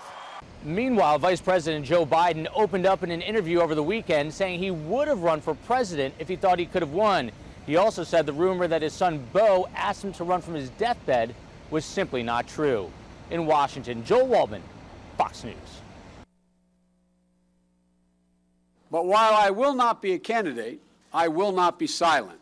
Ending months of speculation about a possible White House run, Vice President Joe Biden addressed a hastily assembled press corps this afternoon from the Rose Garden, flanked by President Obama and his wife Jill. In his roughly 15-minute speech, Biden addressed his son Beau's death from brain cancer back in May and explained the grieving process the entire family had to endure was the primary reason he was unable to make a decision earlier. That process, by the time we get through it, closes the window on mounting a realistic campaign for president, that it might close. I've concluded it has closed. Those who would have been his opponents in a Democratic race were quick to praise Biden as a man of principle and character. Democratic Socialist Senator Bernie Sanders thanked Biden for being a friend to the middle class, while the frontrunner Hillary Clinton tweeted that Biden is, quote, a good man from whom she drew inspiration. Clinton stood to lose the most from a Biden run. While she currently leads most national polls, had the vice president gotten into the race, he would have likely drawn support away from Clinton. Joe Biden has made these numerous swipes at Hillary Clinton in recent days. I think what this shows is this lack of embracement by Democrats and by her own colleagues. Biden's announcement comes just one day before Clinton is to appear before the House Select Committee on Benghazi, a committee whose investigation has been nothing but a thorn in her campaign's side since she announced her candidacy. In Washington, Ed Henry, Fox News. All right, so that's the latest on the campaign trail for 2016. I do want to talk to you now about a fun story also that popped up. A father and son picture goes viral in a big way. We have that story from our Fox affiliate in D.C. If I could just move this over for you guys, we'll play it. Awesome story. You'll see why they went viral in a minute here.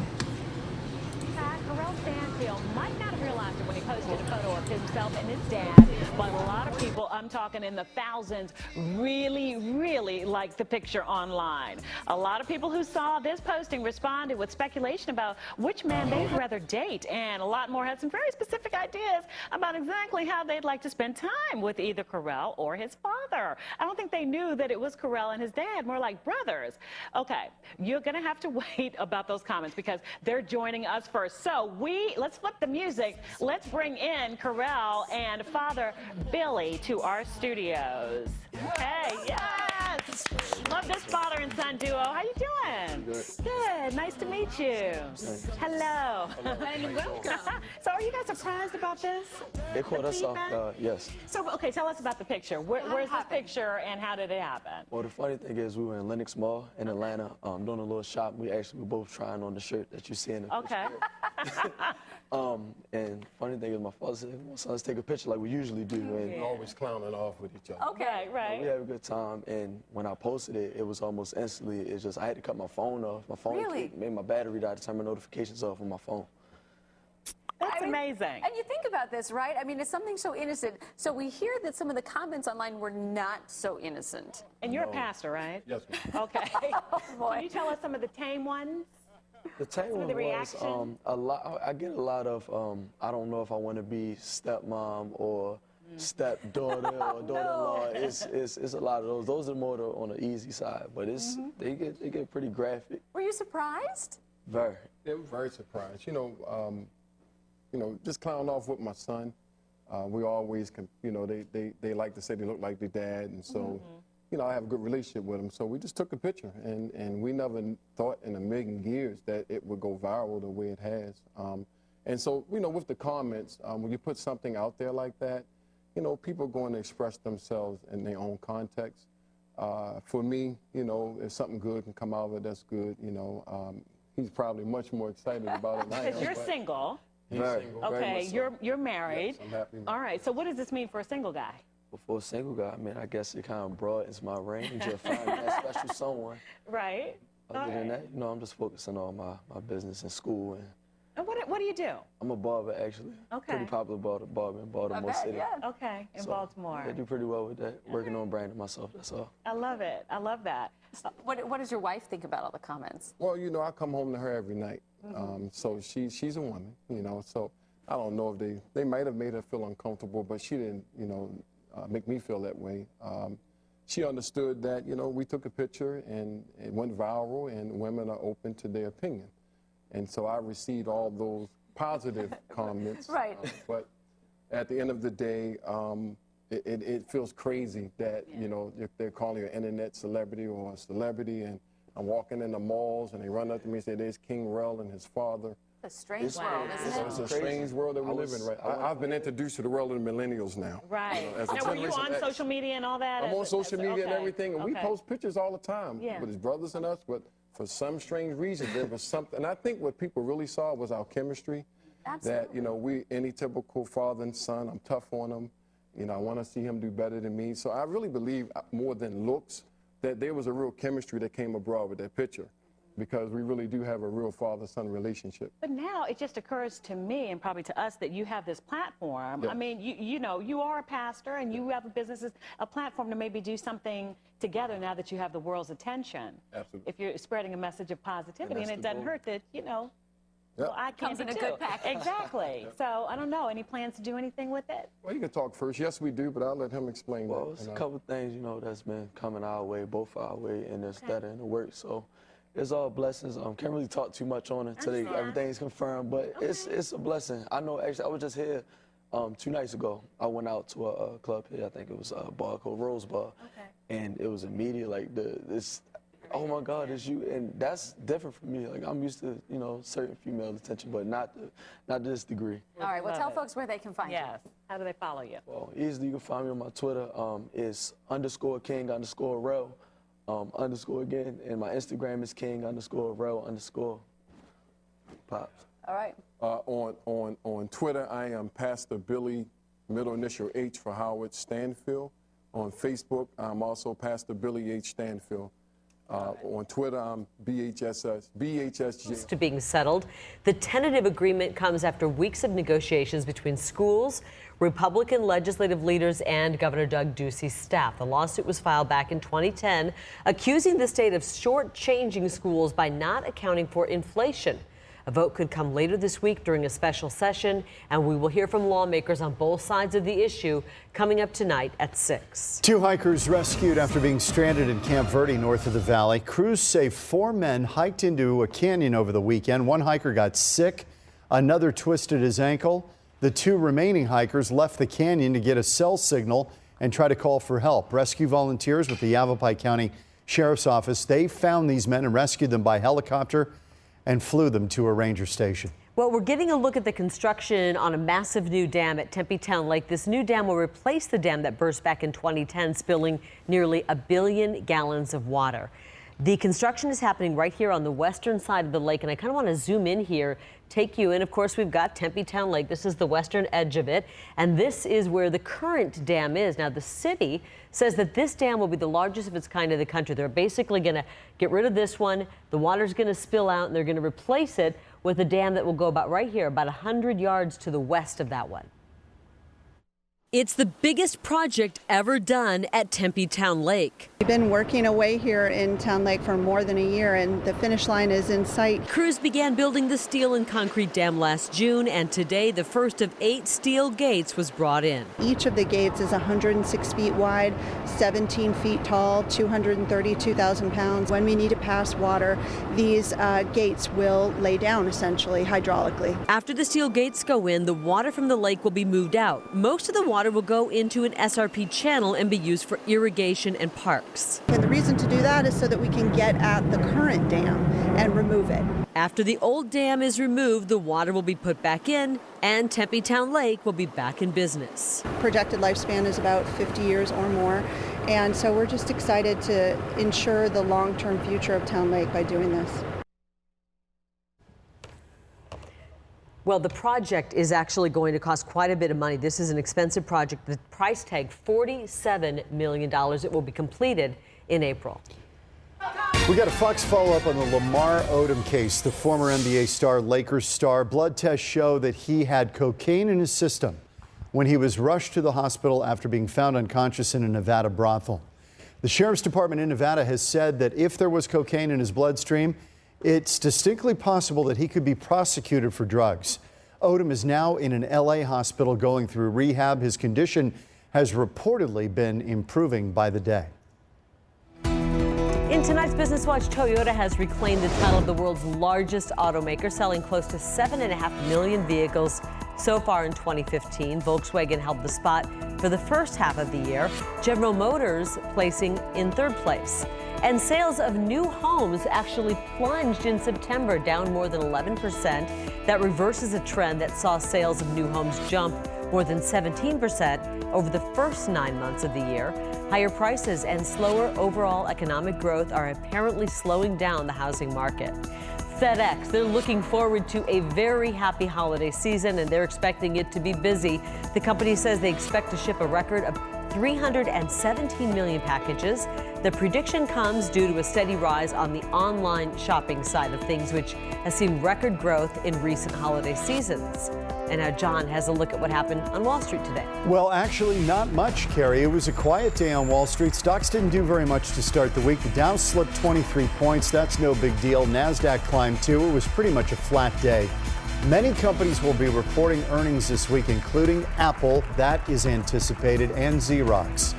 The Federal Reserve also meets tomorrow and on Wednesday, but very few investors expect an increase in interest rates this year because the strength of the economy globally remains uncertain. You decide. Donald Trump holding a rally today in New Hampshire, and he went after rival Jeb Bush. Last week, Bush has ordered cutbacks in his campaign, a sign that his run could be in trouble. So he's meeting now with mom and dad.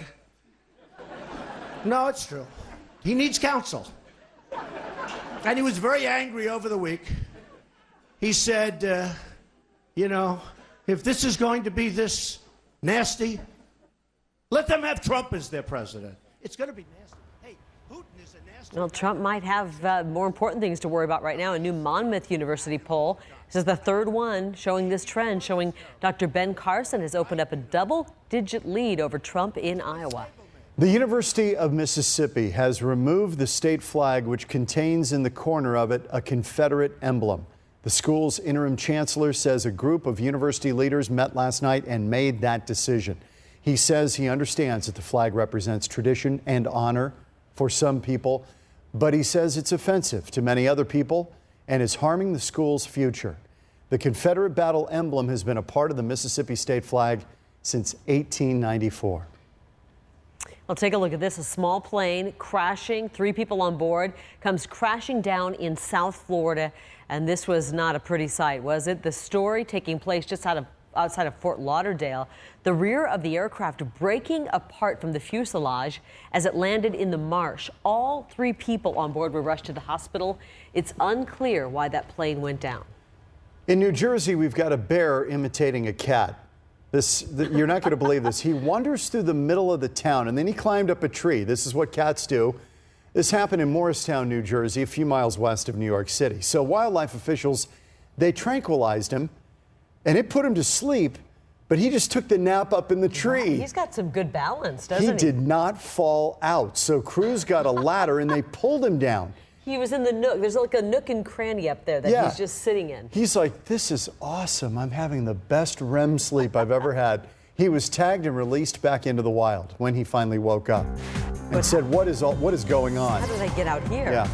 Rare works of art. All right, that's just some more updates for you on this beautiful, beautiful Monday evening. Get outside if you guys haven't been. It's just setting up to be a great night and also a great week here as I look to see if that graphic was up. And yes, here is the 10-day Foxcast. As you can see, Saturday, Halloween night, a beautiful 78 degrees with a low of 58. Absolutely gorgeous. And then look at next week. Yeah, we're just dialing into the low 80s. Awesome to see that. Low 80s, you could do so much with that. Picnics outside, grab lunch outside, do some running, whatever you guys want to do. It's going to be a beautiful week. That is why we live in Arizona. This forecast is why we live here. Not when it's 115. It's right now. So really, really enjoy this stretch here because we know that the snowbirds are coming. They've been coming, and they will continue to come as we keep showcasing these temps. I like that, Joe. But only after Fox News Now is finished. Of course. Of course. That is the name of the game there. Speaking of game, it is 0-0 right now. An update for you. 9 minutes to go in the first quarter. The Cardinals missed a 55-yard field goal, so it is still 0-0. They had a drive going, but Carson Palmer was sacked. Then they tried to go for that 55-yard, did not go. It was wide. So we'll be updating you throughout the evening here on the Cards Monday night game. And hopefully we'll be reporting later. Hopefully Kinsey will come on and say, you know what, there's a Cards win. So hopefully we will be talking about that in a little bit here. But it's just so great to be here with you this evening. We appreciate you watching. We're just about 41 minutes into the stream right here as the evening edition kicks off. My name is Mike Pace. Monday through Friday, 9 a.m. to 9 p.m. we will be streaming. And of course, anytime there is a big event, live event, we will take that. Do want to show you an event that happened earlier. It was late last week. It was part of a President Obama initiative for criminal justice reform. So we're going to peek in and hear some of that right now. Proportionately black and Hispanic. It's not news that the reasons for this include more severe sentences than you will find in other democracies, a failure to rehabilitate those we lock up, so that many end up back behind bars, an aggressive war on drugs, and a bail system that means every day thousands of Americans are confined for the crime of being poor. It's also not news that in many of our cities we're seeing a breakdown of trust between police and the communities they serve. So we know all of this, and today we're going to focus instead on what we can do about it. So yesterday we saw the birth of another organization pressing for reform, this time an alliance of police chiefs and prosecutors, men and women on the front line, many of whom are in the audience today. We're all for reform.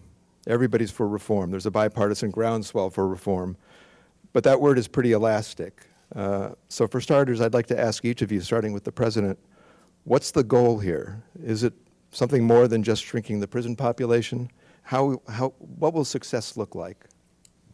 Well, first of all, Bill, thanks for moderating this. Thank you to the Marshall Project. I am particularly grateful to folks in law enforcement, some members of Congress who are here, people in prosecutors' offices, all of whom have taken a great interest in this. And as I said backstage before we came out, I do think that we're in a unique moment in which, on a bipartisan basis, across the political spectrum, people are asking hard questions about our criminal justice system and how can we make it both smart, effective, just, fair.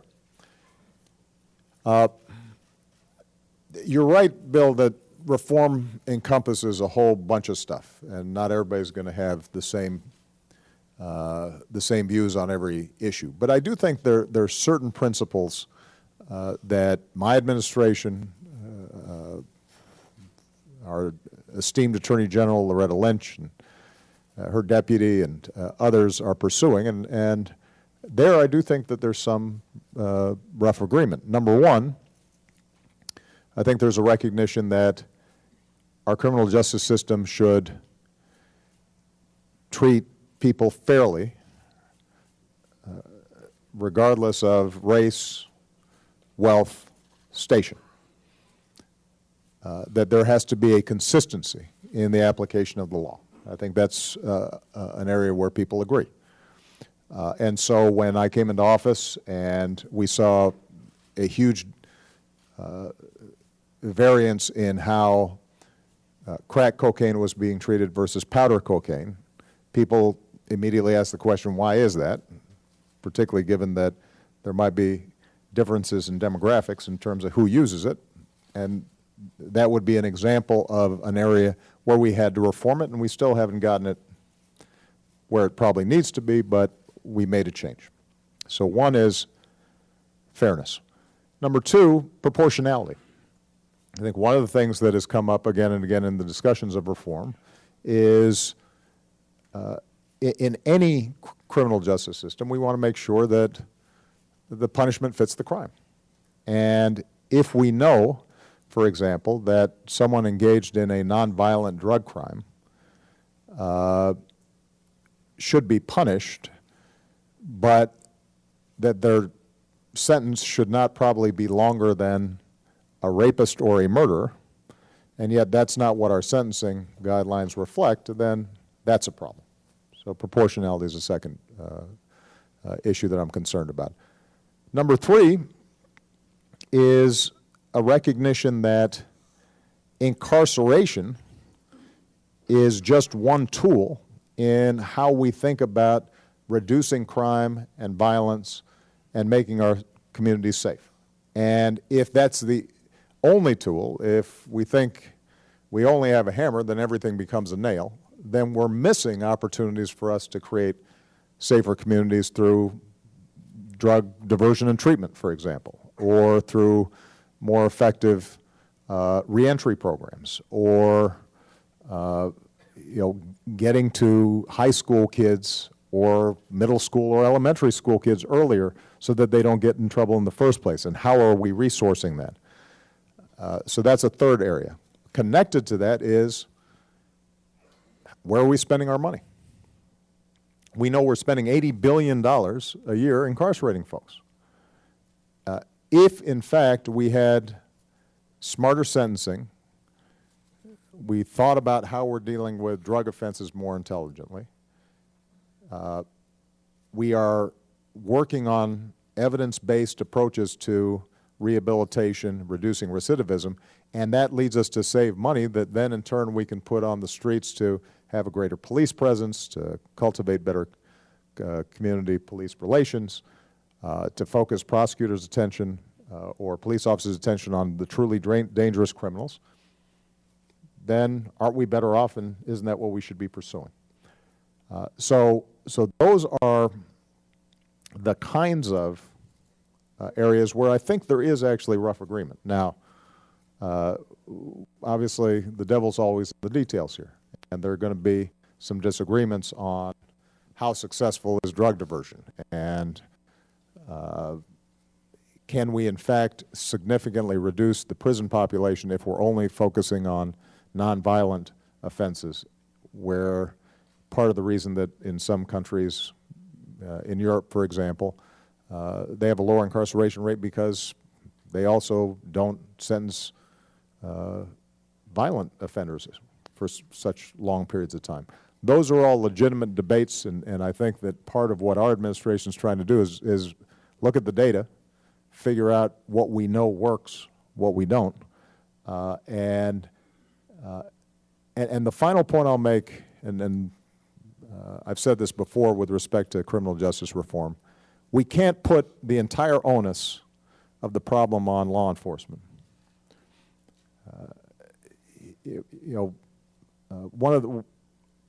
I think there's been a healthy debate around police-community relations and some of the episodes that we've seen around the country. But we as a society, if we are not investing in opportunity for poor kids, and then we expect just the police to and prosecutors to keep them out of sight and out of mind, that's a failed strategy. That's a failure on our part as a whole. And so part of what we've also been trying to do, and this goes into the prevention issue, is think about where are the communities that are most vulnerable. I was in West Virginia yesterday talking about the opioid epidemic. Heartbreaking stories that you'd hear from parents about their children first getting Oxycontin or Vicodin, maybe from a medicine cabinet, and suddenly they are hooked. They move on to heroin, and there was a consensus we need to spend more time on treatment and not just on incarceration as a strategy. And I pointed out to them that part of what makes this an area where maybe those of us who are better off or middle class are more sympathetic is because it seems more like our kids are vulnerable as well. But of course, that's illusory. If kids in the inner city are not getting treatment and opportunity, that's as much of a problem as if it's happening to our kids. And we got to think of all our children in that same way. And I'm encouraged by the fact, in particular, that law enforcement is making this point over and over again because they have the credibility because of the courage and the hard work, and they're on the front lines. So with that, I should probably make sure that the chief actually gets a word in.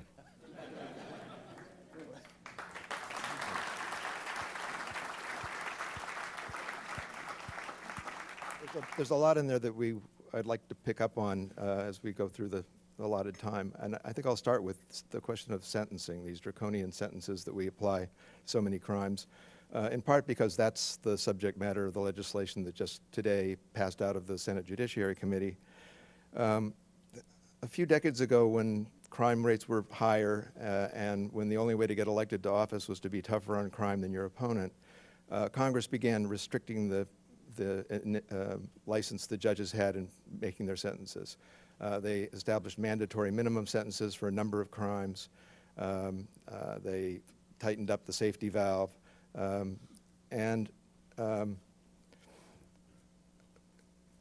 that seems to now be recognized as the pendulum having swung too far in one direction.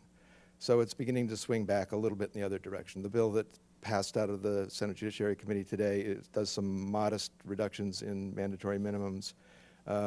And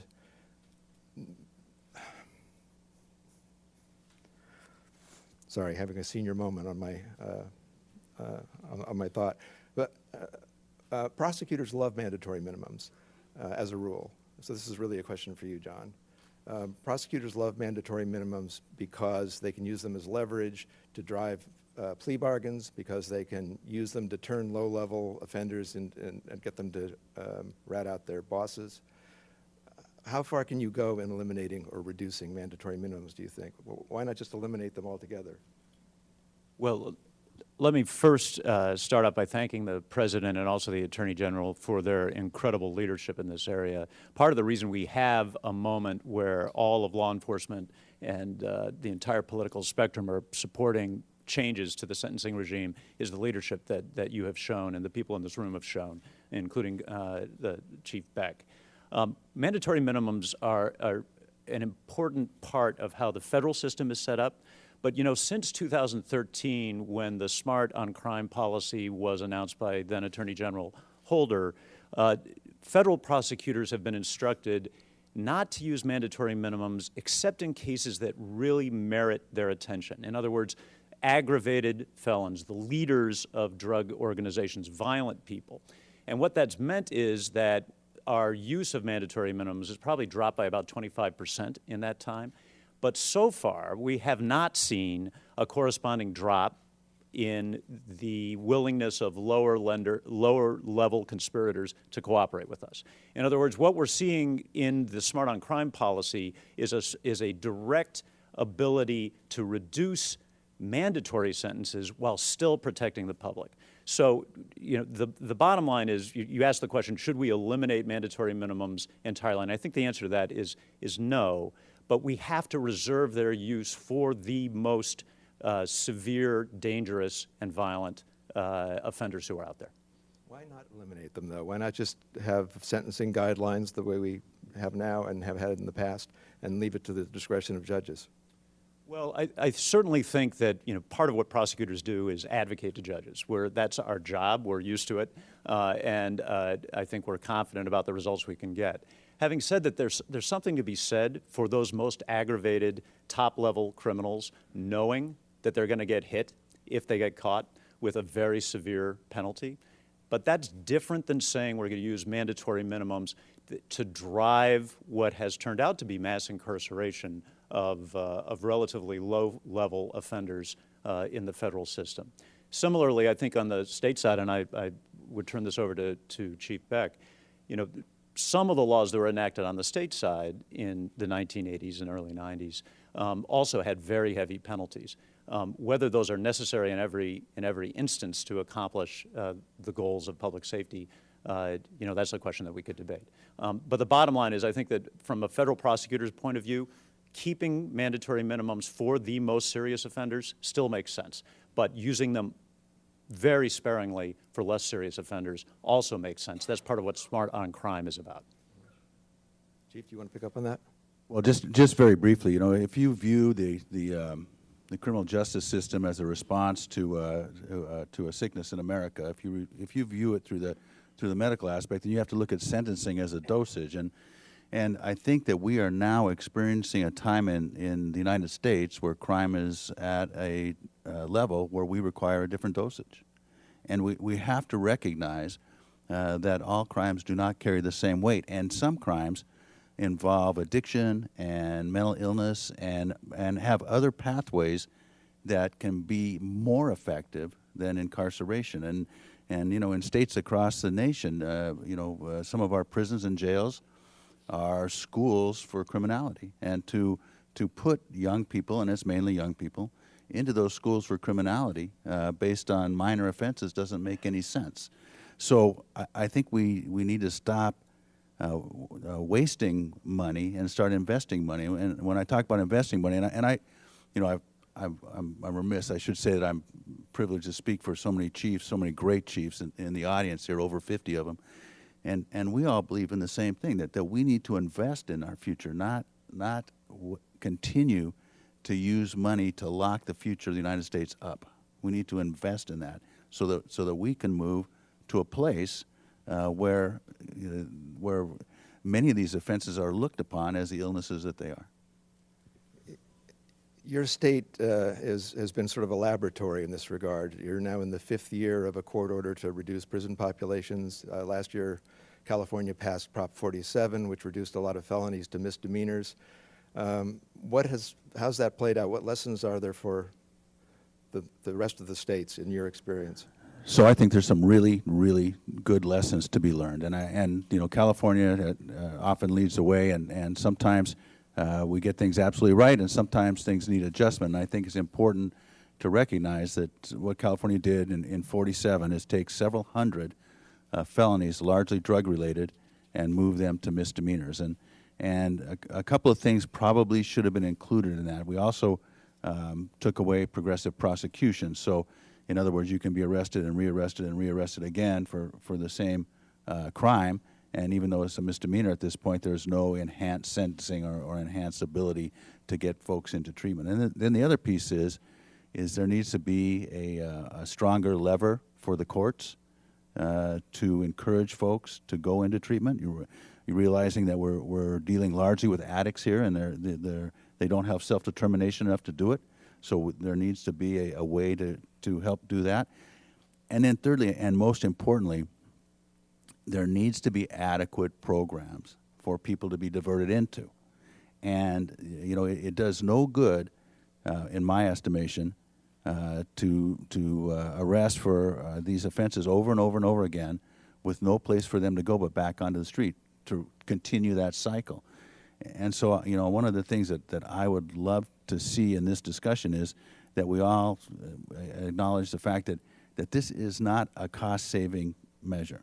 I don't believe that reducing incarceration should be looked at as a way to save money for a state or for the federal government. I think that it should be looked at as a way to develop money to reinvest into the futures of young people, and then that will in turn eventually save money. But in the short term, you got to have another pathway.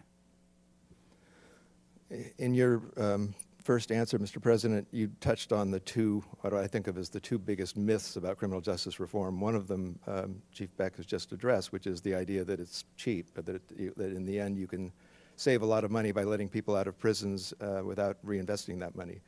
The other is that you can significantly reduce the population of prisons by letting out low-level drug offenders. It's true at the federal level, nearly half of the people who are incarcerated are there for drug crimes, but at the state level, it's where most people are incarcerated, it's more like 17%. Are Americans willing to consider rolling back the sentencing for people who are violent criminals? Well, first of all, I think it's important to look at the evidence, and you know, there's some conflicting data, but here's what we know, that we increased our prison population fourfold from 1980. And the best social science seems to indicate that initially, locking up folks who were violent for more certain longer stretches reduced violence on the streets, but that there was a diminishing return at a certain point, and it kind of flattened out. But we just kept on locking folks up without, at that point, it being the main driver of violent crime reductions. And we have seen incredible, historic reductions in crime over the last 20 years. I know that there's been some talk in the press about spikes that are happening this year relative to last year, and I've asked my team to look very carefully at it. Attorney General Lynch has pulled together a task force, and it does look like there are a handful of cities where we're seeing higher than normal spikes. Across the 93 or 95 top cities, it's very hard to distinguish anything statistically meaningful. Now, that doesn't mean that we don't take seriously what's happening in those cities, but But the bottom line is that I think there's a strong consensus in the United States of America that you shouldn't be hit over the head when you're walking down the street, that you don't want somebody breaking into your house and threatening your family, that somebody who commits violence, we don't have a lot of tolerance for. I would distinguish between those situations and whether or not giving somebody who's 25 years old a 40-year sentence versus a 15-year sentence is the smart thing to do, particularly because we know that young people do stupid stuff, and as they get older, they get a little less stupid. I speak from experience. That at least was my my experience, and now I'm watching my teenage girls, and they're a lot smarter than me, but there's still some gaps in judgment. Here's the bottom line. I think it's smart for us to start the debate around nonviolent drug offenders. You are right that that's not going to suddenly have our incarceration rate, but if we get that, if we do that right, and we are reinvesting in treatment, and we are reinvesting resources in police departments having more guys and gals on the street who are engaging in community policing, and that's improving community relations, then that becomes the foundation upon which the public has confidence in potentially taking a future step and looking at sentencing changes down the road. So I don't think there's anything wrong with us saying, you know what, violent crime we want to keep down. We are going to be a little more hesitant initially in how we think about sentencing on violent crime than we are nonviolent crime. If we can reduce the prison population by 5% in an initial stretch, and by the way, that's not a goal I'm setting. I'm just that was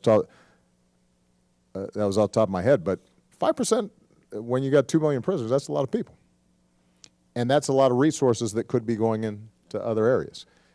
So I think that this is a staged process.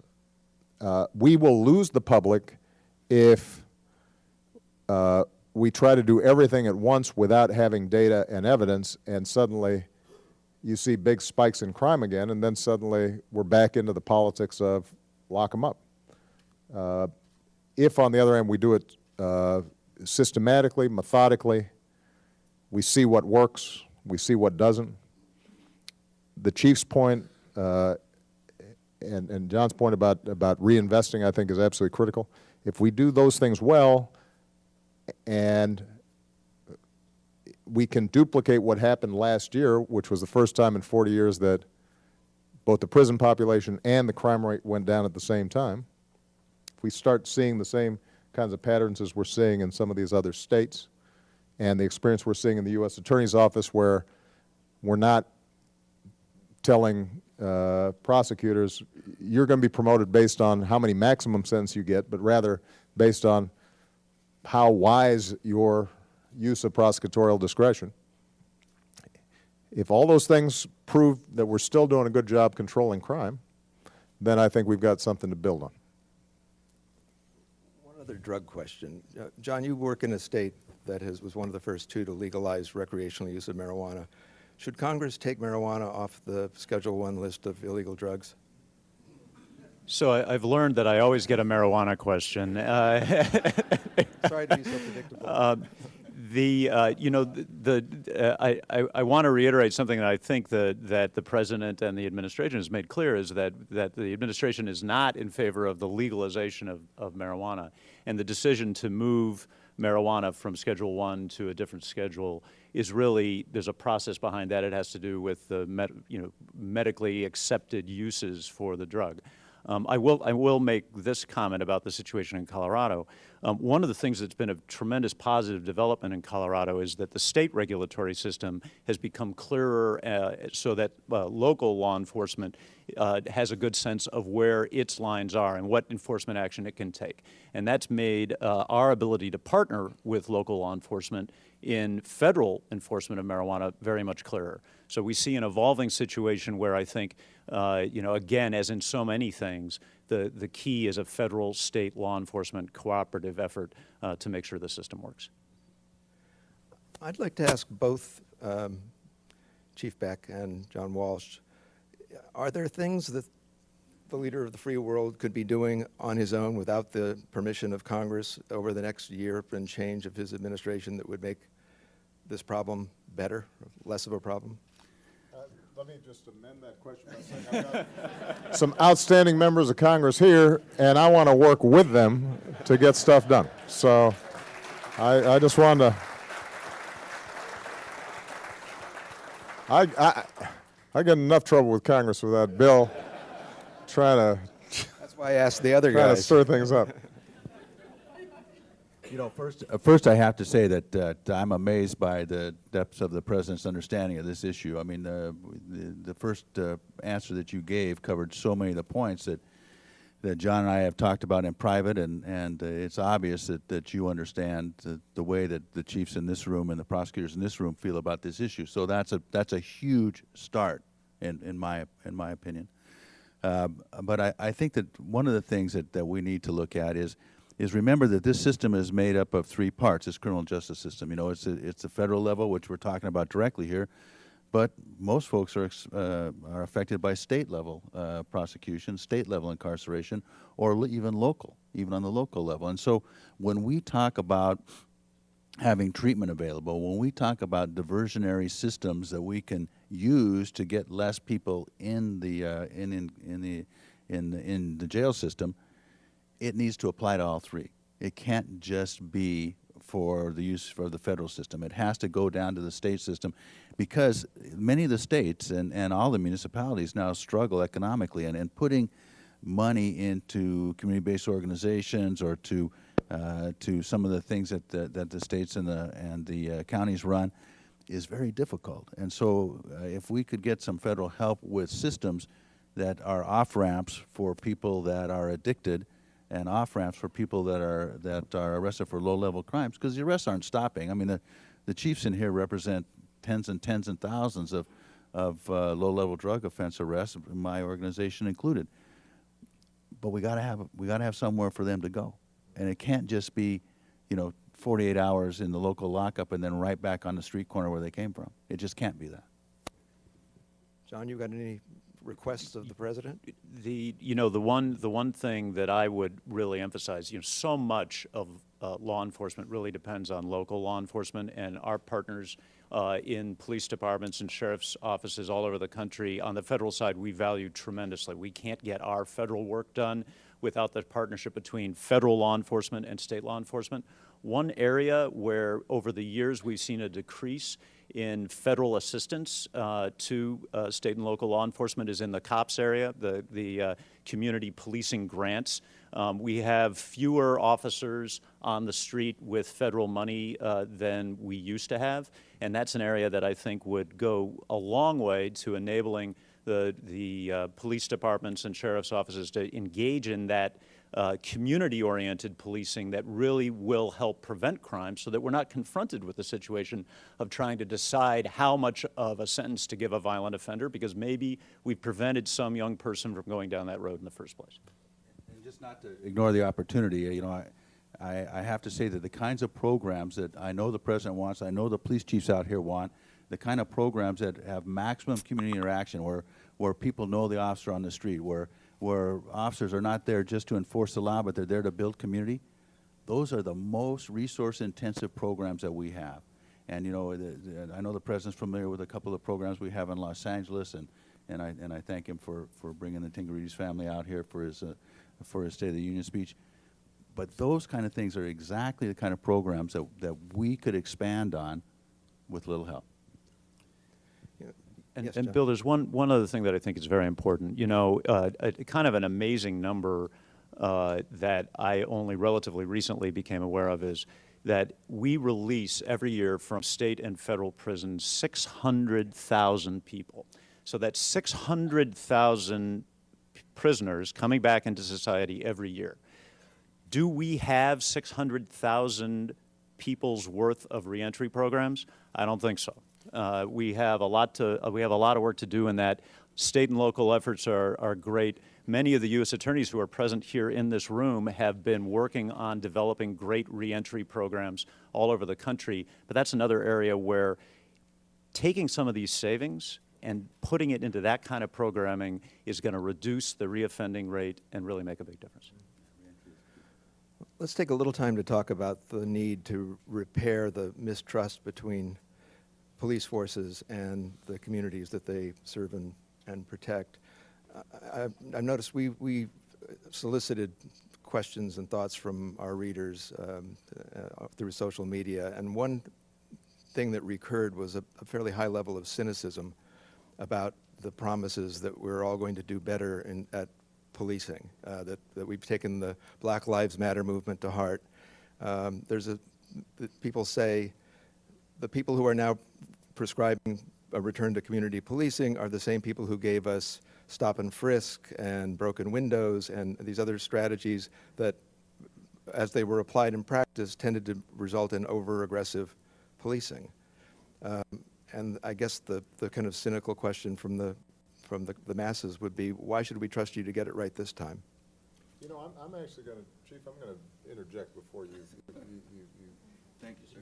Before you have to answer this, because no. Well, and the reason I say this is because it goes to something I said earlier, and that is when you look at, for example, racial bias in the criminal justice system, the criminal justice system and our law enforcement systems are reflections of us.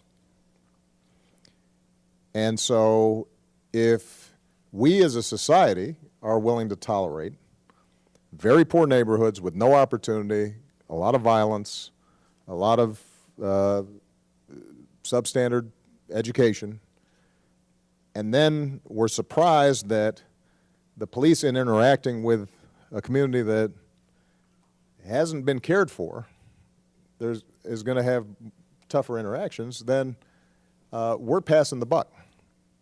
Now, I take very seriously, as I said before, the need for fairness in our criminal justice system. And Bill, we did a little interview before I came out here, and Bill asked, what have been your experiences? And I fessed up, you know, I have, as a young man, there have been times where I was driving and I got stopped and I didn't know why. But I want to make sure that when we approach this issue, we recognize that it's not all on the police and everybody else can just sit back and opine. The community and the society and the city and the state and the nation have to be partners with the police so that we're not giving them impossible jobs, because they have the right to come home to their families. I will say this, that where I've seen really smart community policing that rebuilds trust, there is a commitment not only to train police more effectively and make sure that there's accountability if there's misconduct, and that there's data being collected around who is being targeted, and there are independent investigations when excessive force may have been used. But there's also a commitment typically to the kinds of treatment programs, the kinds of partnerships with the schools, with businesses getting involved, opportunities being provided to young people, and as a consequence, everybody's taking responsibility for this, and the police become part of a team to eliminate bias in a system. The problem of racial justice or injustice in the society has been a running theme in this country's history for a very long time. And And so we just have to make sure that all of us own it. Now, with that, I do want all the chiefs to look at the task force recommendations we put forward post-Ferguson, because there are specific things that police departments and police offices can do to rebuild trust, and I don't want to let them off the hook because there are some real problems in certain jurisdictions that we've seen, and I don't think the chief or any of the chiefs here would deny that. No, we certainly wouldn't, and I think it's important to recognize that the chiefs that are in this room, many of whom, or if not all of whom I know, have been talking about community trust for a decade. You know, I've been the chief for a mere 6 years, but when I came into the organizations, Major City Chiefs, IACP, this was the common theme of our discussion. You know, this is not a new topic to us. You know, the president's exactly right. You know, we are a reflection of a much larger issue in America. You know, there is racial disparity in housing, in employment, in the entire economic system. It is not just in incarceration and in policing. And we have to look at these things in the totality and address them as a nation. You know, and we will do our part. And, you know, I thank the president for the task force. I was lucky enough to be a part of it. You know, I think that there's some very solid recommendations that we all take to heart are being made.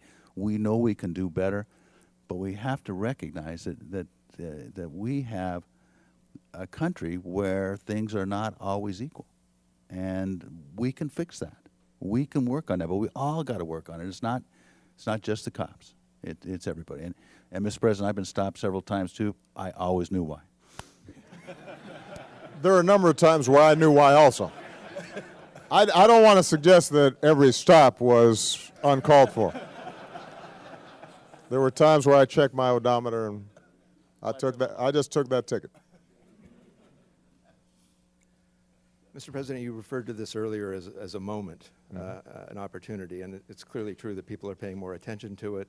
We now have bipartisan, sort of cross-ideological arguments in favor of reforming the system. How durable is that moment? Do you worry at all that we might find ourselves a year down the road, there's a spike in crime, there's a Willie Horton-style horror story, or people just don't want to spend the money that it would take to fix the system, and we declare that what passed the Senate Judiciary Committee today was victory, mission accomplished, and we move on to something else? I think those are all real dangers. And we have to guard against those dangers, which is why I said that rather than think that we're going to all solve this overnight, and then when it doesn't get all solved overnight, we're disappointed. I'm much more interested in a sustained, steady process where we're bringing people together, we're listening to everybody, and we're trying to maybe start with some low-hanging fruit, and then we get deeper into it, and we figure out more of what works and what doesn't. We're balancing that against the public's primary interest, which is making sure that they're safe. And by the way, that's in poor communities and black communities as much as anybody. I mean, historically, when you look at it, one of the ironies here is that when you look at racial bias in the law enforcement and criminal justice system, historically it was under-policing in African American communities. The attitude was, you know, let them, you know, do whatever they want as long as they're not coming into our neighborhoods. And, you know, there are hard-working, wonderful families and kids who they want to be safe. They want to be in partnership with the police. They just want to make sure that a police officer is properly trained so that just because a kid has a hoodie, they have, partly because they know the community, they don't automatically assume, well, that must be somebody I should arrest or frisk. And I can distinguish between kids the same way in their own neighborhood they can distinguish between kids who are really causing trouble and kids who are just being kids. So I think the moment is here, but we've got to build on it and we've got to be systematic about it. A couple things that haven't been said that I want to emphasize. Collecting data, I think, is something that's going to be very important in guiding us forward. And John was talking about federal, state, local cooperation. we don't really do a good job right now in collecting national data on a real-time basis. But we now have the tools and the technology to do it better. And the better our data, the better we can target where's real crime going on, where are we seeing maybe some problems in police-community interactions that we can catch ahead of time. It's transparent, so the community then has trust because they're seeing, all right, here's what's been happening. And so we're initiating both internally at the federal level, but also reaching out to departments to figure out how do we get a national database that's more effective. That's point number one. Point number two, we've got the outstanding Chief of Camden, who I had a chance to visit. A great example of community policing and data driving down crime and regaining trust from the community. I mean, the chief here has got a sort of a war room that has cameras on some of the hot spots around the city, but it's not considered Big Brother because they've set up software where the community can direct the cameras so that they don't feel like they're being spied on from the outside, but rather it's a tool for the community to monitor what's happening. They're then sending that in, and the chief has retrained his entire department. First thing they did when they brought in new recruits, they just put them in the neighborhoods where they're going to be serving. They had to walk basically for 24 hours, right? And if they needed to go to the restroom, they needed to get to know some people. And so they started meeting local businesses, creative work, like, for example, where they know there were hot spots and some gang shootings related to drugs. Chief takes some forfeiture money, I think it was, and this was one of my favorite stories because it's smart. It shows us thinking. Purchases 2 ice cream trucks. Has police officers drive the ice cream trucks, park them where the drug dealing's been going on, giving out free ice cream from the police. Suddenly families are out on the streets, and now it's creating a space in which, it's a lot harder for you to just be dealing drugs. And the chief talks about sometimes we know who the drug dealers are. Instead of arresting them where they're just going to be released, we're just going to have an officer stand right next to them. And and talking to them and asking them, why are you doing this? And so the point is that the use of technology, the use of data, combined with smart community policing, really can have an impact, really can make a difference. But my hope coming out of all these efforts, including the legislation, is that we put an emphasis on what works. And we're not blinded by ideology, and we're not blinded by fear. When all this talk that's getting hyped about this huge spike in violent crime, this is where you have to step back and say, all right, let's understand statistics. 2014 was a historic low in violent crime. So if there's a spike in some cities, that's something we have to take seriously and pay attention to, but that doesn't automatically suddenly translate into this notion that a crime wave's coming, because it's still lower this year than it was for every year between 1995 and 2013. It's just, it may be that last year was the anomaly. And that's an example of us having to make sure that we're not being driven by fear or bias in how we approach this problem, but we're looking at facts and trying to figure out what works and what doesn't. Our timekeeper, Carly, has just held up a sign that says stop. Actually, she held it up about 2/3 of the way through your last answer, but I figured it's okay. I didn't want to put her job at risk. This is by my house. Shutting you off. I can go over time generally. But maybe we can hear from Chief and John maybe some closing thoughts. I just think this is a tremendous opportunity for law enforcement and the justice system in America. Out of crisis comes opportunity, and right now we do have a crisis of confidence, and it's a tremendous opportunity for us to do better at putting out our message, at about making sure that that people are treated fairly, and then making sure that we're effective law enforcement. And this will be looked at in history as a door that was open, and hopefully we will walk through it together. You know, I just want to echo a comment that the chief made a moment ago, which is I'm just amazed by the command of this area that the president has got among the million other things that he does. I would say, to go back to your first question, Bill, what is success? In the end, we have an opportunity. This is a moment in time, and I think we're taking advantage of it collectively to both reduce the rates of incarceration and make our communities safer by taking the savings and investing it in prevention, in effective community-oriented enforcement, and in reentry programs. I think we can do that. And with the leadership of the President, the Attorney General, and all the people here, both in Congress and in local and in federal law enforcement, we're well down that road. And because it's my house, I'm going to take one last.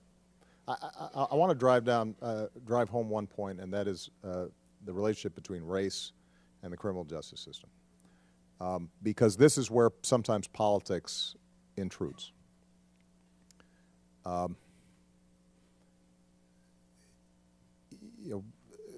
Black Lives Matter is a social media movement that had tried to gel around Ferguson and the Eric Gardner case and some other cases that came up.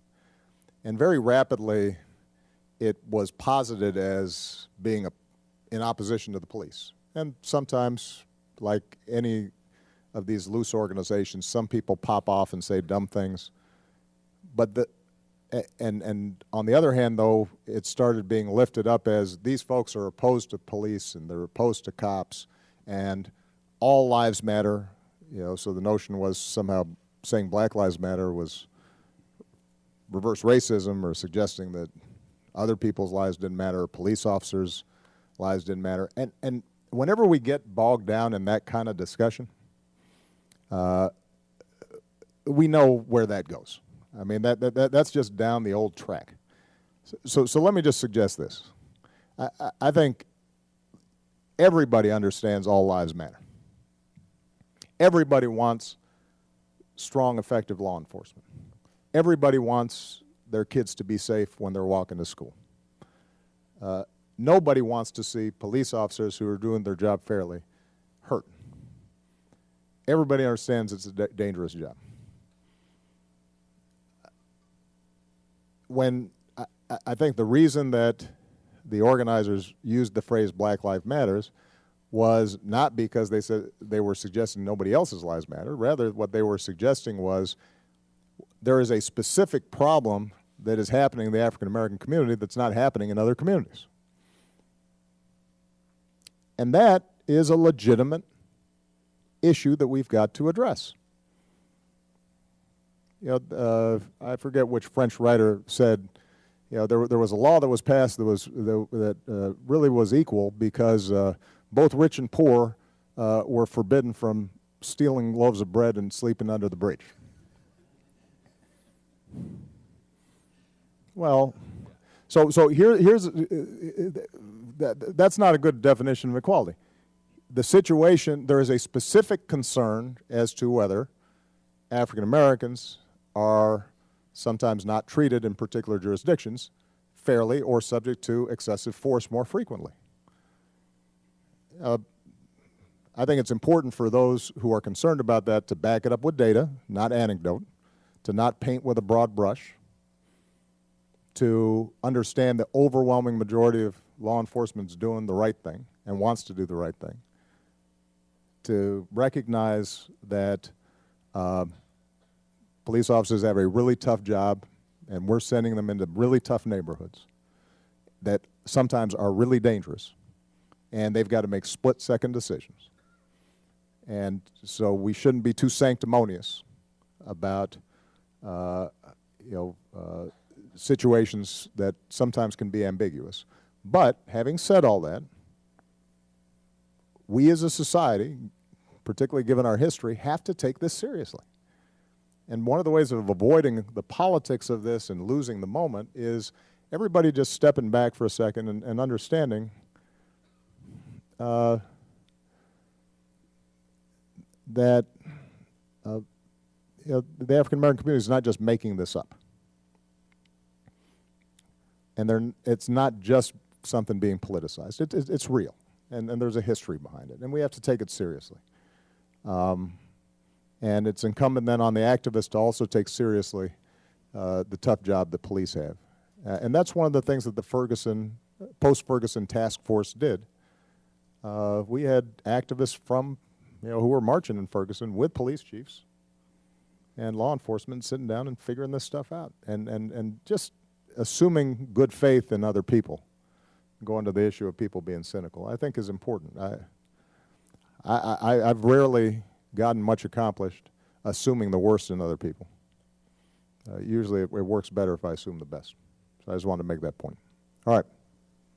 Thank you. I guess I'm here as the representative of the cynical profession. Yeah, you are, absolutely. But I would just like to say there are a few issues I feel less cynical about. I do worry, I share the worry you have that this evaporates because of short attention spans. And I guess it's on us in the news media, in part, to make sure that that doesn't happen. Good. Well, thank you for hosting this. And thanks to everybody here in attendance and the chiefs for the good work you're doing.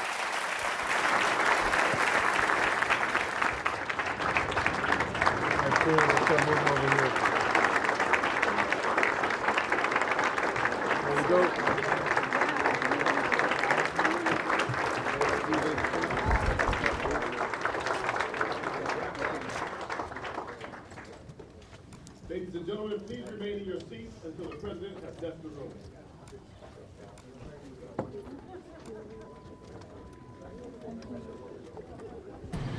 All right, folks, so that was Presidential Town Hall talking about criminal justice. Thank you all for chatting in there. Well, let's get you caught up on some of the headlines that we've been following right now for you. Let me put that up there. Here we go. Oklahoma State crash. Oh, just horrible situation that happened on Saturday during the homecoming parade. Car plows into a group of people.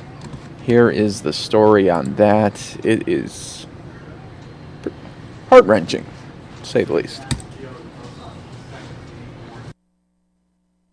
My visit with her lasted the better part of an hour, and during that entire interview, I was not satisfied at all that I was communicating with a competent individual. That's Tony Coleman, the attorney for Adacia Chambers, the 25-year-old woman who was behind the wheel of a car that plowed into a crowd at the Oklahoma State University homecoming parade on Saturday. 4 people were killed and dozens more injured. She's now being held on 4 counts of second-degree murder. Sunday, a makeshift memorial sprang up at the scene of so much carnage. I never saw her brakes, ever. She never tried to stop. Immediately after the crash, Chambers was arrested for driving under the influence. Now her attorney says he does not believe his client was inebriated at the time of the crash. I know that without a doubt for someone to have been intoxicated to a point where their ability to operate a motor vehicle was impaired such that they could do what Ms. Chambers did on yesterday, at least the smell of alcohol would still be present some hours later. Bolstering his claim that Chambers is mentally ill, her attorney says his client would sometimes go days without sleeping. Additionally, her boyfriend told him that Chambers is diabetic and was not being treated for the illness. Her attorney says Chambers may have simply blacked out before the deadly accident.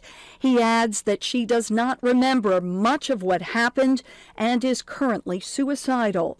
In New York, Jane Metzler, Fox News.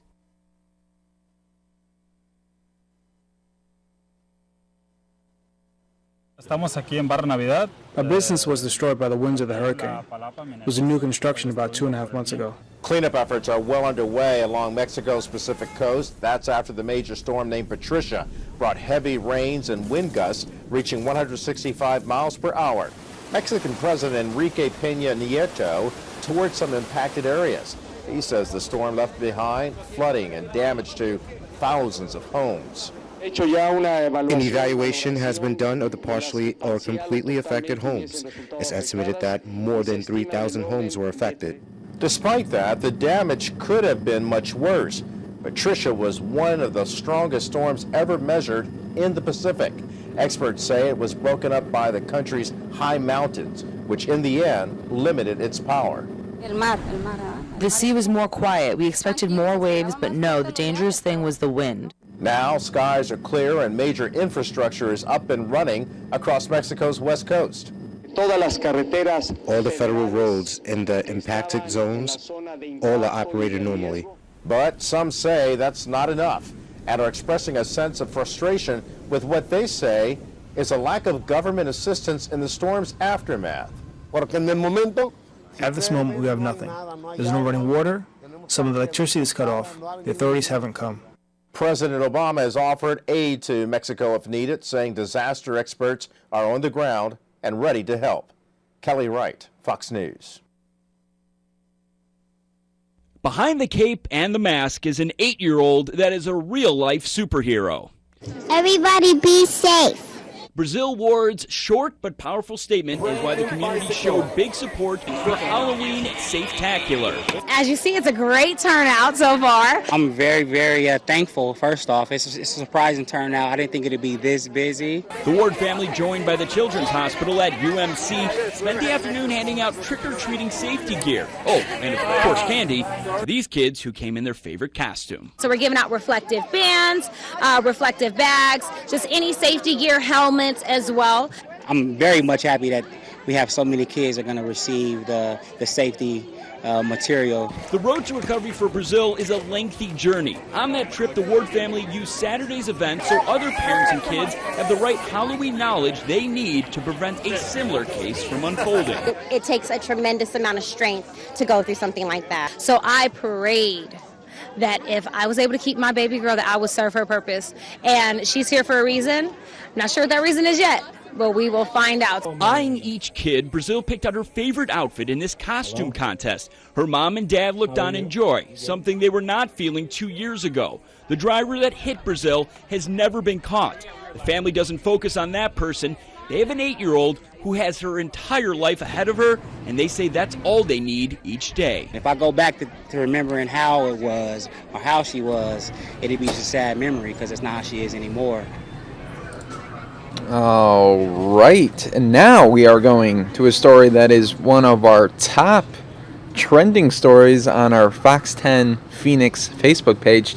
Take a look at this story when you get a chance and maybe share it with your friends and family. It's a bizarre one, to say the least here. This is what happened.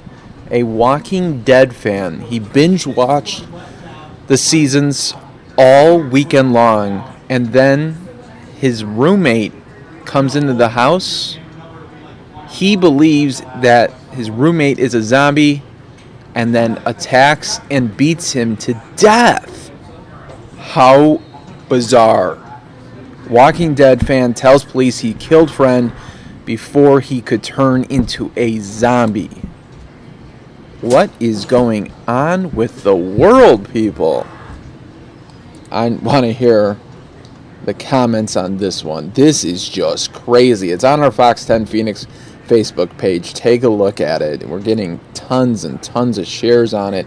Just ridiculous. This happened in New Mexico. Let me read you the story here. Just crazy. A New Mexico man who had been watching TV's The Walking Dead told authorities that he fatally beat his friend before he could become a zombie. Grant's police spokesman said Sunday that the 23-year-old was beaten and the guy that beat him is being held on a murder charge. Perry's attorney did not immediately return a call for comment. Officers were called Thursday afternoon to an apartment complex where Perry was allegedly wielding a knife. They found the roommate's body inside an apartment and maintenance workers detaining Perry.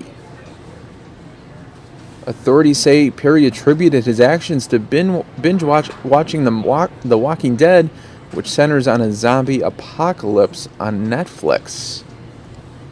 That's all. It's like one of those. It's like, wow, really? That is bizarre stuff. Sid said he's watching Walking Dead right now. Okay, be careful. That's just like bizarre. Could you imagine? The guy was probably on some sort of drugs or alcohol or just plain crazy watching The Walking Dead all week long, and then the roommate comes in and he's probably like, dude, you're a zombie. It was probably like that, and he just went up attacking. What do you think? Unreal stuff though, right? I feel horrible for that roommate. Unreal stuff. I want to get you caught up on another trendy topic here. Happening today is big red meat risks. A lot of people are talking about this story. We'll bring it to you right now. Could we one day see cancer warnings on red meat the same way we do on cigarettes? That's a possibility depending on the findings of a major new study by the World Health Organization set to be released tomorrow. But our medical expert tells us, don't worry, you don't have to give up the burgers just yet. A burger and fries is about as American as it gets, and so is a good steak. Some health fanatics tout the paleo diet, a caveman-type regimen heavy on beef and fat.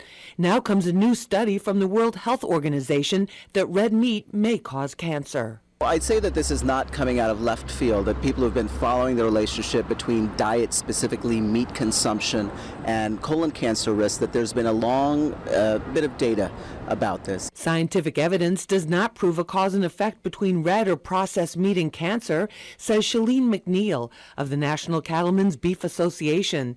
She says billions of dollars have been spent on studies all over the world, and no single food has ever been proven to cause or cure cancer. Dr. Swaminath says there are still many valid questions. What we don't know so far is dose and duration. So it's not that all red meat is bad or that eating a hamburger is going to be causing colon cancer. It's how much intake and how much over time there's going to be.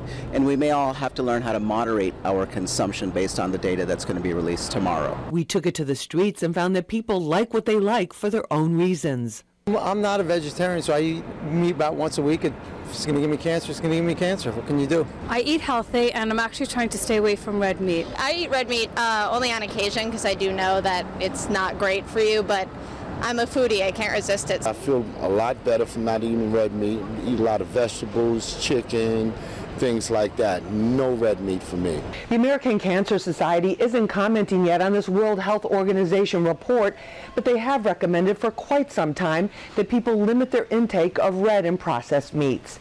In the newsroom, I'm Lisa Evers, Fox 5 News. But while I will not be a candidate, I will not be silent.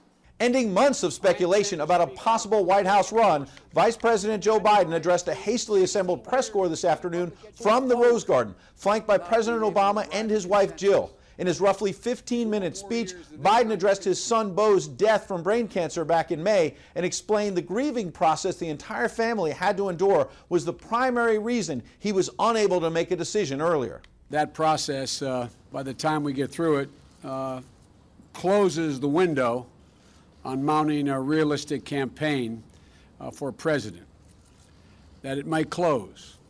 I've concluded it has closed. Those who would have been his opponents in a Democratic race were quick to praise Biden as a man of principle and character. Democratic Socialist Senator Bernie Sanders thanked Biden for being a friend to the middle class, while the frontrunner Hillary Clinton tweeted that Biden is, quote, a good man from whom she drew inspiration. Clinton stood to lose the most from a Biden run. While she currently leads most national polls, had the vice president gotten into the race, he would have likely drawn support away from Clinton. Joe Biden has made these numerous swipes at Hillary Clinton in recent days. I think what this shows is this lack of embracement by Democrats and by her own colleagues. Biden's announcement comes just one day before Clinton is to appear before the House Select Committee on Benghazi, a committee whose investigation has been nothing but a thorn in her campaign's side since she announced her candidacy. In Washington, Ed Henry, Fox News. And here's just some of the shots from Donald Trump's rally in New Hampshire early this morning. We'll just hear a couple sound bites from him as he takes the podium. Thank you very much. What a group. But Bush is now cutting salaries by 40 and 50%. He had one person that worked for him, got paid $1.3 million. I want that job. Everybody in this room wants that job. Think of it. And the person's like, didn't do a good job. He's losing, he's getting killed. And I say, if you can cut 40 to 50%, and they're all taking it, everybody's saying, we'll take it. Why didn't you do that 7 months ago? If they take it now, they're going to take it then. So why didn't you do it 7 months ago? So he's meeting now with mom and dad. No, it's true. He needs counsel. And he was very angry over the week. He said, you know, if this is going to be this nasty, let them have Trump as their president. It's going to be nasty. Hey, Putin is a nastier guy than me. We were on 60 Minutes together. The highest ratings they've had in a long time. I have to tell you. And the game before was terrible. It was a blowout, right? You know that. He was my stablemate. We got along great. We didn't talk, but that's okay. No, we were on 60 Minutes together. We can make deals. But if he doesn't like my tone, how's he going to do with Putin? How's he going to do with these killers in the Middle East that take our product? You talk about product. In this case, it's all military product. They take the best Humvees, the best weapons, the best rockets, the best rifles. One bullet gets shot in the air and they run. And they leave everything so the enemy takes it. Carson is lower energy than Bush. I don't get it. I saw him being interviewed. He's lower energy than Bush. He's a nice guy. He's not going in. You know these Chinese negotiators, they come in there fierce. Fierce. Remember I said blood coming out of somebody's eyes? These people really have blood. I mean, they see you, they want your jobs, they want your money, they want your base, they want your country. I mean, they want everything. And we need the right people. You need somebody with the right temperament. All right, and a little bit later, when Kinsey's up here in just a few short minutes here, we're going to hear more from Donald Trump. So be on the lookout for that. She is going to be playing a rally speech, so that is a little tease there as we continue on. This Monday evening, coming up on 6:50. The game is now 14-10 Cardinals. They just retook the lead.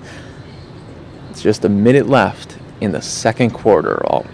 So, come on, Cards. Let's pull this one out, folks. Keep it going. Keep it going. So, just be on the lookout for Donald Trump speech rally today. In just a few short minutes. That is a little tease there for you guys as we get going here, but wanted to show you the 10-day Foxcast one more time as we get settled in here into the week. We could see Tuesday 88, Wednesday 86, Thursday 83, and then it really cools down. Friday 75 with chance of rain, then Saturday Halloween 78 degrees. So it's shaping up to be a beauty of a week. Got a couple more stories I want to showcase to you guys before I head on out of here.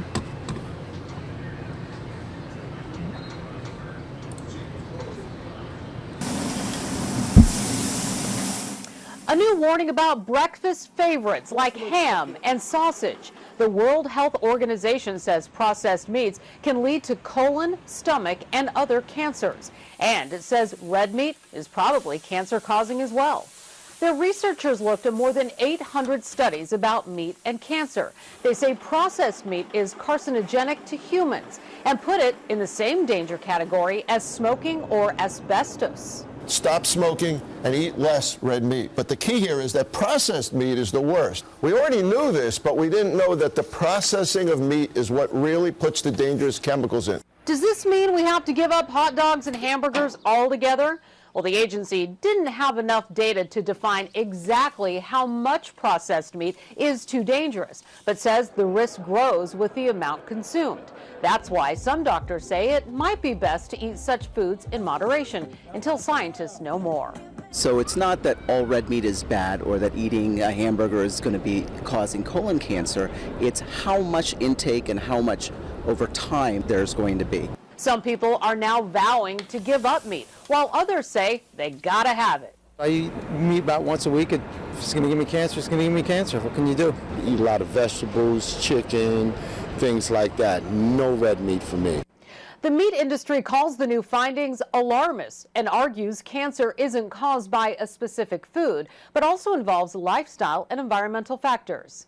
In New York, Laura.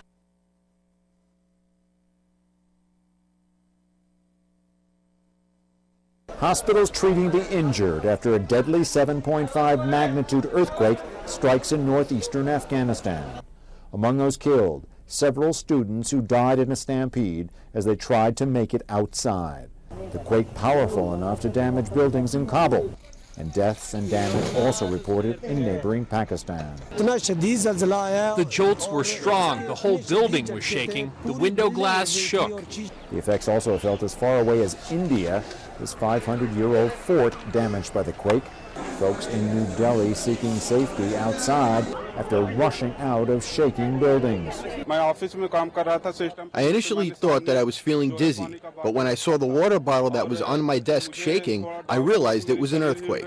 The Obama administration offering its condolences. The U.S. government has been in touch with the governments in Afghanistan and Pakistan, and we stand ready to provide any additional support that may be needed.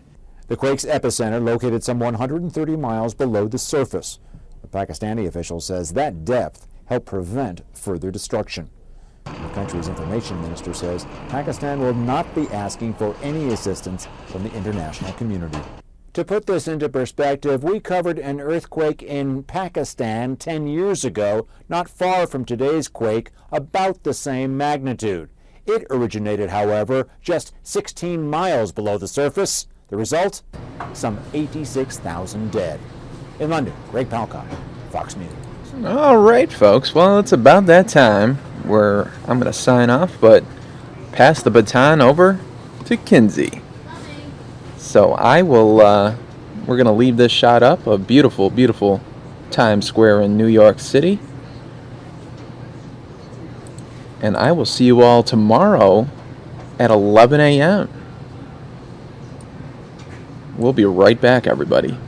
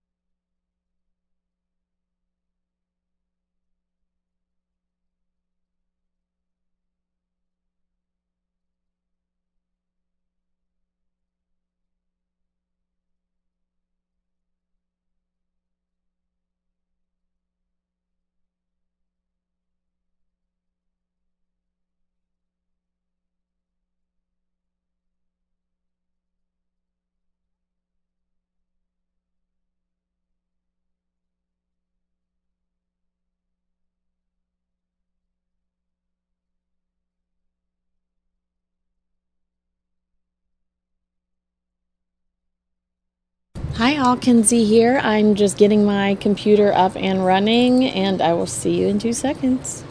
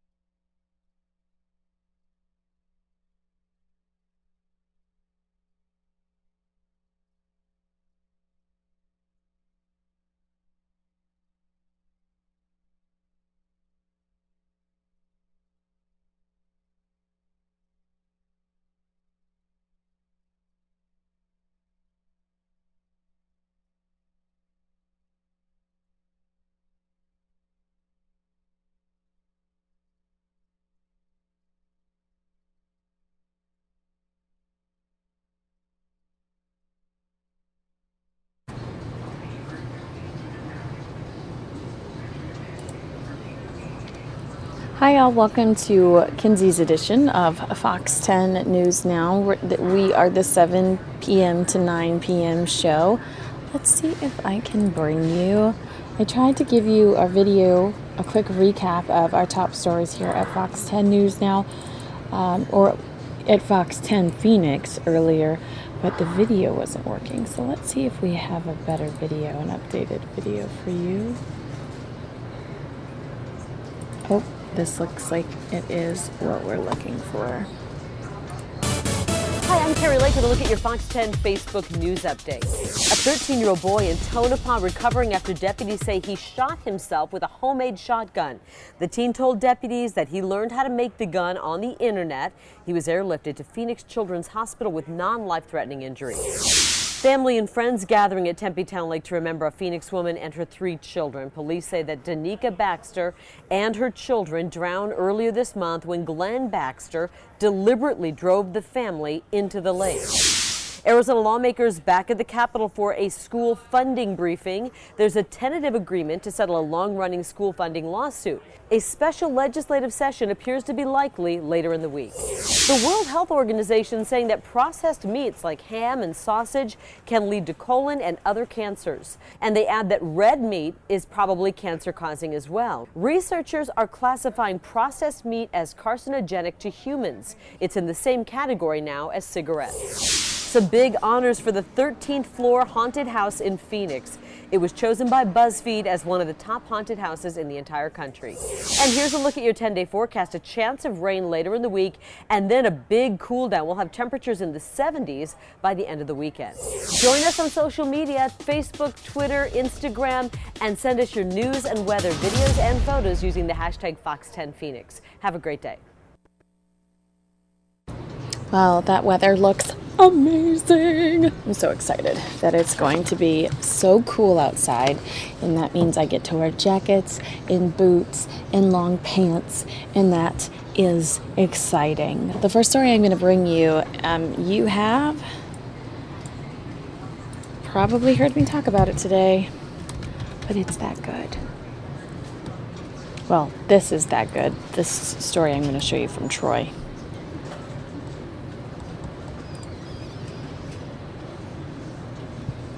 Give me a second to pull it up. I just got the I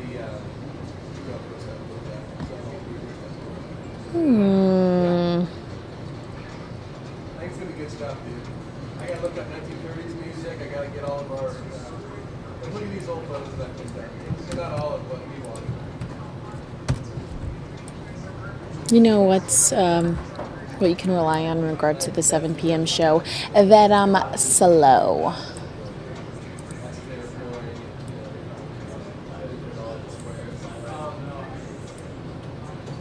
So this is Troy Hayden's story on cryotherapy. So you get a kind of an understanding of what exactly it is. Help yourself heal. Well, now a new kind of therapy that uses extreme cold is getting credit for helping people with everything from muscle aches to depression. It's called cryotherapy. There's a clinic in Scottsdale that specializes in it, and recently I went to go check it out. She has 33 seconds now, and she's at negative 222 degrees below zero. You heard that right. This Scottsdale woman is in a container pumped full of super cold nitrogen gas, basically in the process of being frozen solid. Great. And she's into it. Do people think you're crazy to jump into a tank where it's minus 200 degrees or whatever it is? I mean, I definitely think people would say you're crazy to do that, but once they do it, they're hooked. Hooked on cryotherapy. What is it? For 3 minutes, you're put in a high-tech refrigerator. Your skin is subjected to super cold temperatures. Here, take a deep breath, go under. Therapists say it triggers a response in your body, causing the blood to pull back away from your skin and flow to your vital organs. It's a survival reflex to the cold. And then when you come out, the blood rushes back to your skin. Angelo Alvarez opened up Scottsdale Cryotherapy 4 years ago. It's great for skin disorders. It's great for pain management. It's great for just anti-aging. It's great for detoxification. For the skin as well. The constant freezing of the skin activates the production of collagen. And it's gaining in popularity. Why are so many people doing this? I just wanted to give it a try for just some of the overall health benefits and detoxing, added energy. And those are some of the things that I've noticed since I've started. I'm fortunate that I'm not coming here with pain, like I've seen some other people. For me, it's like superhuman performance. I'm trying to be the best I can be. Photos on the wall here of all the pro athletes who have been inside this same chamber. Many say they use it to speed muscle recovery. It is probably an overpriced, expensive treatment. But not everybody is a believer. Stephen Propatier is an orthopedic nurse practitioner. He says he's done a lot of research on cryotherapy. You know, what do you think when you hear somebody say, oh, it's good for depression, or cosmetically it's good for your skin and things like that? Although you certainly can make those claims, I wouldn't say there's any evidence that this treatment does that for anybody. All right, I think I have to try this for myself. So I strip down, put on some mittens, and in I go. How cold am I? You're at negative 193 right now. Negative 193. With a lot of time left, yes. Look up, take a nice deep breath through your nose, hold your breath, squat all the way down, keep your eyes open. Negative 262 is pretty cold in there. Negative 262. Right over here. Negative 262. 260. Wow. Negative 266. You're doing great. I'm starting to get a little discomfort around my ankles. Good. Negative discomfort level from 1 to 10. Where are you? 4. Okay, perfect. Let me know when you get to a 6. Quarter turn to the right. Almost finished. Negative 279. And that's where I stop. Now I'll talk about the effects in just a second. I've done thousands of people here in the last 4 years, so it works for some and some it doesn't work for. But also the mindset is very important. I have a big clientele that there's nothing wrong with them, but they understand what it does, and they're here just for prevention and anti-aging. So a single session of Scottsdale cryotherapy is listed at $75 on the website. I have to tell you, when I got out, it was kind of the feeling of when you're in a really hot tub, and that really relaxing feeling of your body. With all the vessels open and I don't know how to explain it. My body was just super relaxed. Now I only had one treatment, and everybody I talked to, the patients say you need several treatments to really feel the effects. But that's what I got. But athletes, high-end athletes are swearing by this. Well, they think it helps them with their muscle recovery. You know, I mean, you see pictures all the time. You know, Major League pitchers, they always have the big ice pack. So think about that. You're packing yourself in something that's minus 200 degrees for a very short period of time. But you don't have it on there. You said that it doesn't feel like plunging into ice cold water. It's a different kind of cold. It was, because I don't know what the difference is, but it was easy to get in, but the longer I was in there, it got cold. Minus 270, whatever it was. Well, you made it. You made it. I'm here. And the golf game's never been better. Yeah, we're trying to keep it low. Right, John? There you go. Go low. All right, so with that explanation in mind, also superhuman, that guy really, with that explanation in mind of what that is, that makes this story even more horrific. A Nevada woman froze to death in one of those machines, and let me tell you about it. This is currently trending on FOX10news.com. A 24-year-old Nevada woman has died reportedly after freezing to death in a cryotherapy chamber. A local news station in Las Vegas reported that Chelsea Ake of Henderson was trapped in the chamber for at least 10 hours at Rejuvence, a local clinic that offers cryotherapy, which involves stepping into a cryo sauna or cryo chamber. No, I wouldn't do this. Troy Hayden is much braver than I am. It's, again, dry air that dips below minus 240 degrees Fahrenheit. The therapy has been used to reduce inflammation, slow signs of aging, and help heal sports injuries, but effects are seen after only 2 minutes. News3LV.com reported that Ake, a Hawaii native, was the manager at Rejuvence. Her coworkers found her frozen inside the machine last week. I do know that she was alone closing the shop up, and then did go into the machine and apparently did not turn it off, her friend Shaylin B. told the news station. According to a local police report, Ake used the machine without assistance and likely suffocated.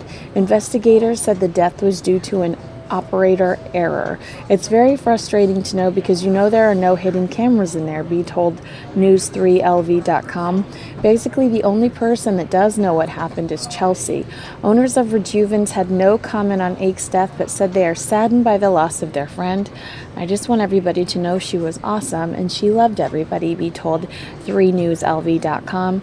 Her legacy will definitely move on through us. I cannot imagine No, I'm not, John Doe, and that's a rude question. I'm fine. I'm thrilled to be here. Trapped, oh my God, says Mina. 10 hours, says Jonathan. Ugh, I know, I can't imagine.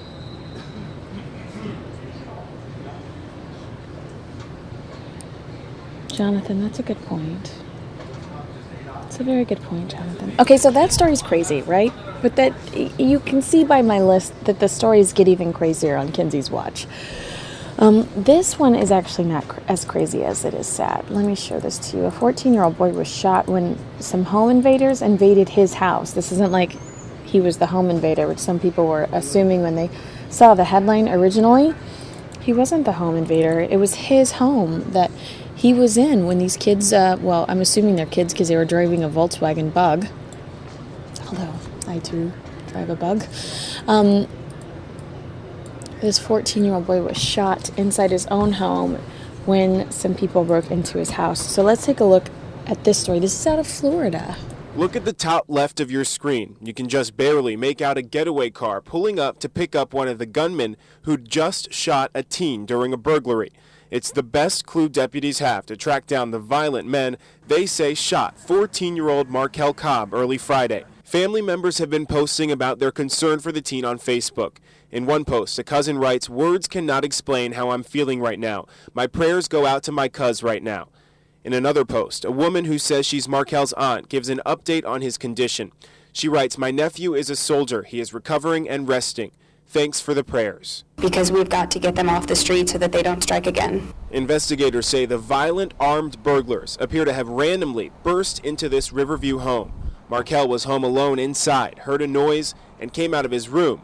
The gunman started shooting, hitting Cobb 4 times, one bullet even grazing his head.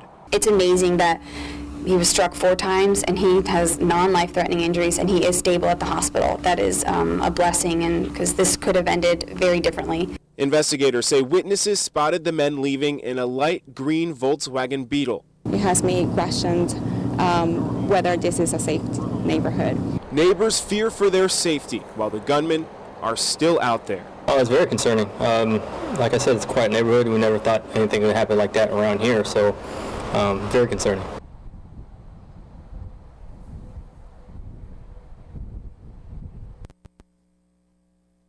And Billy makes the comment that they don't acknowledge the suspects, or they don't break down who the suspects are, but I don't believe they know who the suspects are. That's why we get a look at the car a couple of times, because I'm assuming they're trying to locate the people via the car.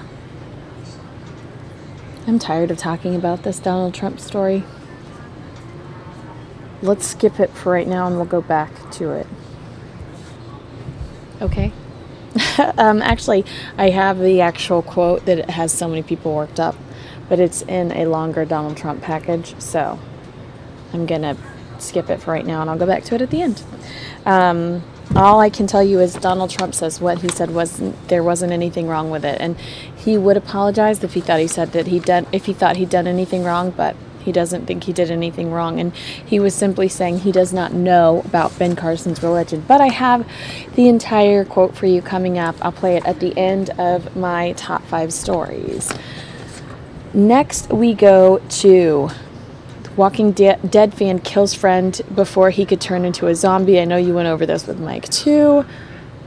This is from FOX10 Phoenix and the AP. A New Mexico man who'd been watching TV's The Walking Dead told authorities he fatally beat his friend before he could become a zombie. Grant's police spokesman Moses Marquez said Sunday that 23-year-old Christopher Paquin was beaten and that 23-year-old Damon Perry is being held on a murder charge. Perry's attorney, Michael E. Callaghan, did not immediately return a call for comment. Officials were called Thursday afternoon to an apartment complex where Perry was allegedly wielding a knife. They found Paquin's body inside an apartment and maintenance workers detaining Perry. Perry told investigators they had been drinking when Paquin began to change into a zombie and tried to bite him. Police say Perry beat Paquin with his hands, feet, an electric guitar, and a microwave. Authorities say Perry attributed his actions to binge watching The Walking Dead, which centers on a zombie apocalypse. Now, they were watching it on Netflix. Some people are saying in the chat room that it's an AMC show, which I totally am aware of. But according to Perry, they were binge watching it via Netflix. And I don't know how you beat somebody to death with a microwave, but this has to be one of the most ridiculous stories to ever exist. So when I was talking to Mike about it, I said, was there alcohol or drugs involved? And I believe, allegedly, Michael said that there was alcohol involved. I can't imagine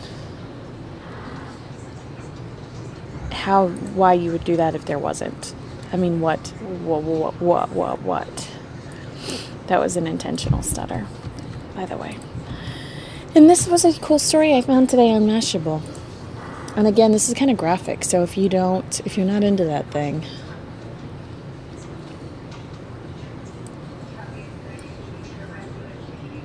these pictures are via Instagram of a makeup artist who imagines how Disney princesses died. Ariel from The Little Mermaid, cause of death, vocal cords ripped out by Ursula. And she did that makeup, amazing makeup there. I mean, the neck's a little over the top, but, you know, I get it. Belle, cause of death, mauled by the beast's claws. Still, though, the makeup is beautiful on this girl. She's stunning. Snow White, cause of death, chemical burn from the evil queen's poison apple. Cinderella, cause of death, impaled on her own glass slipper. Ouch.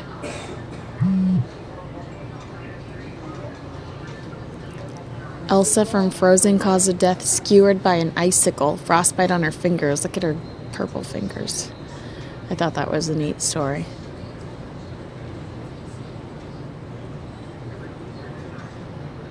And I followed her on Instagram after this because I thought, this girl knows what she's doing. And she has a twin sister that's blonde. That's also what I discovered on Instagram too. A beautiful blonde twin sister. All right, back to these Trump comments. Let's see. What I have that he said literally is that he just didn't know. Ben Carson is a Seventh-day Adventist, and he says, I don't know what that is. I have the actual speech here for you, so I'm going to show you that. But he got into a lot of trouble for this. This has been all over the place, and people are saying that they assume he did this to distract from the fact that Ben Carson is now leading in the polls in Iowa, and that Trump's having a hard time with it, and Trump says absolutely not, that that's not the case.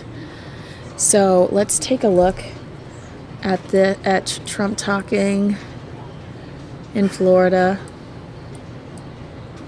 And you decide, you be the judge on whether or not he was being intentionally hateful or if he was just saying he didn't know.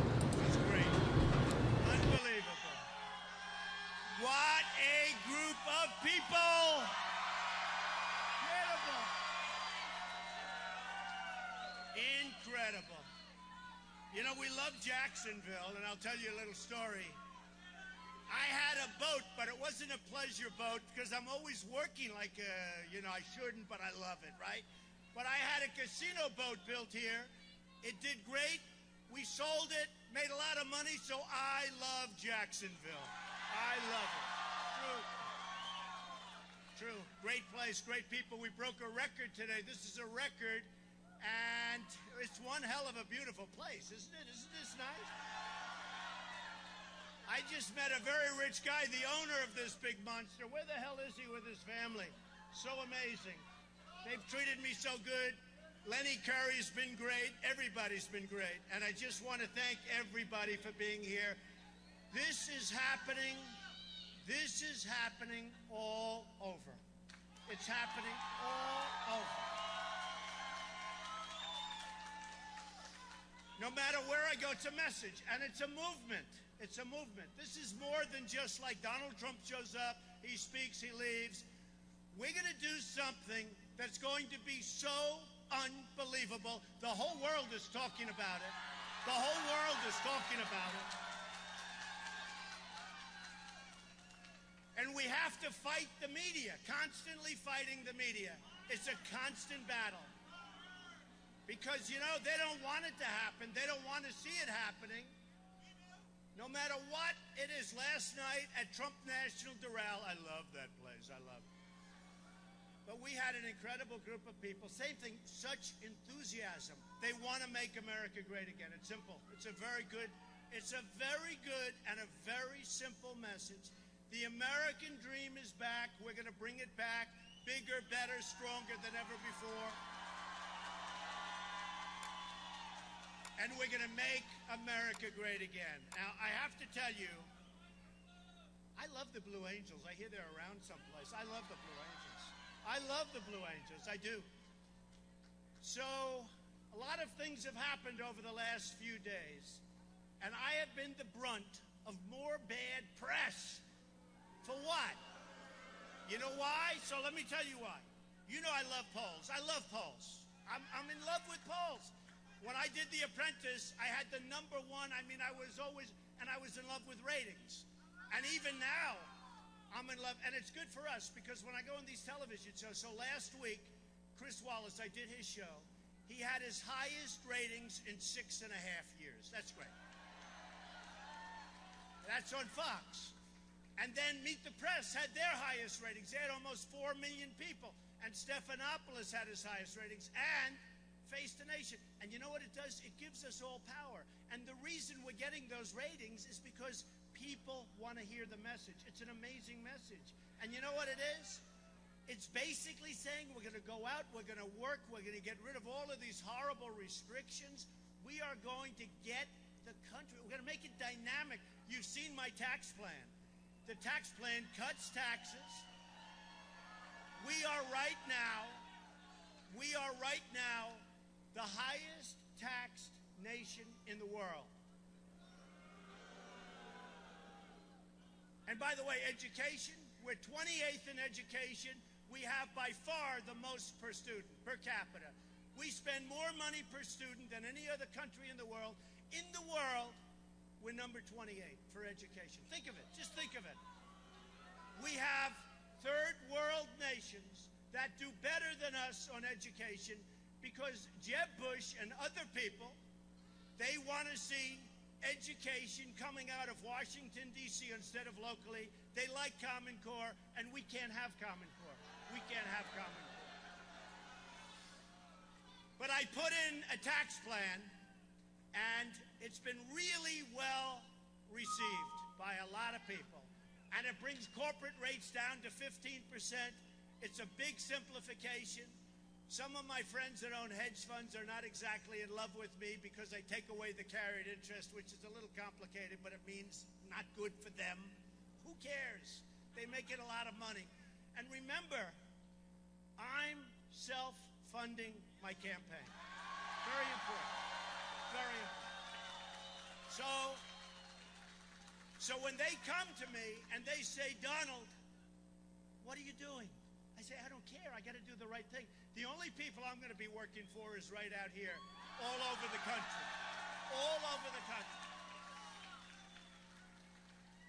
And a big thing happened because a lot of PACs, you know what PACs are? It's a crooked business, a bad business. But they have now super PACs. These are supers, super dupers. They call them super duper PACs. And they put up millions and millions of dollars in these PACs. And those PACs control the candidates. Okay? They totally control. Carson is controlled by his PAC. Bush is controlled by his PAC. Rubio is controlled by his PAC, and he needs a lot of water on top of everything else. Did you ever see a guy sweat like Rubio? I'd never seen anything like that. But they're controlled by their PACs. And what happened is many PACs were set up. Trump, one of them had the Art of the Deal PAC, another PAC. I turn on television, I see these guys, and you know what? They look okay. Who knows? But they say, oh, we love Trump, and we wanted this, and they want to raise money. I don't know what happens to that money once it's raised. I know too much about business to think positively. So I can just see one of these guys that doesn't have 10 cents, and all of a sudden he raises $2 million under a super PAC. Hey, I'd love it if it was spent to me, but I still don't want it. But I can imagine where the money goes. But worse are the super PACs that are set up for candidates where they go out and run campaigns like, if you look honestly, Carson in Iowa, being run by a super PACs. Bush all over. Bush now has got to cut back. Because think of this. Here's a guy wants to run our country, and he can't even run his own campaign. No, think of it. And you know what? He's cutting back big. He's cutting back 40%. And everybody's agreed to take a 40% cut. All of his people. I mean, I have like a few people. What do you need these people for? In fact, I'm very proud of something.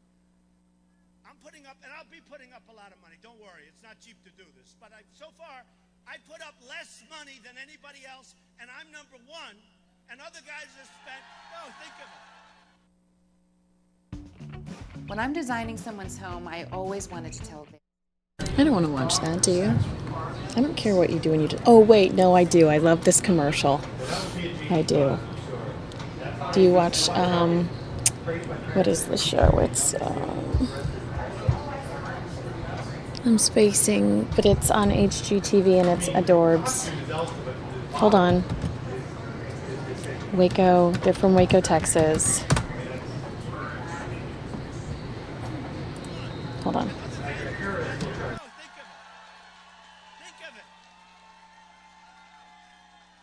So I put up less money. Fixer Upper on HGTV. It was that couple's commercial, and I do love them.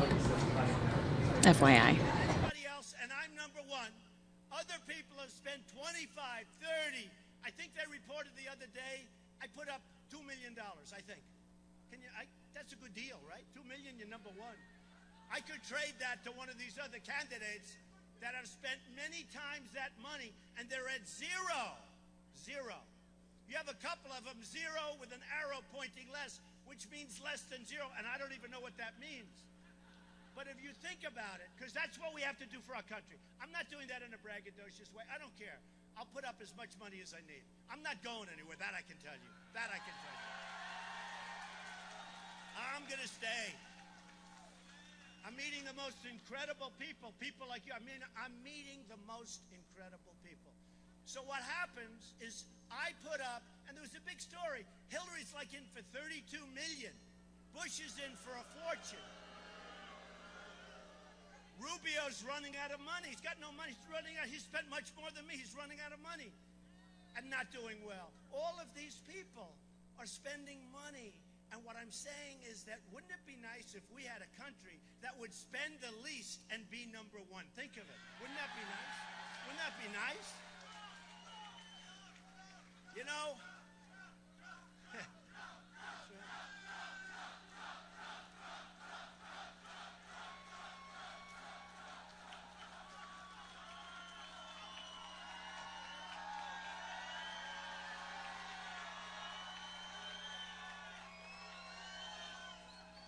you know, it's very funny.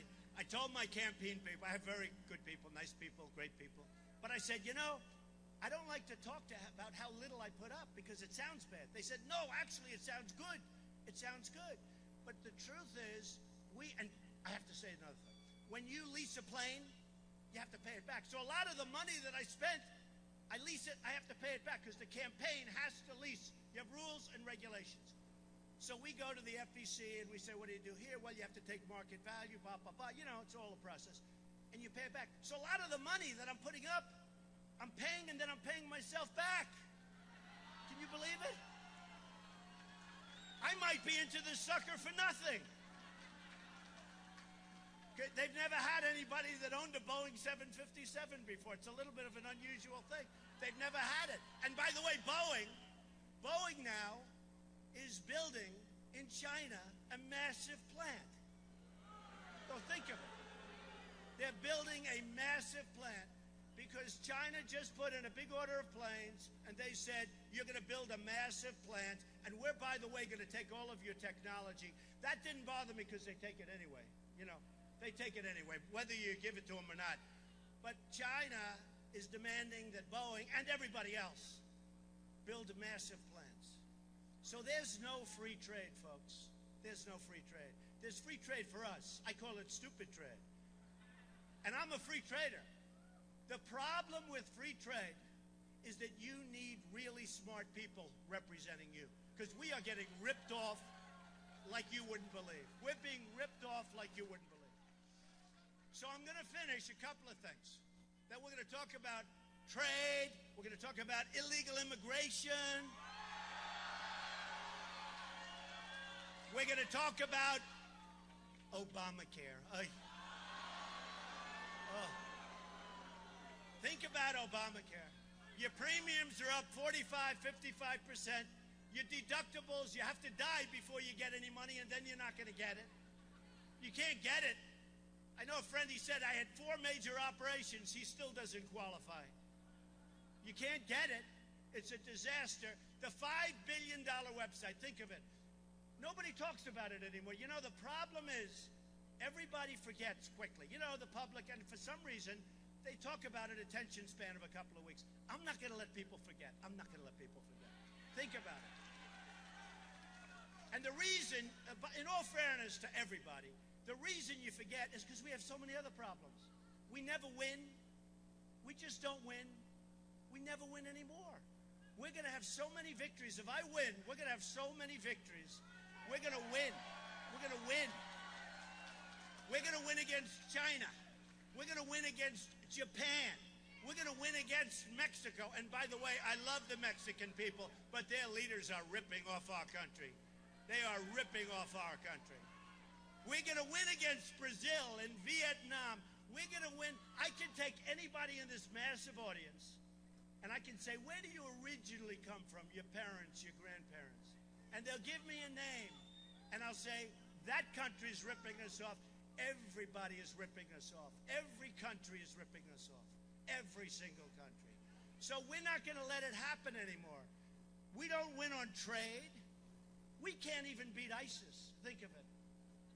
We can't beat ISIS. So we are going to strengthen our military. General Ordiano. Nobody's going to mess with us. Nobody. Nobody's going to mess with us. I'm going to talk about my favorite subject because I love them, polls. I love them. I'm going to talk about it for a second. But one of the things in one of the polls, CNN poll, and I have to be telling the truth because I have CNN. Look at that camera on me, right? And you know what? They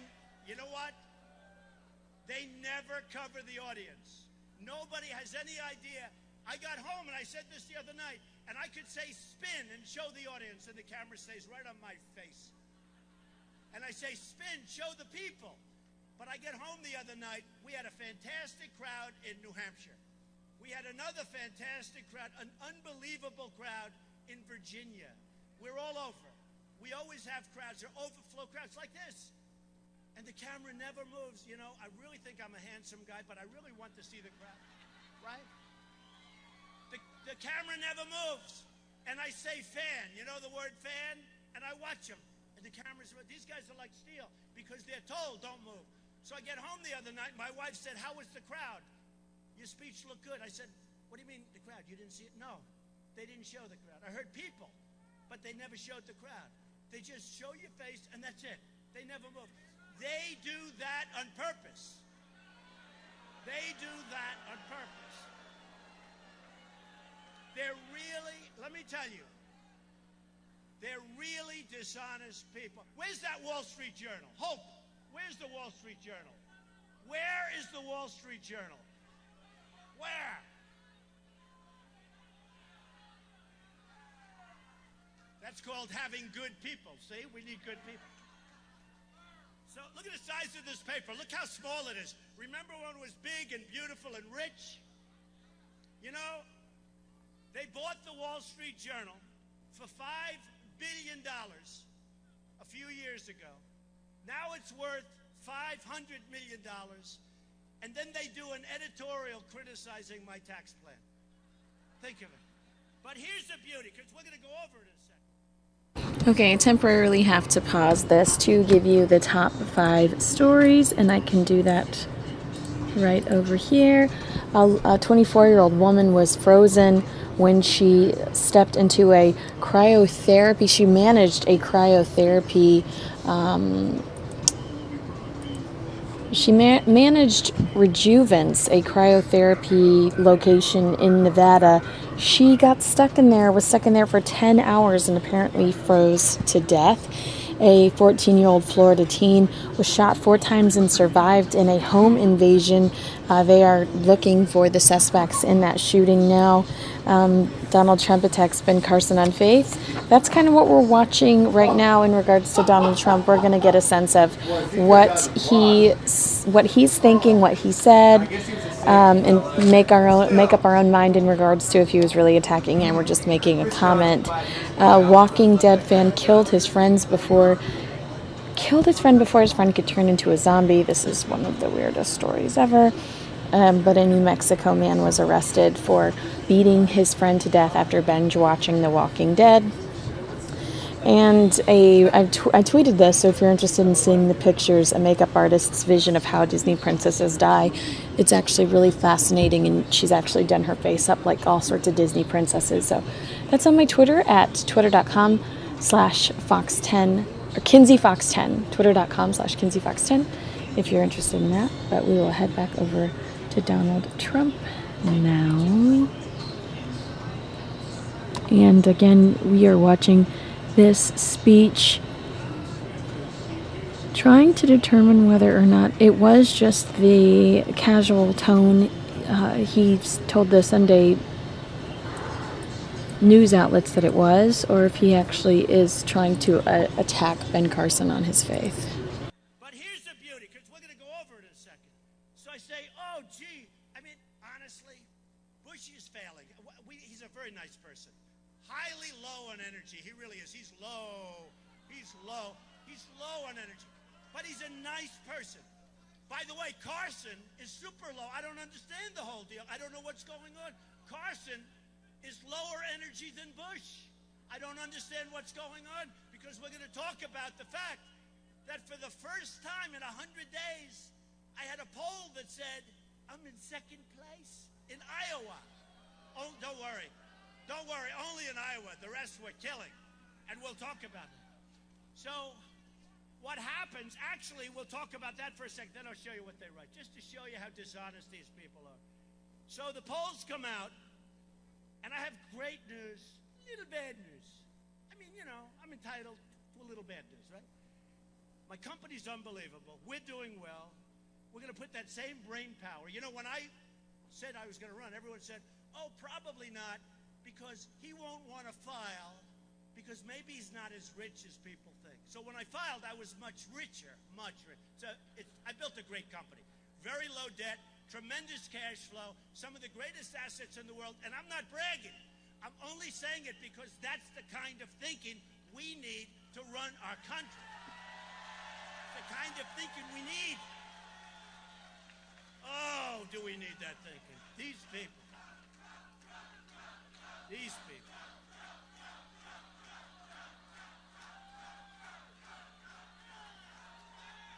So, I get the news on Friday. Great poll. ABC Washington Post just comes out. Big poll. ABC. Well, you can't do better. ABC Washington Post. Right? I'm killing everybody. I'm at 32. Way up from the previous. In New Hampshire, I get this incredible poll. I think I'm 20 points above number 2. Great. Nobody wants to say that. In New Jersey, I'm killing everybody, including the governor. I'm at 28 or 29. The governor, who's a nice guy, he's a friend of mine, Chris Christie, he's at 5. In Nevada, I'm number 1 by so much, it's embarrassing. I won't tell you how much because it's embarrassing. But here's the thing. In Nevada, just came out, I'm number 1 with Hispanics because they know I'm going to put people to work. I'm going to bring jobs back.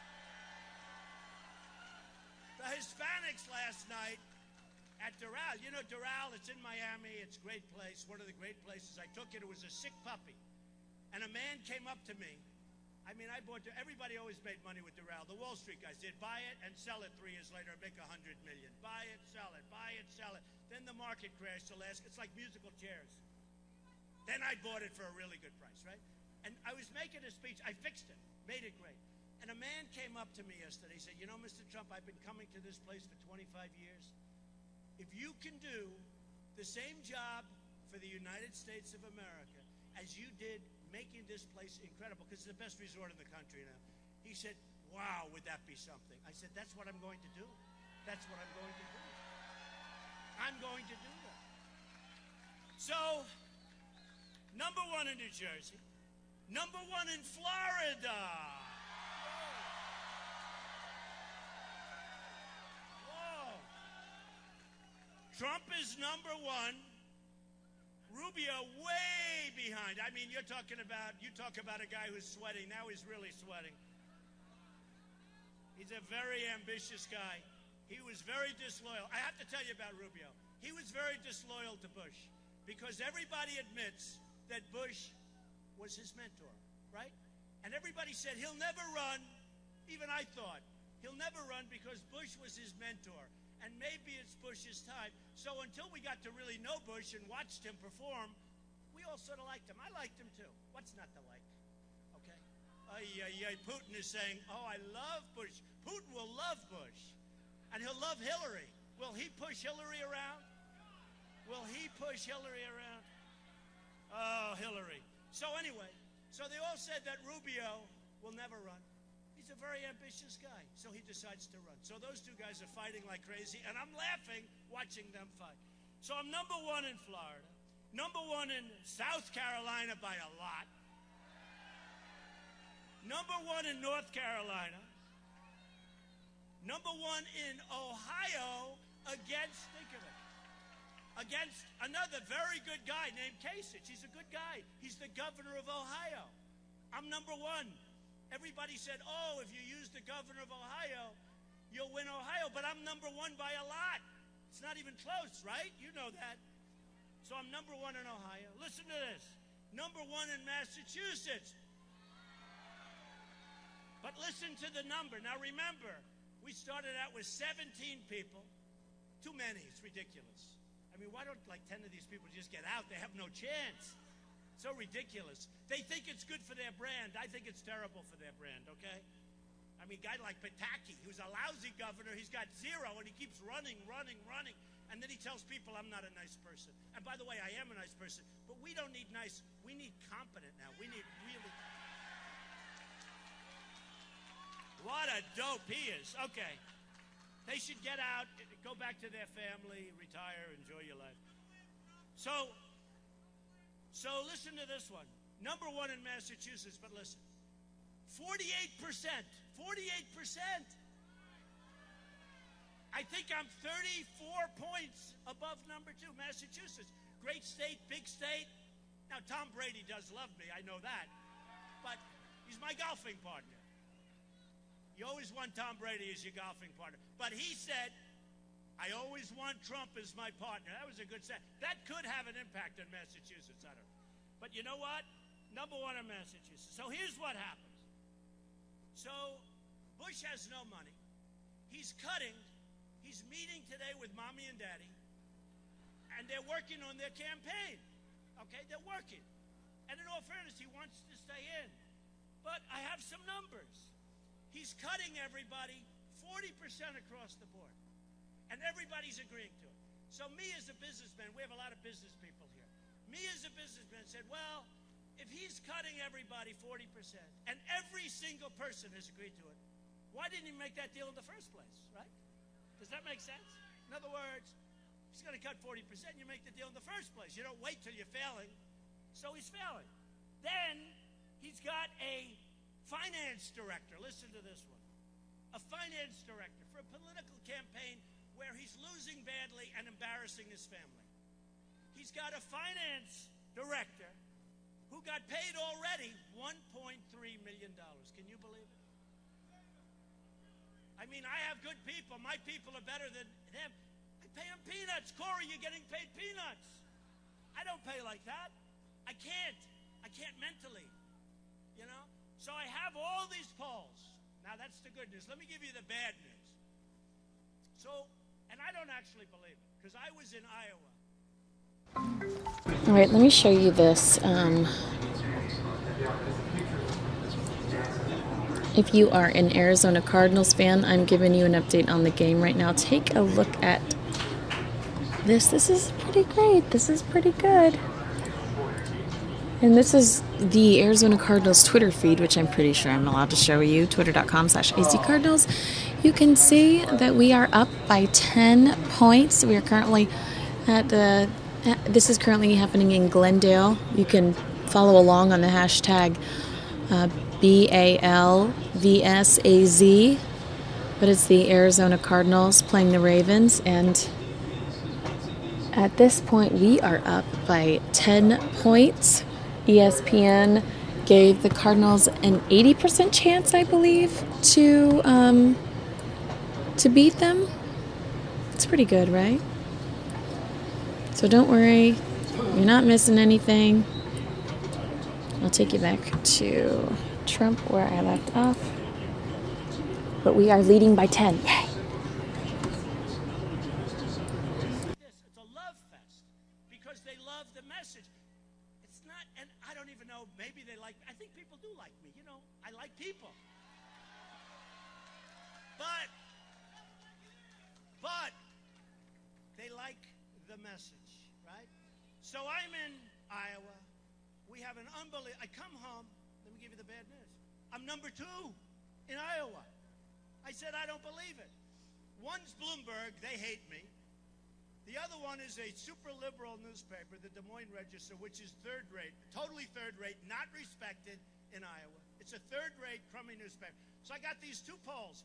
Bloomberg hates me. Don't forget, Michael did want to run for president. Remember that. But he's totally against the Second Amendment, so it's no good. Can't run. I'm for the Second Amendment, folks. Remember that. Remember.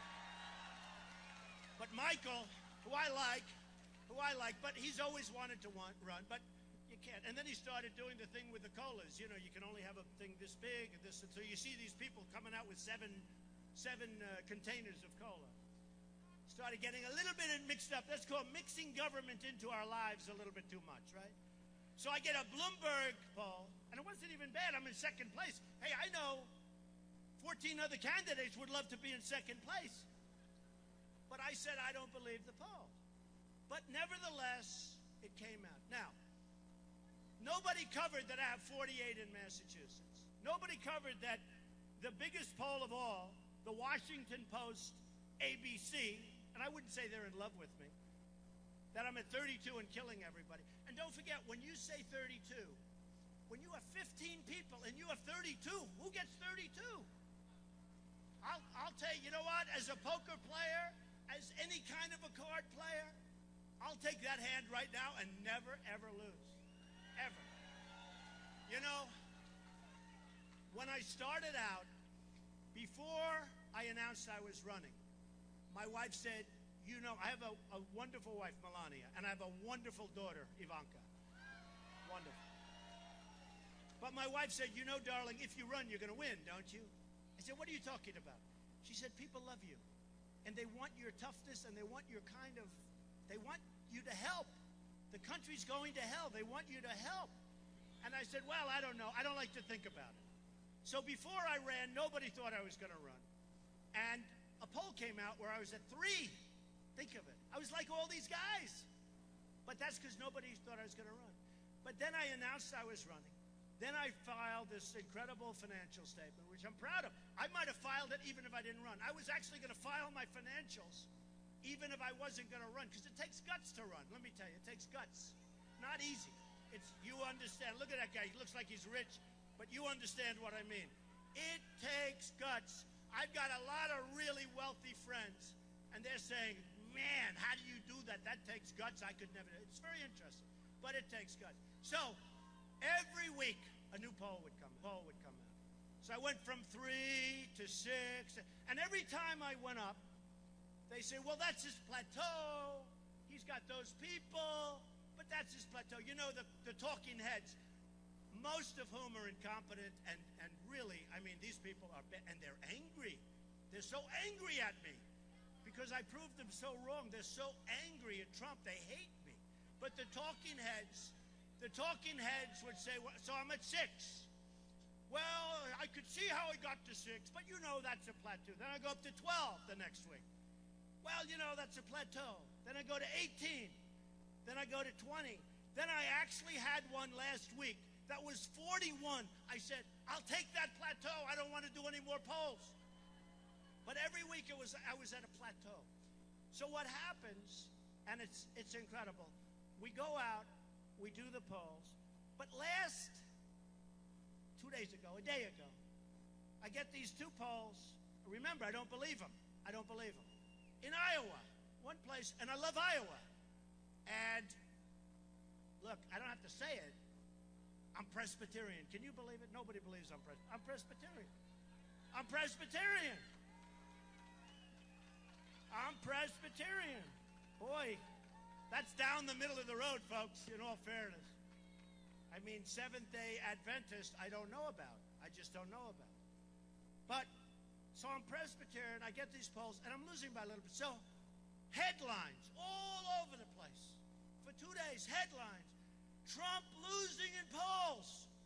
I just want in fact, I have like this great memory, but there's so many that I'm winning, I wanted to write them down because I want all of them. And many more that I didn't write. I'm winning on everything, every national, but for some reason I had a bad week in Iowa, which I don't believe. The headlines today all over Fox and CNN and everything. Trump losing in polls to Carson. Carson. I don't think Carson's going to negotiate really well with China, folks, in all fairness. Okay? I don't think so. And I like him. I don't think so. Because it's not about like. You know, people come up to me, do you think you're a nice enough person to be president? I said, you know what? I'm a nice person, but it's not about niceness. It's about super competence because, man, we are getting killed. We are getting killed. So, all over. Now, had I won Iowa, it wouldn't even be mentioned. Believe me. It wouldn't even be mentioned. There would be no story whatsoever. Nobody wrote that I was 48 in Massachusetts. Nobody wrote anything or very little about South Carolina, New Hampshire, all of these other places that I named. Practically nothing. And I knew it because they are so bad. They are so disgusting. I know it. Not all of them, but 70%. No, they're so dishonest, the media. So what happens is I get up this morning and I say, whoa, that's incredible. So you have Bush with a failing campaign. He's got no money. He's got no votes. He's way down in the polls. You got Rubio doing poorly and he sweats like a dog. You got Carson. I don't know what the hell's going on there. I don't get it. I don't get it. And then I read in the Wall Street Journal, again, look how little these pages. You know, if you did it this way, if you read it this way, it's a tabloid. It's true. So I see in the Wall Street Journal, right up front someplace, where the hell is it? Yeah, right. Right, look at this. So incredible. Right up in the front. Can you believe it? Look at this. How Trump and Bush aren't doing well. So we have unlimited money. We're winning every state. In one state, and by the way, I have other polls in Iowa where I'm leading, but I have a couple of polls, quick ones, came out, and they're talking about Bush and Trump. This is the worst stuff. So I said to my people, so anybody want a Wall Street? Very dishonest. All right, I'm seeing that we have a touchdown, but I think it's Arizona. I'm just seeing, well, I'll show you what I'm seeing actually. Give me a second. Because it's on Twitter, I think I can show you. It's not like an official NFL thing. So I'm assuming this means we had a touchdown, right? So how much ahead are we? What's the current score? I'm waiting for their next graphic. I know some of you are watching this and watching the game and watching other programs, so I appreciate your multitasking. That's really impressive.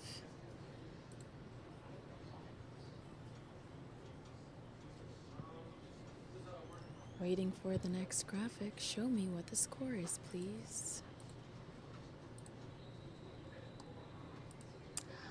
Oh, that's beautiful. That's impressive.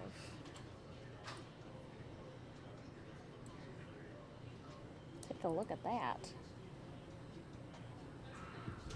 We are currently ahead with 26 points, and the Ravens have 10. So if you are, maybe you're not a football fan, but maybe you just love the Cardinals like me. Now you know. And in a little bit, I'll give you an update on the top 5, but I'll get you back to this speech quickly.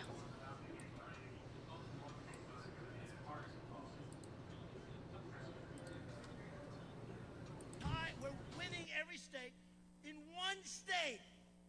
And by the way, I have other polls in Iowa where I'm leading. But I have a couple of polls, quick ones, came out, and they're talking about Bush and Trump. This is the worst stuff. So I said to my people, so anybody want a Wall Street? Very dishonest. But they don't like Trump. But what I'm trying to say, and I think we're saying it, is the press is very dishonest. They're so dishonest. I had another case the other day, and I talk about it. I was on Meet the Press, Chuck Todd. Can you believe I saved his job? I was going after him so badly. You know what I was saying, because he treated me very unfairly. And in all fairness, he's been very nice. So I'm leading in every category. This is 2 weeks ago. And he said, would you ever quit the race? And I said to myself, what kind of a question is that? You know, when you're leading, why is he asking? But I thought I'd give him an honest answer. I said, you know, Chuck, if I started going down in the polls big, and if I didn't have crowds like this, 20,000 people, the owner, who's a great guy, and his family just told me it's a record, it's over 20,000 people. So if I didn't have crowds like this, if I didn't have any gravitas, if I wasn't doing well, if you wouldn't be calling me to do interviews, which is like every 2 minutes they call me, then I would certainly consider leaving the race. And I thought it was a very good answer.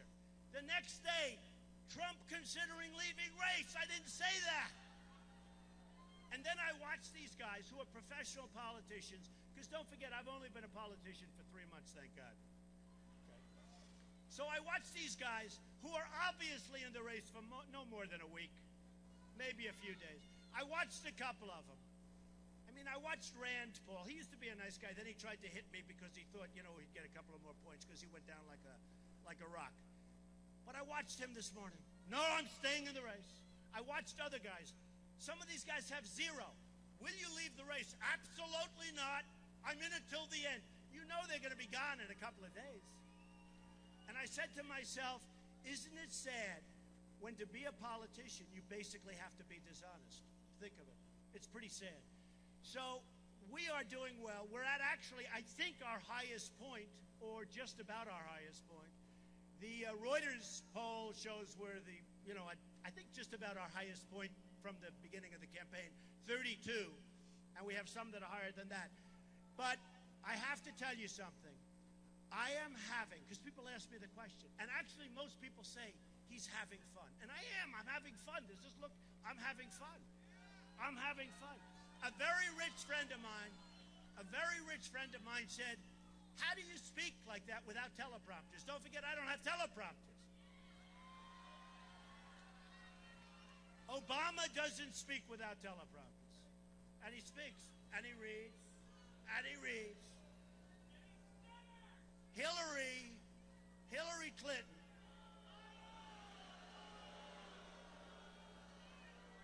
No, Hillary Clinton the other day, she was outside, and the sun was hitting her. She had the biggest teleprompters I've ever seen, and they were painted black on the back. I've never seen that. Usually, at least it's clear glass. I mean, you see them, but you see through it, right? These teleprompters were black. They were massive, here and here. I'm trying to say people can't even see the candidate. And I said we should pass a law, and I'm only kidding. Somebody said he was serious. That if you're running for president, you shouldn't be allowed to use teleprompters, okay? You shouldn't be allowed. Because look what we just got. We just got a teleprompter president. But a friend of mine came up to me, just, do you use teleprompter? I said, no. Do you use prepared speech? I said, no. He said, how do you speak before all these people with sometimes 7 or 8 live cameras on? Look at these guys. Look at the cameras there. They're going crazy. And they don't know when to turn off. Because if I hit CNN or if I hit Fox, you know, all of a sudden, we're going to commercial break because they know when I'm getting ready, right? We're going to commercial break. They have to do it quickly. But he said, how do you do that? And I said, honestly, it's easy. Because there's love. There really is. There's love in these audiences. And it's true. It's true. It's true.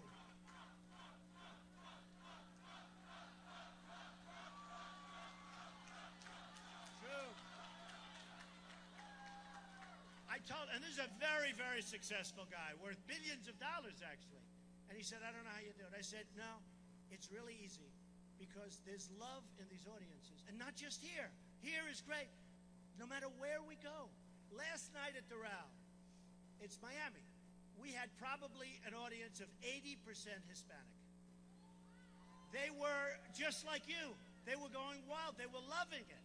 They were loving it.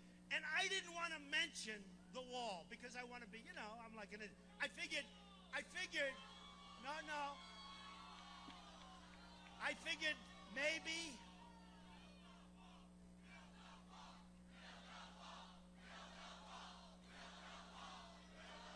this is what happened last night. So, being a great diplomat, I decided that, you know, Miami, mostly Hispanic. I have thousands of employees who are Hispanic. Over the years, I've hired thousands, and they're great. But, you know, you have to be intelligent. So I'm in Miami. I could see it's a largely Hispanic crowd. So I'm getting toward the end of the speech. Everyone's having a great time, and it's hard to have a great time when everything's negative, right? I mean, we don't have one positive thing to say except hope. That's the only thing. We have great hope. We have great potential. But we lose with everybody. And yet we all have a great time because that's what they're looking for. But I'm toward the end of the speech, and somebody, Hispanic, shouts out, Mr. Trump, what about the wall? And the audience went crazy. They want the wall. They're all Hispanic. It's amazing. They want the wall.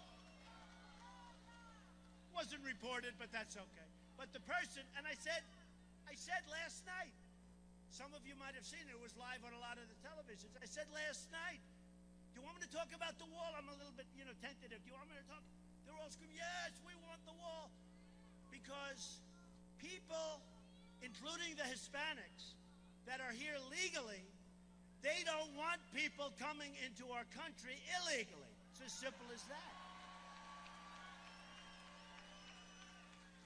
And then I have, you know, the criticism I get.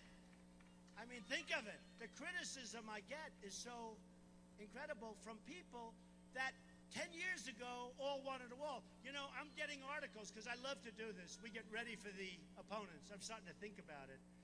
And if you look back 10 years and 12 years ago, many of the biggest people against the wall, it's not humane. The wall's not humane. It's okay for people to come in our country illegally. It's okay for Kate to be brutally killed in San Francisco by somebody that comes in. Think of that. Somebody that comes in 5 or 6 or 9 times, they don't even know, and shoots her in the back, this incredible woman. They think it's okay for a veteran, 2 weeks ago in California, 66-year-old veteran, female, to get raped, sodomized, and killed by an illegal immigrant. They think that's okay. Actions. I was just over, I was listening in the newsroom about the bestiality story. Whew. I can't even believe that this is real life. And I can't believe that, like, we're having to report that. Thankfully, that's not in my top 5. I'm sure you overheard it today with Sonia, but it's not in my top 5, and I don't want to go there. Yeah, we will. I'm going to try and put it in 20 seconds, too. That's the other thing. How about we just can't even get into the details, but if you're interested. Yeah, well, that's one of my lines. Details are so graphic. Yeah, so I'm just, like, overhearing them in the newsroom saying that the bestiality story is so gross that we're going to say you can look up additional details on the internet, but we don't want to give it to you. I guess we're going to only make it 20 seconds of our newscast because it's real nasty. All right, here's my top 5 stories. We're doing this every half an hour for you, and I'm a little late. I apologize. A 24-year-old Nevada woman has died reportedly after freezing to death in a cryotherapy chamber. A local news station in Las Vegas reported that Chelsea Ake of Henderson was trapped in the chamber for at least 10 hours at Rejuvence, a local clinic that offers cryotherapy, which involves stepping into a cryosauna or cryo chamber with dry air that dips below minus 240 degrees Fahrenheit. The therapy has been used to reduce inflammation. That's like the first time I've had trouble with that word today. It will slow down signs of aging and help heal sports injuries, but effects are seen after only 2 minutes. You saw Troy Hayden do this on the broadcast not too long ago. News3LV.com reported that Ake, a Hawaii native, was the manager of Rejuvence. Her co-workers found her frozen inside the machine last week. I do know that she was alone closing the shop up and then did go into the machine and apparently did not turn off. Her friend Shylin B. told the news station, according to a local police report, Ake used the machine without assistance and likely suffocated. Investigators said the death was due to an operator error. It's very frustrating to know because, you know, there are no cameras in there, be told News3LV.com. Basically, the only person that does know what happened is Chelsea. Owners of Rejuvence had no comment on Ake's death, but said they are saddened by the loss of their friend. I just want everybody to know she was awesome and she loved everybody, be told 3newslv.com. Her legacy will definitely move on through us. A 14-year-old Florida teen was shot 4 times in a home invasion. They have no suspects. This is out of Florida again. They have no suspects. They just know that the driver was driving an older light green Volkswagen. But the 14-year-old is surviving, is okay. Donald Trumping. It's just what he does. Typical day. Donald Trump attacking Ben Carson over faith. We've been trying to determine that throughout this speech. We've been watching it. And you can make up your own opinion. I understand that he's like, well, I was just talking. You know, this is just me talking. But the way he does talk is very aggressive, so I can understand Carson even feeling perhaps a little attacked. Walking Dead fan killed friend before he could turn into zombie. This is an actual news story. This is via FOX10Phoenix.com and the AP. A New Mexico man who had been watching TV's The Walking Dead told authorities he fatally beat his friend before he could become a zombie. Grant's police spokesman Moses Marquez said Sunday that 23-year-old Christopher Paquin was beaten and that 23-year-old Damon Perry is being held on a murder charge. Perry told investigators he had been drinking when Paquin began to change into a zombie and tried to bite him. Police say Perry beat Paquin with his hands, feet, an electric guitar, and a microwave. Authorities say Perry attributed his actions to binge watching The Walking Dead, which centers on a zombie apocalypse, originally airing on AMC. They were binge watching via Netflix. And I'll show this to you quickly because I love this story. A makeup artist's vision of how Disney princesses die. This is via Mashable. If you're interested in makeup and DIY, this makeup artist on Instagram imagines how Disney princesses die for unique Halloween costumes. Ariel, cause of death, vocal cords ripped out by Ursula. Belle, cause of death, mauled by the beast claws. Snow White, cause of death, chemical burn from the evil queen's poison apple. Cinderella impaled by her own glass slipper. Elsa, death skewered by an icicle, frostbite on her fingertips. Look at her purple fingertips. So I just thought that was an interesting option for those of you that really want to get creative with your makeup. And then let me give you a cards update.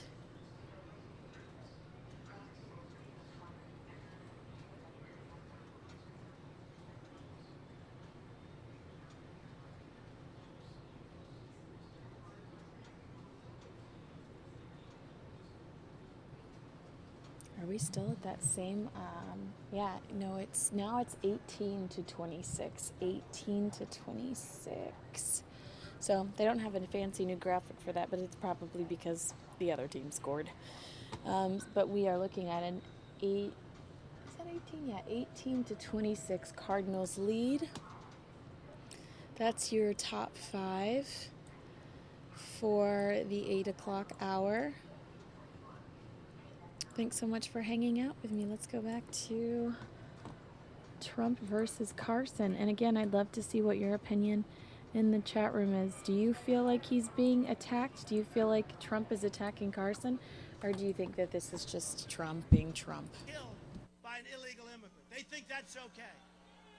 They think it's. And let me tell you something. Walls work. They work. My wall works.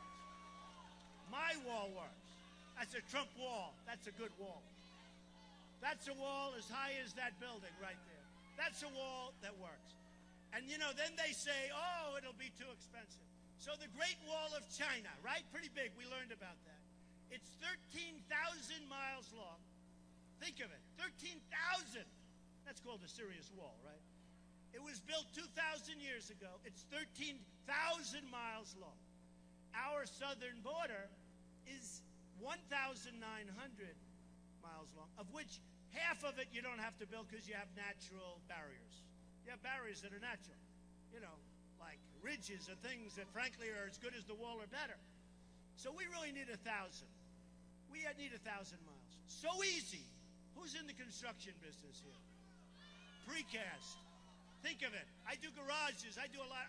The thing I do best is build. Hey, wouldn't it be great to have a guy who really knows how to build when we have to rebuild the infrastructure of our country?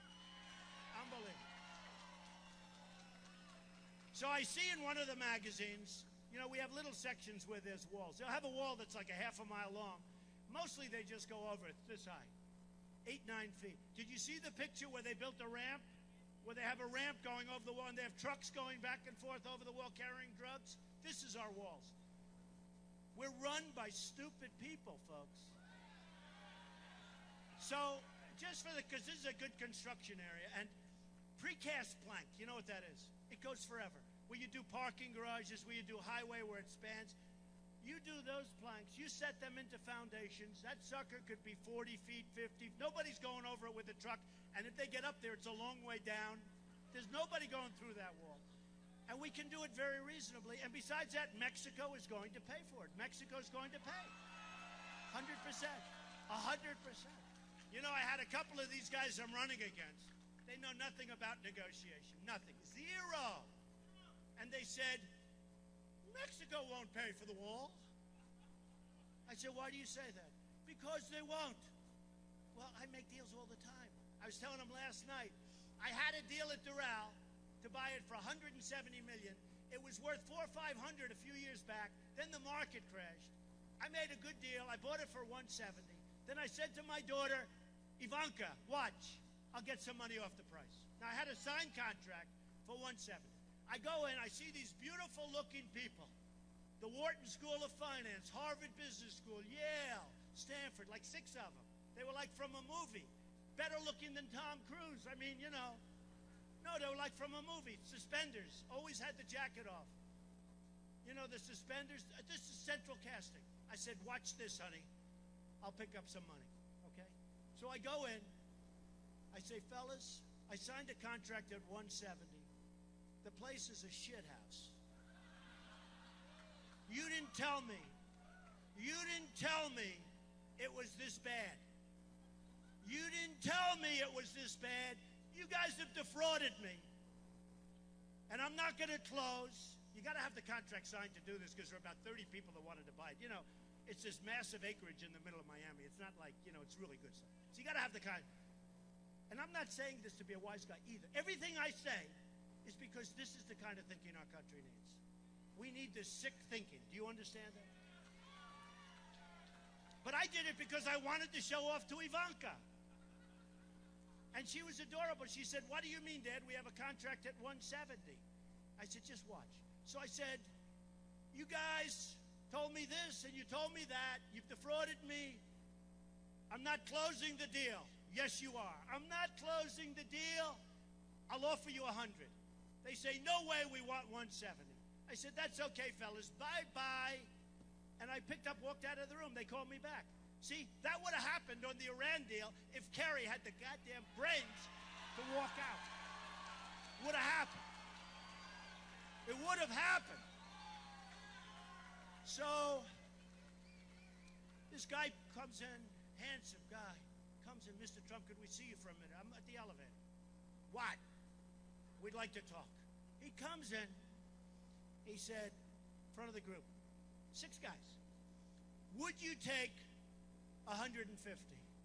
Would you pay 100? Now remember, the price was 170. Goes, "Would you pay 150 million? I just saved $20 million. Took me about 6 minutes. And I looked at Ivanka. I said, "Baby, we just paid for the furniture, right? Right? When you think of it, because you know, there was a line item, furniture, 20 million. I just now." And it's become a great deal. I then spent a lot of money and fixed it and made it great, and it's the #1 resort. I think it's the #1 resort now in the country, the Blue Monster. The Tour just renewed their tournament for 10 years, which they never do. They never do.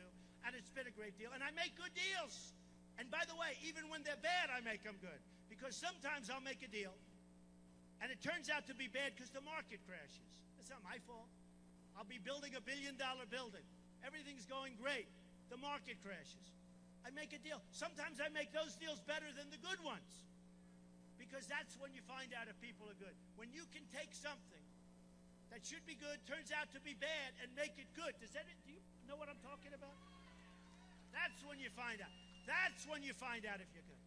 But I tell the Doral deal because we should be doing that with our country. China is making, we have an imbalance, a trade imbalance with China of almost $400 billion a year. Think of it.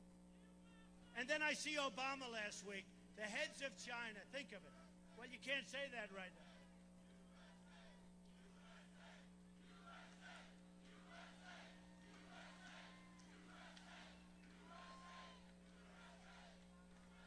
So we have a trade imbalance. And by the way, USA, when was the last time you saw, remember when we were all young growing up and we had a country where we actually made everything?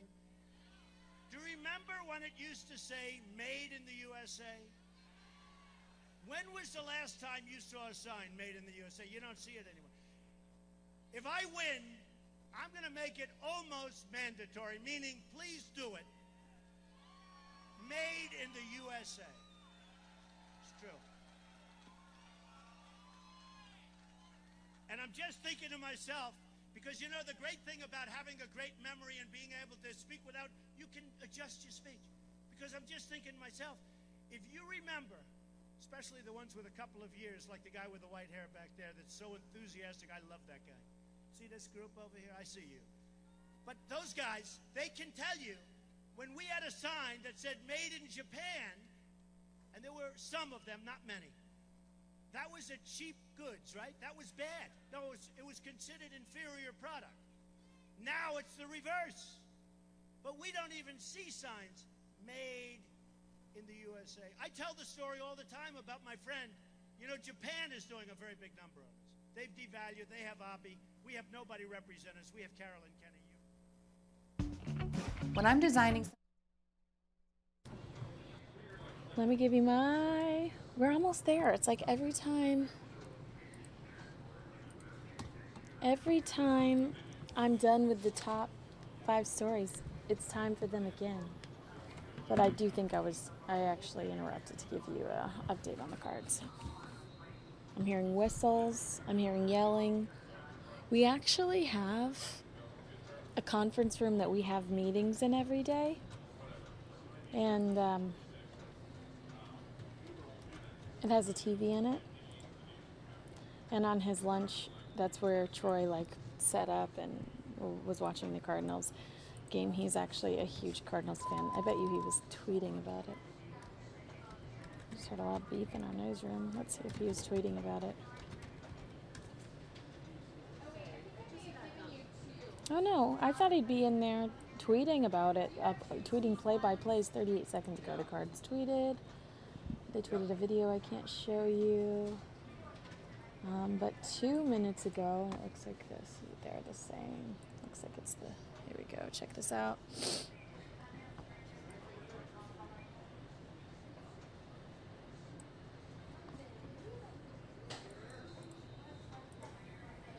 Two-minute warning, AZ Cardinals setting up to punt. Arizona 26, Ravens 18.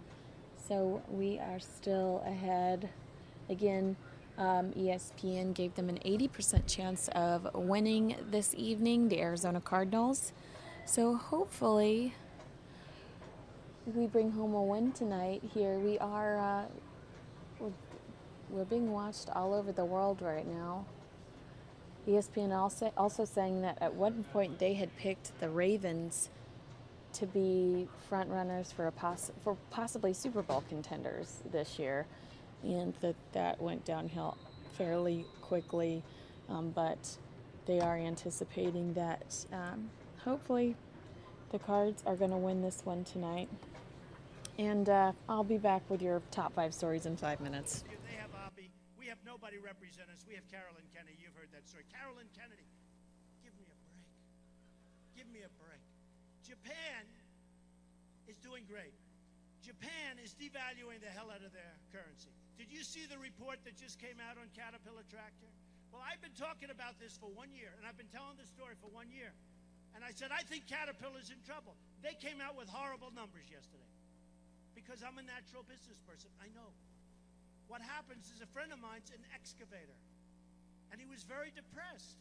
And he was depressed. I said, what's wrong with you? Harold. And he said, I just bought Komatsu tractors from Japan, which are okay, but they're not as good as Cats, but they're fine. I said, why? You've always bought. He said, Donald, all my life, I bought Caterpillar tractor. And I'm so, the excavator, the big excavator, he's a big guy. But they gave me Komatsu and the country together gave me a deal that I couldn't turn down. And I feel bad about it. But I owe it to my family, to my wife, to my company, to my employees to make the best deal. I said, I agree. But they did it through devaluation. Our new trade pact doesn't even talk about devaluation. And that's the #1 tool of how we're being taken advantage of in our country, is currency devaluation and manipulation.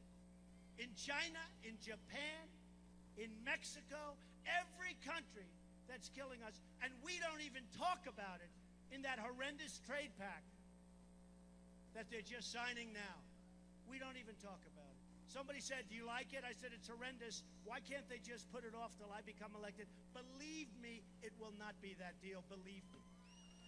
So it won't be that.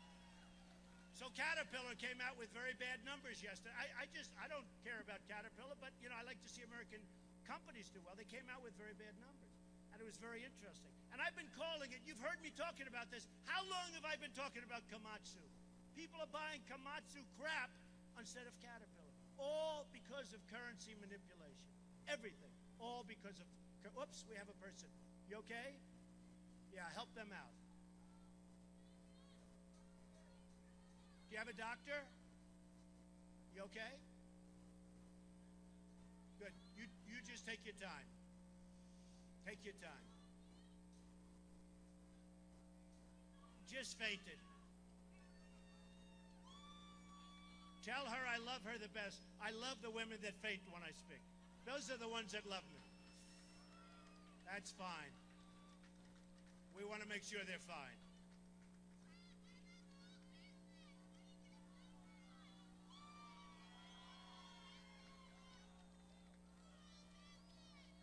You okay? Oh, that's good. Beautiful. Give him a hand.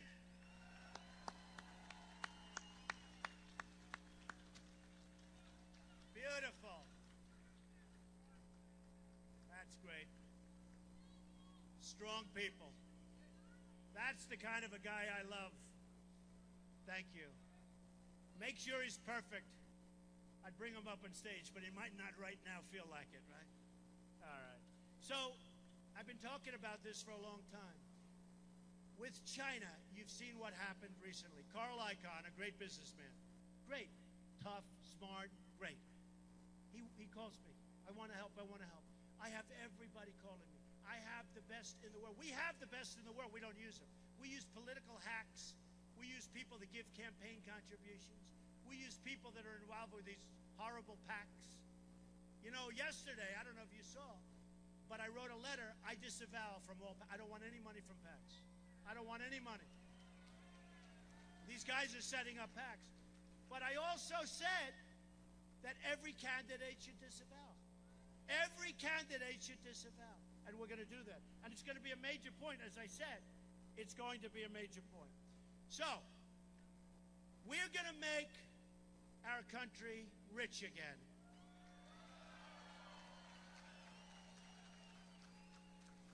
A person said to me the other day when they heard me say that, oh, I don't know if that's very nice, using the word rich. You know, we have no choice. We owe $19 trillion. We're losing on every single deal we make. We've got Sergeant Bergdahl. This guy is a traitor. No, think of it. You see, even though it's a different thing, it's military. You know, in the old days when we were strong, you know what happens to Bergdahl? Bing, boom, he's gone. He's not even going to get jailed. Do you believe it? He was a traitor. Think of it. He was a traitor.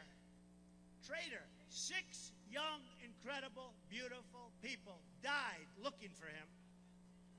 And they just announced he's not even going to get jail time. He has psychological problems. He's got psychological problems. Look at ISIS. ISIS cuts off heads. They cut off heads. They drown people. They shoot anybody they want. What they do to women is beyond belief. What they do to everybody is beyond belief. And I watched a general on television a very short while ago, month ago, and he was talking on television. And I said it last night at Doral. I said, why is my general talking on television? I don't want generals that talk. I want generals that know how to fight. It's true. I don't need talkers. We've got enough talkers in this country. Everybody's talking. Politicians are all talk, no action, nothing gets done. Nothing. And this general was asked by one of the commentators, what do you think of ISIS? When can we beat them? Can we do it quickly? No. It's going to be long. Oh, no. They have 60,000 people, by the way, 60,000. That we let happen because of the way we handled Iraq. You know, they came out of Iraq. And we let it happen. So they have, he goes, no, very tough. And I'm saying to myself, can you imagine General George Patton saying ISIS is going to be tough? Can you imagine General Douglas MacArthur saying, oh, gee, ISIS is going to be tough? We send military weapons. We send Humvees. I always tell the story. 2,300 Humvees to our so-called allies. One bullet gets shot in the air and our allies run. And the enemy ends up with, listen to this, 2,300. You know how many that is? I thought it was a mistake. I thought they meant 3 or 5. 2,000. How do you get them over there? One bullet. And these are the armor-plated ones. These are the ones that are really good. These are the ones that if our soldiers had them, you wouldn't have the wounded warriors to the extent you have. They'd have their arms. They'd have their legs. And you know who has them right now? ISIS and our enemies has it. They don't do equipment. They shoot a bullet in the air, and the people we give this stuff to, they just go in and take it, and they run. We don't know what we're doing, folks, and it's got to change. And the reason I always... You should have seen Troy Hayden just burst out of his little cubby yelling about the Cardinals. We're winners. Yes, we are. Love it. Loves it. It's 8:30, which means it's time for my top 5. Can you believe it? A 24-year-old woman she froze to death. She was stuck in one of those cryotherapy chambers.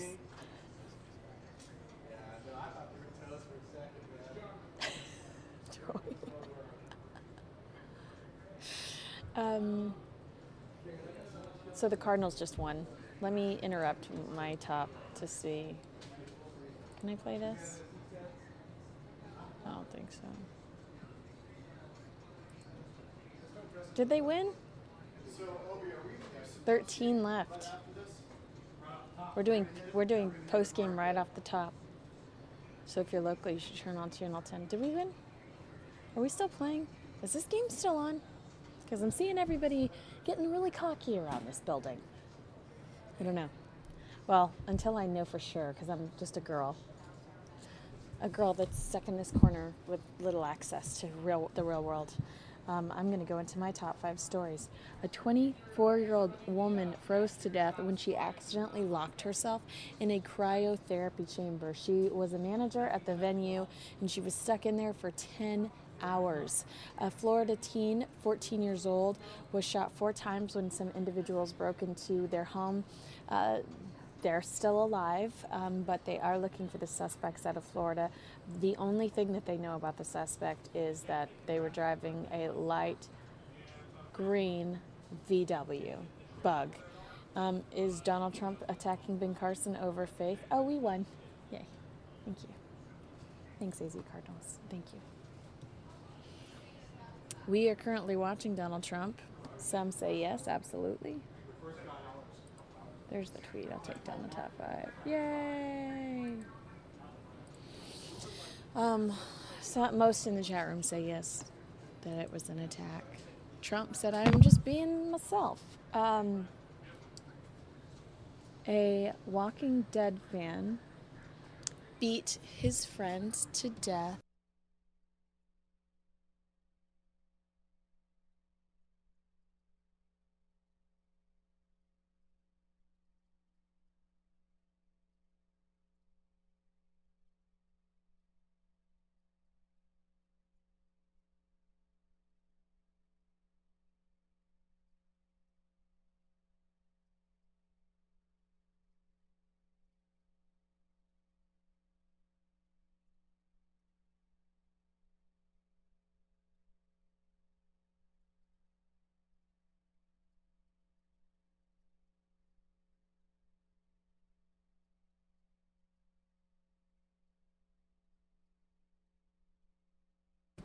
One of my producers was asking me a question, and a man in New Mexico, who's a Walking Dead fan, was intoxicated while binge watching The Walking Dead on Netflix, and beat to death one of his friends who he said was turning into a zombie and trying to bite him.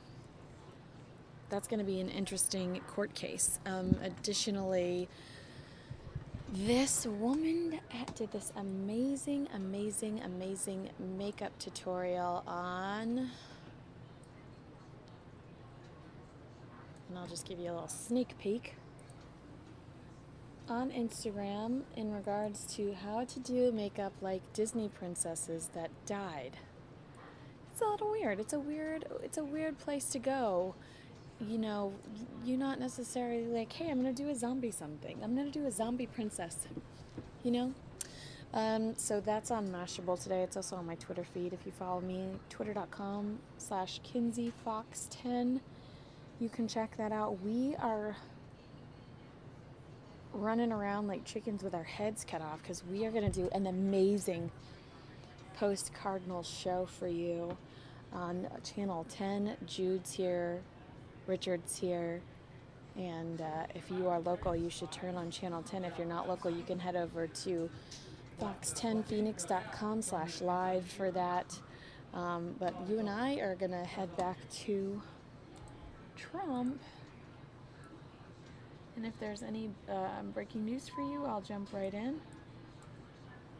and give that to you as I get it. Folks, and it's got to change. And the reason I always bring up Bergdahl, because he's garbage. He's garbage. He's garbage. And you know what? And frankly, you know, it's never politically correct even to say it. If I had my choice, I'd fly him right back into the middle of that zone. I'd drop him right on top of this. True. True. But with Bergdahl, he's emblematic of the way we negotiate. So we get a traitor, Bergdahl, who should be executed. We get a traitor, Bergdahl.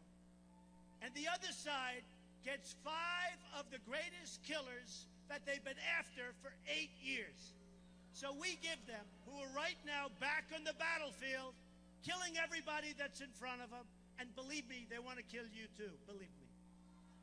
So this is the way we negotiate. The Iran deal, think of it, just think of it.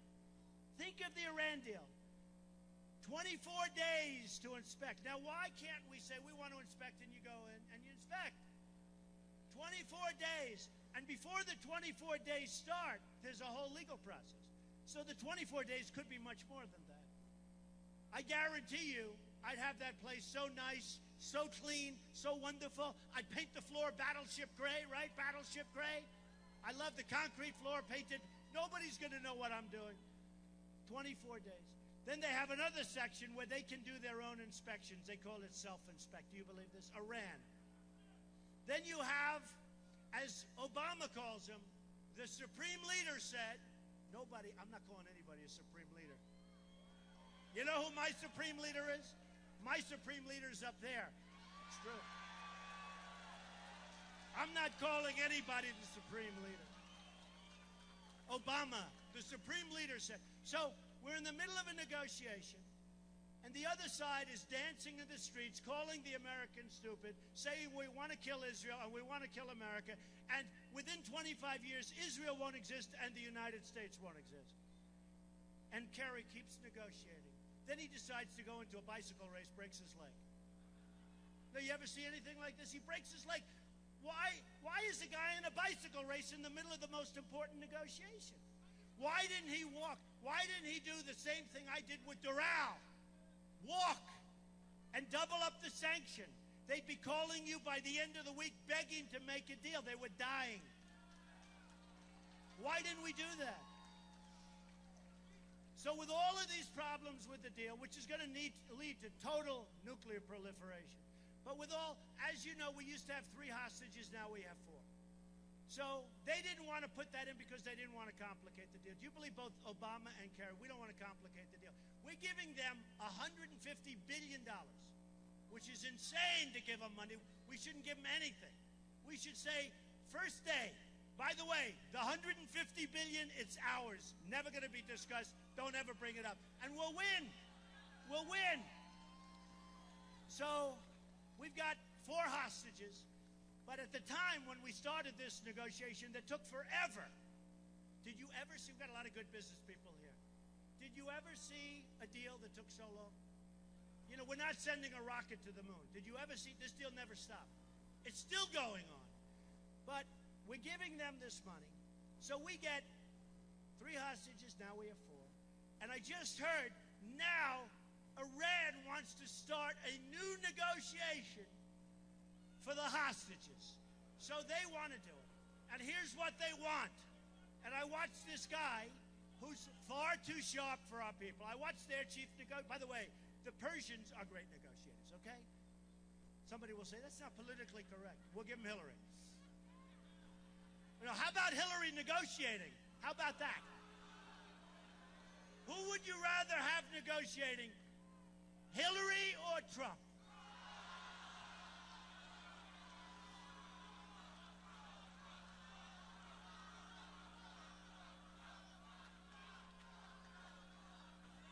Oh, poor Hillary, poor Hillary. That's what we need. We need Hillary. Ay, ay, ay. You want to have a mess of a country? You want to have nothing but problems?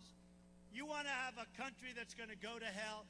You have Hillary elected president, you're going to have a country that's going to hell. I'll tell you right now. So think of this. So Iran, Persians, great negotiators. The deal is done. They get everything they wanted. 100%. We folded on every point. We're giving them $150 billion. Now they have so much money, they're going to go and help with Syria. They're going to help Russia with Syria. They got money. Wait till you see. They don't need nuclear weapons. They can buy them. What the hell do they have to come? They'll buy them.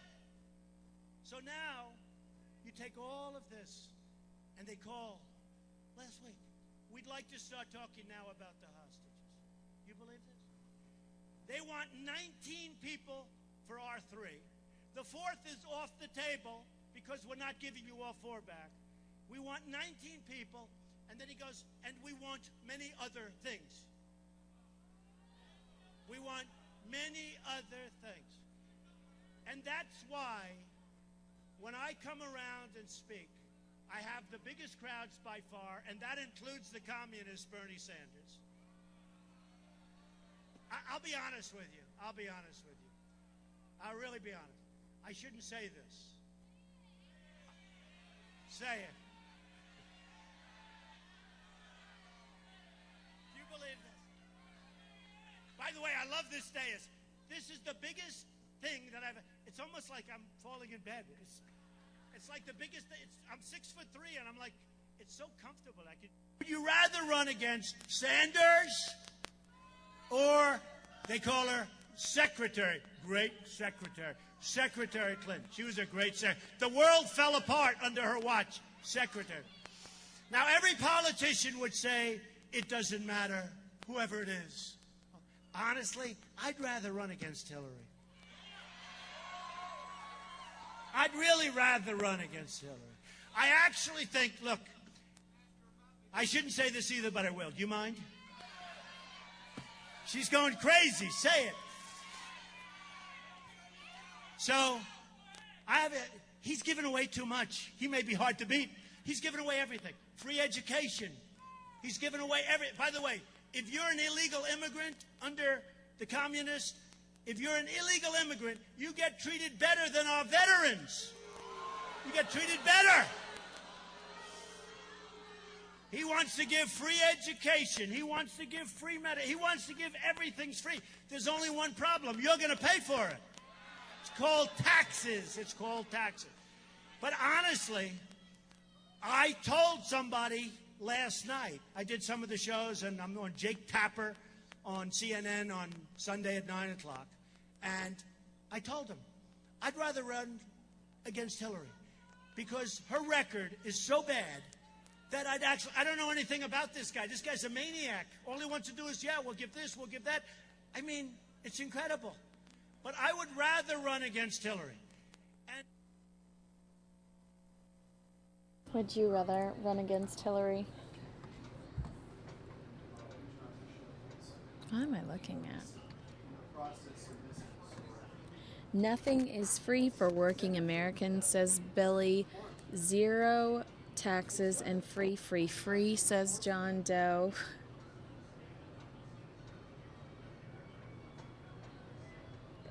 Let's see. I do enjoy Hillary is so 1995. Thank you to everybody that is participating in the chat room in regards to Trump. Billy, I bet Trump will lock Hillary up and his first act as POTUS. All right, let's go back. Great comments, though. Thank you for sharing. Rather run against Hillary. And the Benghazi thing was terrible, and she came out fine. But remember this, hundreds and hundreds of phone calls made by the ambassador for help. She didn't respond. She was unresponsive. You know why? She was sleeping. Or something. Or she was talking to her friends on her private email. But hundreds and hundreds of calls came out for help. And this guy died so bad. What they did to him was incredible. What they did to those 4 people was incredible. And with hundreds, I think they said 500 or 600 requests for help. Not one of them was even answered. But I said to this group yesterday, I would rather run against Hillary. I really would. I love it. Because based on that record, I don't know how you lose. I don't know how you lose. So we are going to make our military so strong that nobody's going to mess with us. We're going to take care of our vets, but really take care. We're going to stop illegal immigration. And we are going to build the wall, and it will be built, and it will be paid for by Mexico, believe me.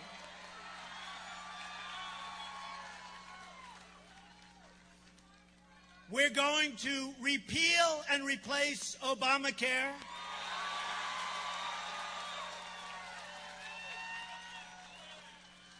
With, by the way, something much better for you and for the country. Because if people realize Obamacare actually kicks in big league on 16. Now, he'll be out playing golf, and we're going to have a problem like you've never seen before. And you know the problem most of you have already with your premiums. So we are going to repeal it. We're going to replace it. I promise you our website will not cost $5 billion, and it will work. It will work. We're going to renegotiate all of these. Think about Doral. Think about Doral. That's the reason I told you that story. I don't care about that story. I don't care about that story. We're going to, at a minimum, renegotiate with Iran that horrible deal. I mean, we probably can't get our $150. We gave them $150 billion. How do I get it back? How do I get it back? But I'll tell you what. I'm not a big sleeper. I toss and turn thinking, and I think, and I think, and I think, and I think. Maybe I'm going to find a way. But it's gone. $150 billion is gone. They are going to be such a power. Our leaders, we don't have leaders, folks. We don't have leaders. We don't have leaders. I am going to renegotiate that deal. And when I use the word renegotiate, I use that word as a minimum. As a minimum. And I'm going to bring that deal back. You know, I've done that a lot. I take over somebody's deal. A friend of mine makes a bad deal.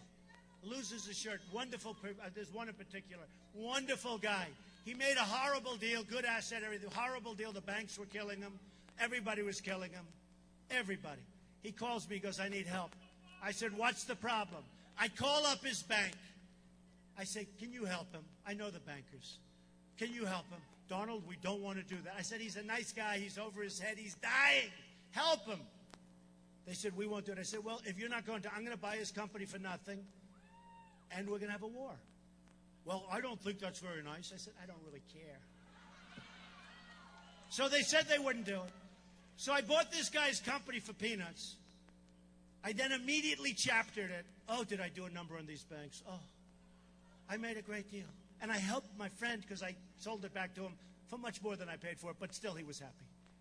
Okay? But I do that. And I do that, and I'll take that around. As bad as it is, there's always something, even when you have incompetence like Obama and Kerry, there's always something in a contract that you can hang your hat on. That's what I do. There's always something. There's always something. And I will find it, and I will, believe me, I'll bring it back. I'll bring that sucker back. It would be a lot easier if they didn't make the deal. I kept saying, don't make it, don't make it. Just like I've been saying, don't make the trade pact. Don't make the trade pact. Let me do it. It's a year. Can you believe we're talking about a year? Can you believe it? You know, when I started really thinking about this, I thought about it seriously 4 years ago. Romney, oh, did he let us down? What happened to him? He choked. You know, he's very angry at me because I said he's a choke artist. I don't care. I don't want his endorsement. I don't want his endorsement. Endorsements don't mean a thing. And now he goes, well, Donald Trump is not a nice person. Who cares? The guy let us down. And I used to call them. I endorsed him. They asked me to help him. He let us down. He choked. No different than a guy standing over a 3-footer on the 18th hole, and he needs it to win a tournament, and he can't take the club back. His brain gets deadlocked. Jack Nicklaus, great. He'd always take it back, put the putt, boom, in the hole, in the hole. You have not many, but I mean, not many have that ability. Most people are choke artists. Well, he let us down. That's not going to happen again. McCain, in all fairness to McCain, he had a pretty hard deal going. You know, the economy was doing an El Crasho, right? So that way, we can't really blame McCain. But Obama should have been beaten the last time. So I backed McCain, and he lost. I backed Romney, and he lost. And I said, this time I'm doing it myself. We're not losing. We're not losing.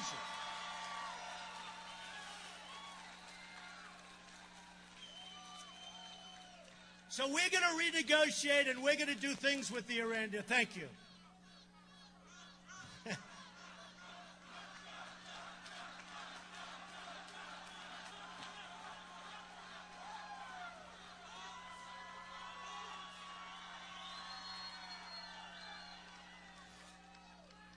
So we're going to do something with that Iran deal. We're going to make the best of it, folks. I'm not going to promise you the world, but I'm going to make it damn good. I'm going to make it better than anybody else could. And finally, we are going to renegotiate our trade deals. We are going to bring jobs back from China. We're going to bring jobs back from Japan. We're going to bring jobs back from Mexico. I tell the story about Ford. I respect the Mexican leaders. They're much smarter than Obama and his people. We have nobody that knows what they're doing. Ford's building a massive $2.5 billion plant. Nabisco just announced 2 weeks ago. Nabisco. They just announced that they're moving Oreos. My Oreos. Oh, I'll never have another Oreo. They're leaving Chicago. And they're going to open a plant. Do you need an affordable Mac computer today?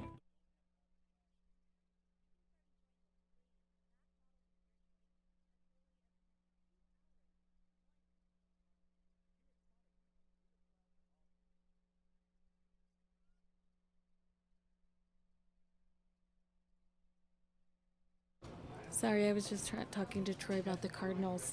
You know, yelling across the room while trying to get my setup going. You can see I'm also looking at this live shot. It's Ty's birthday. Check out this live shot. Can we hear him? He's gearing up to Harbor Airport. You pull out your phone and you try and request an Uber X. It may be difficult to actually get one. Live. That's because not a lot of the drivers that drive Uber X have gone through the permitting fees that are required to do so, or go through the extensive background checks to be able to pick up here. Flex my light. Just hold it slightly, like that. See, they're practicing. How fun is this? Yeah, that's much better. It's because very few of the drivers have paid permitting fees and done the background checks that allow them to pick up here curbside. But Uber wants to change all that. And that's why they are asking all of its users to sign a petition to make some major changes here. Are you staying on that or come back out to you? You can come back out to me. Want to practice again? Sure. So, I love him. He's such a sweet boy. Let's finish Trump out. Difficult to get one. That's because very few of the UberX drivers have stuff anymore. And I'm not blaming Mexico, because if they can get them, but why? How does it